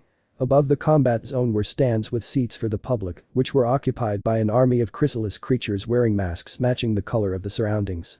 But above the sea of golden crests, there rose a throne, beautiful and sumptuous, which was occupied by the Seeker of Gods and principal governing entity of that collective mind. The acolyte looked at the bugs at her feet gravely and analytically, waiting for something that no one knew. Excuse me, but where is the enemy? Hollow asked innocently. The mind of the crawling beast is so basic that it can't even identify its enemy. Obviously your opponent is the god in front of you. Hollow looked around for the god he mentioned, but found no one, until suddenly a strange idea crossed his mind. Are you telling me I should fight the old man? You finally understand the obvious. What? The monarch exclaimed. But I don't want to fight him. I'm no good at combat either. I have no stamina. All gods must attend the sacred ritual to harmonize properly. Only then can their divinity manifest itself in its fullest expression. You, mysterious pale god, may not have been summoned to this arena of combat, but divine providence has brought you here, and therefore you must participate. But. Come on, man, the crazy religious woman already said we'll have to fight, Hollow said with a confident smile. It seems to me that the idea of fighting me appeals to you more than you should. She looked at him sternly. I bet it's only so you'll have the opportunity to hit me freely. Who knows? He looked away mischievously. Begin. Shouted the god seeker, tired of all the preamble. Before the Pale King could complain again, Hollow rushed toward him and swung a swift sword. He was sure he would strike, but before he could make contact with the snowy creature, it vanished from sight. The container stopped and looked around in confusion. Where had the worm gone? He couldn't be that fast, could he? Now that he thought about it, the old Pale King was supposedly a very powerful being, or so those who spoke of him used to say. Perhaps he hadn't yet seen everything he was capable of. Is there really no way to avoid all this? The worm said from above. Hollow looked up and with surprise saw his father flying, but not in the usual way floating in the air due to his condition as a ghost. Now he did it using 3 pairs of glowing wings, very similar to the monarch's wings that he had, but these looked denser and more functional, and they also allowed him to fly, instead of just making large jumps. Like I was in disbelief. I was never a winged insect, but I created a spell that allowed me to form soul wings. An obsolete version of that spell is what you use to make your enormous leaps. It seems this place allows me to function under the same conditions I did when I was alive. This will make the fight more interesting, the boy said enthusiastically. It would be boring just hitting you without you having to defend yourself. Please Hollow, I don't want to hurt you. More than you've already done. Those words stung like a knife in his heart. Despite all the time spent and everything he'd been through, Hollow still hadn't forgiven him and he had no qualms about letting him know. There was no way to avoid the fight, but if that's what his son wanted, he'd give it to him. Hollow leaped towards him with an extraordinary jump for someone of his size and was almost ready to land a direct blow when a silver energy bomb exploded in front of him, knocking him to the ground and thwarting his attack. The container sat up, somewhat stunned, and looked in surprise at his father, who was still flying above his head. His face showed a lethal coldness. It was the expression of a ruthless being who didn't hesitate to attack. He couldn't help but feel intimidated. It was then that he realized how little he knew about the Pale King, although in reality his contempt for him meant that he never took an interest in getting to know him a little better. Perhaps her perception of him was a bit misguided. She'd always thought the old worm was intelligent but weak. That's why he needed the 5 great knights to defend him and why he had that palace full of saws, unlike other rulers she'd known who lacked such luxuries. The Mantis Lords lived in community with their tribe and were quick to demonstrate their strength. She'd never met Hera alive, but Hornet said she was strong both physically and mentally. And Queen Vespa, though she had subjects to defend her, was probably also capable of doing so on her own. That's why her daughter displayed a certain level of fighting spirit. He was probably wrong about the king, no matter how clever a worm is, no insect will bow down to him if he doesn't show power, that's how bug society works.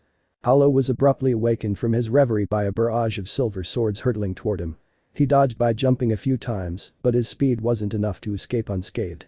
One of the swords managed to strike his leg, causing him to stumble, and just at that instant, another silver magic bomb exploded on top of him, throwing him far away. The little one got up, feeling the blows. The Pale King was a formidable enemy, fast as none, but he wouldn't let him win.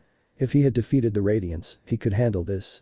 Suddenly, he sensed a change in air pressure and jumped away, just in time to avoid another silver explosion that would crash down on him, but he couldn't stop. He kept running with all his might, avoiding a chain of explosions that followed him, all fast and powerful. It was difficult to stay safe that way, but he managed to escape unscathed. But as soon as the explosions stopped, a shower of silver swords greeted him. He began to dodge the projectiles as best he could. Curiously, his movements proved to be quite graceful, almost as if he were dancing. In part, the ritual dance had made him more agile, attentive, and elegant. The worm's attacks were so swift and relentless that Hollow had virtually no chance of getting close. Although it was a limited resource, he tried to use a soul shot to attack from a distance, but his efforts were in vain. Although the movement was swift and sudden, the king dropped and dodged, his wings giving him great speed. Now the little boy's initial optimism had faded. His father turned out to be a more difficult enemy than he expected, with a devastating attack and dizzying speed. Offense and defense perfectly complemented each other, he was even relieved that this wasn't a fight to the death. However, if there was one thing that characterized Hollow and was likely the reason for his failure as a pure vessel, it was his determination. It was through his willpower that he managed to go further than any of his siblings and uncover most of the secrets Hallownest had to offer. He never gave up on saving Big, and he wouldn't do it now. He stood firm in his place and looked at the pale god with determination. He would not run away anymore. He had a plan in mind, a rather dangerous one, but he had no other options. Hitting his opponent was turning out to be an odyssey. Hollow ran towards the Pale King, who responded by throwing a fan of glowing swords again, which the younger one dodged with all his skill. He never stopped, just kept moving forward until he was at a distance that he considered close. Then, using all his strength he made a colossal leap. His father again counterattacked with a silver explosion, only this time Hollow, instead of trying to dodge it, continued towards it propelling himself with the monarch's wings. The spell blew up directly at him, causing much more damage than the previous time, but the little one didn't care. He let himself be hit because he needed to receive that energy. The power of the blow propelled him directly against the worm. The Pale King never expected this. It was partly his bewilderment that prevented him from reacting in any way and ending up with his son on top of him. Then, not wasting his opportunity, he lunged at the ghost, who fell to the ground from the force of the impact. Hollow managed to land safely, and as soon as his paws made contact with the ground, he stood on guard, waiting for another silver explosion or a shower of glowing swords, but nothing happened. Then he realized that the Pale King still hadn't risen from the ground. He was lying there motionless. He tilted his head in confusion and approached his father, only to find him writhing in pain with a look of deep suffering. "Come on, man. This can't be serious. I only gave you a tap and you're already defeated. I had to endure 2 of your devastating explosions and I'm still standing. I told you no, I have stamina. Don't you think you're exaggerating? I'm not exaggerating. He sat down on the ground, catching his breath. I have a lot of attack and speed, but I'm defeated after the first hit. Why do you think I formed the Big Five? I see. Hollow put away his stinger, trying to hide his disappointment. He then decided to ignore his father and gave an arrogant look to the Godseeker who was watching the battle from atop her throne. We're done fighting. Will you release the sleeping ones now? Does the pathetic beast think he deserves a reward just for defeating a small white god? That doesn't impress us. And that fight isn't enough to harmonize with the gods. More battles, more spectacle, more power, that's what's needed. Oh our lord, we his faithful servants await his awakening. Sacred battles are fought in his honor. We will continue until we are in harmony and worthy.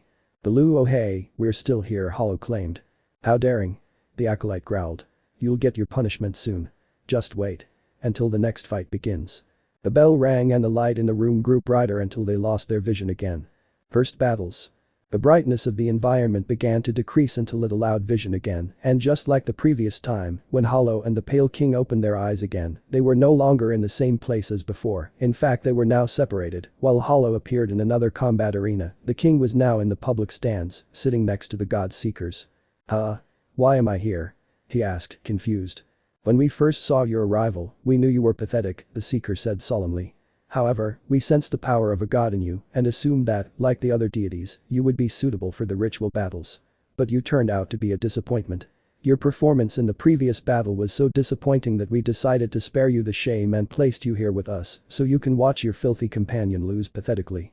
Hollow had heard everything from his position below and secretly laughed at the humiliation the acolyte was inflicting on his father.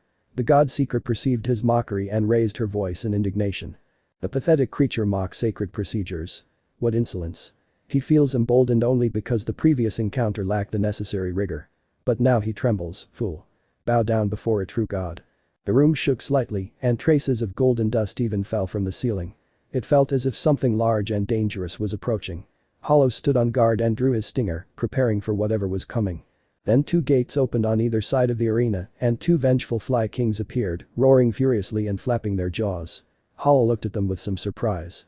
Hey, I know you. She said, looking from one insect to the other.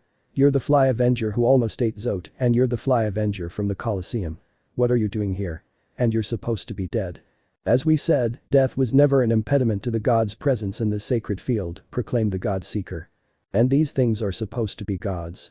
He easily dodged the beasts that tried to charge at him. They are only lesser beasts like the piles that roam Hallownest. He dodged again without difficulty and took the opportunity to hit the Fly Avenger. Well, it was close. They have nothing divine about them. They are only distinguished by being somewhat larger and older. They are not even capable of maintaining a civilized conversation. Any being of considerable power is potentially a god, the lady concluded. The warrior simply sighed. He still didn't understand the logic of that crazy nun, but for now he was in her hands and had to abide by her rules, no matter how silly they were. The fight against the vengeful flies didn't turn out to be that complicated. Defeating 2 wasn't much more of a challenge than fighting 1. They were slow-moving creatures guided more by instinct than intelligence, lashing out wildly without thinking about the consequences, and with each attack, they ended up more injured. It wasn't long before Hollow managed to defeat them. The battles that followed weren't much of a challenge either, and the golden insect's sanity was increasingly questioned. Gruz mothers and moss attackers were common creatures, not as easy to find as gruz or mosslings, but still, with some effort, they could be found, and they weren't even that strong. What was so divine about that? Victory against them was even disappointing. Later, he had to face the false knight. He admitted that this fight was somewhat more interesting. Despite the fact that the wearer of that armor was a pathetic worm, he respected him greatly for his courage and his desire to protect his brothers, and he understood him perfectly. Yet, when he killed him, he felt no remorse. At that moment, he still suffered from apathy and didn't understand the meaning of mercy. He acted on instinct. In any case, he always maintained that it was the worm's fault for attacking him. He was merely defending himself. By the next fight, he was already pretty annoyed. What would I have him fight next? A floor cutter? A tick-tick? A Zote? Hey old lady, I'm fed up with these useless fights. How long are we going to finish and you're going to free the minds you have imprisoned? Insolent scum. It seems that the punishment hasn't been enough. More powerful gods are needed to subdue the sinner. Those things weren't gods. Except for the worm, they were lesser creatures. Hollow shouted in exasperation. We could not pit the gods against unworthy creatures. It would be an insult. Lesser beings were summoned for the purpose of initiating harmony and preliminary combats. We believed they would be sufficient to dismiss the groveling creature, but this insolent one is more resilient than admitted. Therefore, your next opponent will be a genuine goddess harvested from these prosperous lands. Tremble, sinner. Receive your damnation. Hollow looked around, waiting to see the next beast appear. What titan would they present to him now? What ridiculous beast would come to him? Contrary to his assumptions, this time the next god wasn't someone large, but rather a small, elegant, and petite creature, his sister. Hornet. Hollow initially looked visibly confused, but then his expression changed to one of joy. Hornet. I finally found you. Come on, let's go home. Quirrell is waiting for you. But the response she received was not what she expected. The mestiza unsheathed her needle and got into a fighting stance. Hornet. What's going on? Hollow backed away, intimidated. Come on, we don't have to fight. Come with me and let's get out of this place. Now it's my turn to fight you. She said seriously, as if she hadn't heard her brother's words. What's all this? Don't they watch while we fight? She directed a suspicious look at the audience of golden beings. She always did the same thing in every match. Anyway, let's fight. I want to wake up from all this soon. I'm already tired of so many battles. But Hornet. I already told you we don't have to fight. He said while waving his arms. Hollow. Cried the Pale King. I don't think he can hear you, only see you. What? Please tell me what no. It's always been frustrating that no one understands what I mean. I consoled myself with the thought that at least Hornet could. The pathetic creature is not allowed to interfere with the ritual, the Godseeker explained. And words aren't necessary for combat. Begin. But. There was no more time for dialogue. Hornet launched herself at Hollow like an arrow ready to pierce him. The knight jumped and avoided the maneuver, then propelled himself with his wings to get a little further away. It wasn't wise to stay close with Hornet. The distance gave him just enough time to dodge the needle she threw at him. Hollow had already fought Hornet many times, both deathmatches and friendly matches. They even fought regularly to practice and stay in shape, therefore he knew her movements and strategies perfectly. He was used to her rhythm and was able to predict her quite well. However, this time the fight became more complicated than ever. Hornet was now faster and therefore more lethal. Fortunately she hadn't decided to use her thread and thorn traps. That would have made the fight very complicated. She needed to find her new rhythm to be able to keep up with him. Go. The thread he carried turned gold and whipped around him, lashing wildly and cracking the air like a whip. Hollow opted to step aside and avoid the attack, which he knew from experience was extremely painful. After that spell, he followed one of his quick and difficult aerial dives. Once again, he emerged victorious and even managed to land a couple of hits, but as he was retreating from Hornet's range, he heard the magic word again. Go. The golden thread caught him by his limb and began to shake him like a rag doll. He was mercilessly whipped against the floor and walls. Why do you haunt my dreams? Hornet snapped angrily. Or have you trapped me in yours? Let me go. Since when could Hornet cast that spell so quickly? Apparently, her constant battles not only improved her skill, but her magic as well. He got up with difficulty and had to roll on the ground to avoid Hornet's needle. He jumped to his feet and did a somersault in the air to avoid another attack from the girl. The battle was frantic. She landed behind Hornet and stabbed her in the back, knocking her off balance, but she recovered faster than expected and counterattacked with another throw of her needle. Showing an unexpected display of strength, Hollow swung her sword and intercepted Hornet's attack, knocking the projectile to the side. The warrior was momentarily taken aback. She hadn't expected her enemy to have the strength to do that, but something she hadn't taken into account and never assumed in sparring matches was that Hollow was growing. She had already gone through 2 mask changes. Fortunately, the second one had passed without any memorable incidents. She was now bigger and therefore physically stronger. This time it was Hollow who took the offensive and struck her sister with all her might 2-3 times. They were quick thrusts that she couldn't stop or avoid. It could have been more hits, but a new Endiro spell prevented it. 3 Endiro? Hollow exclaimed. Their soul reserves should be exhausted by now. We've decided not to limit the possibilities of our gods, the Seeker declared. That's why they have a full soul to use, all to help them harmonize more quickly. At that moment, Hollow fired a soul shot that hit the half-breed directly, leaving her weak. After that spell, Hollow looked at her body and checked her condition. Hey, my soul reserves did decrease with that spell, liar. You are not a god, you are garbage, the benefit does not apply to you. Damn golden witch, Hollow muttered angrily. Come on, Hollow. I know you can do it. The Pale King shouted at the top of his lungs. The little white god is very foolish to place his hopes on the crawling creature, the acolyte said with contempt. You're the foolish one for not recognizing the true nature of the being before you. He glared at her, then turned his eyes to his son. Don't listen to him, Hollow. You're a very valuable person. Daddy supports you. Daddy supports you. Those words repulsed the container so much that it trembled in disgust. Just then, Hornet stood up and, without warning or threat, threw herself at her brother. Unfortunately for her, Hollow threw a tantrum, carelessly swinging her stinger, and ended up hitting her in the head, ultimately defeating her. However, that was not the victory Hollow would have liked, in fact it was quite embarrassing. The triumph that is not a triumph sows shameful discord, this does not resonate, it does not harmonize, our minds feel empty and painful, terrible. Terrible. The young goddess still needs to fine-tune herself, she must continue to struggle until she can harmonize properly. As for you, little crawling creature, that's enough for now. As had become customary, the visitors to the Pantheon were blinded by the growing light in the room, and by the time they regained their vision, they found themselves in another room. Hollow remained on guard throughout the process, expecting a new battle, but what he found was very different. Hot springs. He shouted euphorically. He ran to the warm pool in front of him and jumped in, not caring about the possibility of splashing the other individuals nearby, as Hollow wasn't alone there. The place was swarming with those golden clones of the Godseeker, who curiously also seemed to be enjoying the warmth of the healing liquid. They seemed somewhat annoyed at being splashed by the water, but didn't say anything. "Revive," said the container, stretching itself out over the edge of the trio and closing its eyes in delight. "I celebrate your enthusiasm, but I think you should improve your manners," said the king, looking at him sternly. "Don't bother me, old man."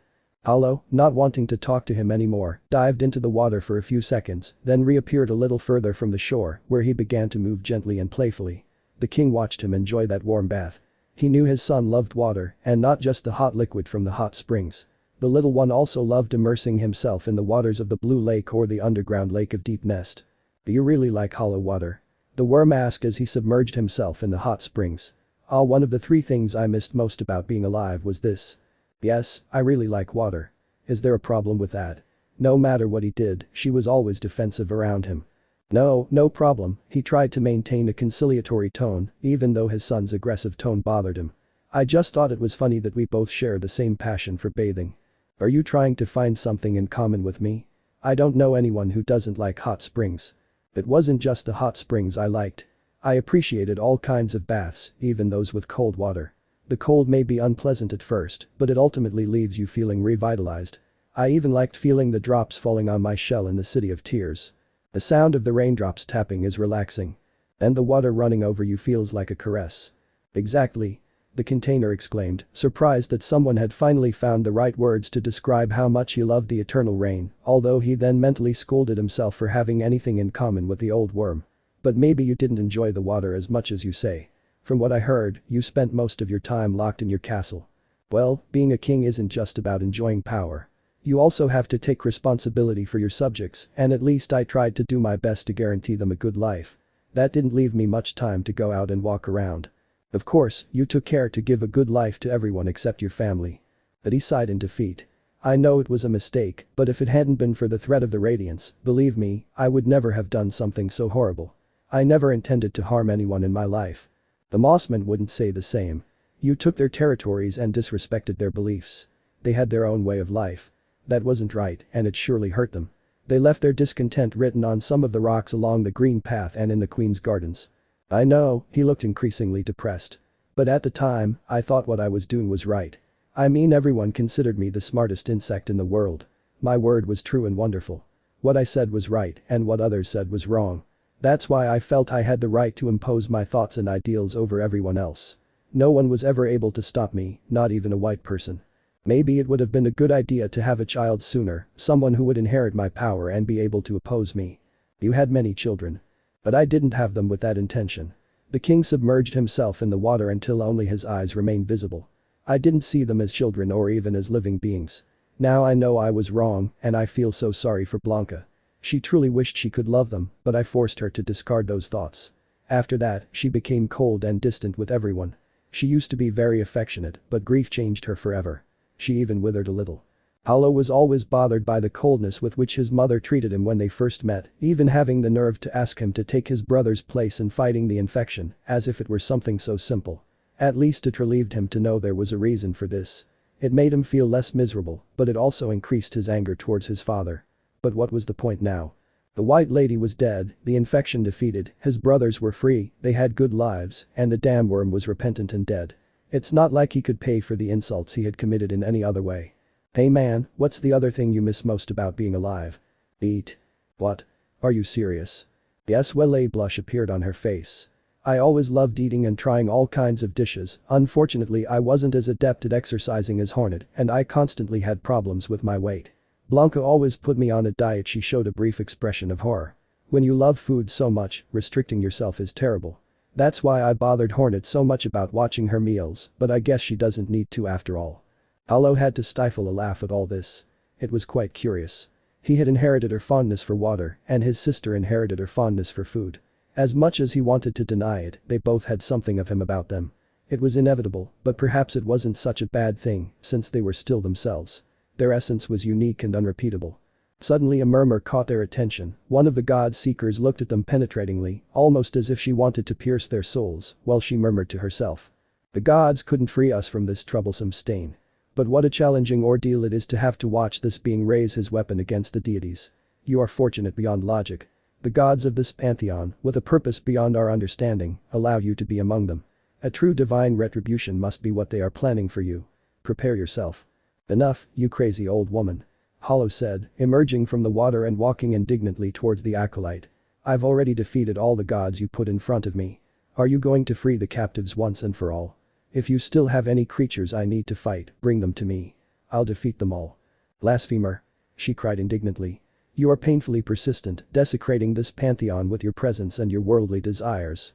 What is it you seek? Glory? To be vain. I already told you that I want to rescue my family and friends. It's not vanity. You don't understand our purpose. These battles are necessary. Through them we enter into harmony with the voices of the gods. We tune ourselves, they tune themselves, singing ever louder. Louder and louder. Until the unleashed power is able to release that dormant power in the heart of the kingdom. You, the Pale King said, approaching. Are you looking for a particular deity? To the master of the gods. And nothing will stop us from achieving it. Nothing will stop me either, Hollow declared. So be it, said the seeker, narrowing her eyes. The brightness in the baths made them fade away, and the ringing of a bell announced the next fight. The fights that followed were nothing worth mentioning, although they were more challenging. Hollow still thought that such enemies were not worthy of being called gods.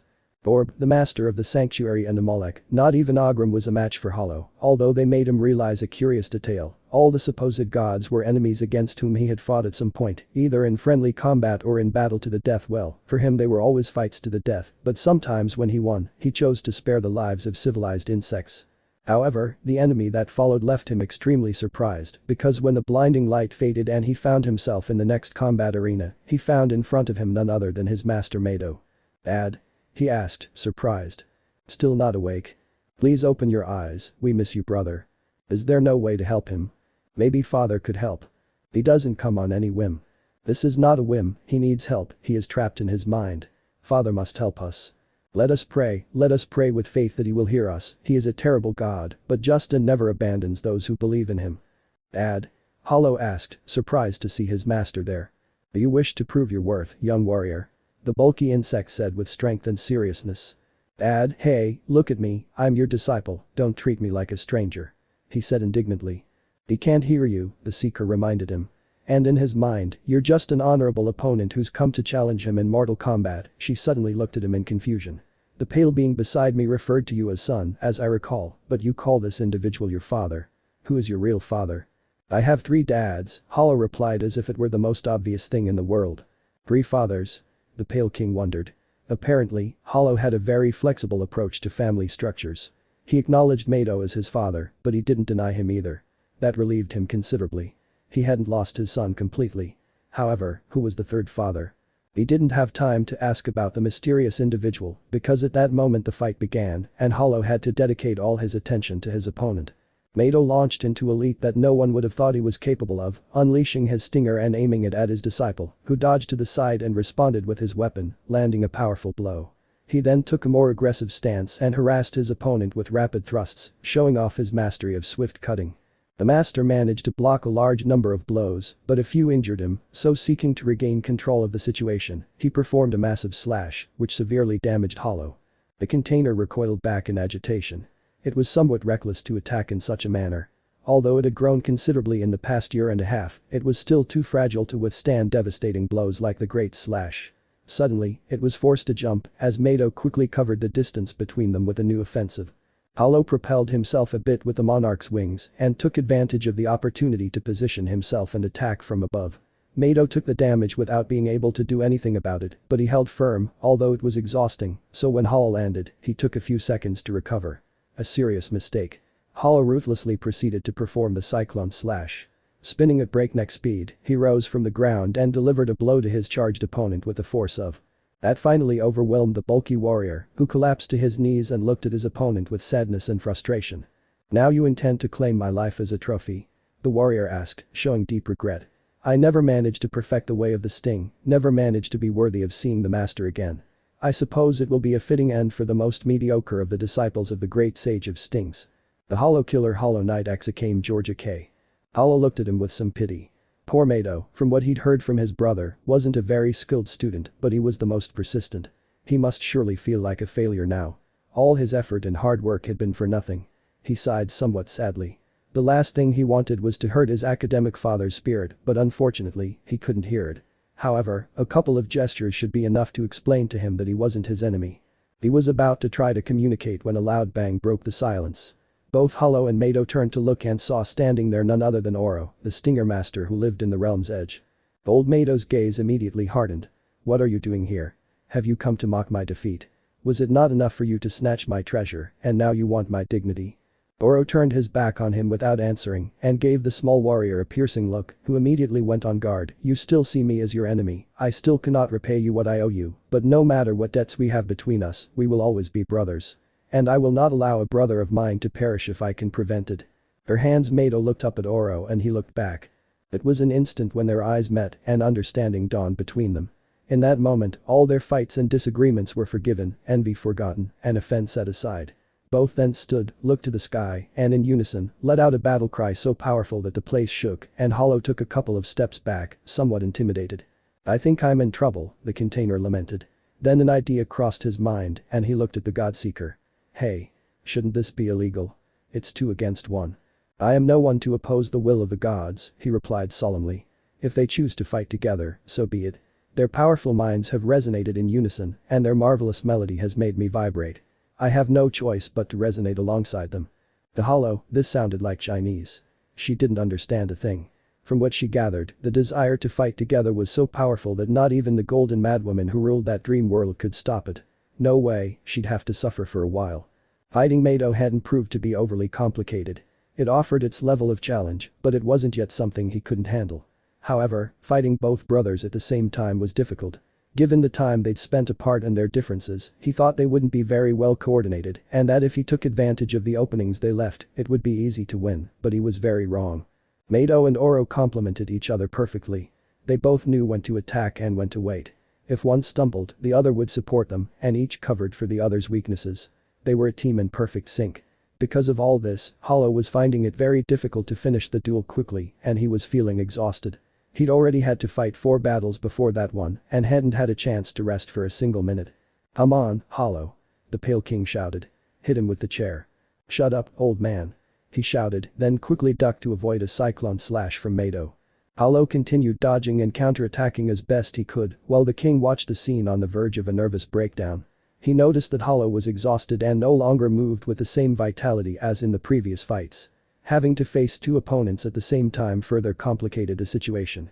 Then he looked at the Godseeker accusingly. "This is unfair. You've put every obstacle in his way to prevent him from winning. And surprisingly, it has surpassed them. Ah, what a magnificent tool it has turned out to be. Its power has fine-tuned the gods. They now harmonize splendidly. If this was the purpose that made its presence necessary in this pantheon, I thank it for it. But like any tool, the little crawling creature has a limit, which seems to be represented by these 2 gods. If it must fall here, so be it. It has given more than was expected for a being of its stature. I've had enough of you talking down to my offspring," the Pale King yelled angrily. "Hess more than he seems. Even at his small size, Hess one of the most powerful creatures y'all ever meet. Hess fought countless beasts and emerged victorious. Hess strong, brave, and one of the noblest people I know. Hess always willing to help anyone he thinks deserves it and he'd give anything for his family and friends. He deserves more recognition than half the creatures you have here. But a blind woman like you can't see the splendid being standing before you. Hollow is more than worthy of being a god. Or a guardian angel. He has the heart of a knight. Hollow from his post on the battlefield heard everything his father had said about him and now found himself fighting with his face red with shame. Old man, was it necessary to say all those embarrassing things? Hollow was truly embarrassed, but even though he didn't want to admit it, he also felt happy. No one had ever said such nice things about him, not even his sister. Well, Hornet was more of a showman than a showgirl. He knew she loved him very much, but he rarely heard her say it. Even if he was the damn worm, he was grateful that she held him in such high esteem. He never tried to earn her respect and admiration. He always told himself tirelessly that what that bastard thought shouldn't matter to him, but there he was, his heart overflowing with joy and pride, wanting to show everything he was capable of. He clasped his hands around his stinger and, feeling all his energy return, he threw himself into combat with a smile on his face. Hollow fought again with his trademark skill and talent, even seeming to do it better, as if he too had honed his skills, as the Golden Madwoman called him. He displayed his full mastery of the sting arts, combining them perfectly and impressing even his masters, who were gradually overwhelmed by the vessel's enthusiasm and fighting skill, until they were finally defeated completely. "We've lost," Oro said, falling to his knees, then looked at his brother sadly. "I'm sorry, Mado. I haven't been good enough to even let you live. All I've done is bring you grief and sorrow. It doesn't matter, I was still happy to know that you came to my aid." He looked down. "I always thought you despised me for my weakness. No. You may not have been the strongest or the most skilled, but I admired your tenacity and perseverance. I deeply regretted stealing and selling the emblem, and I've been trying for years to save up the money to buy it back. You really but never. You never wanted to listen to me, you just saw me as an enemy. I always wanted you to forgive me. I forgive you, Oro. In the end, no matter what happens, we will always be family, and there is never peace for those who only hold resentment in their hearts. I'm glad I reconciled with you before the end." Then they both cast an expectant look at the knight standing before them, contemplating the entire situation. Hollow was unnerved by this. He had no intention of killing anyone, but he understood that in these two's dream, he played the role of a warrior who was going to end their lives. He had to clear up that misunderstanding. But how could he do it if he couldn't speak? Well, he was already experienced in conveying himself through gestures alone, and he knew which one was appropriate for this occasion. He stood at attention and bowed respectfully. Oro and Mado looked at each other in surprise, but soon seemed to understand the situation, as they quickly stood up and returned his bow. "You just wanted to challenge us to a duel to test your skills," Mado said. "You should have said so before. I never refuse any duel, much less one with such a skilled warrior. You remind me of my disciple." "Your role model," Oro said. "I'm honored to have fought with you. It's clear I still have a long way to go, but I thank you for enlightening me and allowing me to speak with my brother once more." After this emotional farewell, as was customary, the increased luminosity of the place gave way to a new room. Hollow fell to his knees in relief, realizing he wouldn't have to fight again. He was back in the hot springs, finally able to rest and recover a bit. This time, though, he didn't show as much enthusiasm and energy as last time. Instead of running toward the water, he shuffled along, exhausted. But before he could reach the liquid, he bumped into the Godseeker, who was standing in front of him, looking at him analytically. There were no more traces of the contempt she'd felt for him. She seemed interested and almost cheerful. "Prank after prank, we cannot get rid of you, not even if we allow you to fight with the greater gods. Oh, bearer of the sting, devourer of souls, are you a messenger of the gods? Or something more? We will not challenge you again. Continue the battles. We will be listening closely." After uttering those mysterious words, the chrysalis floated away across the ground. That seemed to be the only way this creature could move in its cocoon state. Hollow looked at it curiously. What was wrong with that crazy woman? It wasn't important. "I think you managed to impress her in your last fight," the king said, approaching his son. "I suspect she'll never call you scum or a pathetic shambling creature again. Call me whatever you want, that won't stop me from crushing you if I have to," the little boy said, getting into the water. Now I really feel sore. That last fight was really tough." "It should have been." The king also submerged himself in the waters with him. "For a moment, I thought you would lose. If I had been alive, I would have feared for death with so much tension. But in the end, you managed to surprise us. You recovered from the battle impressively, that." "It was nothing," Hollow said, starting to feel embarrassed again. He looked at his father silently and said with a serious expression. "Thank you." "Huh?" The worm blinked in confusion. "Why?" "It doesn't matter," he looked away uncomfortably. "Just accept my thanks." "Oh, okay," he dipped a little into the water. "This is the first time you thanked me for something. I guess that's progress. Maybe we'll get along someday. And since when did I interest you? I thought you only cared about Hornet because you wanted her to be the heir to Hallownest." He closed his eyes and paused. "Maybe yes, maybe it was like that at first, but not anymore. that it doesn't matter anymore. If she wants to become queen, it will be because it's her wish, not mine. I had already decided not to bother her anymore. In fact, I wasn't going to bother anyone anymore. Just the day before Hornet didn't wake up, I was planning my farewell. Are you telling me you were going to leave forever? Hall looked very surprised. Why is it so hard for you to believe? One day I had to leave for the other side. It's just that. The ringing of a bell indicated that their rest time was over and it was time to resume fighting. Hollow didn't manage to finish what he wanted to say, although he wasn't sure he would have been able to say it either. It was very difficult for him to admit that the idea of the ghost going away saddened him. After so many adventures with him, so many silly fights and shared moments, it was impossible for him not to have developed an emotional bond, especially seeing how much his attitude and judgment about others had improved. He had even admitted his mistakes and regretted them. During that brief moment when they changed scenery, Hollow thought about many things. He remembered the Mato and Oro brothers who, despite being family, had lived at odds for so long. He also remembered his master's words about knowing how to forgive and let go of resentments. He had to admit that his father wasn't inherently evil, he was just an idiot. But could he possibly forgive something as horrible as what he had done? A new round of battles began, where once again Hollow encountered a series of familiar enemies, from the Crystal Guardian to a ghost named Zero. As the battles progressed, Hollow began to realize that the Godseeker was no longer looking at him with the disdain she'd seen before. Now it was more a look of interest and perhaps excitement. It was as if she enjoyed each of his victories, and for some reason, this made him nervous. What was this insect looking for? She always spoke about tuning and harmonizing gods as if they were musical instruments. Apparently, as she said, this would serve to awaken a hidden power in the heart of the kingdom. What would that power be? Sadly, no matter what this creature's plans were, he was powerless to oppose it.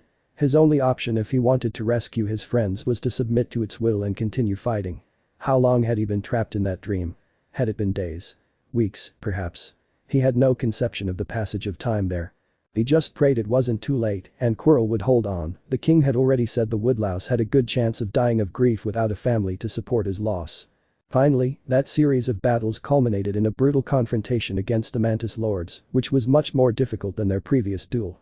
The first time he faced the Mantis Lords, he had to fight first with Orchid, the youngest of the sisters, and when she was defeated, Lily and Lavender took over. However, this time all three faced him at the same time.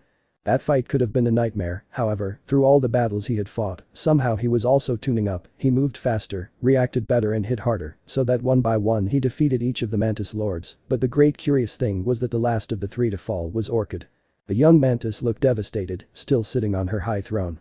Of the three, she was the one who had put the most effort into demonstrating her strength. Perhaps she had too high expectations of victory. Hollow thought. In any case, she had some affection for those wild and violent creatures and didn't like seeing one of them so crestfallen. Since anything she said wouldn't be heard, she opted to bow politely to the three of them, but to Orchid, she gave a gesture and a look of recognition and encouragement that wasn't directed at anyone else but her. Hollow hoped the mantis would regain its proud stance and that look of respect and defiance he was used to.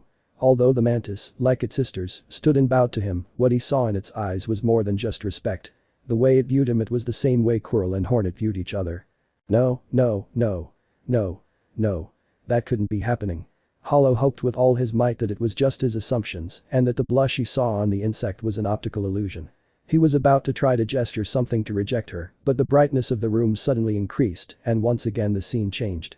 Steam and the soothing sound of flowing water filled the room, creating an ambience conducive to a nice warm bath, but Hollow wasn't in the mood for it. Now he was curled up in a corner, staring at the floor. Hollow? Shouldn't you be going into the water? The Pale King said, approaching. You must recover from your wounds and replenish your soul reserves for your upcoming fights. He likes me. Huh? What are you talking about? The mantis. The mantis liked it. Really? Poor mantis. I know. You don't know how sorry I am for her. Ah, you meant it. Of course. Are you making fun of my problems? Hollow looked extremely angry. No, it's just that I think you're making things complicated for nothing. For nothing?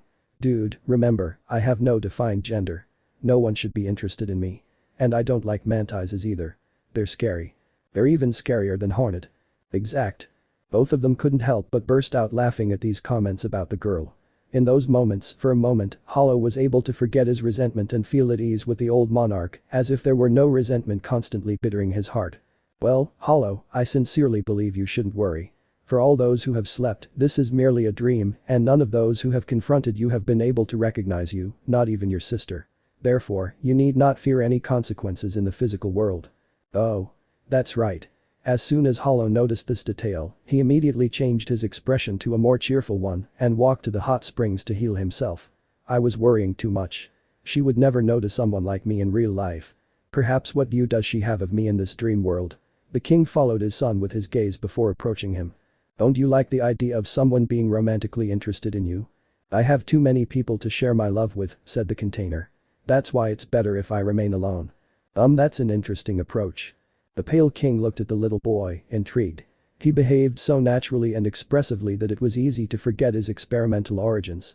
Supposedly, the vessels had been designed to be devoid of feelings and reasoning, but practice had proven they could acquire those qualities through interaction with others. They were empty vessels that absorbed everything the environment had to offer, to the point of becoming like any normal insect. But was there a limit to what they could learn? Were they capable of developing romantic love for someone, or was their lack of it linked to their inability to reproduce? Only time would tell this question, and sadly, he would no longer be around to learn it. The knight suddenly shrieked. The king awoke from his reverie and saw the boy, somewhat tense, looking toward the god seeker who had entered the water with him. Don't scare me like that, you crazy old woman. He shouted indignantly. You shouldn't just show up in the middle of nowhere and scare people. Schemer, that is what you are. Even with your pathetic power, you continue forward. Step by step, you approach a great and terrible god. One whose body is desecrated and bound, yet the glory of her pure form still lingers. She is the ruler of this pantheon. Her infinite power is what we seek to hone so that we may harmonize with her, so that our minds would be linked to her, the greatest. A god of gods. But seeing your impertinence and challenging every deity plants questions in our minds. Little one, do you imagine yourself equal to a god? Do you imagine yourself created in her image? For you have a similar form, and deep within you, I begin to sense something familiar. Ah. What thoughts are these? You are sowing blasphemies in our minds.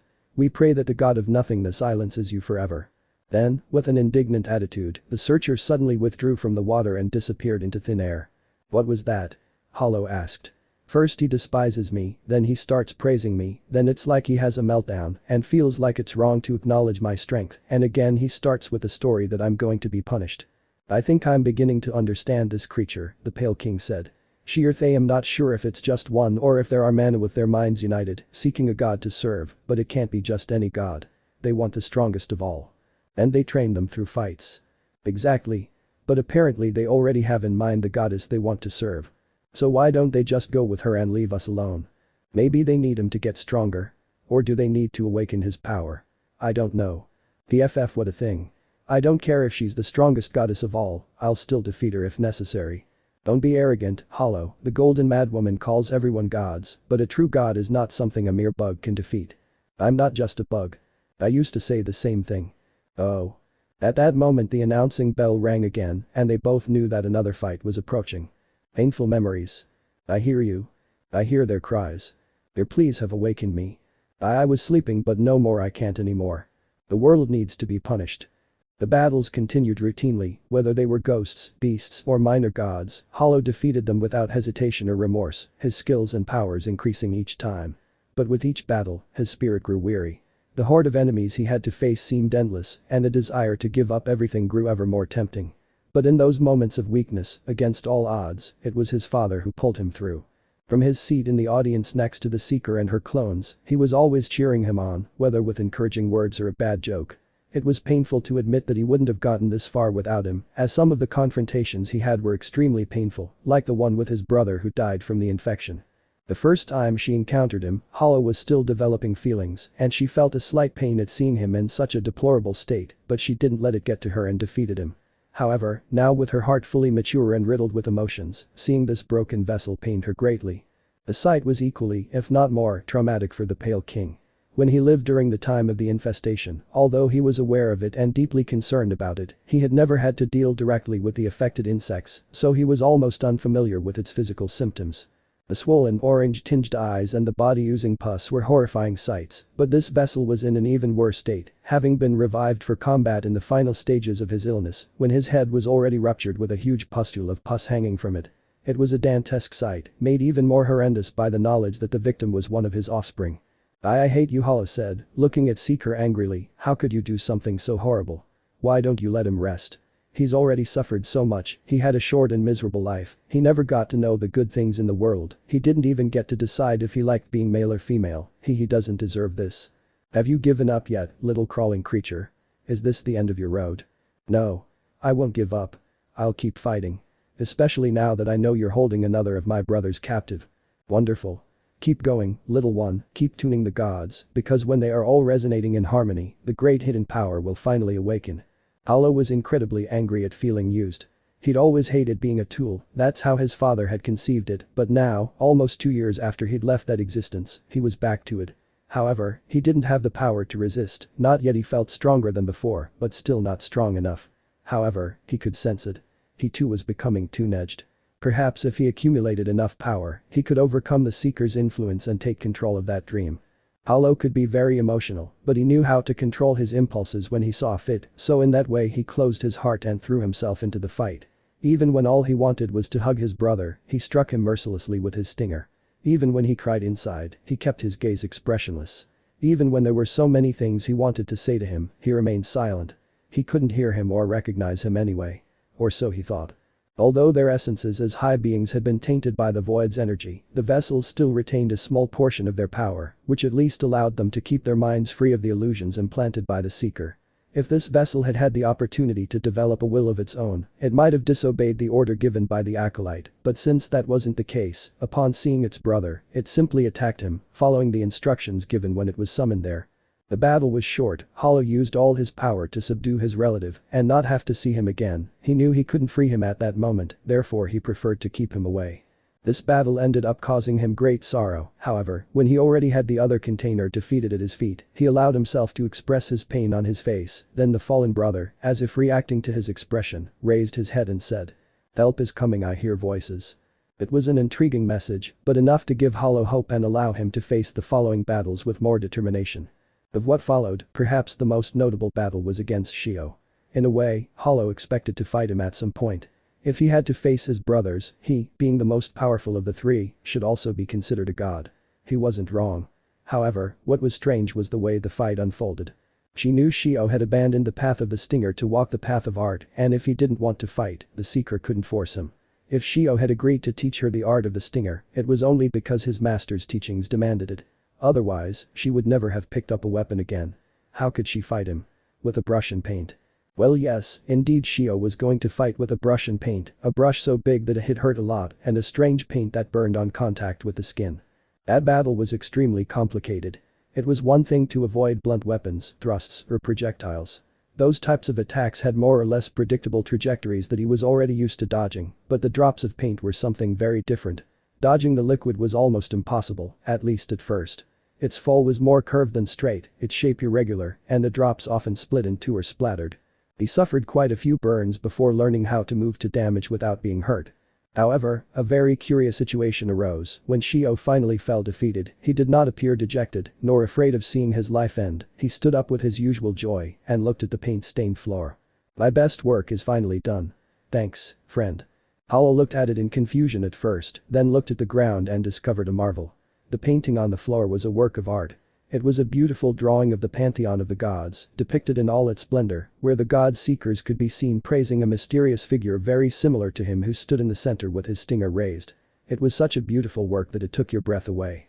Then he realized that Shio, while attacking him, was strategically throwing the painting to capture the image on the ground, while simultaneously defending himself from his attacks. He was a true master of the sting and the art.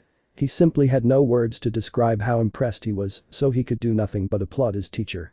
In response, Shio bowed in gratitude for the gesture. And then the scene changed again.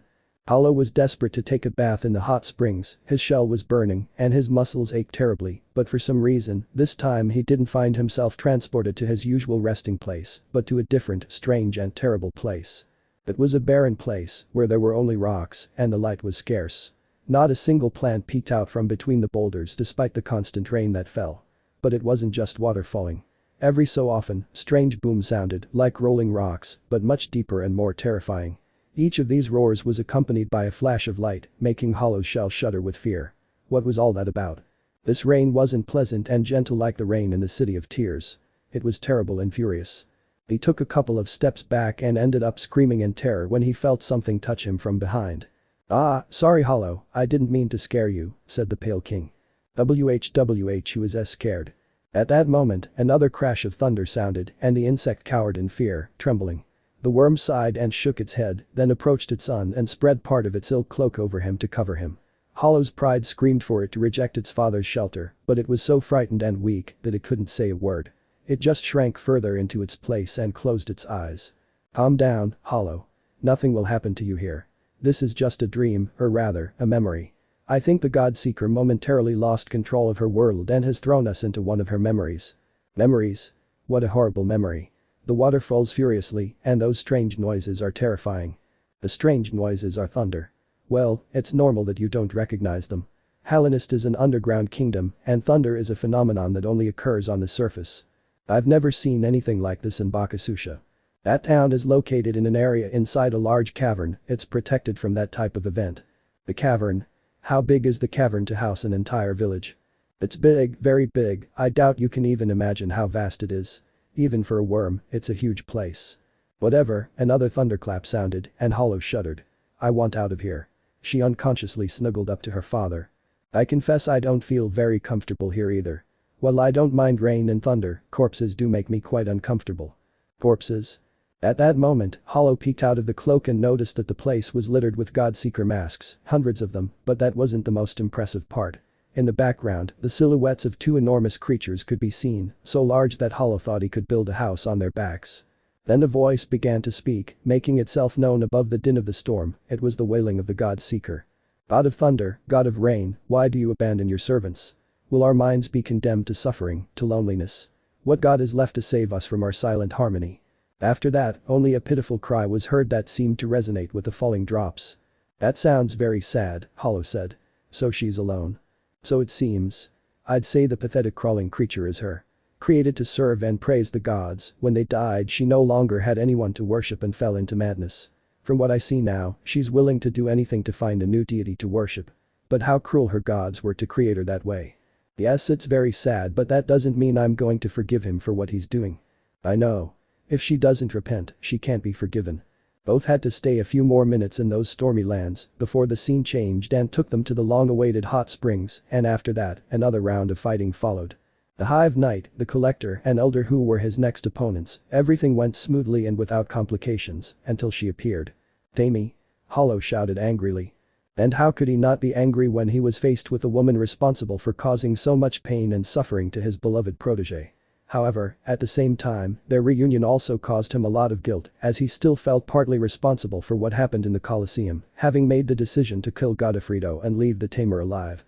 Now they were in front of him again, like a nightmare that reminded him of the most painful moment of his life and from which he couldn't escape. Hollow's heart burned with anguish, rage, sorrow, and a host of other emotions that were difficult for him to bear. He struggled to maintain his concentration and fight with the same efficiency as always. More than once, he was on the verge of losing control from rage, but he forced his willpower to the limit to keep a cool head. Now the vessel understood that the original adventure he had embarked on so long ago could have been much more complicated if he had had emotions, but despite that, he wouldn't trade his feelings for anything in the world, as they also allowed him to bring out the best in himself. The battle was brutal, just like the usual fights in the coliseum. Tammy seemed to be fighting better than ever, with a vitality she hadn't seen before. It was as if she had returned to her youth when she could spend hours fighting without rest. She also seemed to have recovered that spark of joy that had been extinguished after Godofredo's death. This was the tamer in all her splendor. This fight turned out to be very complicated. Tammy was fast and lethal. Her enormous leaps and her sweeps with the spear were difficult to handle, and unlike other insects that always sought to aim for vital points to kill their enemy in one blow, she also tried to reach the extremities. In the coliseum, the bugs loved blood, and the more fierce the fight, the more geo they threw. That's why young Tammy liked to dismember her opponents little by little, although as she aged, she chose to fight shorter battles because her resistance decreased. Hollow had nearly lost a leg or been crushed by Godfrey more than once, but now accustomed to handling multiple enemies, he repelled the spear's attack and dodged the beast's lunges, dominating the situation. However, this time he decided not to make the same mistake as before. At one point, as the tamer paused to prepare her next attack and Godofredo launched himself at the little knight, the latter leaped spectacularly using the monarch's wings and resorted to the same technique Tammy used to finish off her opponents. He attacked the ant from above before it could react. The tamer was barely able to look up and realize what was happening. She couldn't even raise an arm to defend herself. Hollow's stinger pierced her chest. Amy fell inert on the battlefield, as she should have from the beginning. There was no horror or sadness in her gaze, only resignation and perhaps some relief, as if this was something she had been waiting for a long time. Hollow didn't feel sorry for her. He knew what this evil-born ant was capable of, but he wasn't so cruel as to wish her harm. He just wished she could die once and for all so she wouldn't bother them again. But sadly, that wouldn't happen. As long as the God Seeker wanted it, she would have to be revived again and continue fighting. But the battle wasn't over, a loud crash let him know. Godofredo, who was standing behind him, roared with rage at his teacher's death. He had a very different way of reacting to loss. While Tammy became depressed and gave up, he went into a state of madness where he attacked Hollow using everything he had, whether it was spitting acid into his stomach or throwing himself at the child to suffocate him. Hollow made many deep cuts on the beast, but it didn't seem to notice them. Its rage was so great that even with a shattered leg and bleeding everywhere, it continued to attack with the same tenacity. It was a precise stinger blow that pierced its head that finally ended the battle. Hollow sat on the ground, exhausted, though more in his mind than in his body. The tamer brought back horrible memories he didn't like reliving. Now he truly needed a break, but already familiar with the Pantheon's combat routines, he knew there was still one more fight before he could immerse himself in the healing waters. But by now, he had lost hope that the next fight would be easy. Each one got increasingly difficult. However, nothing could prepare him for what was coming. If Tammy's presence had already stirred up painful memories, the person he encountered now made him scream in anguish. Grim. Hollow lost his composure for a moment and began bombarding the bat with questions. Please tell me you're alive. Is Ali with you? Is she okay? Where are they? The bat just looked at him silently, then ignored him and headed towards the Godseeker. Godseeker, he said, bowing. It is an honor to be summoned to your stage. Does Grim recognize you? Does he remember who he is? The Pale King asked the acolyte. Restoring his memories was complex, but he remembers at least what he needs to. This already sounded like mental manipulation to Hollow. She was in a bad mood again. How much she wished she could ask Grim about her protege. Was she okay? Were they together? And if Grim was now in a deep sleep, who was looking after her? The poor thing must be devastated. There were no further preambles. Grim was the first to leap into battle. He swung his claws at Hollow, who had to leap to dodge. He tried to counterattack, but Grim vanished in a burst of fire, only to reappear behind him with another lethal swipe that narrowly missed the knight. For a few moments, the battle raged on, with the bat launching a constant offensive while the creature merely defended itself. However, as the knight began to learn its attack pattern and grow accustomed to its speed, Grim changed his tactics. He positioned himself at a safe distance and opened his wings, revealing dozens of fire bats beneath him, ready to attack him. Hollow dodged the living flames with grace and elegance, a sense of familiarity washing over him. It all reminded him a lot of the ritual dance he'd performed with Grim and then Scarlet. The movements and rhythm were almost the same, perhaps a little faster, but essentially the same. The difference was that now Grim was going with true murderous intent, and Hollow, in addition to simply dodging, also had to attack, which gave the act certain dramatic overtones that weren't present in the ritual dance. The God Seeker and the Pale King watched the battle breathlessly. Both combatants radiated passion and energy, the fire and steel glowing in the arena, enveloping them and drawing their attention in a mesmerizing way. Every blow and wound was disguised with graceful movements, so that it seemed more like a dance than a battle. When Grim's injuries finally became too much to bear, the bat dramatically collapsed, falling to the ground with a twist, lying prone, one hand on the ground and the other covering his forehead. Hollow, for his part, followed suit, raising his stinger to the sky while bending one knee in a spectacular victory pose. The audience watching the fight stood up and began to applaud euphorically at such a spectacle. They even began to throw golden flowers, who knows where they got them from, or if they simply wished they had them, and they appeared out of nowhere. Hollow had to admit that participating in Grim's madness was always fun, and even in the tragic situation he found himself in, he had been able to feel happy for a moment. However, the bat still had more surprises in store for him. Standing up, he gave him a sharp look, which he then softened with a smile. Scarlet is fine, she lives in a little nest where she is loved and accepted, and even if it is my fate to never return to her side, I know she will be fine. Did you hear me? Did you recognize me? Hollow shouted in disbelief. Humphrey. I am no god, but my ancient power is sufficient to dispel the Seeker's lies and illusions, but not to oppose her wishes. I see great power within you, but I doubt your ability to surpass the acolyte, even if you are finely tuned. I only foresee failure in your endeavor. You don't think I can beat the Seeker? Hollow looked worried. Not only. Grim could have said much more, but their time together was limited and the change in brightness indicated it was time for them to part ways. Grim. Hollow shouted. no matter what. I'll get us all out of this eternal sleep. That's why I'm asking you, when you see Ali again, tell her that. If I ever wake up, I won't remember anything. It will all be nothing more than a dream. That's how the Nightmare King's curse works." The look Hollow gave him was so sad that even Grim felt sorry for him. He turned his head to the side and sighed. That was the last glimpse Hollow had of the bat before it vanished into the golden glow of the graveyard. For the second time, instead of appearing in the hot springs, the king and Hollow found themselves transported to an unknown place. Although this one was much more familiar to them than the Land of Storms, it was a place very similar to Un's Lake. There they could see a huge creature in the distance, a gigantic green slug that seemed to be sleeping peacefully, lying on some monstrously sized rocks on the other side of the lake. This creature seemed very far away, as if there were miles of distance between them and the lakeshore where they were standing. Hollow said. "I didn't think I'd see him again. Have you ever met the god of the mosses?" "Once a long time ago. I once wanted to see him, but he never revealed himself to me. I suppose he didn't want me to try to subdue him. He's a very wise creature, not one to seek confrontation, only the well-being of his children. He could have opposed me, but I think by that time he was already beginning to weaken a little. I was never quite sure if it was because of the Radiance's influence or because of me." "Why do you always have to take the blame for everything that happens?" Hollow said, this time not in a reproachful tone, but in one of genuine curiosity. "I was very powerful, but I don't think I knew very well how to handle my power in its entirety, and I ended up making some messes there. You missed a sister to put you in your place." "Maybe," he said with a chuckle, knowing what she meant. At that moment a murmur caught their attention. Nearby they could notice the Seeker of Gods observing the giant slug with admiration and sadness. "Sleeping god, we dimly feel your presence upon the greenery left behind. The strength you once possessed fades beyond time and harmony, oh so great, if you could teach us to be like you." "This I don't think it's a memory," Hollow said, almost asking. I think these visions we're having of the Golden Madwoman are a good thing." "Because you said so?" "I don't think it's his idea for us to see such intimate things in his mind. It seems he's losing control over us. It's becoming harder and harder for him to hold us back and prevent us from shattering his dream. Keep fighting, Hollow. You'll be able to face him someday."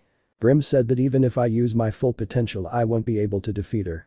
"Well, you have to go beyond your potential, I guess. Well, we'll take care of that. For now keep going, you're already getting stronger."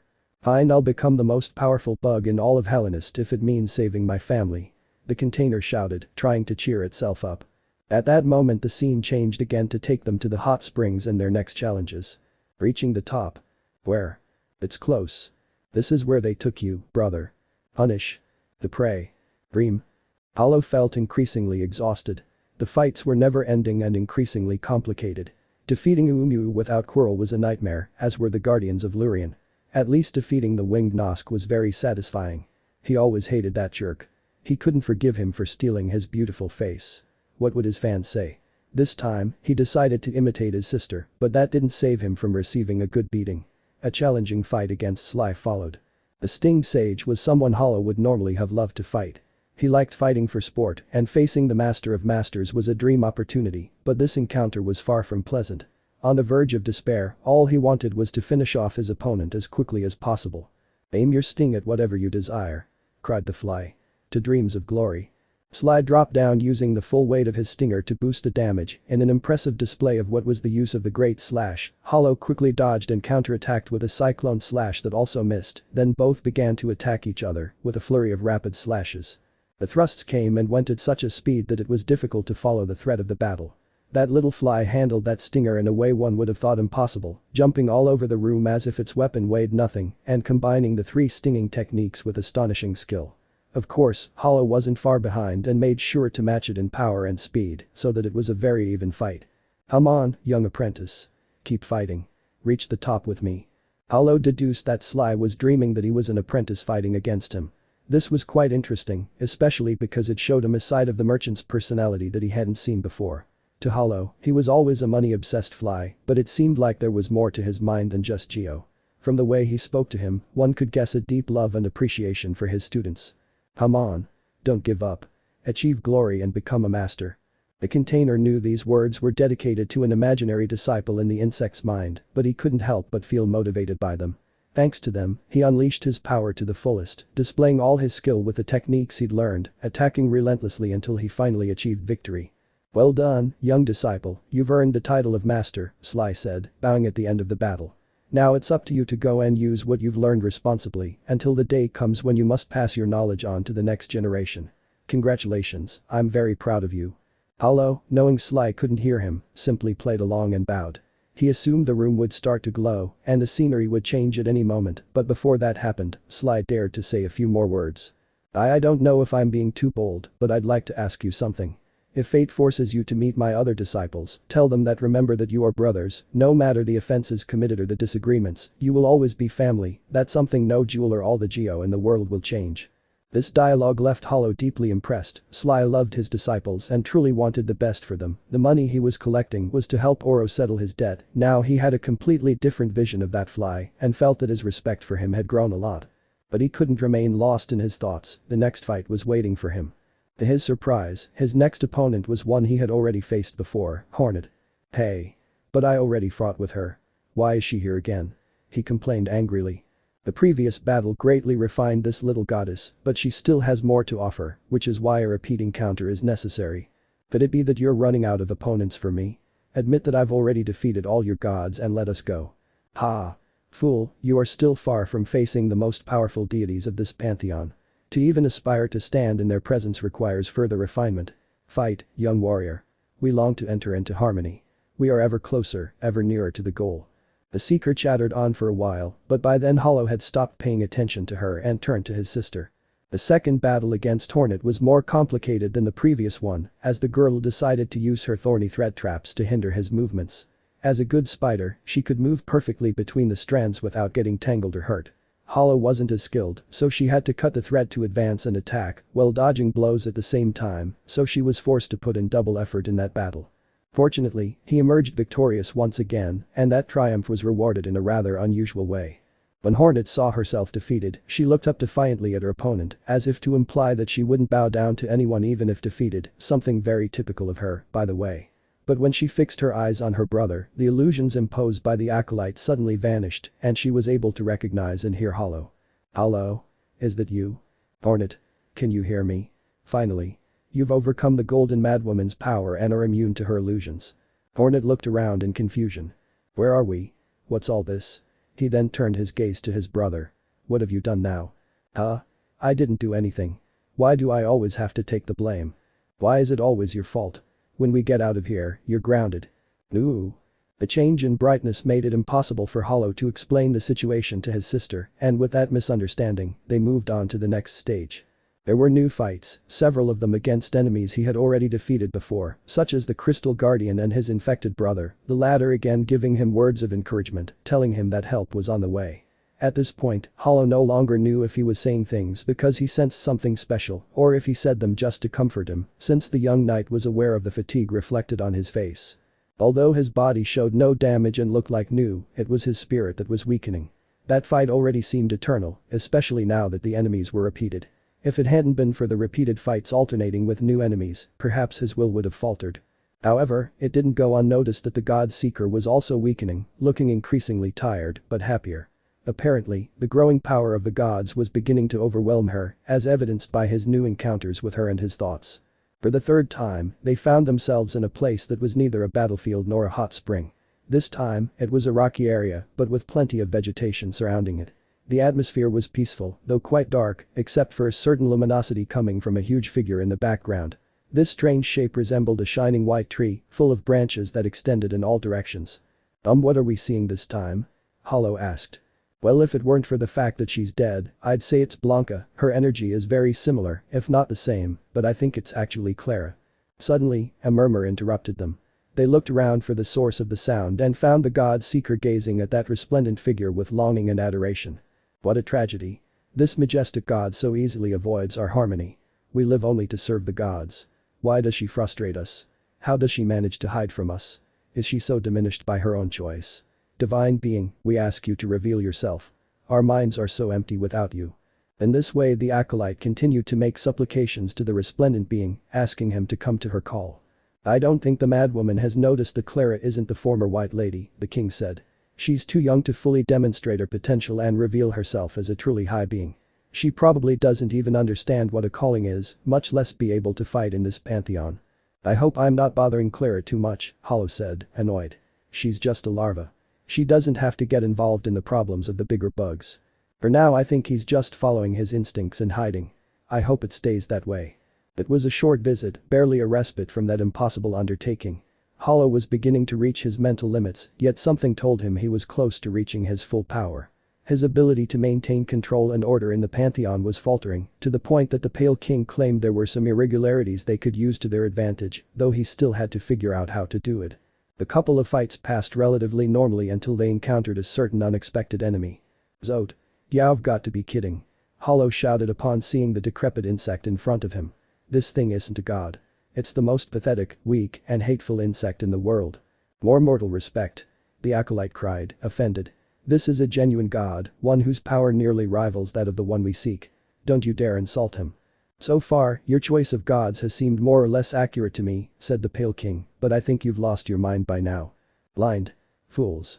The wrath of the gods will fall upon you. You will pay dearly for your offenses.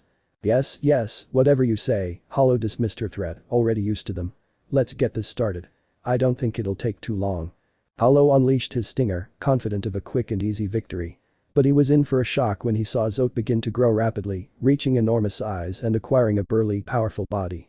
The Zote from Bretta's dreams. Hey. This isn't fair. Hollow shouted. Suffer the wrath of the gods, you pathetic mortal. Ha ha ha. This is ridiculous, said the Pale King indignantly. Shut up, mediocre god, the golden creature rebuked him. A being of your stature is far from even comparable to this noble deity. What are you saying? You don't know who you're talking to. I was the most powerful being in Hallownest, everyone bowed before me and worshipped the ground I walked on, my words were divine law, and no one opposed me. I'm the one in a different category. As if you'd be able to understand that mind of yours isn't working very well enough. I'm leaving this place, I'm not going to take this anymore. And just as he said, the king rose from his seat, walked through the crowd of god seekers, and left the room. Hollow, of course, was always attentive to what was happening in the audience, and the fact that his father was leaving affected him. Old man. Don't go. You can't do that to me. He couldn't continue because a blast of energy fired by Zote hit him. It didn't cause much damage, but it stunned him a bit. Because of this, Zote almost landed a blow that could have meant his defeat, but he managed to recover in time and dodge. As much as it pained Hollow to admit it, his father's absence affected him terribly. Although strictly speaking, he did nothing but talk to him, simply having him there with him meant a lot. Having a friendly face in unfamiliar territory always helps one stay grounded, but now, because of a small insult to his ego, he was abandoning him. He didn't really know why he felt so sad. It was to be expected. The damn worm had always been like that, a selfish man who only cared about himself. Hollow tried to repeat to himself over and over that his absence shouldn't affect him, that he could handle all of this alone, but it wasn't true, he felt hurt and abandoned, unintentionally he had grown fond of his father.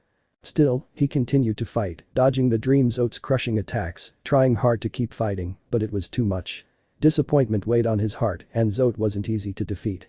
His slashes, in which he swung his stinger like crazy, were difficult to dodge, and when he leaped to throw himself from a great height, the ground shook, stunning him. What's worse, this attack released a burst of energy of ridiculous proportions that he could only try to avoid. His lack of concentration and the pain he was carrying made it impossible for him to attack, so he limited himself to playing defense, but he couldn't continue like this forever. At some point, he would get tired. In fact, he already felt very exhausted and increasingly desperate. And just at that moment, something strange happened. Something fell on Zote's head, damaging him. A small creature, a pathetic and ridiculous but very harmful thing, a miniature Zote, as a Tito. Huh? Another Zote. Hollow said, confused. What is this? The Seeker shouted indignantly. What is that thing doing there? That didn't matter much. Soon the big Zote crushed the Zatito, putting an end to the problem. He was about to attack again when another Zatito fell on him, injuring him. He repeated the process again, only to end up with two more Zatitos on top of him this time, which gradually multiplied until they formed an eternal horde that finished him off. No. This can't be happening. I had those mental disturbances under control. Who did this? Surprise, said the Pale King from the air where he was suspended using his wings. Look what that mediocre little god was capable of. How did you do that? With a wormhole. Zote is more of a mental anomaly, a disturbance, than a powerful god. I found another disturbance in this dream and connected the realities so they cancelled each other out. Yes, I could do that, he said, facing the acolyte's bewildered expression. You're getting weaker. It's getting harder for you to maintain control of this dream, so I can begin to modify it. I may not be very strong, but I am clever. Bold. Hollow looked at him with gratitude and relief. He was radiant with joy for not having been abandoned and above all, for seeing the worm again. Perhaps, just perhaps, he was now able to admit that he loved him a little. But just as Hollow was happy, the Seeker was furious. Enough. We won't allow these rebellions. Suddenly, golden chains wrapped around the king and he could no longer move. What is this? We underestimated your power, that will not happen again. You will no longer lie beside us to watch the rise of the gods. You will be confined like everyone else. Then the king vanished into thin air, chains and all, sending Hollow into a panic. Old man. He looked at the Seeker, between terrified and furious. What did you do to her? Nothing. We would never dare lay a finger on a god. That would be a sin. We simply put him away and leave him in a safe place far from here, where his mind can't be tainted by useless sentimentality. Give me back my father. He shouted angrily, pointing his stinger at the acolyte. No, don't do that yet there's still one more fight to go. Almost there, everything's almost ready, all the instruments are tuned, only the last details are missing. The light shone again, and the scene changed, revealing a new, somewhat strange-looking combat arena. This time, the place no longer had the pristine golden appearance that characterized it. There was a sinister red glow and an unpleasant smell of sulfur in the air, and the combat arena itself was hardly empty. A sinister red formation hung from the ceiling, a sort of pulsating cocoon that expelled the glow and aroma that permeated everything inside. The most powerful god after the wondrous creature we seek. Raise your sword and face the Nightmare King or perish. Now we cannot hold him back. Hollow began to feel increasingly frightened. The god in front of him was one he'd never faced before, and he seemed to be incredibly powerful, so much so that he'd been able to alter the atmosphere of the place at will, placing this amorphous heart-like shape hanging from the ceiling. But suddenly, the heart stopped beating, and a slit opened in its side, expelling a cloud of crimson vapor. Then, from that formation, emerged a red bat, hideous and sinister. Everything about it was intimidating, from its long ears and pointed face to its red wings. But curiously, perhaps because they belonged to the same species, this being reminded him a lot of Grimm. It was then that he remembered an important detail. Grimm had said that the Nightmare King's curse was what prevented them from remembering their past. Could that Nightmare King be the same one he had in front of him? Was this perhaps the evil god who had enslaved Grimm and his daughter? To think that wretched creature dared to call me, the beast said in a deep, terrible voice. Normally, I would have incinerated her or plagued her mind with nightmares for such audacity, but seeing that she has brought before me the person responsible for the loss of two of my valued servants, I deemed it better. A horrendous smile crossed his face. Prepare to live your worst nightmare. The Scarlet God threw himself at Hollow, trying to sink his claws into him. The little one dodged and counterattacked as best he could, but the bat vanished in an explosion of fire before it could reach him. But without giving him any respite, it appeared a little farther away and opened its wings, from which numerous fire bats emerged. Soon Hollow began to notice that the Nightmare King's movements and techniques were extremely similar to Grimm's, only much faster, and with more fire, much more fire. The being seemed to breathe flames, even leaving a burning trail behind him with each movement, filling everything with an unpleasant burnt smell that distracted him and made him feel scared. Every insect carried the instinct of self-preservation embedded in its mind that told it that fire was something very dangerous. But fear was something he was forced to get used to during that fight, since not all of the god's attacks were intended to kill him, a few only sought to alter his psyche. Running while fiery explosions followed your steps, making it impossible to even stop and rest, was unnerving. Seeing a monster circus balloon bombard you with fireballs was chilling, and above all, seeing the Nightmare King vanish in midair and then have him trailing behind him was the most terrifying thing you'd ever experienced. The bat lived up to its name. That battle was a true nightmare. But now more than ever, Hollow had reasons to move forward. He had to free his family and friends trapped in their sleep, he had to rescue his father, and he had to defeat this god who sought to destroy him, who was also responsible for all the sorrows of his little Ali. His shell was burning with pain, and the smell of sulfur had already choked him, but Hollow did not give up, drawing strength from deep within him. He waited for the next attack of the Nightmare God. This, as was his custom, appeared behind him, and Hollow, with a very quick movement, turned to face him. The claw and stinger tore through the air, but the metal was faster, carving a deep cut into the beast's chest, causing it to scream in pain. The warrior exploited that small mistake to the fullest, peppering the god with a flurry of swift slashes. He then planted himself firmly on one foot and swept upward with a cyclone slash that lifted the bat slightly from its perch. Finally, he unleashed the full power of his great slash, hurling the god to the ground. The Nightmare King suffered such damage that he was no longer able to get up from the ground. He could only direct his angry eyes towards the container and shout threats. "You damned insignificant insect, how could you? How could you defeat a god? You have the blood of a high being, but you are not pure. You will be crushed by your next opponent." But if by some miracle you make it out of this alive, know that this is not the end, one day I will return to torment you, and then you will all wish you had perished. Ha ha ha ha. That was the last thing Hollow heard before the traditional glow blinded him and the room changed appearance. When Hollow finally saw that he was safe without the Nightmare King nearby, he dropped to his knees and placed his hands on the ground, trying to compose himself. His body was shaking completely as tears spilled from his eyes. He was scared, more than scared, he was terrified. Never in his life had he felt such great fear. He faced that horrible god alone and it had been horrible, but he had won just a little.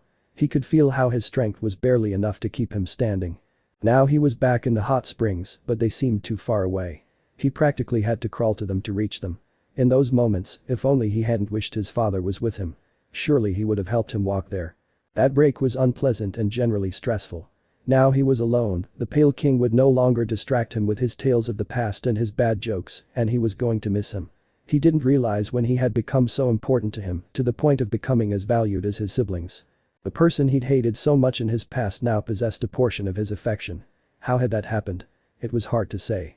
Perhaps it was something that happened spontaneously, with their coexistence and their good feelings, because even though he refused to accept it, he was sorry and was doing everything he could to redeem himself in some way. Deep down, he wasn't a bad person. Perhaps he was an arrogant jerk, but at his core, he wasn't cruel. Maybe I should forgive him, he said to himself. Hollow had barely recovered from his previous injuries when the room changed, and he found himself transported to the next scene, which wasn't a battlefield. Apparently, the acolyte had slipped up again and had fallen back into one of her thoughts. This time they found themselves in a somewhat decaying palace. It looked grey and abandoned, all dirty and neglected, but it still retained some remnants of the glory it once displayed. Then, at the back of that magnificent room, there was an empty throne, which for some reason seemed extremely familiar to him. He quickly recognized it. That place seemed like a kind of dreamlike copy of the White Palace. Hollow walked distractedly around the place, looking at everything without interest. He was too exhausted to be impressed, and by now, his discouragement was almost overwhelming him. He wanted to sleep, or perhaps stop feeling. It was as if the apathy he'd originally felt was slowly returning, draining him, leaving only that unshakable iron will that had driven him to push his limits beyond anything insect-likely possible. Suddenly, he noticed a presence, of course. It was obvious he was going to find her there. Once again, he saw the acolyte gazing at the sight with her gaze of devotion and longing, though this time there was a hint of sadness in those black eyes that shone through her mask. Though long gone, we feel the remnants of the divine power of the being who once sat upon that throne, his presence still lingers over this realm. This lingering power alone was enough to draw us to Hallownest. How bright he must once have been to the insects who had the chance to behold him face to face. Yet such a powerful god he was completely erased. How could this have happened? Hollow had a rough idea of how it happened and knew perfectly well who was responsible. In fact, the warrior knew a lot more than he let on, but he wasn't going to tell that damn religious fanatic. He stood for a moment in silence, gazing at the throne beside her as he waited to be transported to the next stage, but before that could happen, the acolyte for the first time looked at him and spoke directly to him, showing respect and an almost uncontainable joy. You have defeated him. The most divine. O God of gods. I see now, that small shell can no longer hide such overwhelming strength. What a great shame to think that we failed to perceive such an obvious truth. Punish us if you wish. Crush us. Let the whip rain down upon our pathetic selves. At these deranged statements, Hollow could only sigh. Enough, I'm tired, I don't want to punish anyone, I just want my family and friends back. Please, just free them. No, there's still more. All the instruments are tuned, all resonating in glorious harmony. And at last, the path to the greatest of pantheons opens. Their voices grow louder and closer, the resonance carrying us higher. It's almost the end. All that remains is to pray and tune until the spark of divine light shines in absolute darkness. Therefore, little god, fight one last battle, we your faithful servants ask you to do so, concluded with a bow. Well, since I had already assumed that this fight would be inevitable, he said dejectedly. He closed his eyes wearily, and when he opened them again, the final combat arena lay before him, grim and chained. And right in the center, dressed in silver shoulder pads and a beautiful ceremonial silk cloak, stood a man he knew very well. Big, he said, taking out his stinger and preparing for the last battle. The teacher of the gods. Almost. I can feel it. The great power. Father, help us. Old enemy. Hollow watched his beloved brother standing with his back to him. He looked magnificent in his princely robes and regal bearing, but something about him wasn't right. His posture made him look somewhat gloomy, as if something was tormenting him in his mind. Then Hollow began to hear a murmur coming from him. It hurts a lot. Big. "It hurts, my head hurts." His voice hurts, make it stop. He lowered his head and trembled slightly. "What's wrong, Big?" That voice I endured for so many years has returned, and it hurts. "I don't want to hurt you, Hollow. I'm sorry, the pain is too much." At that moment, Big let out a piercing scream, trying to release all the pain he felt. Desperate, he tore off his silver shoulder pads and began to tear his silk tunic into rags. Then he turned around and pulled out his stinger, staring at Hollow with a murderous expression very unlike the usually sweet and kind Big, which made the knight shudder. The individual in front of him looked more like a wild beast with a murderous urge than his beloved brother. Big immediately launched into the attack with all his might, displaying his skill with the goad, displaying a refined and precise style, the kind traditionally taught to royal knights, designed to be elegant and lethal. This stood in stark contrast to the techniques Hollow had learned, which came from a different school, born in the wilds of the world, created to ensure survival. They were cruder maneuvers, but just as effective as the swordsmanship of the royal house. Hollow felt amazed watching Big move. It was beautiful, there was no other way to describe it. The way he wielded the stinger, his speed, his elegance, it was something he could never imitate. He liked it as much as watching Grimmer Ali dance, but unfortunately he couldn't just stand there watching it, he had to focus on surviving. By far, Big was the fastest enemy he'd ever faced. Blocking his attacks, or simply dodging them, was an ordeal. He constantly used the monarch's wings to avoid him. He was practically engaged in aerial combat, as every attack he managed to land was from above. However, little by little, he grew accustomed to that overwhelming power and managed to adapt to his brother's speed. Then, just when he thought he'd finally reached his rhythm and was about to deliver a devastating blow to his brother, a small silver flash shone before his eyes and it exploded, sending him flying. Hollow stood up in pain, trying to focus his vision. This magical attack had hurt a lot. As soon as his vision cleared, he noticed another silver flash and started running. That was a wise decision. Another explosion preceded that flash, but it wasn't the only one. The container was forced to keep moving to avoid being caught in any of the numerous explosions that seemed to follow it. This technique seemed extremely familiar to him. Wasn't it the Pale King's magical powers? What next? Flying daggers? And indeed, Big began to throw a series of pale, shining daggers that fanned out in all directions, leaving a faint glow behind them. Just like his fighting movements, the Pale Prince's magic was just as swift.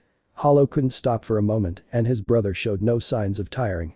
He was like a machine of destruction, even deadlier than his own father, not only because he had stamina, but because he fought better.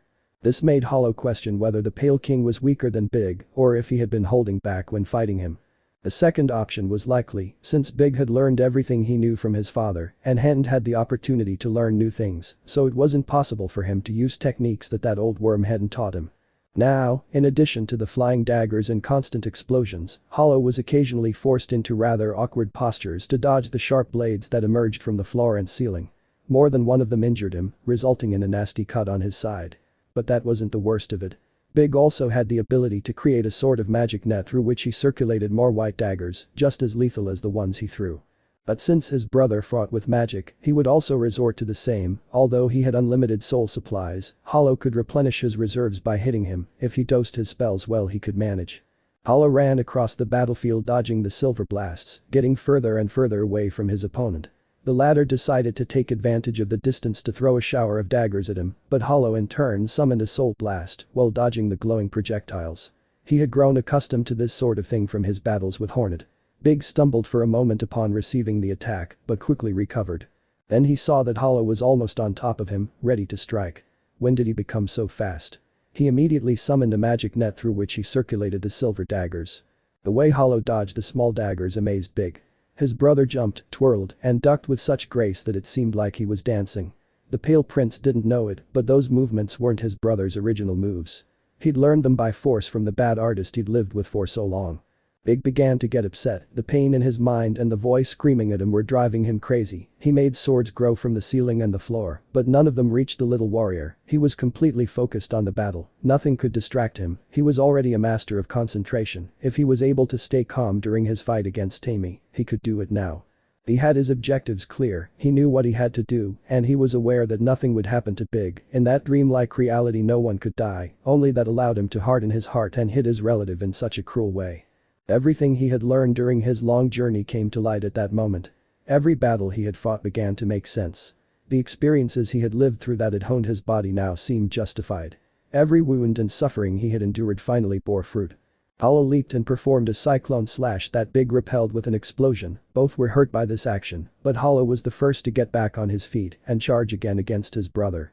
Without wasting a second, he launched his stinger at the younger one with murderous intent, but Hollow counterattacked in time with the Abyss Screech spell. The prince retreated somewhat stunned by the discharge of magic and then was overwhelmed by a rain of rapid slashes. Several of these injured his carapace, but he was able to repel a few more. However, the damage received and the exhaustion were taking him to his limit, although it was not noticeable. Hollow's fighting spirit was ignited, unknowingly honed to its peak, her body resonating to the delight of the acolyte, who watched everything with a radiant smile hidden behind her mask. The fight was reaching its climax. Both warriors raised their stingers, both weapons falling heavily on the other, causing a resounding crash that echoed off the walls of that golden pantheon. And then everything went black for Hollow. His entire body was burning, his head ached, and he could only perceive shadows. However, little by little, his mind cleared until he could visualize the being in front of him, looking at him with concern. It didn't take long for him to recognize it. It was big, although he looked somewhat different, having basically shrunk. He now looked the same as when he was a child who left the abyss. But he wasn't the only one who had reduced in size. Hollow noticed that he himself also looked smaller, as if none of the mass changes of the last year had occurred. Then he noticed that they weren't alone. Around them was a multitude of bugs. They were his brothers, who also looked smaller, at least some of them. Only those who had decided to venture out of the abyss and eat the food from the outside had grown, the rest remained stuck in a juvenile stage. But now all growth was nullified. They were all little children, gathered in that dark unknown hole. "Where are we?" Hollow dared to ask. "It's a dream within a dream," Big replied. "A small tear in reality created by the power of our united brothers who have come to save us. But they reached this place without the dream sting. They reached it, but they can't break through. The golden entity and the radiant being don't allow it. Are we trapped?" "No, you just have to open the door to this world.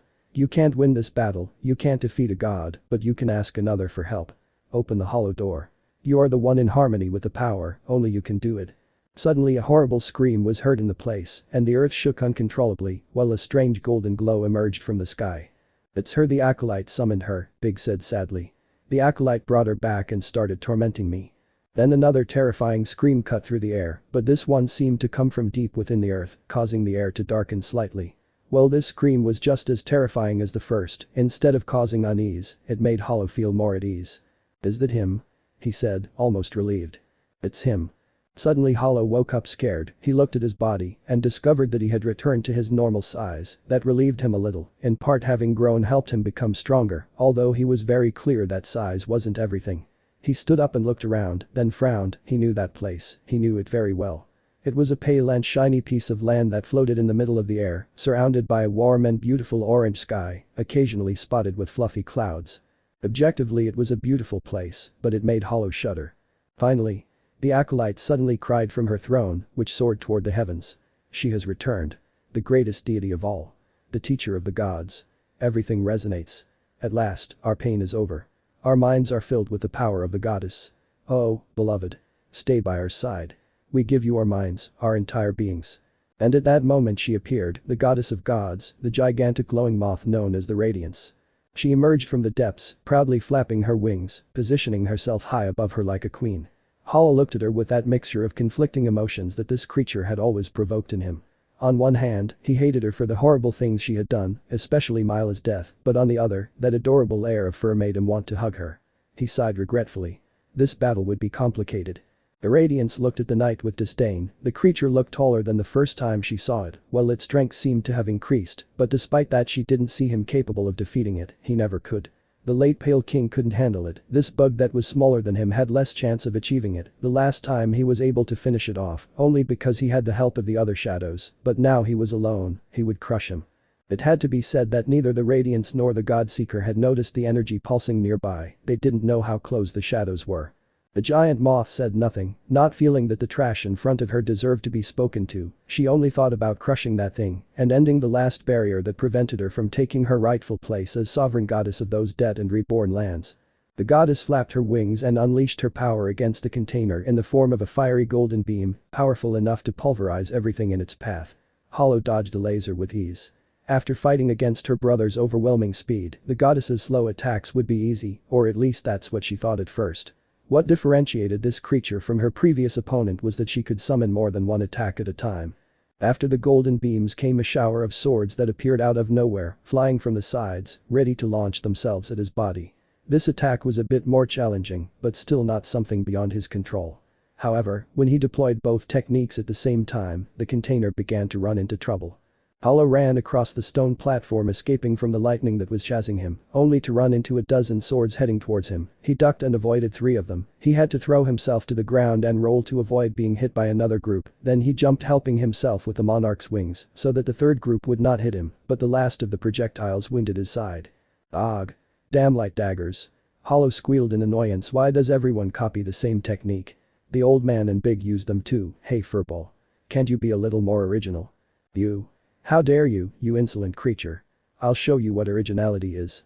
The Radiance gathered its wings and then spread them, then in midair a golden star emerged, bright and beautiful, but very lethal. It headed towards Hollow, who dodged it with a jump, but what seemed like an easy maneuver was not so much. Soon the star traced a curved trajectory and returned to Hollow, hitting him in the back, then exploding and releasing a cloud of dust in which it was lost. The moth rejoiced at the success of its offensive and approached, eager to gaze upon its enemy's lifeless body, but the moth suddenly rose up and unleashed all its power, striking at it with its stinger. It was slash after slash, a never-ending offensive where the Hollow did its best to destroy its opponent, but its power simply wasn't enough. The Radiant summoned another of its brilliant beams and burned the small container. However, Hollow didn't give up. Even staggering and extremely weak, he stood up, ready to continue. In response, the ground beneath his feet began to glow. He managed to jump just in time to avoid the thorns that popped out of the ground, but the moth wouldn't give him a break.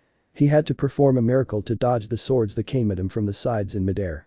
I must admit, sometimes unoriginal things work very well, said the goddess. Hollow just looked at her in anguish. The Radiance's techniques were becoming more complicated and cruel. Dodging the bright stars while avoiding the lasers was an odyssey, the same as the swords that attacked him from the sides and the thorns on the floor. There came a point where his physical resistance began to fail. He had already hit the deity numerous times, and it continued attacking as if nothing had happened. It seemed that his titanic efforts to defeat it did not even tickle it. He could not escape, nor could he subjugate it. What was left for him? Worship the supreme goddess. The acolyte shouted, beside herself. Beg for her forgiveness. No. I won't forgive him. The Radiance shouted. I won't be forgotten. But he will.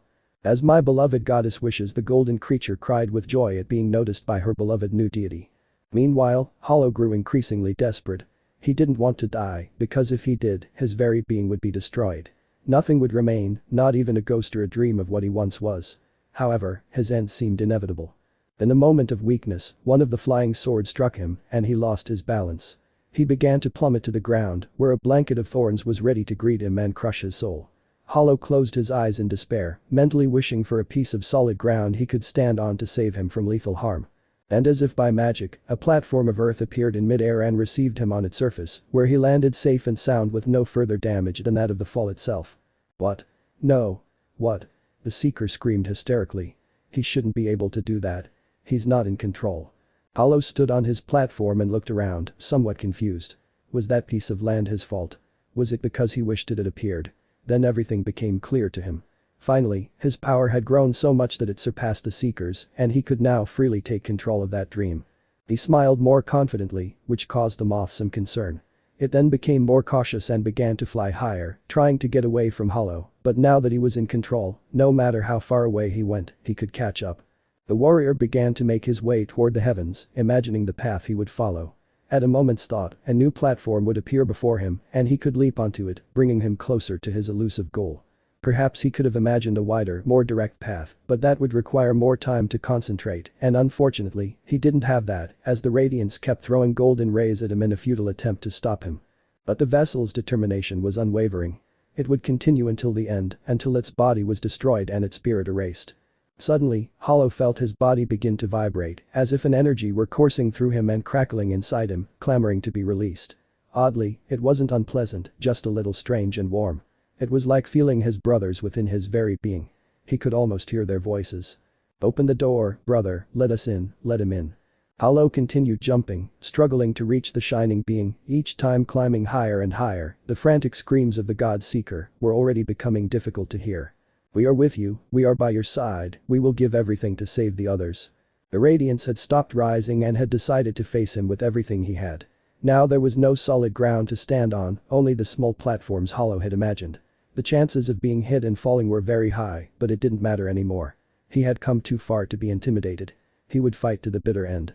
Father, take us, use us, we are yours, save them, defeat the shining demon, even if we must perish, so be it. Even if one must perish. Yes, that was how strong his determination was, how strong everyone's determination was, his resignation and dedication were total. He had experienced many things in his life, and he was more than content with that. Perhaps he would never know what it was like to be an adult, but in return, he had experienced many other things. He had fallen in love and lost, he had fought and made friends, he had experienced a normal life, he had played, he had gone to parties, he had worked, he had something resembling fatherhood, he had read great books, he had a loving family, and above all, he had been able to forgive his father. Imagine a hollow door let them in, the old monarch's voice echoed in his head. Hollow wished for it, and the sky tore at his feet. A huge opening appeared in the middle of nowhere, and from it began to emerge a profound darkness, an enormous, living, and terrible shadow that rose toward the sky, blackening that reality and consuming it completely. It invaded every corner and swallowed everything in its path, until it managed to reach the highest point, where the goddess and the little knight watched the dark sea reach them. One wore a look of complete horror, while the other only resigned himself. Hollow knew what would happen next and accepted it gladly, closing his eyes and allowing himself to be swallowed by the darkness. Shadows covered him, erasing all traces of his existence, and in his place appeared a monstrous creature, a being with numerous horns that seemed to fade into the tips, 8 glowing eyes, and 4 clawed arms. No. It can't be. The ancient enemy. You were supposed to be finished. The Radiance shrieked. Dead, but not dead. I have risen again in all my power and splendor. I'll finish you off. I'll crush you just like I did thousands of years ago. But she couldn't continue speaking because a pair of shadow tentacles emerged and caught her, their touch burned like fire and hurt the goddess. You no longer have power, there is no one who worships you, your people are dead, and those you seized in the past no longer believe in you. Instead, I have devotees willing to give their all for me. I told you, devotion is useless if it doesn't come from the heart. Controlling the minds of creatures so they'll worship you was only going to end in disaster. Now pay the consequences. Die. The Lord of Shadows then extended a pair of claws toward the fluffy goddess and buried them in her body, opening her up and exposing her shining heart.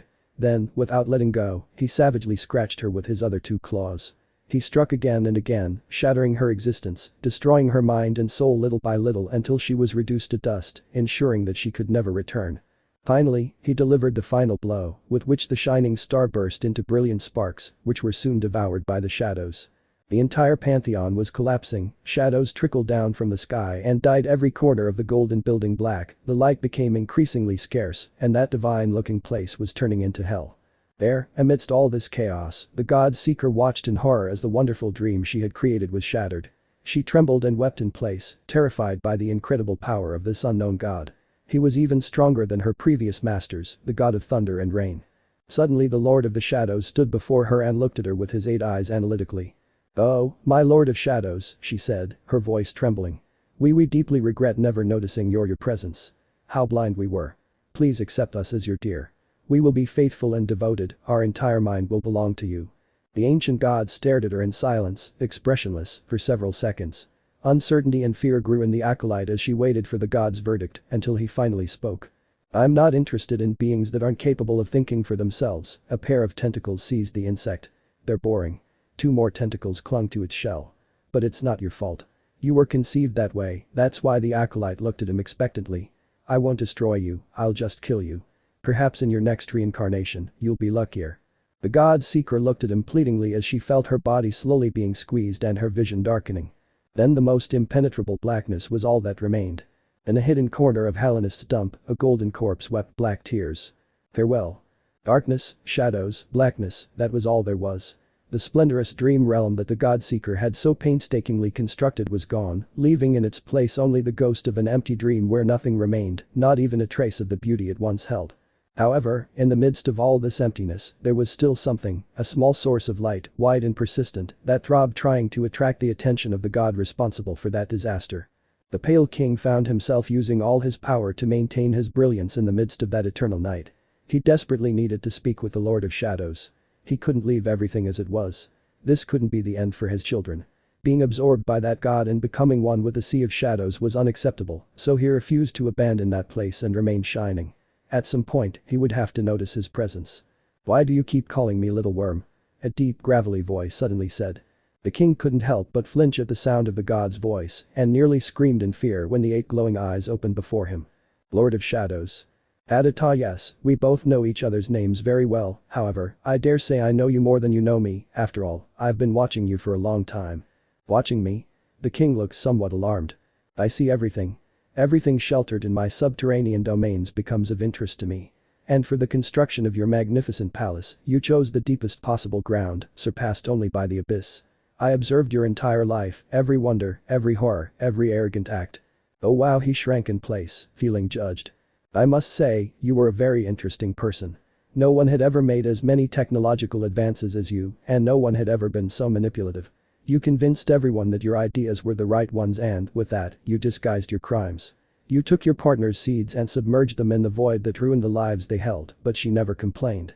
She had blind faith in you. And you turned out to be a disappointment. The worm was on the verge of tears thinking about everything he had done, but the god continued. In the end, when everything seemed to be falling apart, even then you were unable to acknowledge your mistakes, and like a coward you hid in your magnificent palace, protected by your automatons. I admit, it was entertaining to watch you. I normally never intervene in the actions of mortals, preferring to let them make their mistakes and develop on their own, but your crimes were something I simply could not tolerate. And that's why you killed me.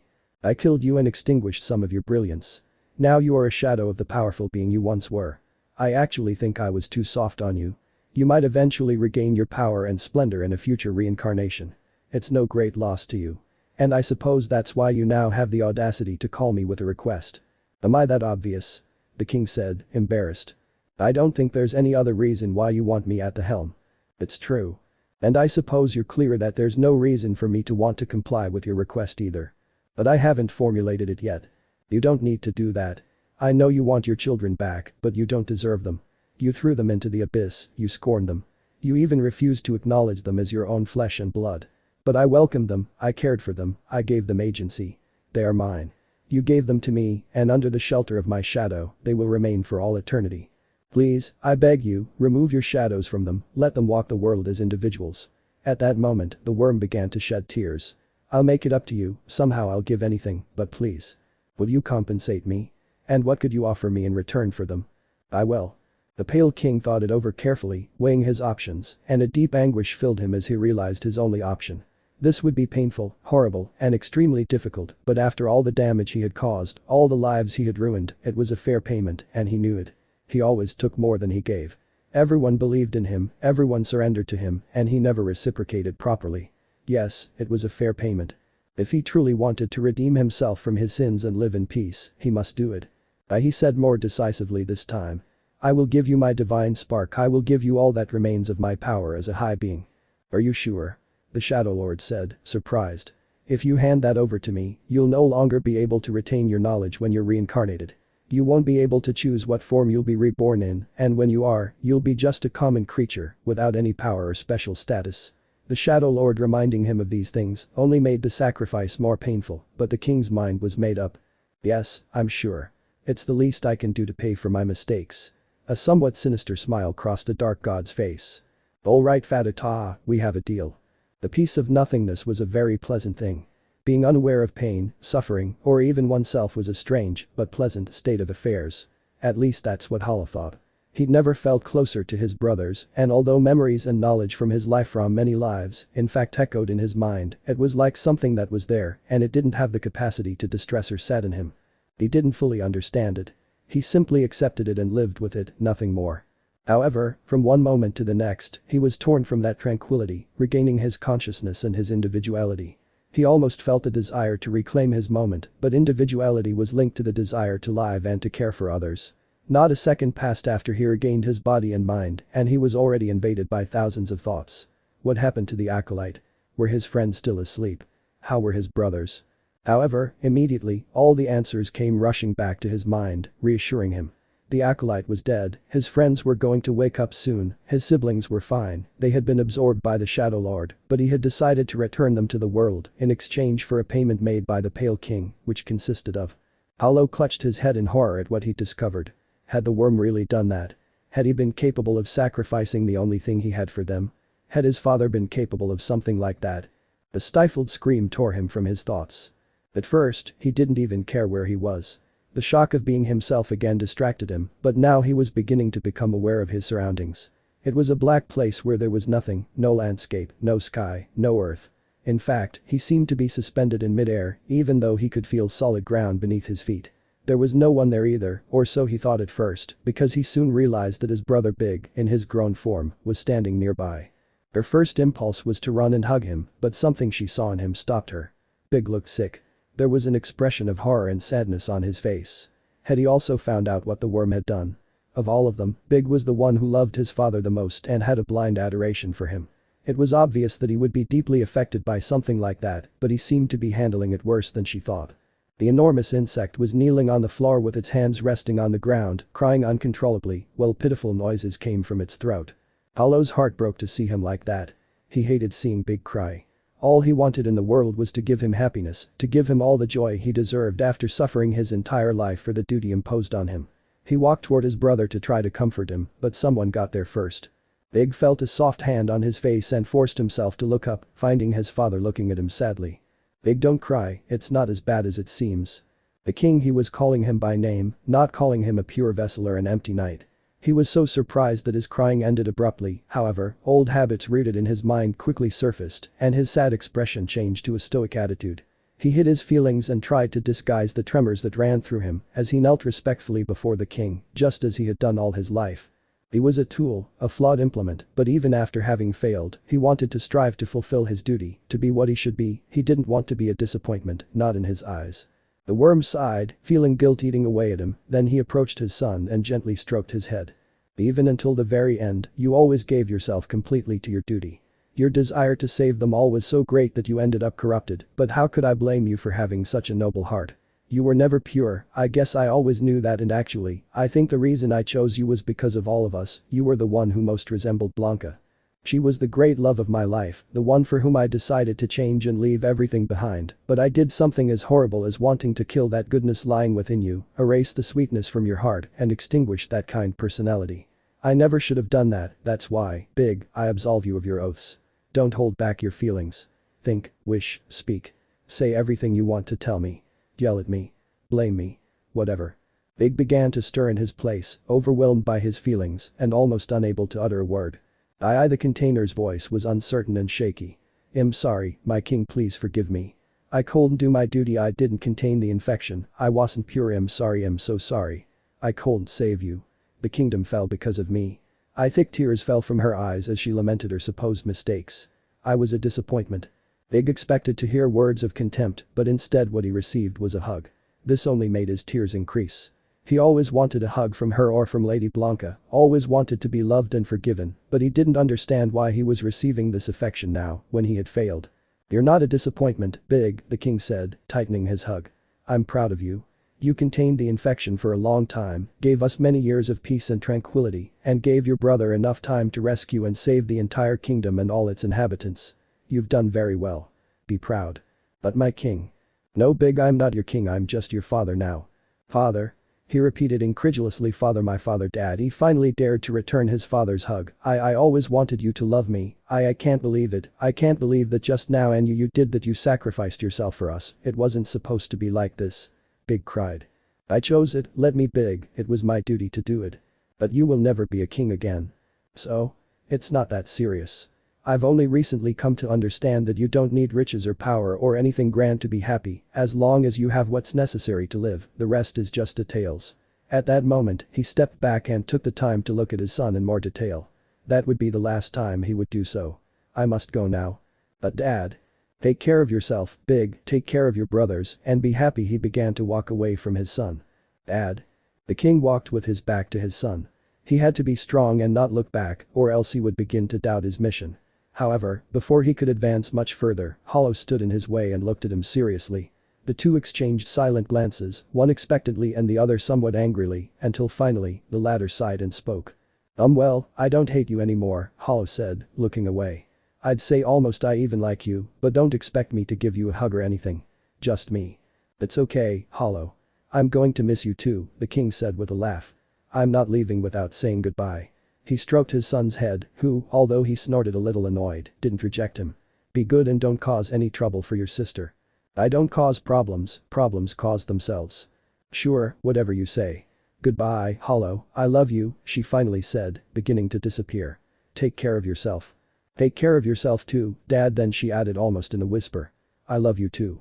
Hornet sat in the darkness, unable to see or feel anything, but oddly enough, she was calm, or rather, exhausted. She remembered fighting non-stop for what seemed like an eternity. Now she was finally at peace. No one was bothering her, and while being in absolute darkness could be distressing, she didn't have the energy to even get nervous. She just sat there resting, waiting until she felt better. Suddenly, he began to see a white luminous silhouette, which gradually became denser until it revealed a worm that looked very familiar to him. Old. Hola Hornet. Hey, do you know where we are or how to get out of here? He asked, no longer questioning anything. Oh, don't worry, you don't have to do anything, you'll be out of here soon, just wait a little longer. Okay, if you say so, I guess it must be true. He remained silent for a moment, analyzing his father, who looked somewhat depressed. Is something wrong? You look down. I have to go, Hornet, and I came to say goodbye to you. Say goodbye? Hornet blinked in surprise until she suddenly understood. Oh, I see. You're going to the place we all must go someday, I understand. I assumed this would happen someday, but it still feels a little awkward. I guess that's what happens when you get attached to someone. Okay, we had our disagreements, but it was fun while it lasted. Then she assumed a more proud attitude and crossed her arms.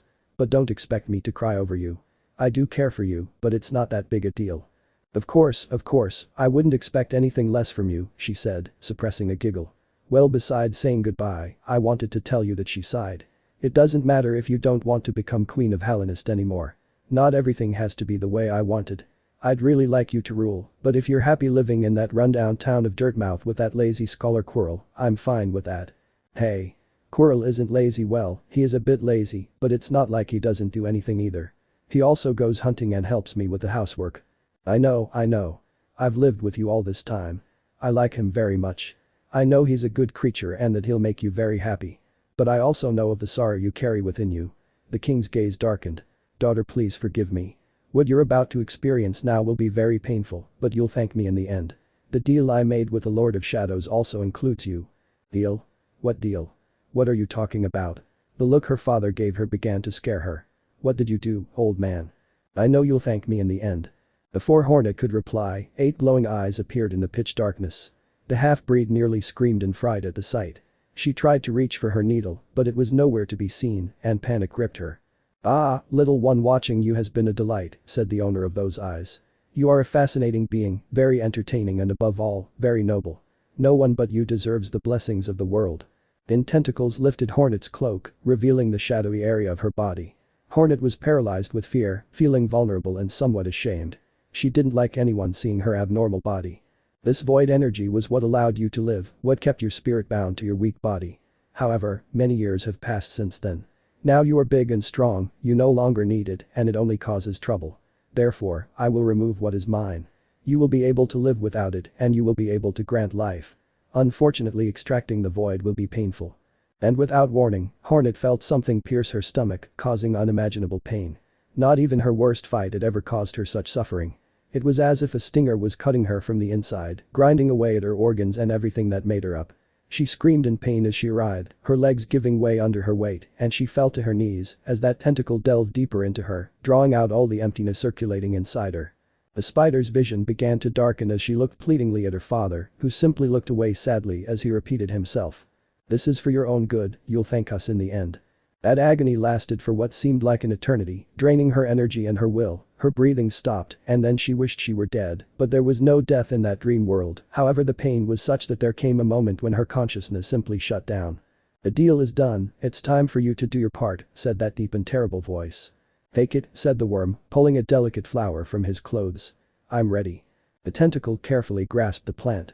It seemed curious to him that the king had chosen to materialize his power in such a form, although it made a certain amount of sense to him. That flower was like him. It harbored great latent power, but it was destroyed at the first blow. He swallowed Fatata's offering, which was lost in the blackness of his being, and then that brilliant light that for so many years illuminated and guided Hallownest was extinguished forever. Hollow opened his eyes and raised his head, looking around in confusion. His mind was a whirlwind of ideas, but little by little, they began to clear up as his memories returned. It all seemed like a long, terrible dream, but he was certain it hadn't been, especially given the presence of the acolyte's corpse nearby. No, none of that was a dream. He had fought in the Pantheon and emerged victorious. He had defied a god and his father. Old man. He looked around, calling out to the ghost. Old man, where are you? Dad. Then reality hit him full force. Dad. Wake up. Of the Mantis tribe, all the members were gathered in the throne room, gazing at the three warriors who lay asleep on the ground. A week had passed since they had fallen into their mysterious slumber, and according to their law, the tribe could no longer remain without a leader. This same law also dictated that a new ruler could not be appointed unless the previous one was defeated in combat or perished. That's why the entire tribe was now gathered to assassinate the Mantis Lords, so they could start a tournament and elect new rulers. They had tasked one of the youngest members, a creature who had recently lost his wings, with delivering the final blow. The boy was very nervous and hesitated for a long time before sinking his claw into the chest of one of the leaders, but he knew he couldn't refuse. He had been chosen, and the elders were looking at him sternly. Failure to follow orders meant his own death. He wasn't senior enough yet to assert his opinion. He sighed in resignation, closed his eyes, and dropped his claw. Just then, a hand shot out, grabbed the young mantis's limb, and with a single movement, snapped it. The poor creature squealed in pain, confused, unable to understand what had happened. Then, when it was able to overcome the pain, it looked at its attacker and discovered, to its horror, that it was the mantis it was about to kill, glaring at it furiously. What does this mean? Lavender shouted angrily. They've woken up, exclaimed one of the mantises watching the scene. The lords have returned. What were they planning? Were they trying to kill us? Lirio asked. They haven't woken up for a week, said the boy with the injured claw, trying to excuse himself, to which he only received a disapproving look. We know the ways, that's the only way we'll spare your life, Lavender hissed. Now get out of here. Everyone out. It was not necessary to repeat it twice, all the mantises fled terrified from the wrath of their masters, although deep down they were also happy to see them awake again, peace and tranquility could return to the village. The weak sleeping Lirio said thoughtfully, what the heck happened to us? I don't know, I just remember that I had a dream, Lavender replied. It was a strange dream. I was in a beautiful golden place where I had to fight alongside you against all kinds of enemies. I had the same dream. Lily exclaimed. A shared dream? How could that be? Orchid, did you dream too? She asked a third sister, who had remained silent until then. Yes, I dreamed about the same place. I also dreamed that I was fighting, and I remember a powerful warrior who impressed Mesh began to blush a little. I wish he existed and wasn't just a dream, I'd like to fight him again. The wind howled as always on those desolate rocky cliffs. At first, those strange, high-pitched noises had seemed eerie to her, but as the days passed, Breda had grown so accustomed to them that she almost liked them. At least they counteracted the unsettling silence of loneliness. It had been several days since she'd had company, when Hollow had come to visit her and stocked her pantry with food so she could survive while her leg healed. After Mado had fallen into her deep sleep, she had no one to care for her, and being unable to move very far, she had feared she would die of hunger, so she was grateful for the help of the little white savior. She was no longer in love with him, but she cared deeply for him. Now her paw was better, and she could venture out and return to Dirtmouth, but she didn't want to abandon her gentle giant, who didn't seem to want to wake up. She looked sadly at the sleeping insect and approached him. Poor Mado, plunged into an eternal sleep where neither her words nor her love could reach him, if only she could do something for him, if only affection were enough to cure any ailment, if only she could confess how much she loved him. She fixed her eyes on his face. He looked so calm, so serene, so desirable. She looked from one side to the other, as if confirming she was alone, then a blush spread across her face, and she began to slowly approach her lovers. Her stomach tightened with nerves as she thought about what she was going to do. This would be their first kiss, a stolen kiss, illegitimate, but a kiss nonetheless. Her heart began to pound as the distance between them shortened further and further, her eyes began to narrow, and her breathing began to quicken at the proximity of the other. And at that moment Mado opened his eyes. Breda screamed, falling on her back. Breda? The burly creature sat down quickly. What are you doing? Nah, nothing. He shouted, standing up nervously. Your leg? Is it healed yet? That's fast. No, it didn't heal quickly, you've been sleeping for over a week. What? Seriously? What happened? I don't know, I just know that you weren't waking up and I was very worried about you. And you stayed with me all this time? Well, it's not like I could go far either, but yeah, her face blushed and got even redder when she felt Mado petting her head. You're a good girl, Breda, thanks for staying by my side. I killed the beetle's eyes shone. You know, I think I had a dream about my brother for some reason. After so many years I don't feel so angry with him anymore and I would like to see him again. Do you have a brother? Well, if you want to see him, then go ahead. What's stopping you? Pride, I guess. Ah, but what a bad reason. If you're going to have pride, let it be to wield a sting, not to deny your relatives the right to speak. What nice words, Bretta, I think I'll take them into account. Thank you. Bretta beamed at the compliment, almost dancing with happiness, then an idea crossed her mind, an excuse to stay by the giant's side. Is it so hard to learn how to wield a stinger? The insect's eyes shone with excitement at that question. In the lonely cabin on the edge of the kingdom, an insect awoke after a long sleep. He found himself alone there, with no one to greet him or inquire about his well-being. If he had perished, no one would have known, but that was the life he had chosen. Oro sat up, somewhat dazed, as he tried to remember what had happened. He knew something was wrong, but he couldn't quite put his finger on it. Then, suddenly, he said to himself. I think I should try talking to Mato one more time. In the lush lands of Green Path, in a remote place hidden behind a thorn forest, a burly creature with the body of a warrior, but the heart of an artist regained consciousness. Shio sat up in his bed a little sleepy, he didn't wake up very well, and it normally took him a while to stretch and come back to his senses. Getting out of bed was a ritual that usually lasted about minutes, and he didn't like to be interrupted in that time. That's why he got so upset when out of nowhere a huge beetle threw itself on him and hugged him tightly. Shio. You're awake. Finally. You're finally back. Oh Shio. Neil, get off me. The artist shouted angrily. How can you be so cruel to me? You haven't woken up in a week. You don't know how much I've cried for you all these days. A week? But what happened? And how do you expect me to know? Neil began to cry inconsolably. One day you stopped opening your eyes, and no matter what I did, you wouldn't wake up.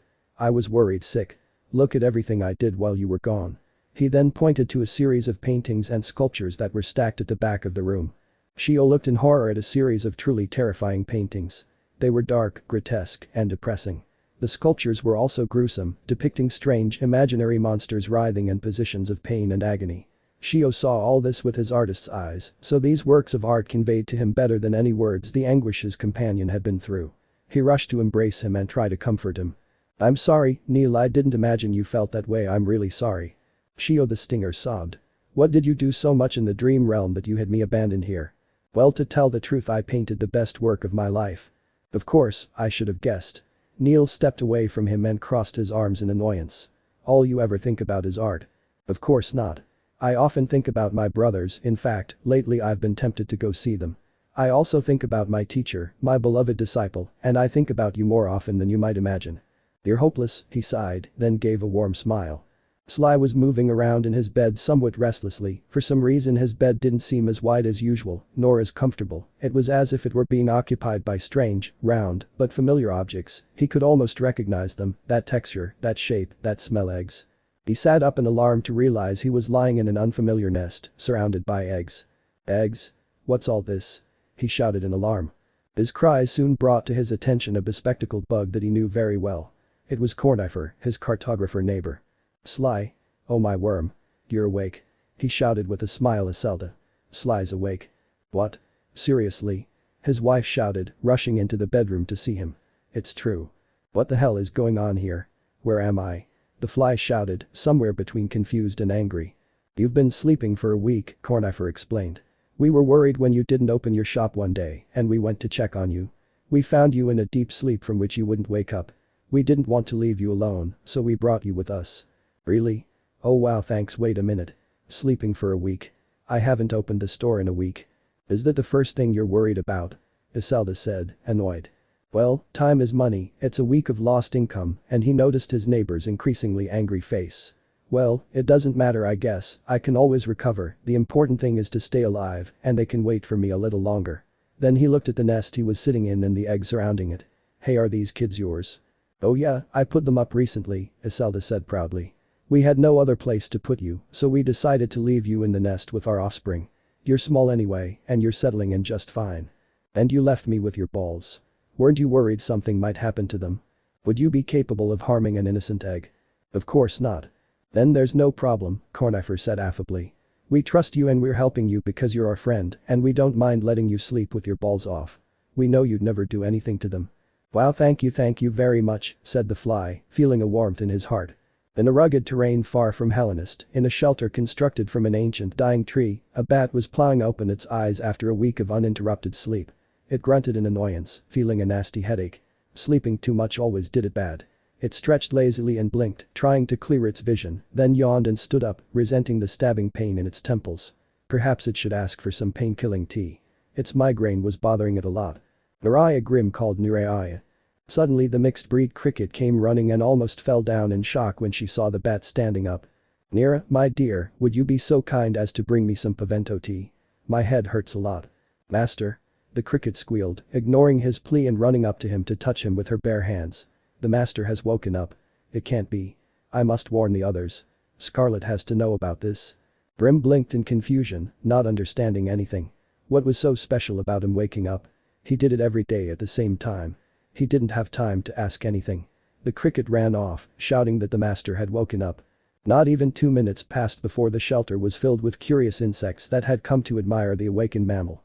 While Grim liked being the center of attention, he didn't like it that way. "Hey, can someone explain to me what's going on here? And can you bring me some pavento tea? My head hurts like hell." "Oh yeah, sure," said a very diligent beetle. "Mac, go make some pavento tea." The aforementioned man went out to carry out the order. "Sorry for being so inconsiderate, master. The thing is, he'd been sleeping for a week and we thought he'd never wake up." "A week? What? Then oh crap, and Scarlet?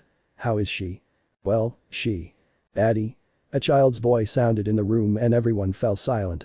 There was the little bat, standing there staring at him in disbelief as her eyes filled with tears of joy at seeing her father awake again. "Daddy?" she shouted as she ran to meet him. Scarlet ran with all her might, wild with joy, and threw herself into Grim's arms as she wept. She hugged him tightly, unable to say anything for the emotion that overwhelmed her. She just buried her head in his chest and let herself be enveloped in those warm arms that had always treated her with such affection. "Now my little one, I'm here with you, don't worry." "Why," she sobbed, "why did you leave? I missed you so much." I don't know what happened." "Don't leave again." She lifted her head from her father's chest and looked at him with watery eyes. "Please don't leave me alone again, I don't want to lose you." "Scarlet, I'm sorry, I'm really sorry, it won't happen again, at least I'll try not to let it happen or to make my dreams shorter." "Were you dreaming?" I think so. I dreamed of a beautiful golden place where I had to fight all kinds of strong, strange creatures, and I think that during that dream, I remembered who I was, who we were, but when I woke up, I forgot." He snorted angrily. "If only I could relive that again." "No." The bat squealed. "Don't go back there. You don't need to. I know who you are." "Really?" He blinked in surprise. "And who am I?" "You're Grim, my daddy, the ringleader of the future best circus in the world and the most elegant and coolest bat in the world. And I'm Scarlet, your daughter and heir, the little star of the circus and the most adorable creature in the place. What else do you need to know?" Grim looked at her in surprise and then burst out laughing. "You're right, daughter, that's all there is to know." In the dark abyss at the bottom of Hallownest, hundreds of children opened their eyes and woke up after a long and tortuous sleep. The children looked somewhat confused and exhausted, but happy, especially when they noticed that the enormous individual sleeping near them was beginning to react. After a long time, Big could finally open his eyes and feel the emptiness of his mind at peace. There were no more strange voices or pain, his mind was his own again and no one else's. He sat up somewhat dazed and looked at his brothers who were fluttering around him. As soon as they saw him react, they ran to him and hugged him, surrounding him with affection. "Relax, I'm fine," he said calmly. Yes, nothing's wrong, there are no more voices in my head." One of them pointed at the tears falling from their king's eyes. "Don't worry, it's just that I had a very moving dream." Hornet opened her eyes with relief. She felt sore, as if she had been beaten to a pulp. Even moving was painful, but she had to do it. She felt numb and her muscles were bothering her. Slowly she began to sit up in her bed and become aware of her surroundings. She was in her room and in her bed, but she wasn't alone. She could hear a murmur, or rather a cry that betrayed the presence of someone else. Very carefully, he turned his head and looked around for the one crying, and to his surprise, he discovered it was Squirrel. The poor woodlouse looked horrible. He was sitting at the foot of the bed, his head buried in his knees, completely lost in tears. He looked very thin, as if he hadn't eaten for a long time, and he also looked somewhat dirty. "Squirrel," she called softly, her throat aching. "What's wrong? Why are you crying?" The insect, as soon as he heard the girl's voice, turned around in disbelief. There she was, awake and looking at him with concern. He quickly got to his feet, then stared at her with a look of utter surprise. He thought he was dreaming. "Squirrel." She tilted her head in confusion. "Hornet, you." He took a few steps closer and took her by the shoulders. "You're awake?" "Yes, I am. What's so special about it?" "Oh, Hornet." At that moment Squirrel hugged her desperately, longing to feel her against his body to prove that it wasn't a dream. "I thought you'd never wake up." He sobbed. "What? Why?" What happened? You've been sleeping for a week, she said, tears continuing to fall from her eyes. A week? Then memories of the hundreds of battles he'd fought came flooding back to him. So that wasn't just a dream, yes, it felt like a week. Quirrell said nothing, just hugged Hornet and cried, murmuring unintelligible words. In turn, the half-breed tried to comfort him with reassuring words and caresses on his shell. It was difficult for her to imagine everything her partner had gone through. He looked extremely thin, and his haggard face showed great suffering.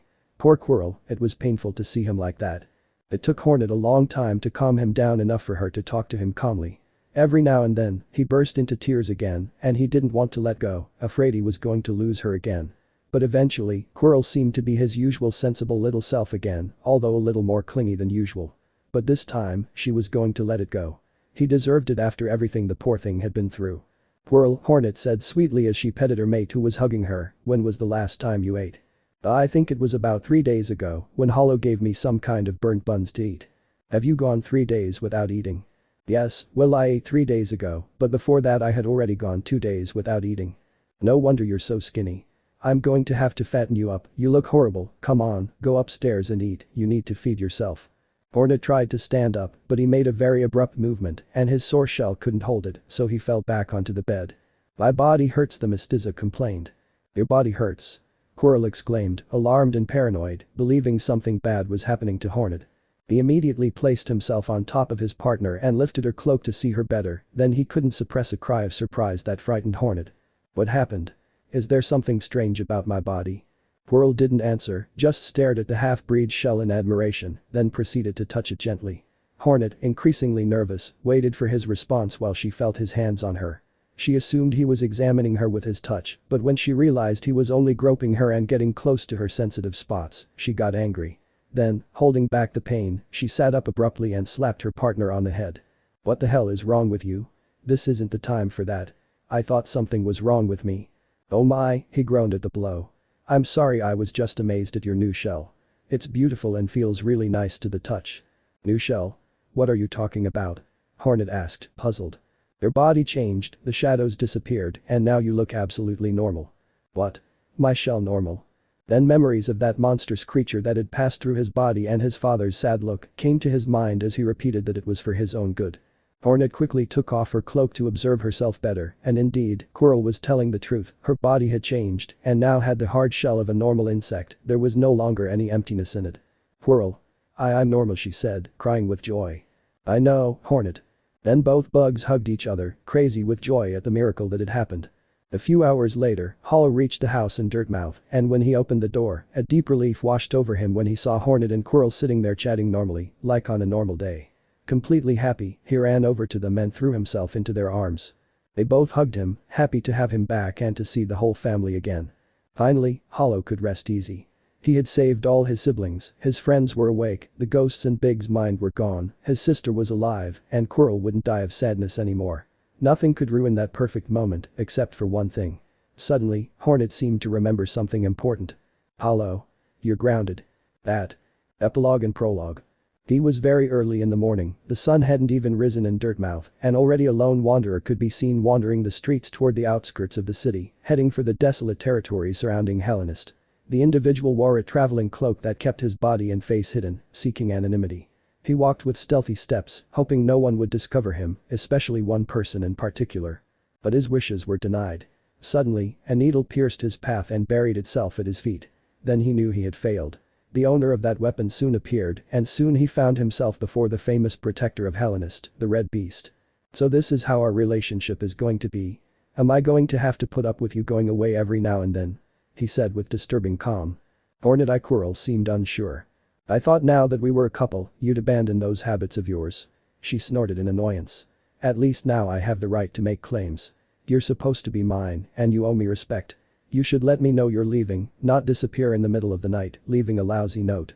She handed him the letter she'd left, which, of course, was red. Hornet, it's not what you. Well, I suppose I can handle this. When you join a person, you have to accept them as they are, and you came with a traveler complex built in. She crossed her arms, taking on a distant attitude. But since you're going to leave me abandoned every now and then, I suppose it'll be no problem if I get a lover. I don't know what you're up to in distant lands. Don't you dare, Quirrell's gaze darkened with rage. Oh, and you're going to stop me? You'll be too far away to do anything. Suddenly, Quirrell made a swift movement and approached the warrior, pushed her towards a house, cornered her against a wall, and proceeded to kiss her passionately. Hornet's mind clouded with surprise and pleasure from that kiss. Her knees began to tremble, and soft moans escaped her throat. Even though she didn't want it to, he always had that effect on her. It was her weakness. "Don't do it," he gasped, releasing her from his kiss. "I promise this will be the last time." Last time? Hornet was still somewhat dazed, but after a jolt she recovered and looked at him doubtfully. "Why can't last time be the last time? Why do you have to go on a trip now?" "I have to find something, a gift." "Gift? Oh Quirrell, don't tell me you're going to start all over again with your nonsense about not being worthy and having to give me something." "That's not it. It's a habit of woodlice. The custom. When we propose to someone, we must offer them a gift, something we've chosen that we think they like and treasure. According to custom, if we've chosen the gift well, it means we know the person well, and it would be wise to marry them, but if we choose poorly, well, you can always try again later. I think we know each other well enough and that we could be a good couple." "I think so too, but I still want to do this. I want to give you your gift, and what I have in mind isn't going to be found here. It's in another realm, but it's nearby, so I don't think it'll take long for me to get back. That's why, please, Hornet. No lovers until I get back." Hornet stared at him in silence for a few moments with a serious attitude, but then she softened her expression and smiled sweetly. "Okay, I believe you. This will be the last time I put up with this. After that, you'll have to promise me you won't leave my side again." "I promise you, I will stay with you, we will get married, I will give you children and..." "Yes, yes, yes, go now. The sooner you leave, the sooner you return. And I hope you don't delay, because maybe next time I'll be the one going on a trip and taking my time coming back." "Oh, don't worry, I'll be back sooner than you think." Hornet looked at him in silence for a few moments. "This me it will be a long time before you do it again." The Cochineal did not need to be begged and obeyed the orders of his princess, sealing his promise through that act. Hornet. Cough cough cough. What happened?" the half-breed said, waking from her reverie and noticing her sister trying to get her attention. "Oh, Kyrie, I'm sorry." The little girl just stared at her eyes watering from her cough, which made Hornet feel a little sick. Her siblings had recently begun to develop the ability to speak, but their voices were too small and difficult to hear, so they had to strain their throats to make themselves heard, which could sometimes be painful. "Let's get some juice for your throat," he said, seeking redemption. "Do you want it?" The little girl nodded a little more enthusiastically and started to follow her sister, although her enthusiasm made her stumble, which happened quite often. Hornet sighed and helped her to her feet. In recent months, she'd grown closer to her siblings, and although she knew that due to the number of them, she'd never get to know them all, she'd at least begun to form strong bonds with some of them. Kyrie was her favorite, along with Hollow. She was an adorable girl, somewhat clumsy but very cheerful. She also had a good relationship with Green, although he sometimes drove her crazy, and with Soul, her number one admirer. Speaking of which, they ran into her along the way, along with Loomis, another brother. They were both deeply engrossed in the paintings at the exhibition they were at. Hornet was pleased to see them so interested in the paintings. Apparently, it had been a good idea to take them to Shio's art exhibition. She wanted them to grow up to be well-educated and cultured children. Quirrell was in charge of teaching them science, math, and other necessary skills, acting as a teacher, while she took care of other, more practical matters. Quirrell was a superb teacher, or so everyone said. He had opened a school in Cloud Canyon, near Monomon's old laboratory, and little by little, he had gathered a good number of students who learned under his tutelage. He taught anyone who wanted to without distinction, not just his siblings, so a good number of mosslings attended his classes regularly, along with some insects from the city, and even some mantises who frequented the school secretly.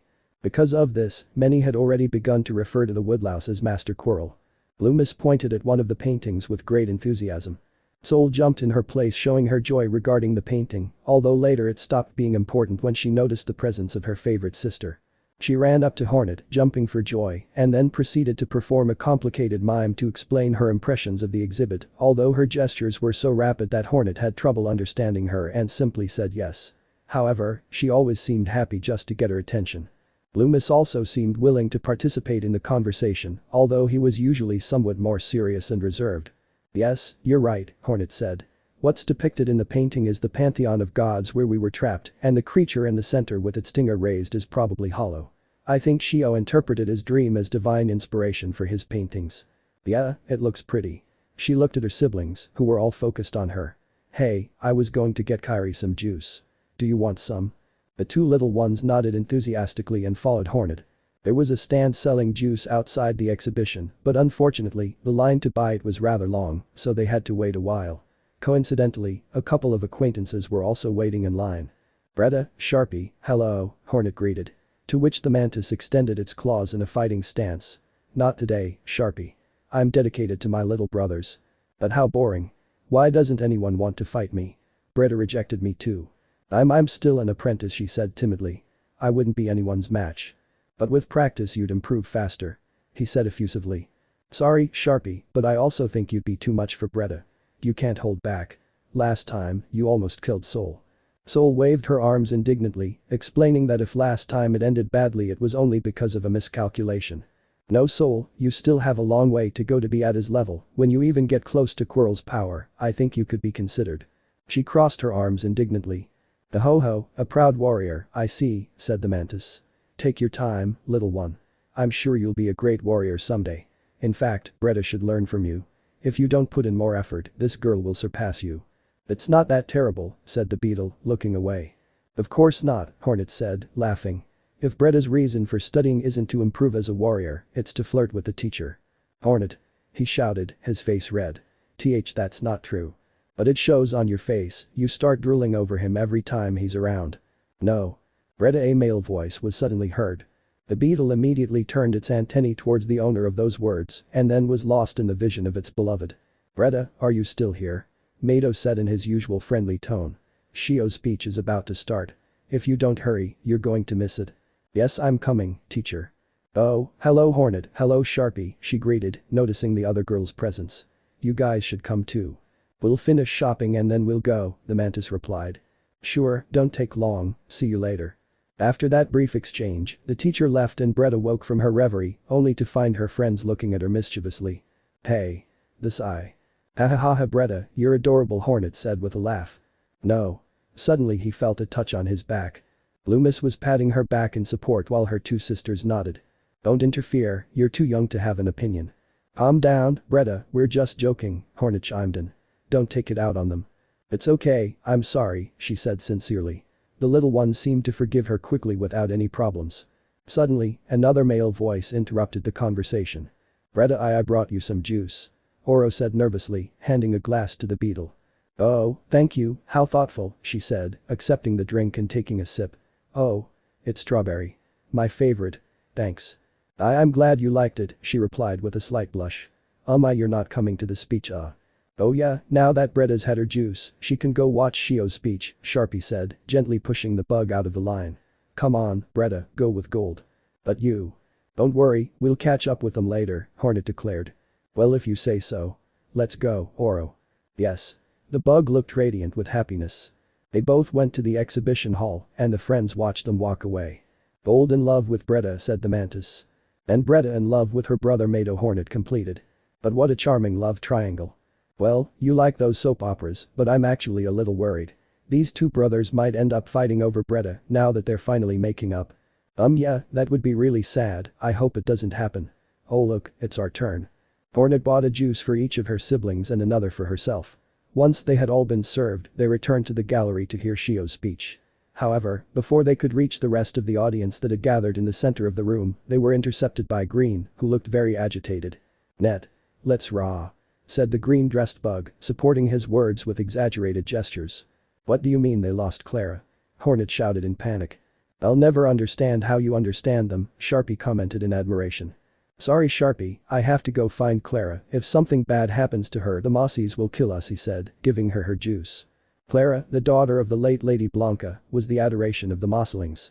As soon as the little girl had acquired the ability to move more freely, she left her burrow eager to explore the world around her. Fortunately, the first thing she encountered upon leaving the safety of her refuge was a group of young Mosslings. The little root spent the afternoon playing with them and they eventually became friends. Their friendship protected her from the eyes of other greedy insects that wished to devour her. She soon won the affection of the entire Mossy society and they adopted her. She was now like their princess. They had even begun to educate her and introduce her to their culture. Clara was a fervent worshipper of Un, and it was said that this deity had even given her blessing. How ironic that the daughter of the one who usurped their lands and crushed their culture would end up becoming their defender. Hornet sensed that when Clara grew up, she would become something like the Mossy Queen. She loved them too much. The good thing is that the Moss people weren't jealous and had accepted that Clara could also spend time and live with her siblings. Anyway, if the root established good relations with the outside world, it would be good for them too. In a way, this future high being was a long-term investment. And that's why the thing about the Mossies killing them if something happened to Clara wasn't an exaggeration, he needed to find her fast. She began trotting along the gallery because running was prohibited and she had to set a good example for her siblings, searching for the elusive root. Clara wasn't very fast and tired quickly, so she couldn't have gone far. She searched and asked around in the crowd if anyone had seen the little girl, but everyone denied it, which made Hornet more and more nervous. The fugitive was a root, an extremely rare and striking creature. If someone saw her, it was impossible not to remember her. Then sinister thoughts began to plague her mind. What if someone had kidnapped her? What if some creature was planning to make her its dinner? The bugs of the City of Tears were actually quite civilized and not prone to eating anyone they caught around, so theoretically, she shouldn't have to worry about that, but the girl's absence made her paranoid. I thank everyone here for coming to the exhibition. Shio's speech had begun, though Hornet wasn't paying attention, for obvious reasons. It's truly been a pleasant surprise to see all the support my work has received. Suddenly, Hornet stopped and decided to approach the problem from a more analytical perspective. Perhaps to find Clara, he should try to think like her. That might give him an idea of where she might have gone. And none of this would have been possible without the support of my loved ones. First of all, I would like to thank my teacher Sly, the wise man of the stings. Shio continued. MPFAH, the fly was standing to the side of the audience with his 2 apprentices. I put so much effort into teaching him the arts of the stinger, and in the end he decides to become an artist. Joe, I hope you can make better use of the knowledge we've given you, he said, addressing Bretta, who was with them. Yes, I'll try hard, she answered nervously. Oh well, I'm not going to say I'm not happy for him, but hey, isn't that Hornet? She seems to be searching for something. The half-breed stared up at the ceiling, searching for the impossible. After some thought, that was the conclusion she came to regarding Clara. The root was very shy around any creature other than a relative or a mossy creature, and she had been taken to the City of Tears, where everything was infested with unknown creatures. Surely, upon losing sight of her siblings, her first instinct was to hide. But there wasn't much room to hide in that gallery. It was all wide corridors with paintings hanging on the walls. The only place he could take cover was on the ceiling, where those in charge of setting up the exhibition had placed some platforms on which they had mounted lamps to adequately illuminate the works. Of course, my dear Neil, who was by my side throughout the entire process of creating these works, couldn't be missed. Shio pointed at the stinger, who was so nervous that he could only manage a stiff bow. Suddenly, on the platform directly above Shio, Hornet spotted the root. It was clinging tightly to the lighting fixtures, looking down at what lay below with considerable interest. It probably didn't understand much of the speech or the situation in general, but it always interpreted people's words from the tone of voice, and Shio was extremely expressive, so it had the girl's complete interest. And these works you see here are the result of that mysterious illness that kept me in a sleep for a week. Perhaps to many this may seem like a crazy story, invented to attract attention. But everything I say is the absolute truth. Shio's fervor was beginning to move Clara, who, overwhelmed by her emotions, was squeezing the platform's lanterns to the point of danger. The root might have seemed like a small thing, but it already possessed enviable strength. I saw it. Hundreds of powerful beasts fighting in that golden land, all orchestrated by a beautiful and terrible creature. It was a place made by and for the gods, where everything was beautiful and splendor. I tried to capture with my brush as best I could the wonders I saw in my mind's eye. They're probably not half as beautiful as the original place, but I put my whole soul into it. Finally, the pressure the girl was applying to the lamps ended up breaking one of them, which snapped, releasing a spark of energy that slightly burned one of its branches. The poor, frightened and aching root swayed on the platform, and it began to move dangerously. Clara! Hornet shouted, no longer able to hide his anguish. Huh? What's going on? Shio asked, surprised, noticing Hornet looking up at the sky in terror. He followed her gaze and saw the little girl crying and thrashing on the platform. What's that little girl doing up there? Finally, Clara's swaying made her lose her balance and she fell, but in a desperate attempt to avoid falling to the ground, she grabbed onto the lights, but they didn't have the strength to support her weight, so they broke and the root fell into the void along with the lighting. The girl closed her eyes in fear, fearing for her fate. The audience screamed in terror. Hornet ran to try and save Clara, but 2 individuals got there first. A talented warrior emerged from among the insect-like creatures and, wielding his enormous stinger, cut the lights that fell along with Clara, preventing them from harming anyone in their fall. Then another powerful insect emerged from among the audience and, with extreme delicacy, caught the root in midair, landing softly on its magical wings. Hollow Hornet said, falling to her knees in relief by worm, you can't imagine the scare I had. Thank you. Hollow looked at her proudly with the little girl in his arms, then he approached his sister, who quickly stood up to greet Clara. I think it'll be a long time before I bring you back to the city. You've been very naughty, young lady. In response, the little girl just smiled and stroked her face with her soft roots. Don't try to be nice to me. Look, if you were my daughter, you'd be grounded right now. I think you'll make a good mother someday, Sly said, approaching with his stinger that he had used to cut the lights. Don't say that, look at the mess that's been made by losing sight of her for a minute. I'm sorry, Shio. She apologized, embarrassed. Hey, don't worry, I'm just glad everyone is okay, the artist replied happily. But she was interrupted by her brother's touch. My bad everything. You're right, Hollow, if I could handle you and Ali, I can handle anything, he said with a smile. After the incident with Clara, the rest of the exhibition went smoothly. Shio's works were very well received and some of his paintings were even purchased. Overall, the event was a success. At the end of the day, it was time for everyone to part ways. Clara had to return to Green Path or the Mossman might get angry. Plus, she had to go to bed early. She was still a little girl. Loomis and Soul said they would take her home and keep an eye on her, although given how sleepy the little girl seemed, she probably wouldn't try to escape again. They dismissed the group, who rode off on a deer toward the green lands ruled by the Mossman. Once the children were out of sight, Hornet looked at her brother. Now Hollow no longer lived with her, according to his words he wanted to give her and Quirrell space, but the truth is that he visited her so often that it didn't feel much like he had left, in fact he often stayed overnight at her house, sometimes he even invited his brothers to stay overnight with her without asking her permission, that's why she felt obliged to ask his intentions. And tell me Hollow, are you coming to my house today? He shook his head and pointed at Green and Kyrie. The trip to the Crystal Peaks. Sounds like fun. Come? Well no, I don't really feel like it. I'm a bit tired. I think I'll go home and weave for a while. I'm almost finished with my tapestry. Maybe I'll even finish it tonight. Then I'll have completed my weaver's initiation ritual and I can hang it in my house in distant village. Too bad there won't be anyone there to admire it, she concluded, somewhat sadly. Green and Kyrie looked at her determinedly and waved their arms. Will you guys come admire my tapestry when it's finished? Hahaha, thanks, I'm really glad to have you as brothers. Kyrie and Green were very expressive and it didn't take long for them to give their sister a hug, of course Hornet reciprocated the gesture, then the three of them looked at Hollow, who crossed her arms and looked away. That Azo. Ah, Hollow, you're a fool, said Hornet, attracting her brother with a strand of thread that she made appear out of nowhere, you'll never be too big for hugs, hahaha. Hollow simply couldn't refuse, his brothers were too insistent. Finally everyone said goodbye and each went their own way, Hollow, Kyrie and Green headed to Crystal Summit and Hornet to Dirtmouth. The truth is Hornet could have arrived extremely quickly riding on a deer trail, but he felt like walking, so he decided to go on foot. The trip gave him a chance to reflect on his life, on everything that had changed in the 2 years since the infection ended. It was impressive to see how Hallownest had recovered. Perhaps it didn't have the splendor of the Pale King's time, and it probably never would, but in return, they all had something they didn't have before. The absolute freedom to decide about their lives and their futures. Now they had the duty to bear their destiny with complete responsibility and could defend their ideals. The Mossmen could live their own way, at one with nature and away from technology. The Mantises no longer had to fight to avoid being subjugated. The bees could move more freely without fear of interfering in the kingdom's affairs. The bugs in the City of Tears were managing quite well on their own. And the little ones who lived in the abyss were beginning to colonize the resting grounds and make it their home under Big's command. Look, Dad, everything's going well, even without you. We can keep going, Hornet said almost in a whisper to herself.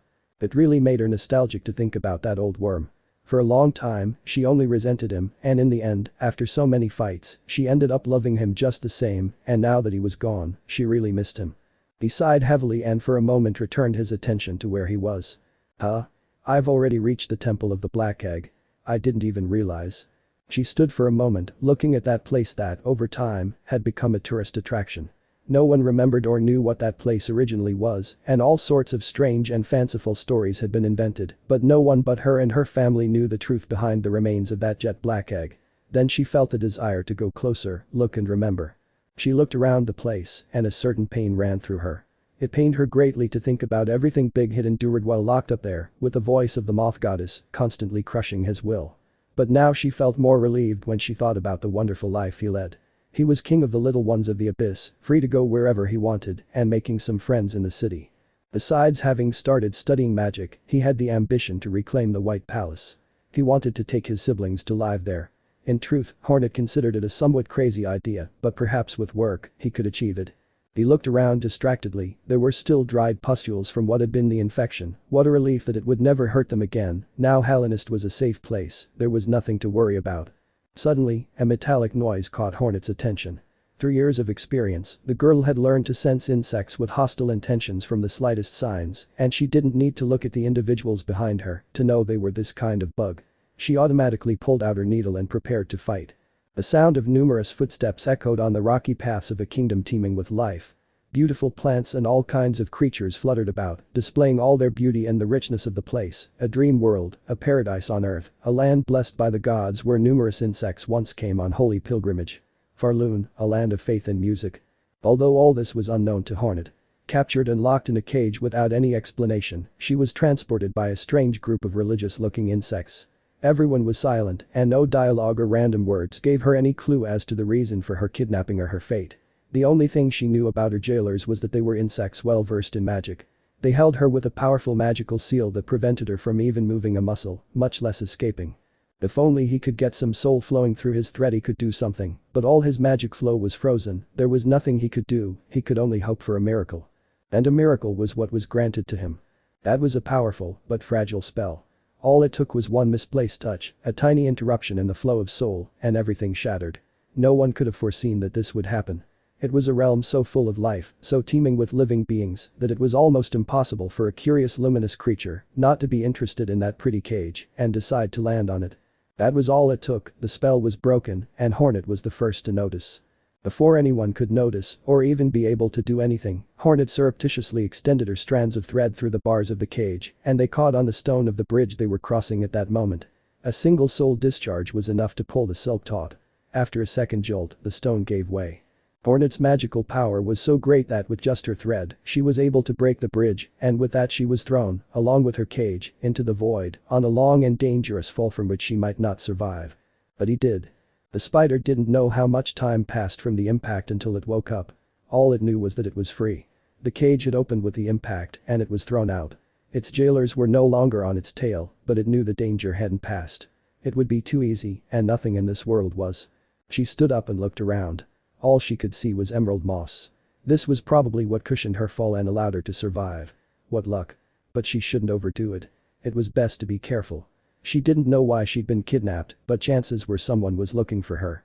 If they'd gone to all this trouble to capture her alive and bring her to this place, there must be a reason. She sighed somewhat melancholically, she didn't like being so far from home, surely her brothers and friends would be worried, and if Quirrell returned and couldn't find her, she didn't want to even think about that. Finally, she lifted her face and hardened her gaze. There was no time for weakness or distractions.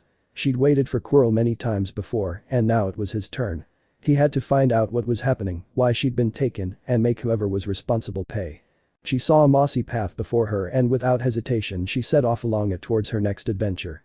Let me know in the comments below if you guys want the next part. Also check out my other video that has been shown and left. Thank you for watching. If you enjoyed this video please like and share this video. And have a fantastic day. Bye.